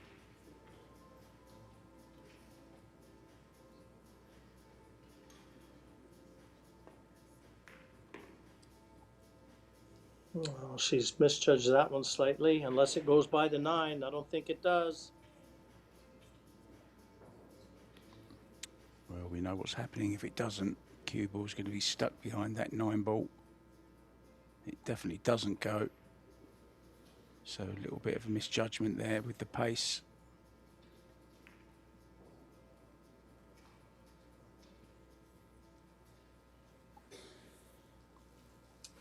Yeah, she goes back to her chair a little disappointed, but she's still in control of this match, and she knows it.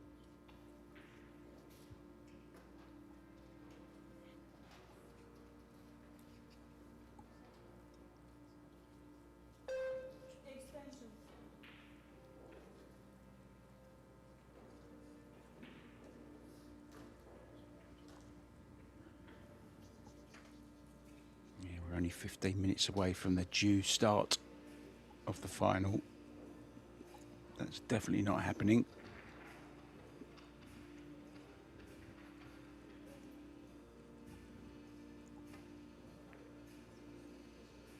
Oh, bad shot.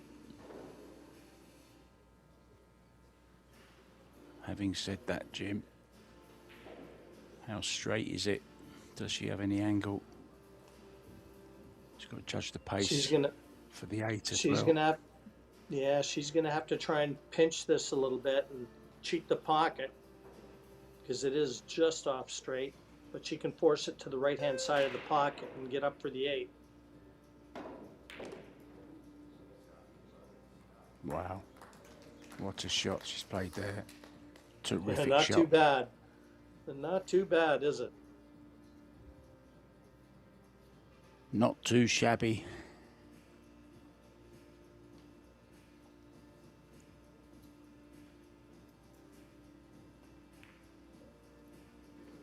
This is a real snooker shot, this one, isn't it, Jim? From the black to the next red.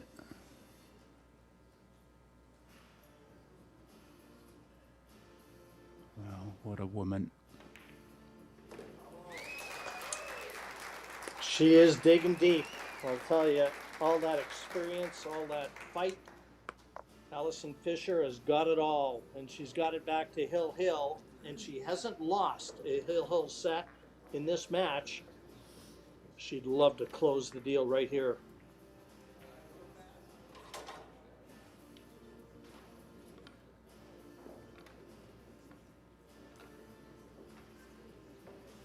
Yeah, this is the third one, Jim, isn't it, that's gone Hill. Shows you how tough it is out there. 790 to 745. The overall match performance rating. Allison in front.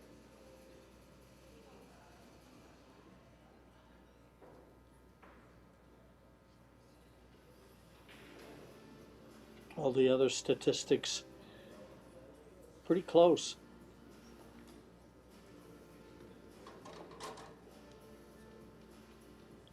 Oh, I was just trying to But see like the you, ball's Mark, pocketed. The print is so small, you got to reach over for your glasses to read it. I need to get my binoculars out, Jim. My magnifying glass. I never had time. It's still in the drawer.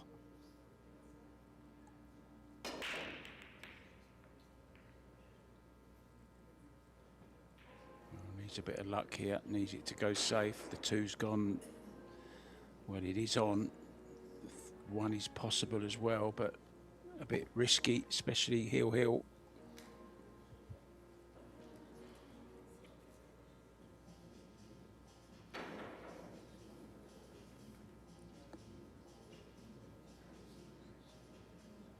3 hours, 48 minutes.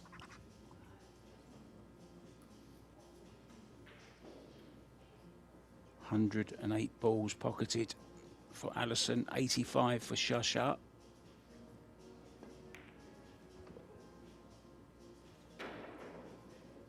How she would love to pot another 8 here, or however many Shasha might leave on the table, if any. It's a tough 2 though, Jim.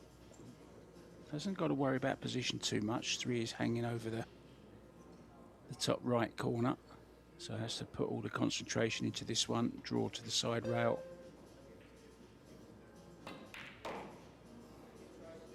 Wow. Went forwards, Jim. 5 ball now, awkward.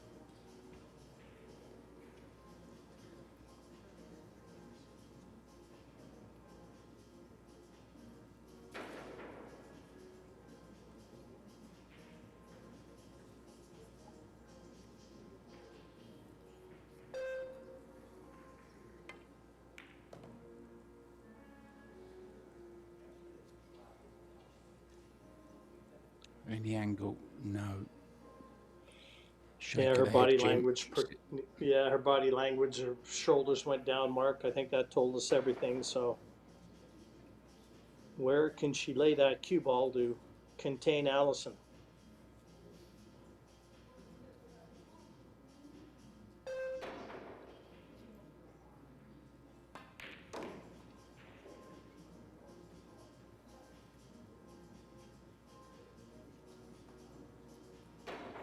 Do you go really brave here, Jim, and try and get the cue ball behind the 7? No. This has got to be good weight. This is very touchy. If she's trying to drop in behind the 8. Yeah, I don't like that shot. That was very, very risky. I'm not even sure the shot was on. No, I don't think it was, Jim. I thought she was too close to it.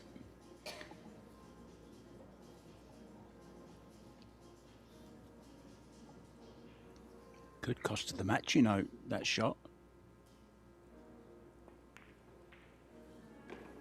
Mark, it should. Allison's going to need one good positional shot from the 7 to the 8. Well, this is unbelievable stuff. It really is.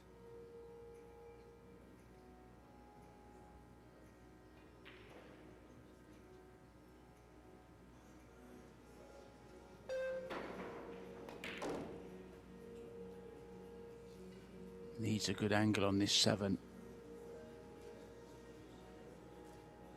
Look at that focus and determination.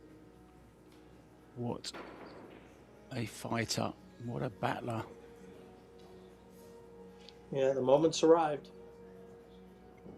And she's been living for moments like this her whole life.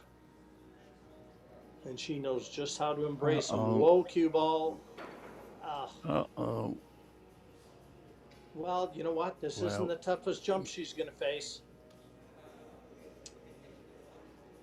No, but she'd rather have been short of the 9 and playing with her playing cue right now. It should be over by now.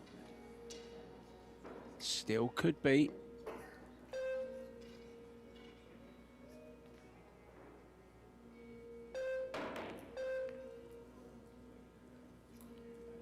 Oh, is she going to get a bit of luck, Jim? Look at the cue ball. Look where the cue ball's gone.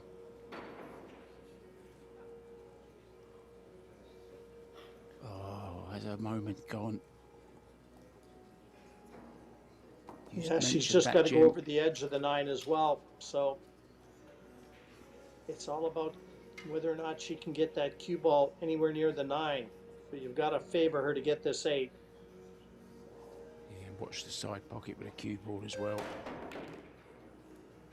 Oh, she's gone the other side of it. Well, this is a tough 9. Thought she could have cut that 8 ball on the other side. Got the cue ball moving a little bit. Obviously didn't have the angle. How do you want this, Jim, to stay in the World 9-Ball Championships? Well, I'm betting if she misses it, Mark, she's going to overcut it.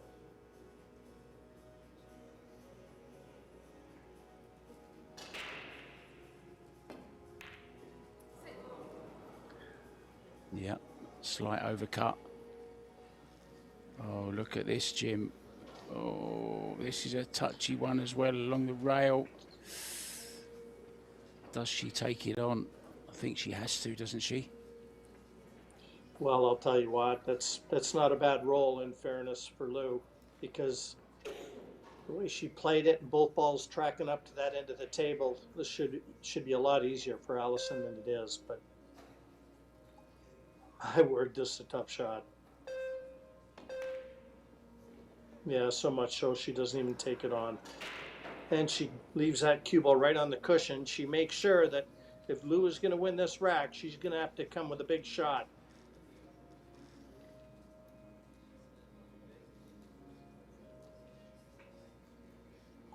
To stay in the match.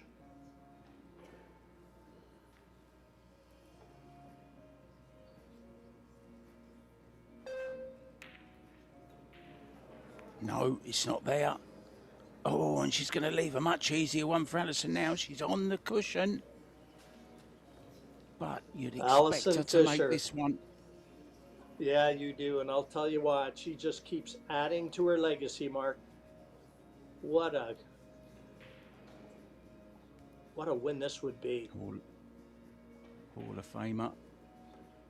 World champion multiple times. And now there. a semi-finalist in the Women's Kamui World 9-Ball Championships. What an absolutely brilliant win, and a very, very popular win, Jim, as well, from a very, very well-known legend, Alison Fisher. The train continues to chug along. She's got a final to play now. Yeah, she doesn't have a lot of time. Partner, up against. Yeah, he'll be delighted she's Conrad. won this, but I'll tell you what a draining win that would have been for her. And she doesn't have a lot of time to, relish in this. She's got to relax, maybe grab a bite to eat, as we said, Mark. And I mean, 5 minutes away from when the mixed doubles final was going to start. So I think you'll be looking for that probably in about 45 minutes to an hour for Allison. But what a win. Just, you can't say enough for that win. Just held it together and gutted it out. Well, you're going to have to get yourself ready as well, Jim. I know you're not the young spring chicken you once were. You need to go and get yourself something to eat, get a nice cup of coffee down you. You've got the final to do. Whenever that comes up, as you said, Jim, in probably about 30 to 45 minutes. Mark White here with Jim White. What a match we've just experienced. Don't miss the final. That's up next on this table here. Thanks for your company. I'm off for a little bit of a lay down after all that. Ta-da.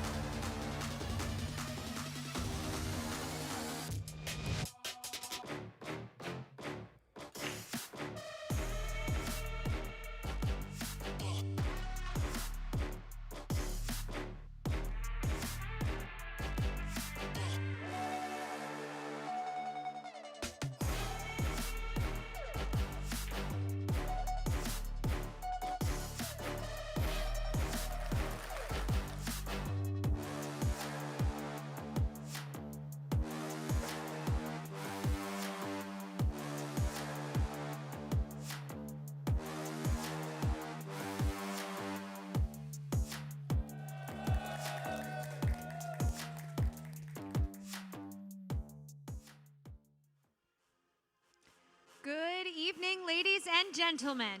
Welcome to the Hyatt Regency Jacksonville Riverfront. Let me present to you the 2025 Jacks Mixed Doubles Finals.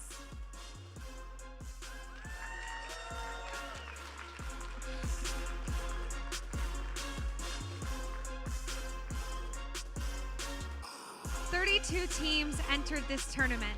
Now, just 2 remain. Let me introduce you to our finalists. First, a round of applause for Cho Chae-yu and Conrad Justicine.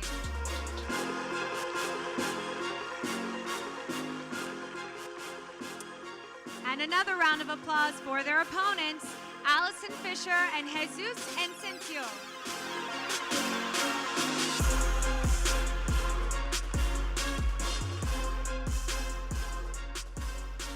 Players, have a great match, and please, flag for the break.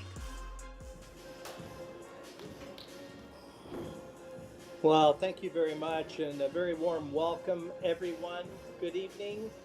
It's Jacksonville, Florida. It's day 5, and you've got the best seat in the house for the final of the Jacks Mixed Doubles.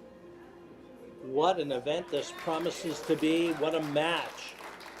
I'm Jim White. I'm going to be walking you through all the shots, and very happy to be joined by a very good friend of mine, fellow Canadian, Big Red, Eric Horlifson. Welcome, Eric. Hey, pleasure to be with you, Jim. Looking forward to a good one here. Shishin and Joe have a good... Go ahead, Jim. I was going to say, sorry, Eric, and I should let everybody know that Eric's right now in... I believe you're still in Toronto, Eric, if I'm not mistaken. I'm in in Calgary. Yeah. We're a couple hours difference from each other and not sat side by side. So if we do periodically talk over each other, folks, please excuse us. It's there's a bit of a lag with our commentary, so it's unavoidable, sadly. I was going to say, Eric, the talk of the venue right now is what Allison Fisher just did about 15 minutes ago. You know, took out a 3-time champion in Lou to make her way to the semifinals of the ladies. It was about a 3-hour match. Well, actually closer to 4, really. And here she is in the final of mixed doubles, Allison Fisher. Wow, just keeps adding to her legacy. Isn't she something? But Eric, it's Jesus, her partner, Jesus Atencio, with the break. Best 2 out of 3 racks, her sets, and each set a race to 4 racks. Eric, the fun starts now. Yeah, we'll see if the previous match took anything out of Fisher. It's a little bit easier to play doubles. She'll only be shooting half the shots. But definitely when you go through a 3-hour grind like that, it's going to take something out of you.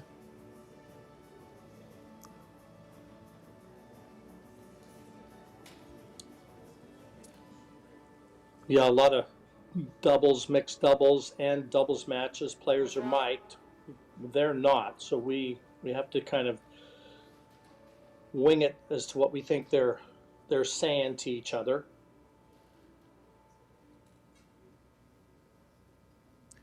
Yeah, and Cho and Yushishin, I've done some previous matches of theirs. They don't have much communication between them. I think, you know, a key to a strong doubles team is trusting your partner, kind of being on the same vibe of what shots you're going to take. There'll be a little bit more discussion and safe play, but particularly in open table play, trusting your partner to move around how they want and adapting. Because they're under a shot clock here, Jim. You know, if you start throwing out too many options, there's not enough time left to execute.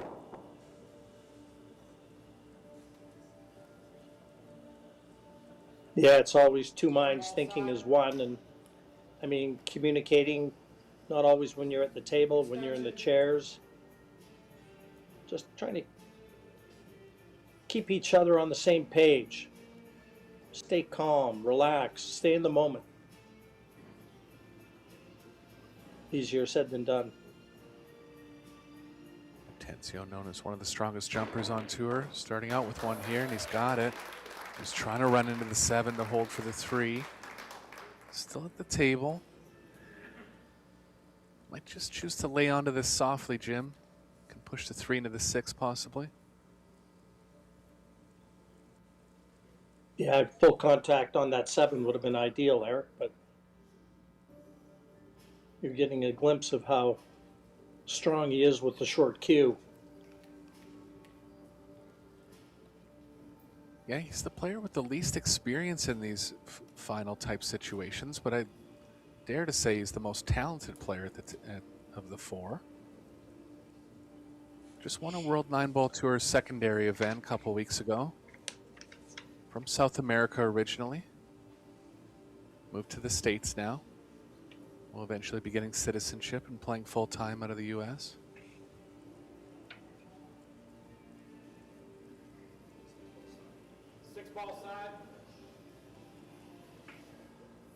Another jump here for Atencio.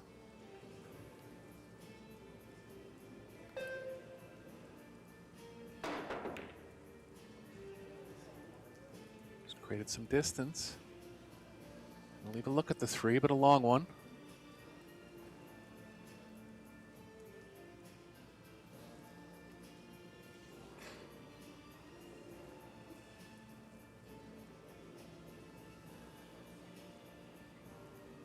Yeah, I had the chance to commentate on both semifinal matches that saw these finalists come through to the final here, and there was some terrific shot making and musician. You just saw him knock in that, and now Cho at the table. This is a gilt-edged opportunity for them to secure this opening rack, but early nerves, always a factor, especially in a major final. Yeah, pretty big money on the line too. 40,000 to the winners.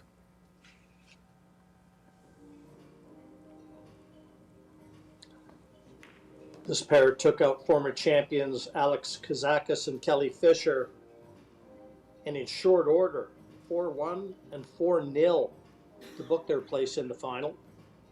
It was a dominant performance.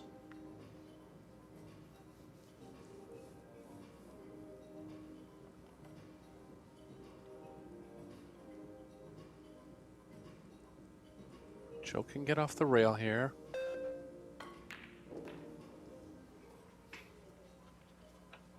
She's been very successful in everything she's done in her career, but even in the mixed doubles, she's won won a mixed doubles tournament before with the late Chang Jun Lin, made it to the semifinals with Ko Ping Chung, and now in her 3rd partnership into another final.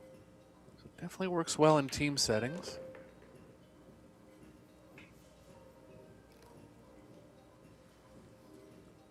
And the fact she's right-handed, her partner being left-handed too, they both have to be very aware of positional play.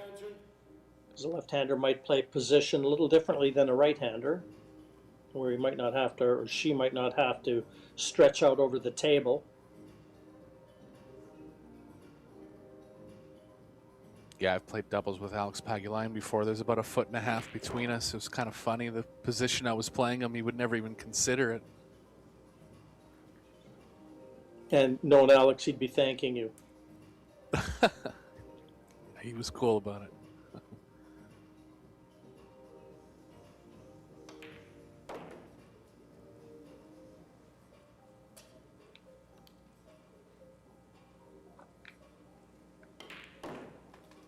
Now the first rack in the opening set goes to Conrad and Cho, and looking pretty strong, the early going. But there's a long ways to go in this one, and all 4 players on center stage know it.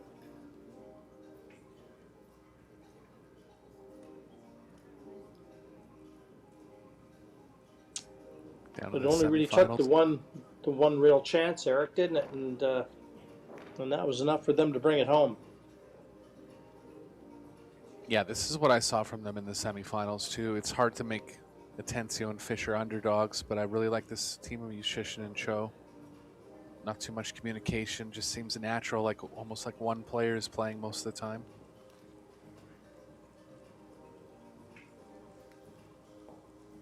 Yushishin has a Pro Billiard Series title to his credit in Puerto Rico. consistent top finisher on the men's tour.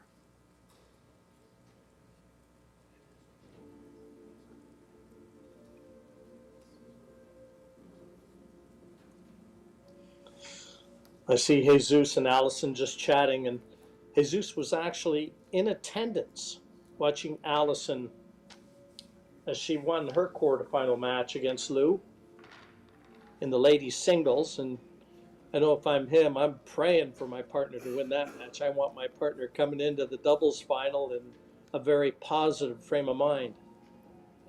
He got his wish. 100%. Yeah. Yeah, I saw the ending of that match. It was a lot of drama at the end there. Two tough missed nines by Liu in the hill game of the fourth set.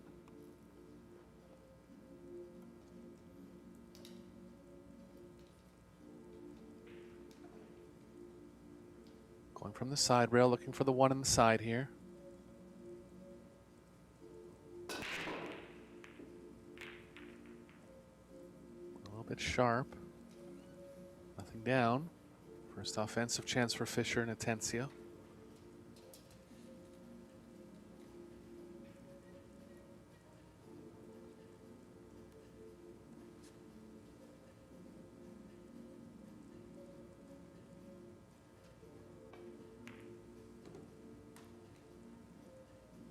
Rack's looking okay. They're going to have to play a 4-6 combo. It's a little off angle, but looks like it will be possible to hold the 4 near the upper right.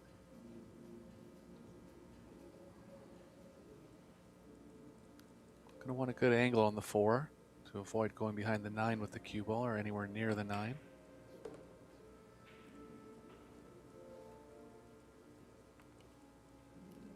Have to move the cue ball a little more than ideal here, but does have a path 2 rails back to strong position on the 4.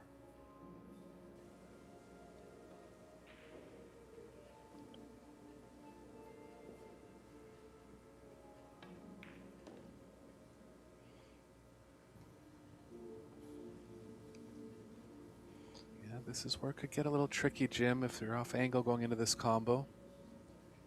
Gonna be some discussion about this one. Yeah, that's for sure. And Allison, she might not play the same type of game as Jesus. She's very measured in her approach. 6-ball corner. I agree. They're going at the combination. Yeah, more of a defensive player. She's capable of executing those offensive shots if she gets a little push.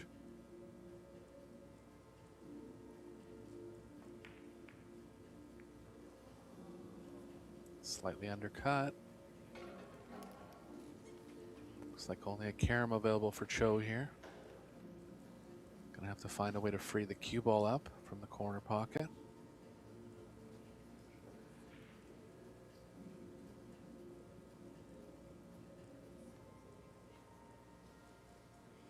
Four is kind of banking into the 9. Tough to predict how the 4 is going to play off the 9 though. Maybe something soft enough. They leave it up to the top or bottom right, pardon me. Yeah, I've got a feeling that might be what Conrad's saying. Just try and bump the 4 into the area that he's just shown you with his hand.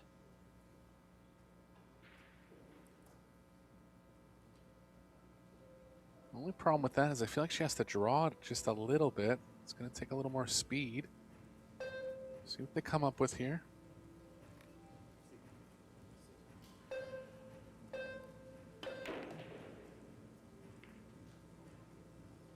Or hit it and Wow, hope. that result. Yeah. Yeah, Perfect and result Conrad there. taps his table in acknowledgement. There's no way you could have predicted this.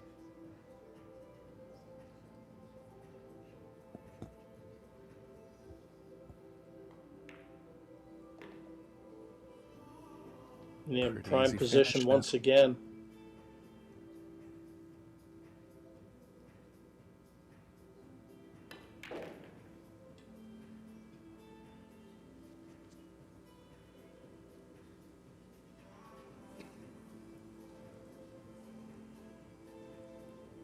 Conrad, a part of the strong Polish contingent.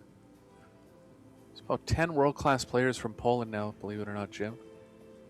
Very strong program over there. Produced a lot of good players over the last 10 years.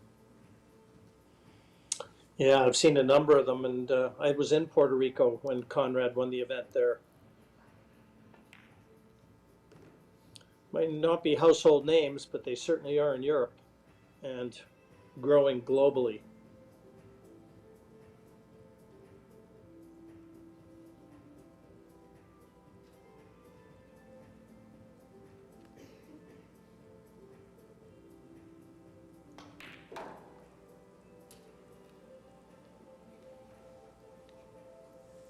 Here's that Yeah, I got to right-handed, get that left-handed little. talking about. That's you Yeah. took the words out of my mouth there.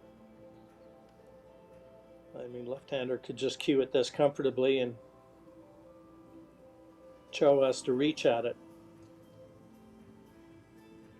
And even that, she may just be throwing her cue at this one.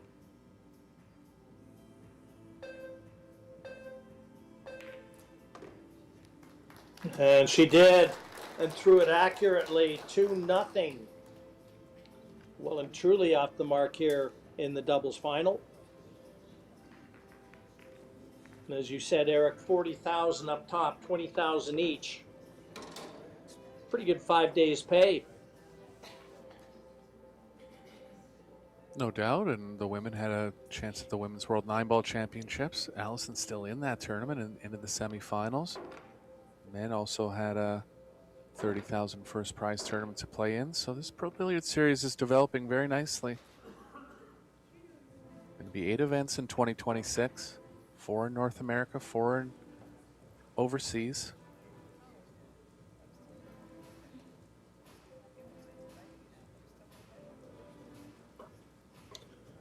Yeah, these players, they better make sure they've got new luggage because they're going to be doing a lot of traveling in the next few years. If Predator has their way, they're going to keep them, and they're throwing a lot of money. I think it was about over between 3 and 4 million in total prize money on offer next year. That's right.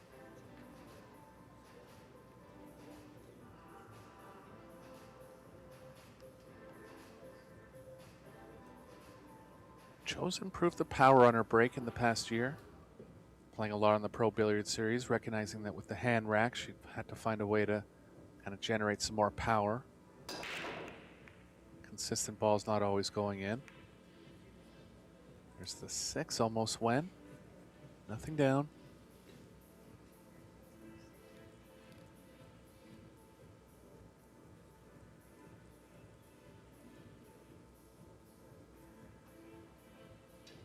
No look at the 1 here. They're going to consider a kick and stick.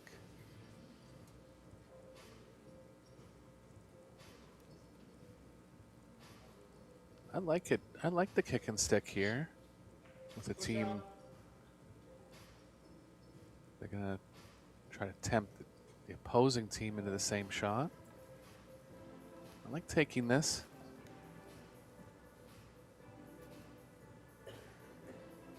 Yeah, Conrad, he doesn't really want to give it back, does he? Yeah, they both know the danger, but I think the percentage of executing it is high enough that it's worth shooting here, but he does give it back. 3 ball side.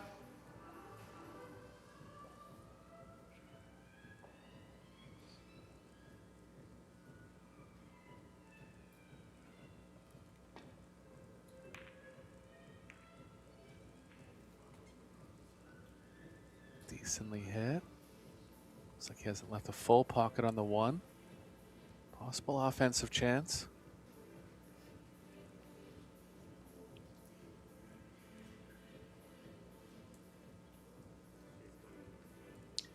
You wouldn't be able to hit it at speed. Yeah, so can rule out drawing back for the side pocket. 2 is available into the bottom right. Cue ball's kind of playing across towards the 3. Tough spot here. 1 ball corner. Not going to go for it. Cross it over.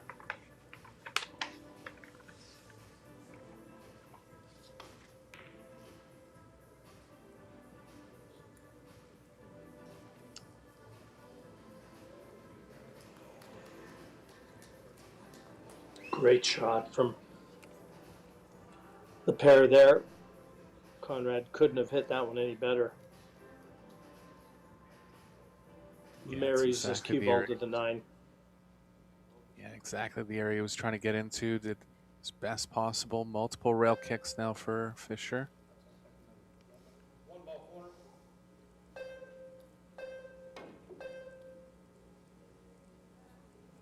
Foul. Good try. That Just looked- down to the end of her shot clock. Not enough time to judge it. Yeah, that looked tough even from our standpoint, Eric. And it was interesting, and I don't know whether you heard about it, the scuttlebutt around the arena yesterday is in the mixed doubles. Atencio was holding his cue a couple times when Allison was looking to get out of some of these snookers, and he was actually holding his cue there where he wanted the cue ball to strike after she played the shot, and he hasn't been doing that, so I'm wondering if he hasn't been warned. We didn't think it was Interesting. legal. We didn't know for sure, but Mark made a point about the fact that it should have been a foul, and I'm not too sure that he hasn't been warned. Yeah, I mean, it's one thing to put your cue on the rail, which I would agree is a measurement device, and I would agree that that should be illegal. In the World Cup doubles, late in the tournament, Jerson Martinez one time left his cue on the playing surface. Can you imagine that? While his partner was playing position, and I said for sure you shouldn't be able to do that. Both are along the same lines.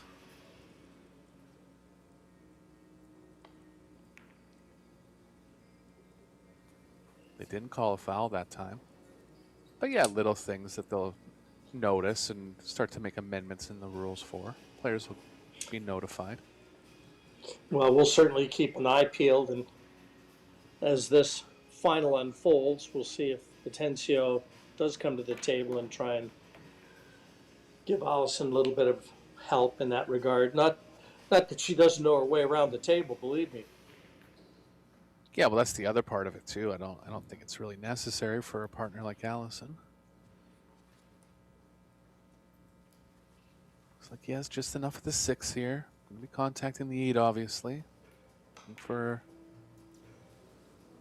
Oh, the 8 hindered him there. First missed ball.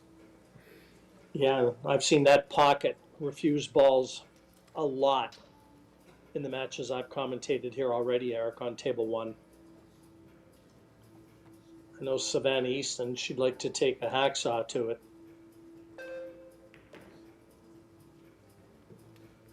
Yeah, made it all the way down to the semifinals. Good result for her. Furthest finish in an international open tournament.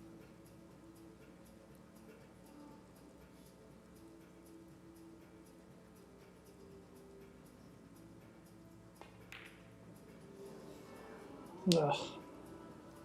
Again, indications that these pockets are refusing balls that would normally be dropping. Just touching the near bump, and that was enough to keep it out. Yeah, they're down to 4 and an 1/8. The original iterations of these Apex tables were at 4 and 3/8, so that's a big difference in pocket size. Kind of the standard now on the World Tour, but it sure requires a lot of accuracy and focus.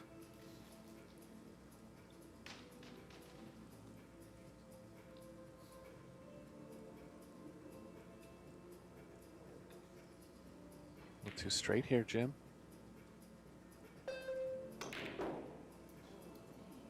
Look at this.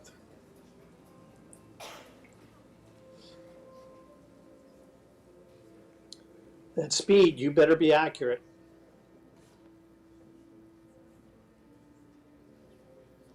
Yeah, 3 missed balls in 1 rack. You would say on the easier side too. Nothing to do with distance, just off target.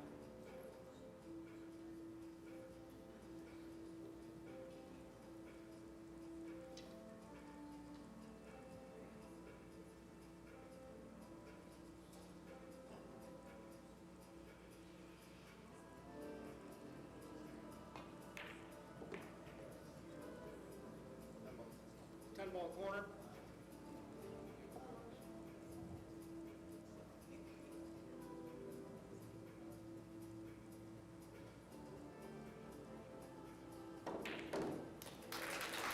Thumps that one to the back of the pocket, and Jesus and Allison secure their first rack of what they hope will be many more to come. A few mistakes in that one. They got the last laugh. 2-1 to Conrad and Cho.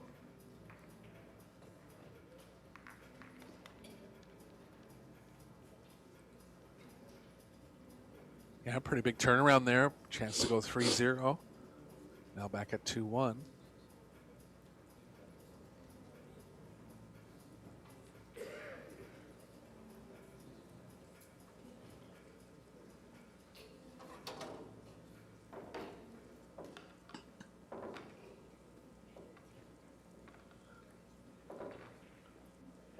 I guess all players too have been told balls have to completely stop rolling before they come back to the table and look to put balls on the table. And you saw the referee even kind of just holding his arm out to Atencio.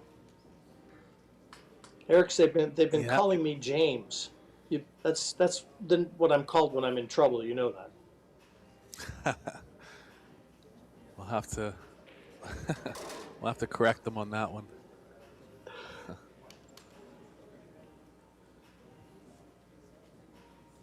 That's when the police are knocking on the front door.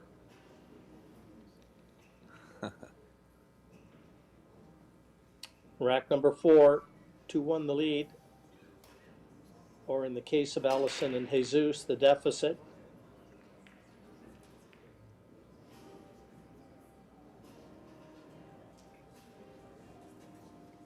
Looks like a look at the one here. Bunch of congestion over on the right long rail.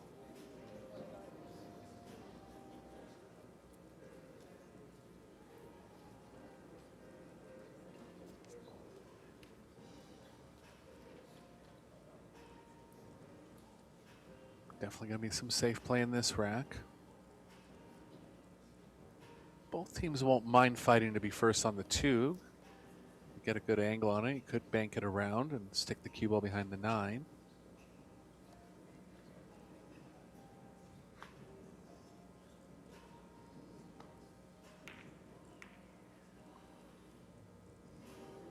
That was a good thought with the cue ball, but lost the 1. Chance to come around and disturb that stack of 4 over on the right long rail now. 8 ball's kind of in the way of it, but there's a path around it and down to the short rail possibly.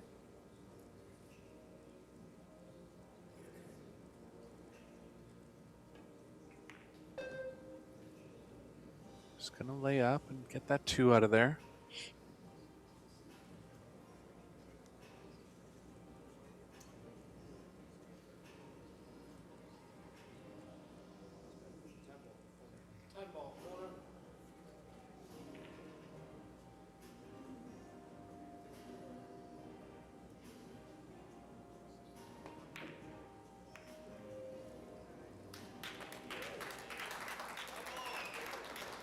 Too close to jump here for Yushishin and Cho.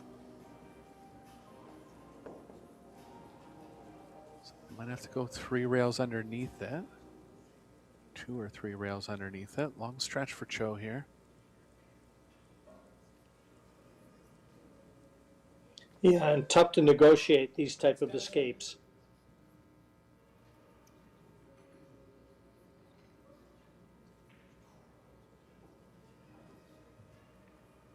Cue ball so close to the rail, it has a different reaction than when it has a little bit of time to roll first.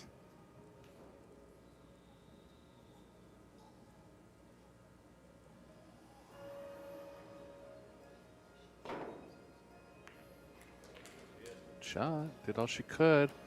Doesn't want to leave the 10 though, and she has, and they'll be going after 100% here considering where the 3 ball is. Just looking for a possible foul, maybe. Sure here. Yeah, she just left her jump cue there. I think that's all Jesus was telling the referee. Okay. 210 into the side to level the match. Extension.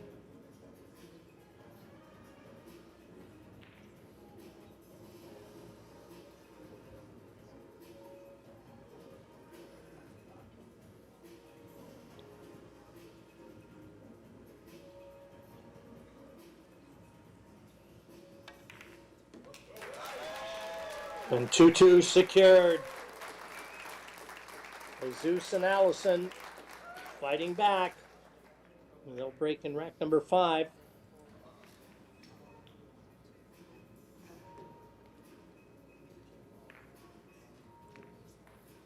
You know, we look at this, that was a great safety and afforded the 210 combination. But you look back in the preceding rack and a couple easy balls missed. And what could have been a 3-0 lead, all of a sudden 2-2, how the match has turned on Conrad and Cho.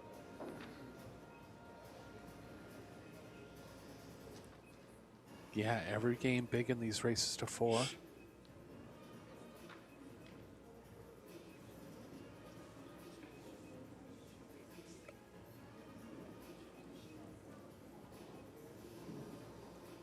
Cho went down to Christina to catch in the Women's World 9-Ball Championships, 3-0. Bit of a surprising result there. And Christina came through in the quarterfinals against Cheska Centeno in a 4-set match. She's into the semifinals. Seo Soa also advancing to the semifinals. Those matches will be completed tomorrow along with the men's Final 4.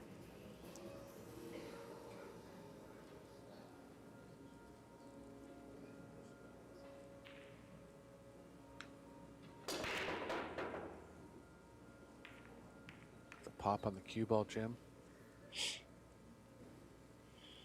Yeah, a lot of noise there, but no friends. A chance at the 1, 2 available. 3 might be a different proposition.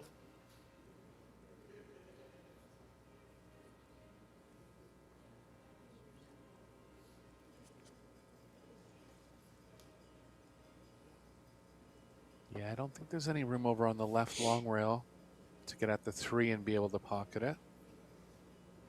It's close, but I just don't think there's quite enough room over there.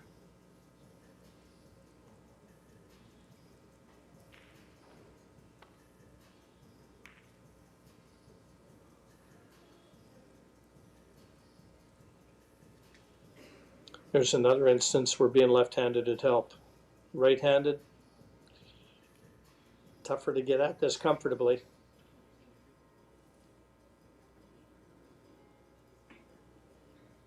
Conrad likes going below this ball. Might feel like he wants to bank the 3 to get good on it. Extension.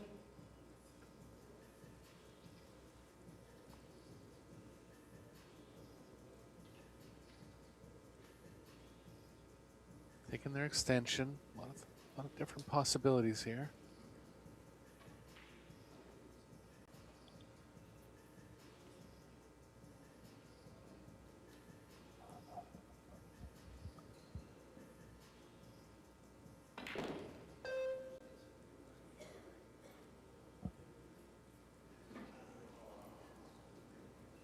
Would have been perfect speed if she didn't run into the 6. Manageable kick here for Conrad. Has to be careful of not going off into the bottom left with the cue ball. 3-ball side.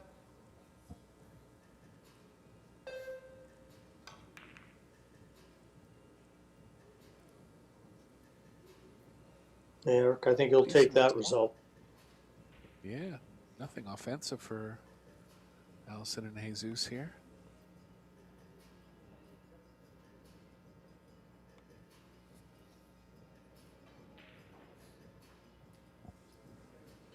Allison can play the 3 near the 7-9.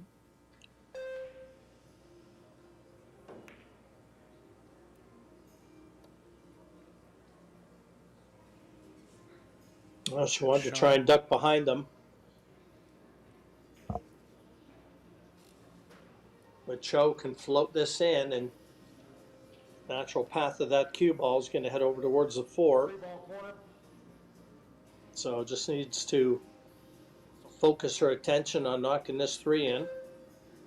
Conrad showing you roughly where the cue ball is going to finish.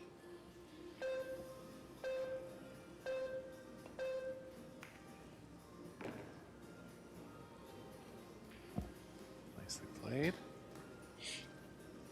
Looks like the 7's only available in the right middle. Can't really go into it off the 5. Too much chance of getting stuck down table.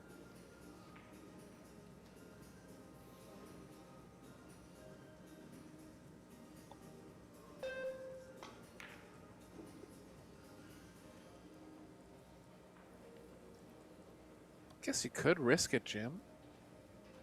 But still a chance to get over onto the left side of the table and play the 7 directly.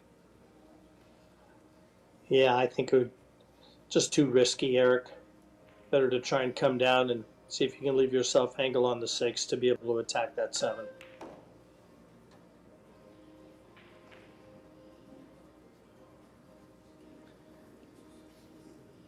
And that's a little too straight. Looks like he's going to play a big stroke shot here.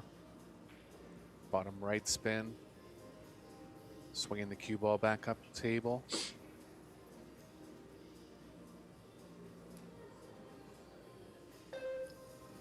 Tons of left-hand spin on that cue ball. Yeah, left partner. Yeah, never ever got into it the way he wanted. Now tricky safety for his partner.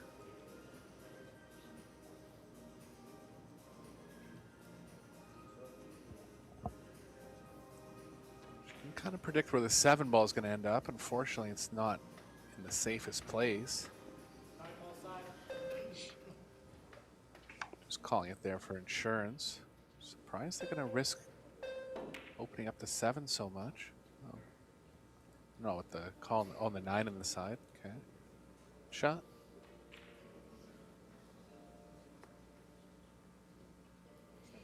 Extension. He'll be overcutting this one if he misses it. 7-ball corner.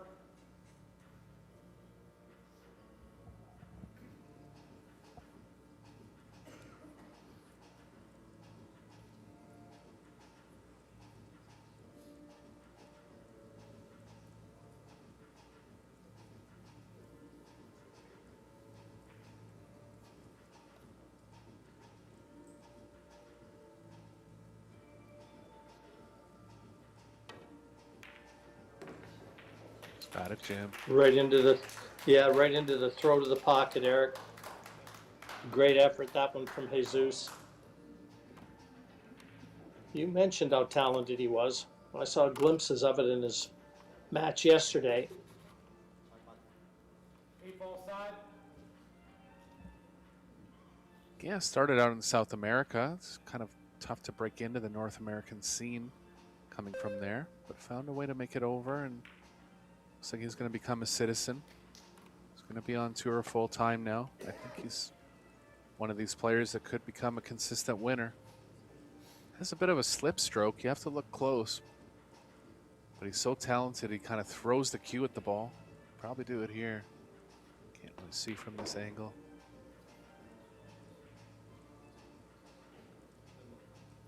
Ball corner.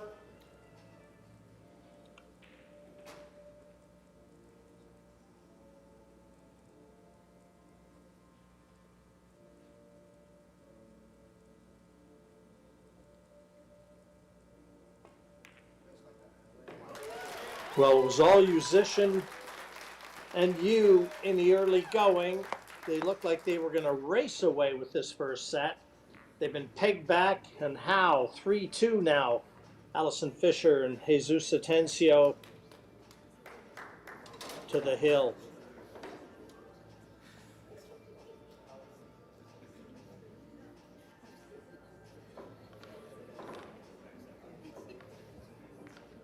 Gonna be Fisher to break in rack number 6. One break-in run in the set so far, very first rack of the match.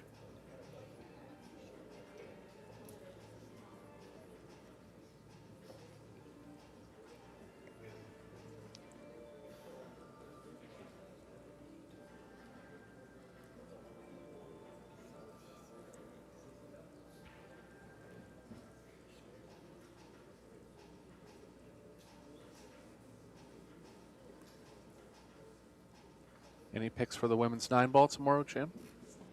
You got My sentimental favorite is sitting just to the right of your screen. sure. But yeah, that's tough, Eric. I mean, I don't see enough of the ladies play to be able to tell you if there's one that stands out. I guess Christina right now sounds like she's playing pretty well too. Yeah, she beat 2 good players so far in the final 16. Seo Soa won the last PBS women's tournament in Spain. She's in the semifinal against Fisher. Xiaofeng Fu, a good player for 20 years, hasn't actually been to the semifinals of a pro billiard series, and she's played in a few, but they're all obviously dangerous players. Make sure you tune in tomorrow to see the conclusion of that one. 2 balls down for Fisher here.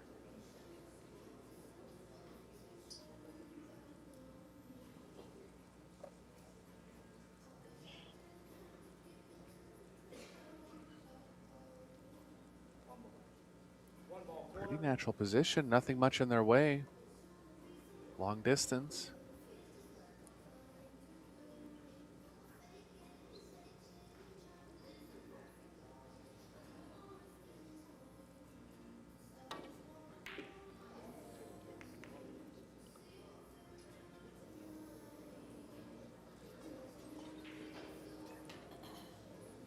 And it's ended up. Yeah, it's run pretty safe. Sorry, Eric. Go on. Run pretty safe, but that one never threatened the corner. Yeah, it's really a set winner there. Extension. I think they're gonna have a go at the carom.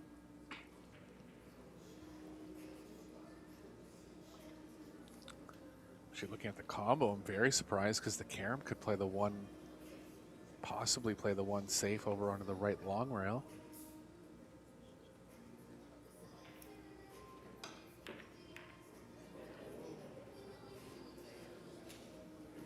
He was going to create distance this way, and it worked out.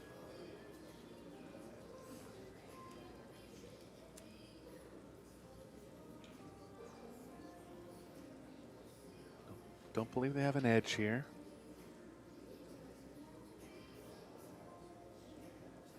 Extension. Allison seems to be okay taking some instruction from Jesus. Well, she absolutely does. Yeah, shows a lot of humbleness on her part.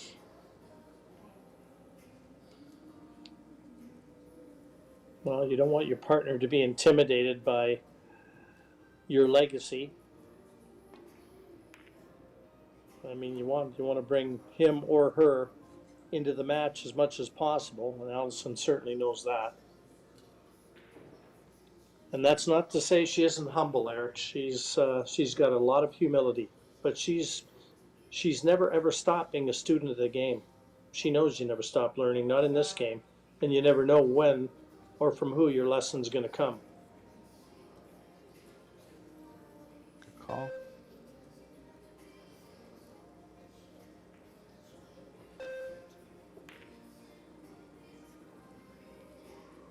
Nice kick and stick here. See if it ends up in the window. Looks like it is. Cho knows that that one could have turned out a little better. 1 ball corner. Yeah, these are the kind of shots that Atencio will fire at. I think he's going to have to, it could go forward possibly, but I think he'll consider drawing it across just to hit it a little more aggressively.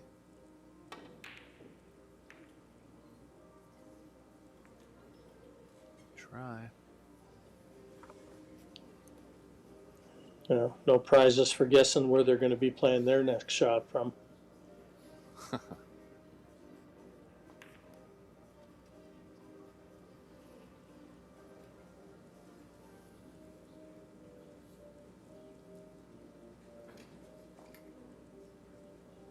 Fisher, close jump here. Jesus could give just about anybody in the world lessons on how to use that short cue. Maybe save somebody like Fedor Gorst and one other guy that Mark had mentioned that I didn't know, I wasn't as aware of. Very good with the jump cue. That's pretty handy too, Allison. Yeah, Jesus likes it. She's learning.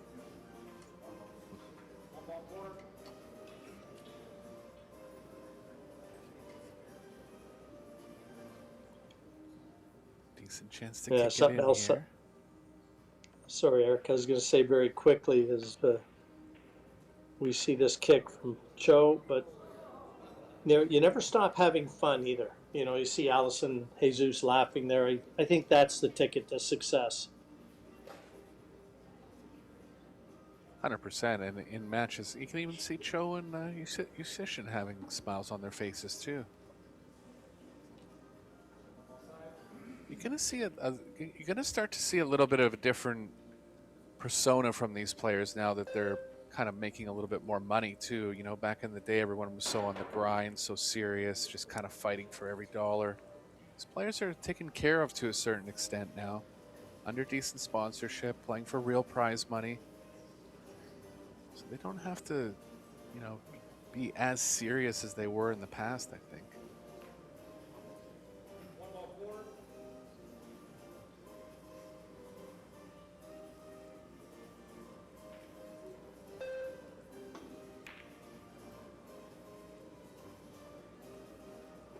This one open.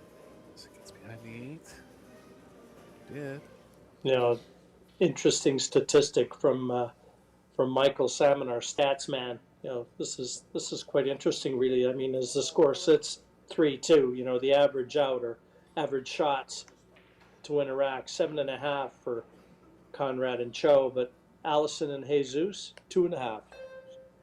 That's an interesting fact. Interesting. Thanks, Michael. I appreciate that.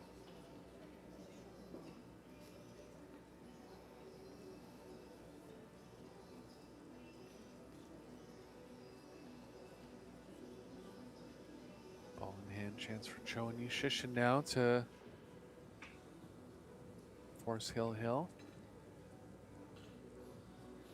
3 of the 4 will be the toughest cue ball movement.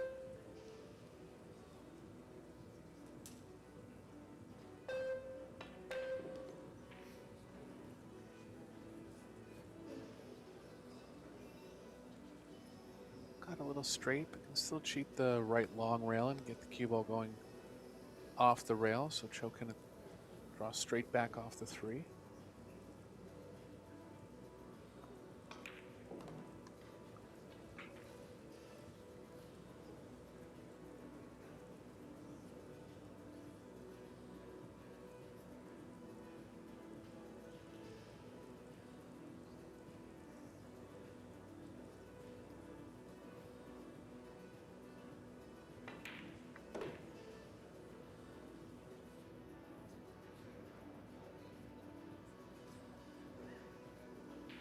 Choice here to play the 5 in the side or the corner. They'll favor the side, or pardon me, the corner. With too much angle to get comfortably in the side.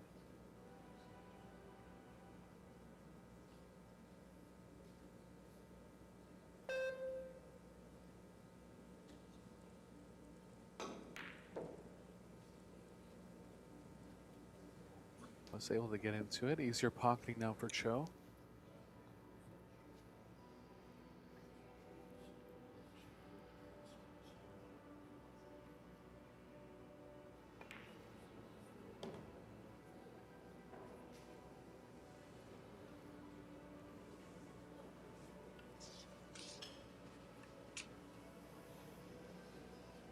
Progressing through this rack nicely and looking like a hill first set.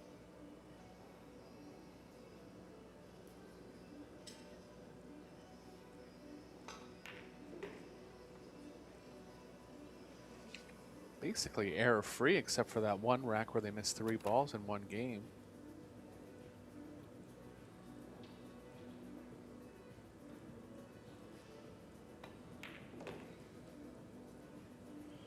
And this might be an indicator, Eric, of what we're going to see as this match unfolds, because it looked to be close. Nothing we're seeing is belying that.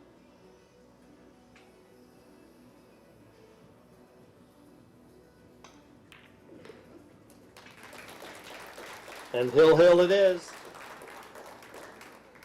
3 on the spin, taken by Jesus, and Allison finally stopped to bring us 1 rack to see who wins the opening set.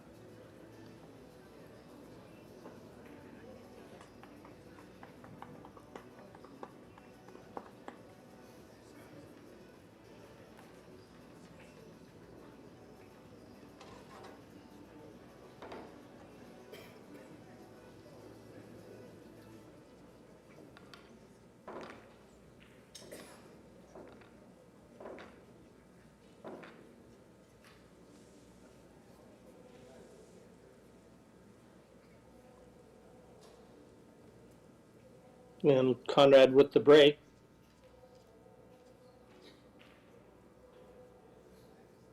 Yeah, he hits them hard and hits them with some finesse and purpose. His main goal is to make the 1 on the side. He does get it going a lot in the matches I've seen him in.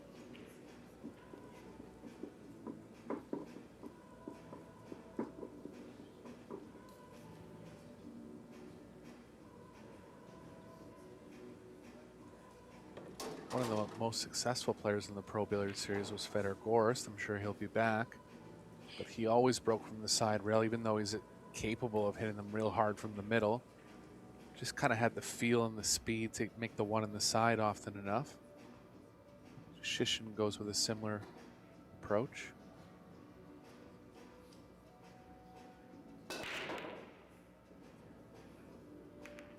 Caught both points with the 1 that time. Nothing down, but over top of the 8. Yeah, and a pretty scrappy looking table too, Eric, so it doesn't look like this is going to be a 1 visit win for either team. A couple shots could mature that situation though.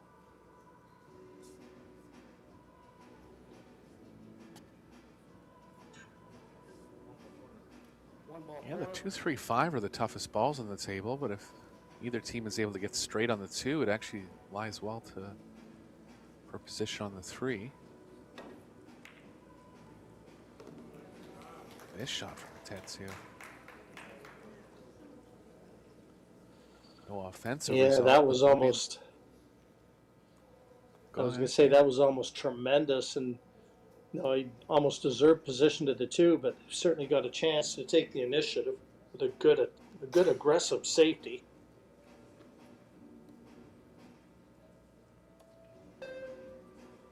Yeah, those type of shots are Atencio's wheelhouse. Really nothing on the table that he's afraid of.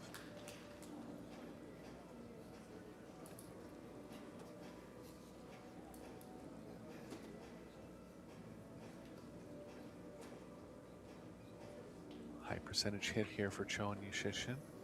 Thinking about ways to create a safe.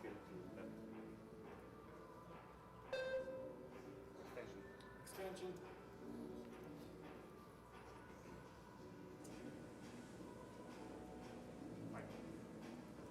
Five ball side.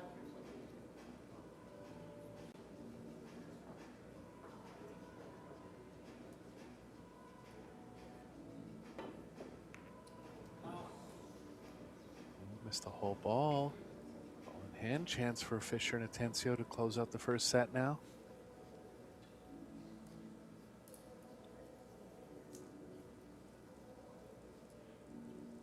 You would have never believed they would hit the Like 5, she- not the 2 there. Yeah, no kidding, but it almost looked like she cross hit that and just imparted just a little unwanted side into the cue ball. But yeah, you're right, Eric, how they plucked the 5 out of the middle of those 3 balls. Anybody's guess, but what a glorious opportunity now for Jesus and Allison to secure the set.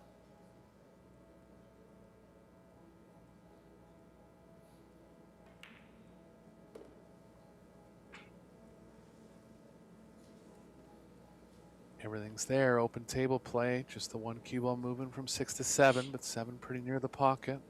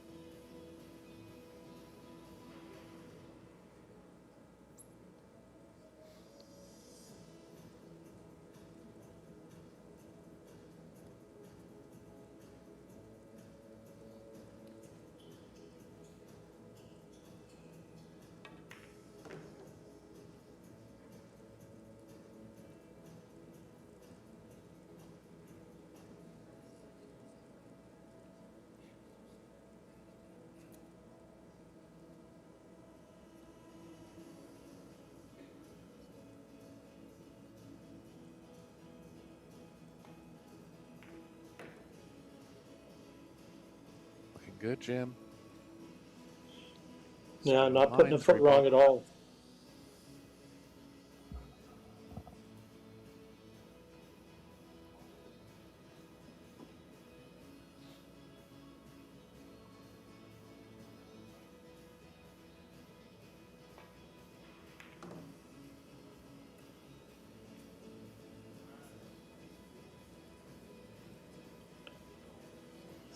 Slightest angle going the wrong way. Gonna decide if they want to leave the longer 10.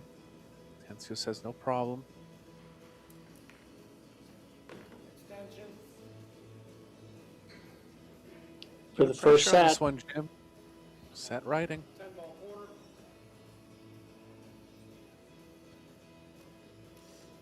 Yeah, I think there's a lot of pressure on this one.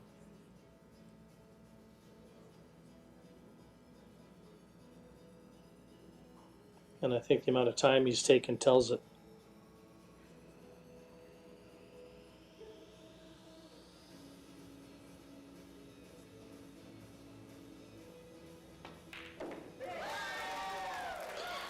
Center pocket. Jesus Atencio, Alice Fisher, will they finish it off? And a 4-3 win to secure set number 1. Easy for me to see how Allison just gets the type of respect from everybody that she does, the way she plays this game, and her partner complements her style so nicely, where they go through the balls and the racks, the communication, Eric. Easy to see why they're in the finals. Yeah, this is a first-time pairing and playing well, no doubt.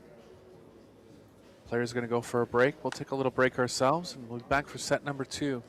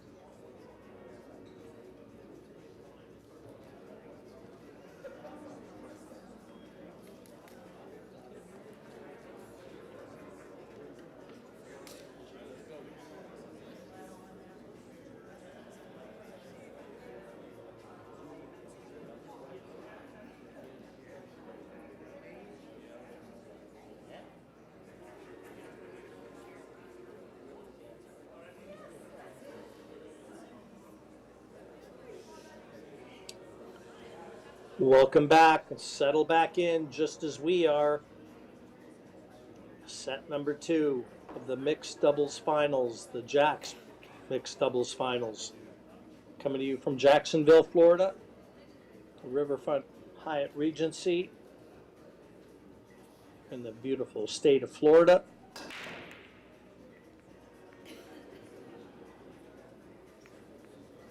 And Allison Fisher and her partner Jesus Atencio owning the lead at this point. Cho Chi Yu and Conrad Musician. Well, they started out like a house on fire, 2-0 in that opening set. Then Jesus and Allison took the next 3, only to be pegged back and won it in a decider, but it always looked to be tense. Nothing's changed. So the break, set number 2, rack number 1. It looks like just the push-out option.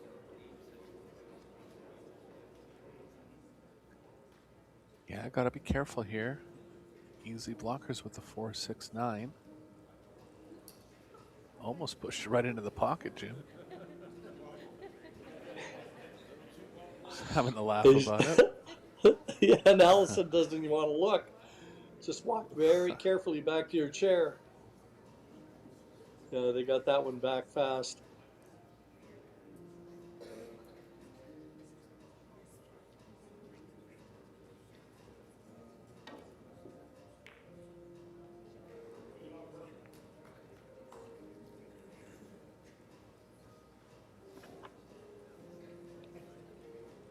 Yeah, this is going to be a difficult table too, Eric, the way it looks. Chance at the 1. Doesn't offer great position to the 2, but sorry, pal. He's going to have to leave her some. No problem.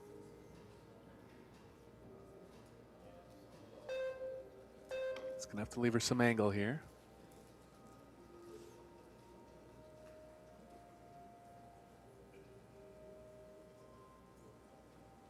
Three's going to open up the 5 a little bit.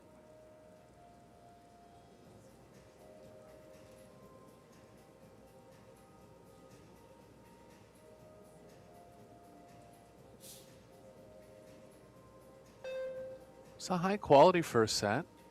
Just looking at the missed shots. 7 total between both teams. Playing doubles, that's not that bad. That was a good shot, that one by really Cho. Yeah, open up the 5 a little bit. Nice shot and good pocketing. Yushishin and Cho really got tripped up on the break. That they were 0 for 3 on the break and didn't make a ball in the first break of this set. It's going to be a factor going forward if they can at least start making a ball.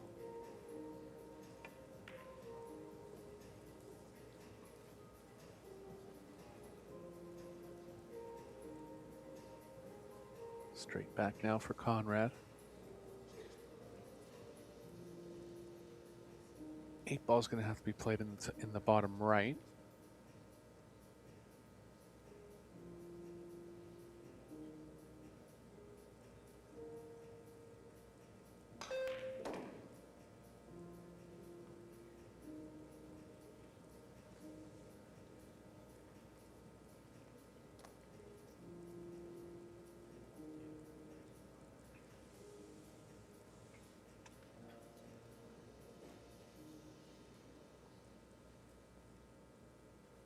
Just showing you where she wants to draw to. Leave angle to drop below that 8 from the 7.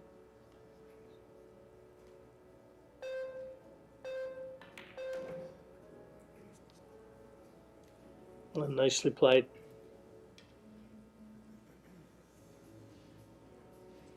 Yeah, long reach for Shishin here, but the cue ball's missing the 9 on the way to the short rail. Playing right into the angle of where he wants to be.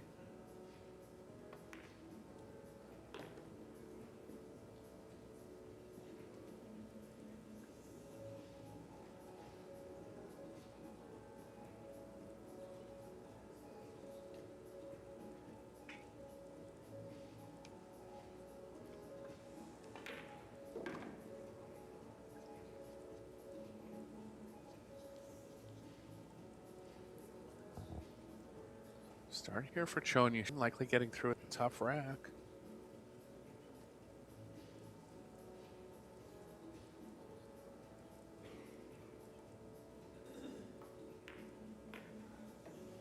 Yeah, there was nothing easy about the lay of the land when you came to the table. Some good shot making, good cue ball control.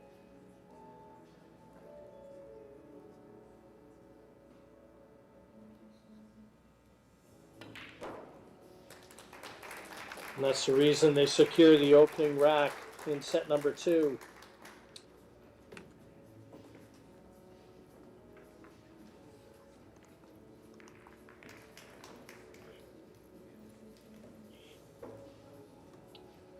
Yeah, that was precarious, and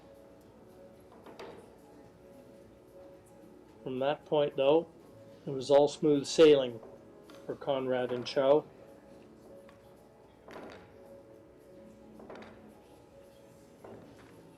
I think she would have been all over the blooper reels if she pushed it right into the pocket there, Jim.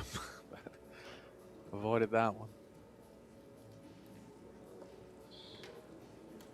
Yeah, you know, we've got men's final and the ladies final, world final being played tomorrow. And I don't know where the Jacksonville Jaguars are playing tomorrow, but I can tell you Jacksonville right now is an NFL town. So a lot of the attention is going to be diverted over to the football pitch. The Jags firmly in a playoff position. So Jacksonville, pretty hot town at the moment.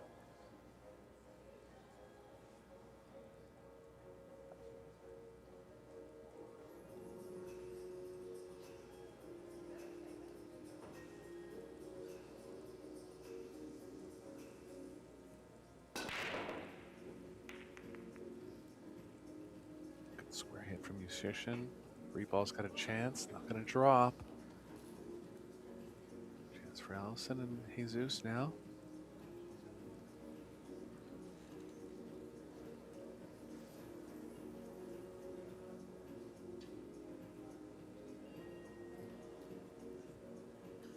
Four balls in a... Yeah, Musician just kind of showing some emotion there, knowing he hit it exactly how he wanted, didn't get any result. From this angle, it looks like the 4 passes the 6, but I had another look at it, and I really don't believe it does.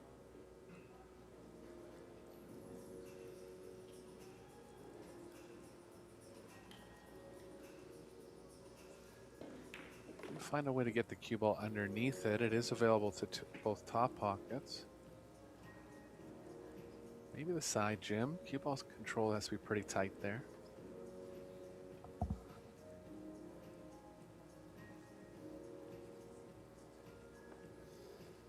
Oh, the 10 ball. They'll definitely play that.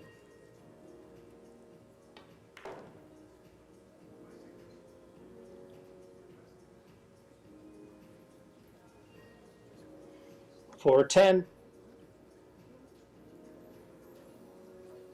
And they can run with the white. Extension. 10 ball corner. Just slightly overcutting that 4, Eric, that imaginary pocket that you look at. But again, it's almost like a free shot at the 10, head up table with the cue ball.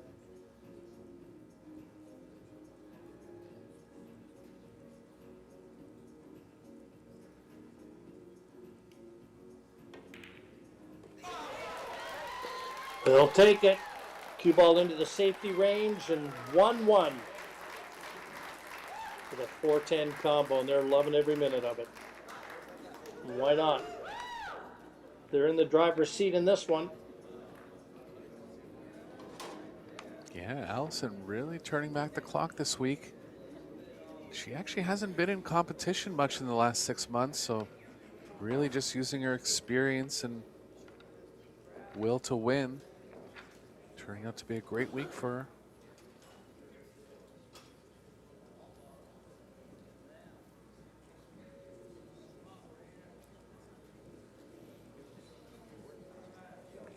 Were you in Toronto when she first came over to Canada, Jim, or were you Calgary at that time? Eric, I could tell you a lot of funny stories about Allison Fisher. I remember in the early days of the Moscone Cup when Allison was playing with Vivian Villarreal, Allison was playing with Francesca Stark from Germany, and Vivian Villarreal and Jeanette Lee were the two ladies that were on the U.S. team.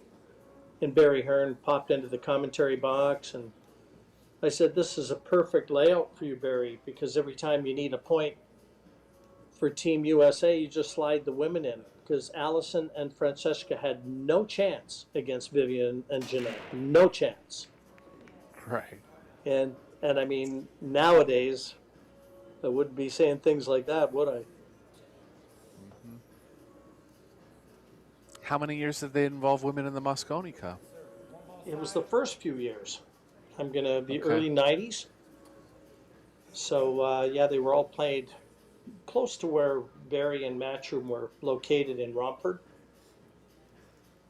I mean, one of them was like a bowling alley, if I remember correctly.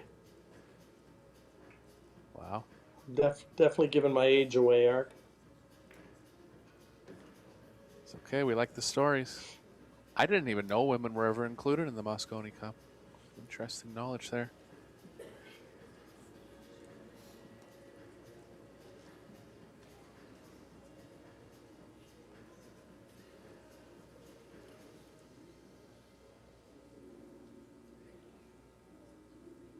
Ideally straight on the 4 will work here.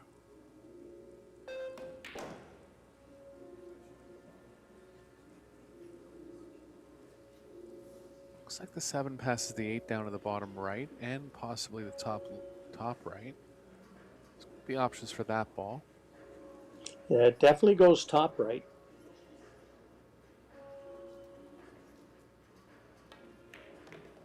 It looks like it'll go bottom right as well. Pretty good on the Just 4 keep- here. Can soft draw to this one.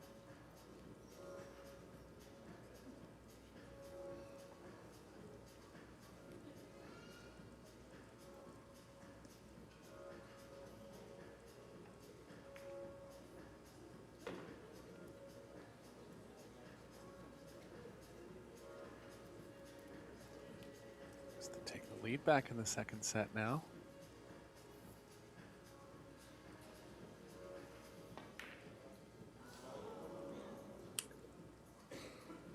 Yeah, just when you think it's safe to go back into the water. You just, not for a second, you've got to give these pockets the respect they're due. And when you're going to try and power anything up, you've got to be deadly accurate. They just do not take balls at speed.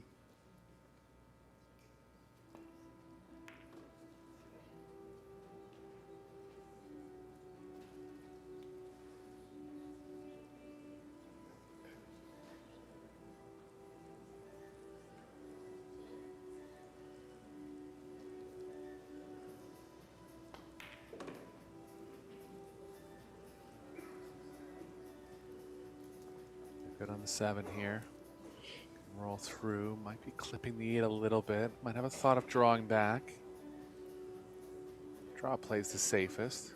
Conrad saying go through.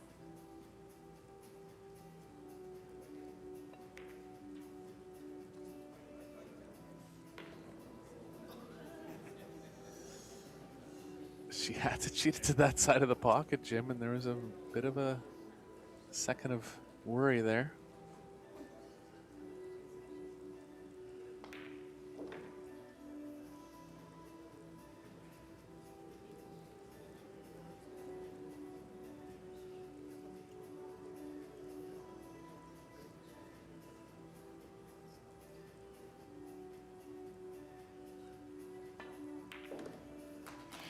We're in a 2-1 lead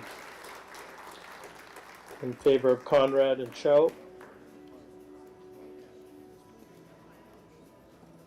In a set they have to win to force a third and decider.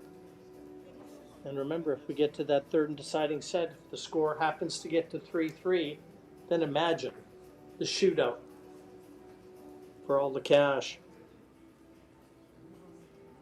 Yeah, have you been involved in one yet, Jim? I actually haven't this tournament.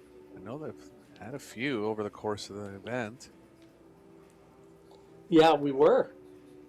I'm trying to think of the match that Mark and I did. Let me have a look and see. But there was one shootout that we did.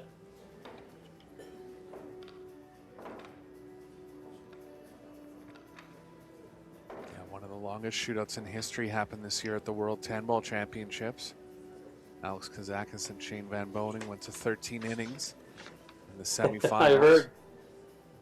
Yeah, I mean, can you imagine pocketing all those balls with the World Championship on the line?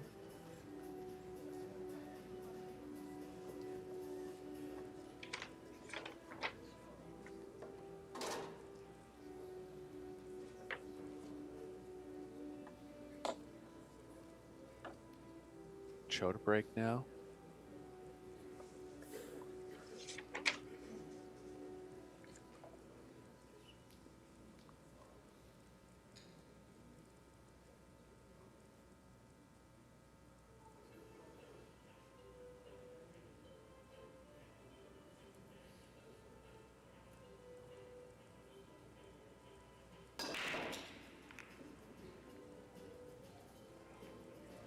Finally making a ball.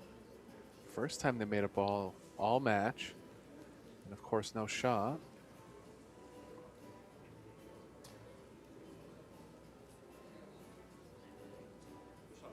Push out.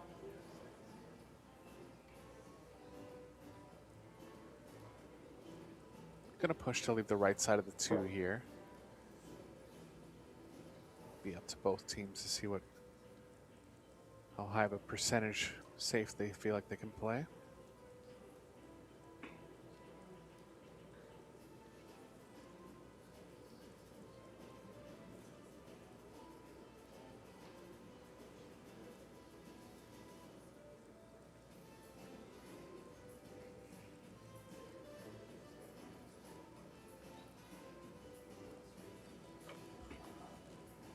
Not much to hide behind, Jim. Most balls are near a rail, which sometimes isn't a bad thing, but they're so close to a rail, it's tough to get behind them. I think they'll Yeah, get this back. is turning into a bit of a chess match, Eric, where the balls are sitting. He's definitely giving it back.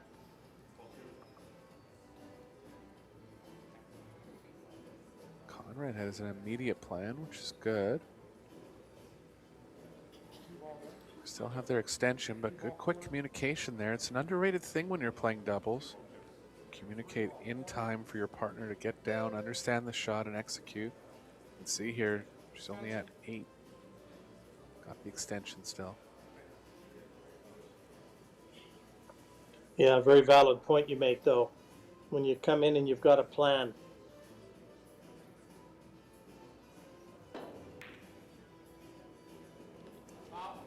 Oh, didn't expect that. Conrad knows it was unlucky. And I thought to myself, when he called the 2 in that corner, I'm thinking, gosh, where's he going with that? And now you see, wasn't a long ways away from that corner pocket, but he was always bringing the cue ball over to that same side of the table had it not found the side pocket. So they definitely had a plan. 3-ball corner.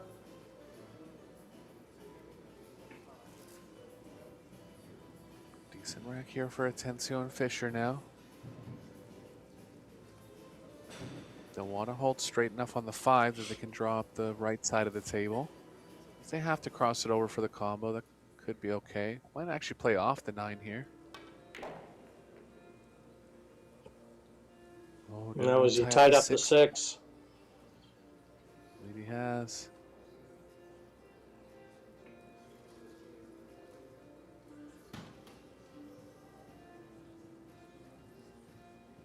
I mean, they can try to get the cue ball below it.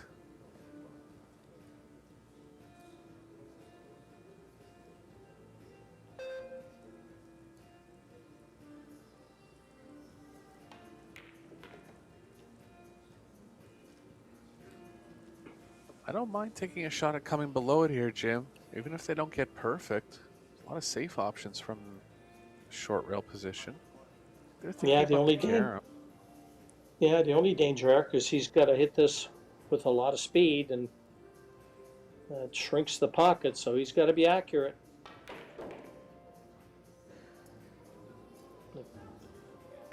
Yeah, he lost the cue ball. Not sure exactly, unless he was trying to go into the 6 and 9. I think he was actually.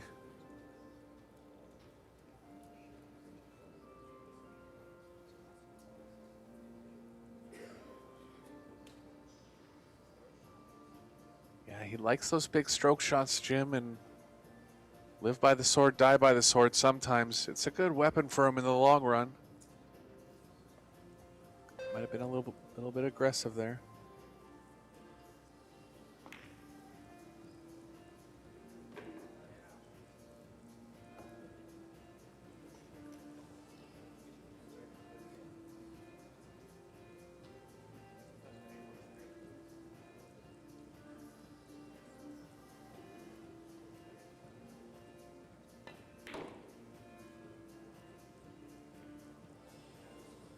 Trying to get all the way around the 8, but this will be okay.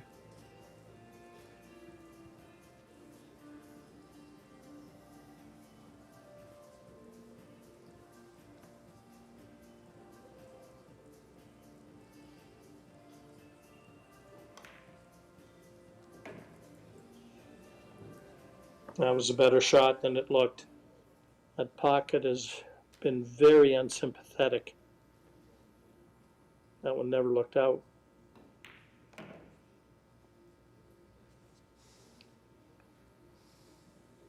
This is going to get them to the hill. In a set they have to win to force a third and decider. 3-1 they lead.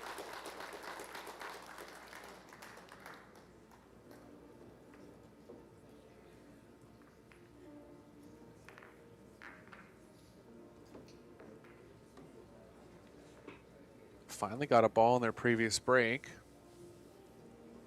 Yet to break and run a rack in this match so far. He's shishing to break on the hill.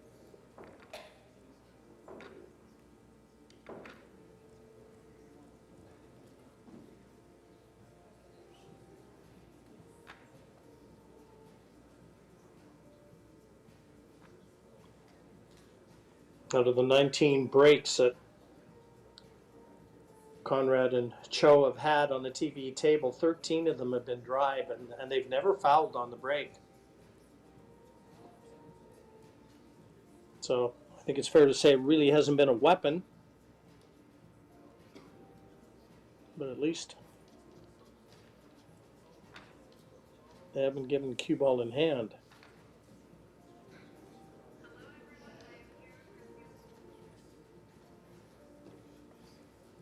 Gab's other stat relative to that from our stats guy Michael Salmon. There's been 13 teams that have played on the main table. Only 5 of them had a 50% or higher break success. And I've done a lot of these tournaments now, Jim, and really the break and run percentage is not over 15%.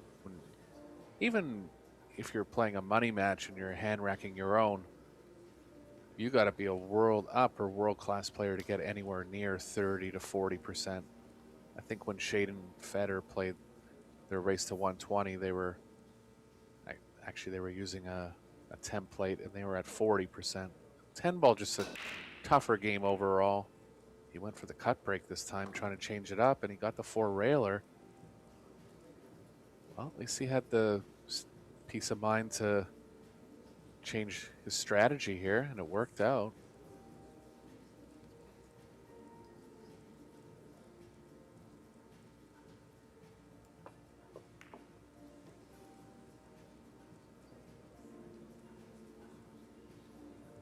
Chance to win the set now, Jim.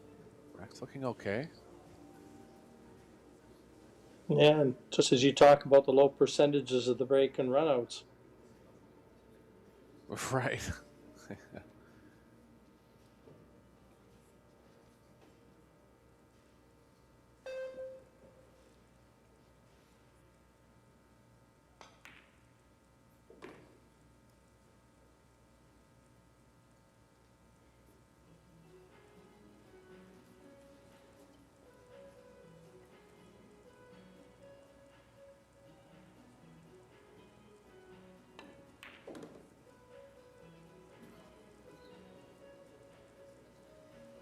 Good stop position for the next 4 balls.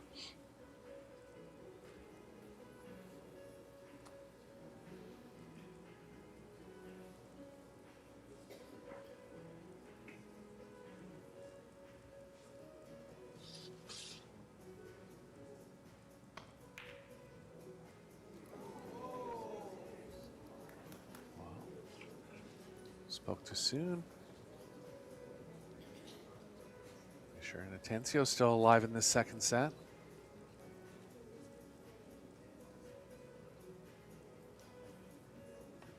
Just a little bit of head movement there too, Eric. You detect when you see the replay, just lifting up off the cue slightly.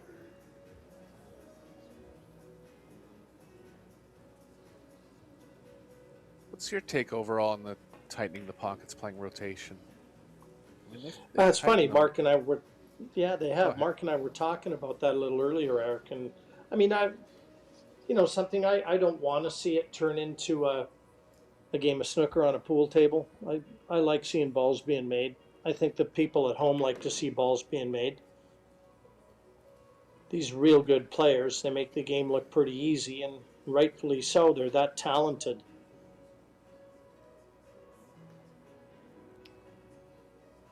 Yeah, for me, I think around 4 1/4 is the proper size for modern day players. Somewhere in between. I like that. Yeah.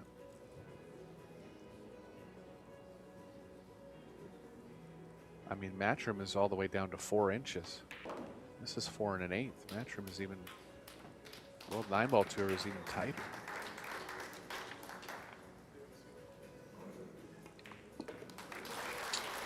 Three-two. Still on song.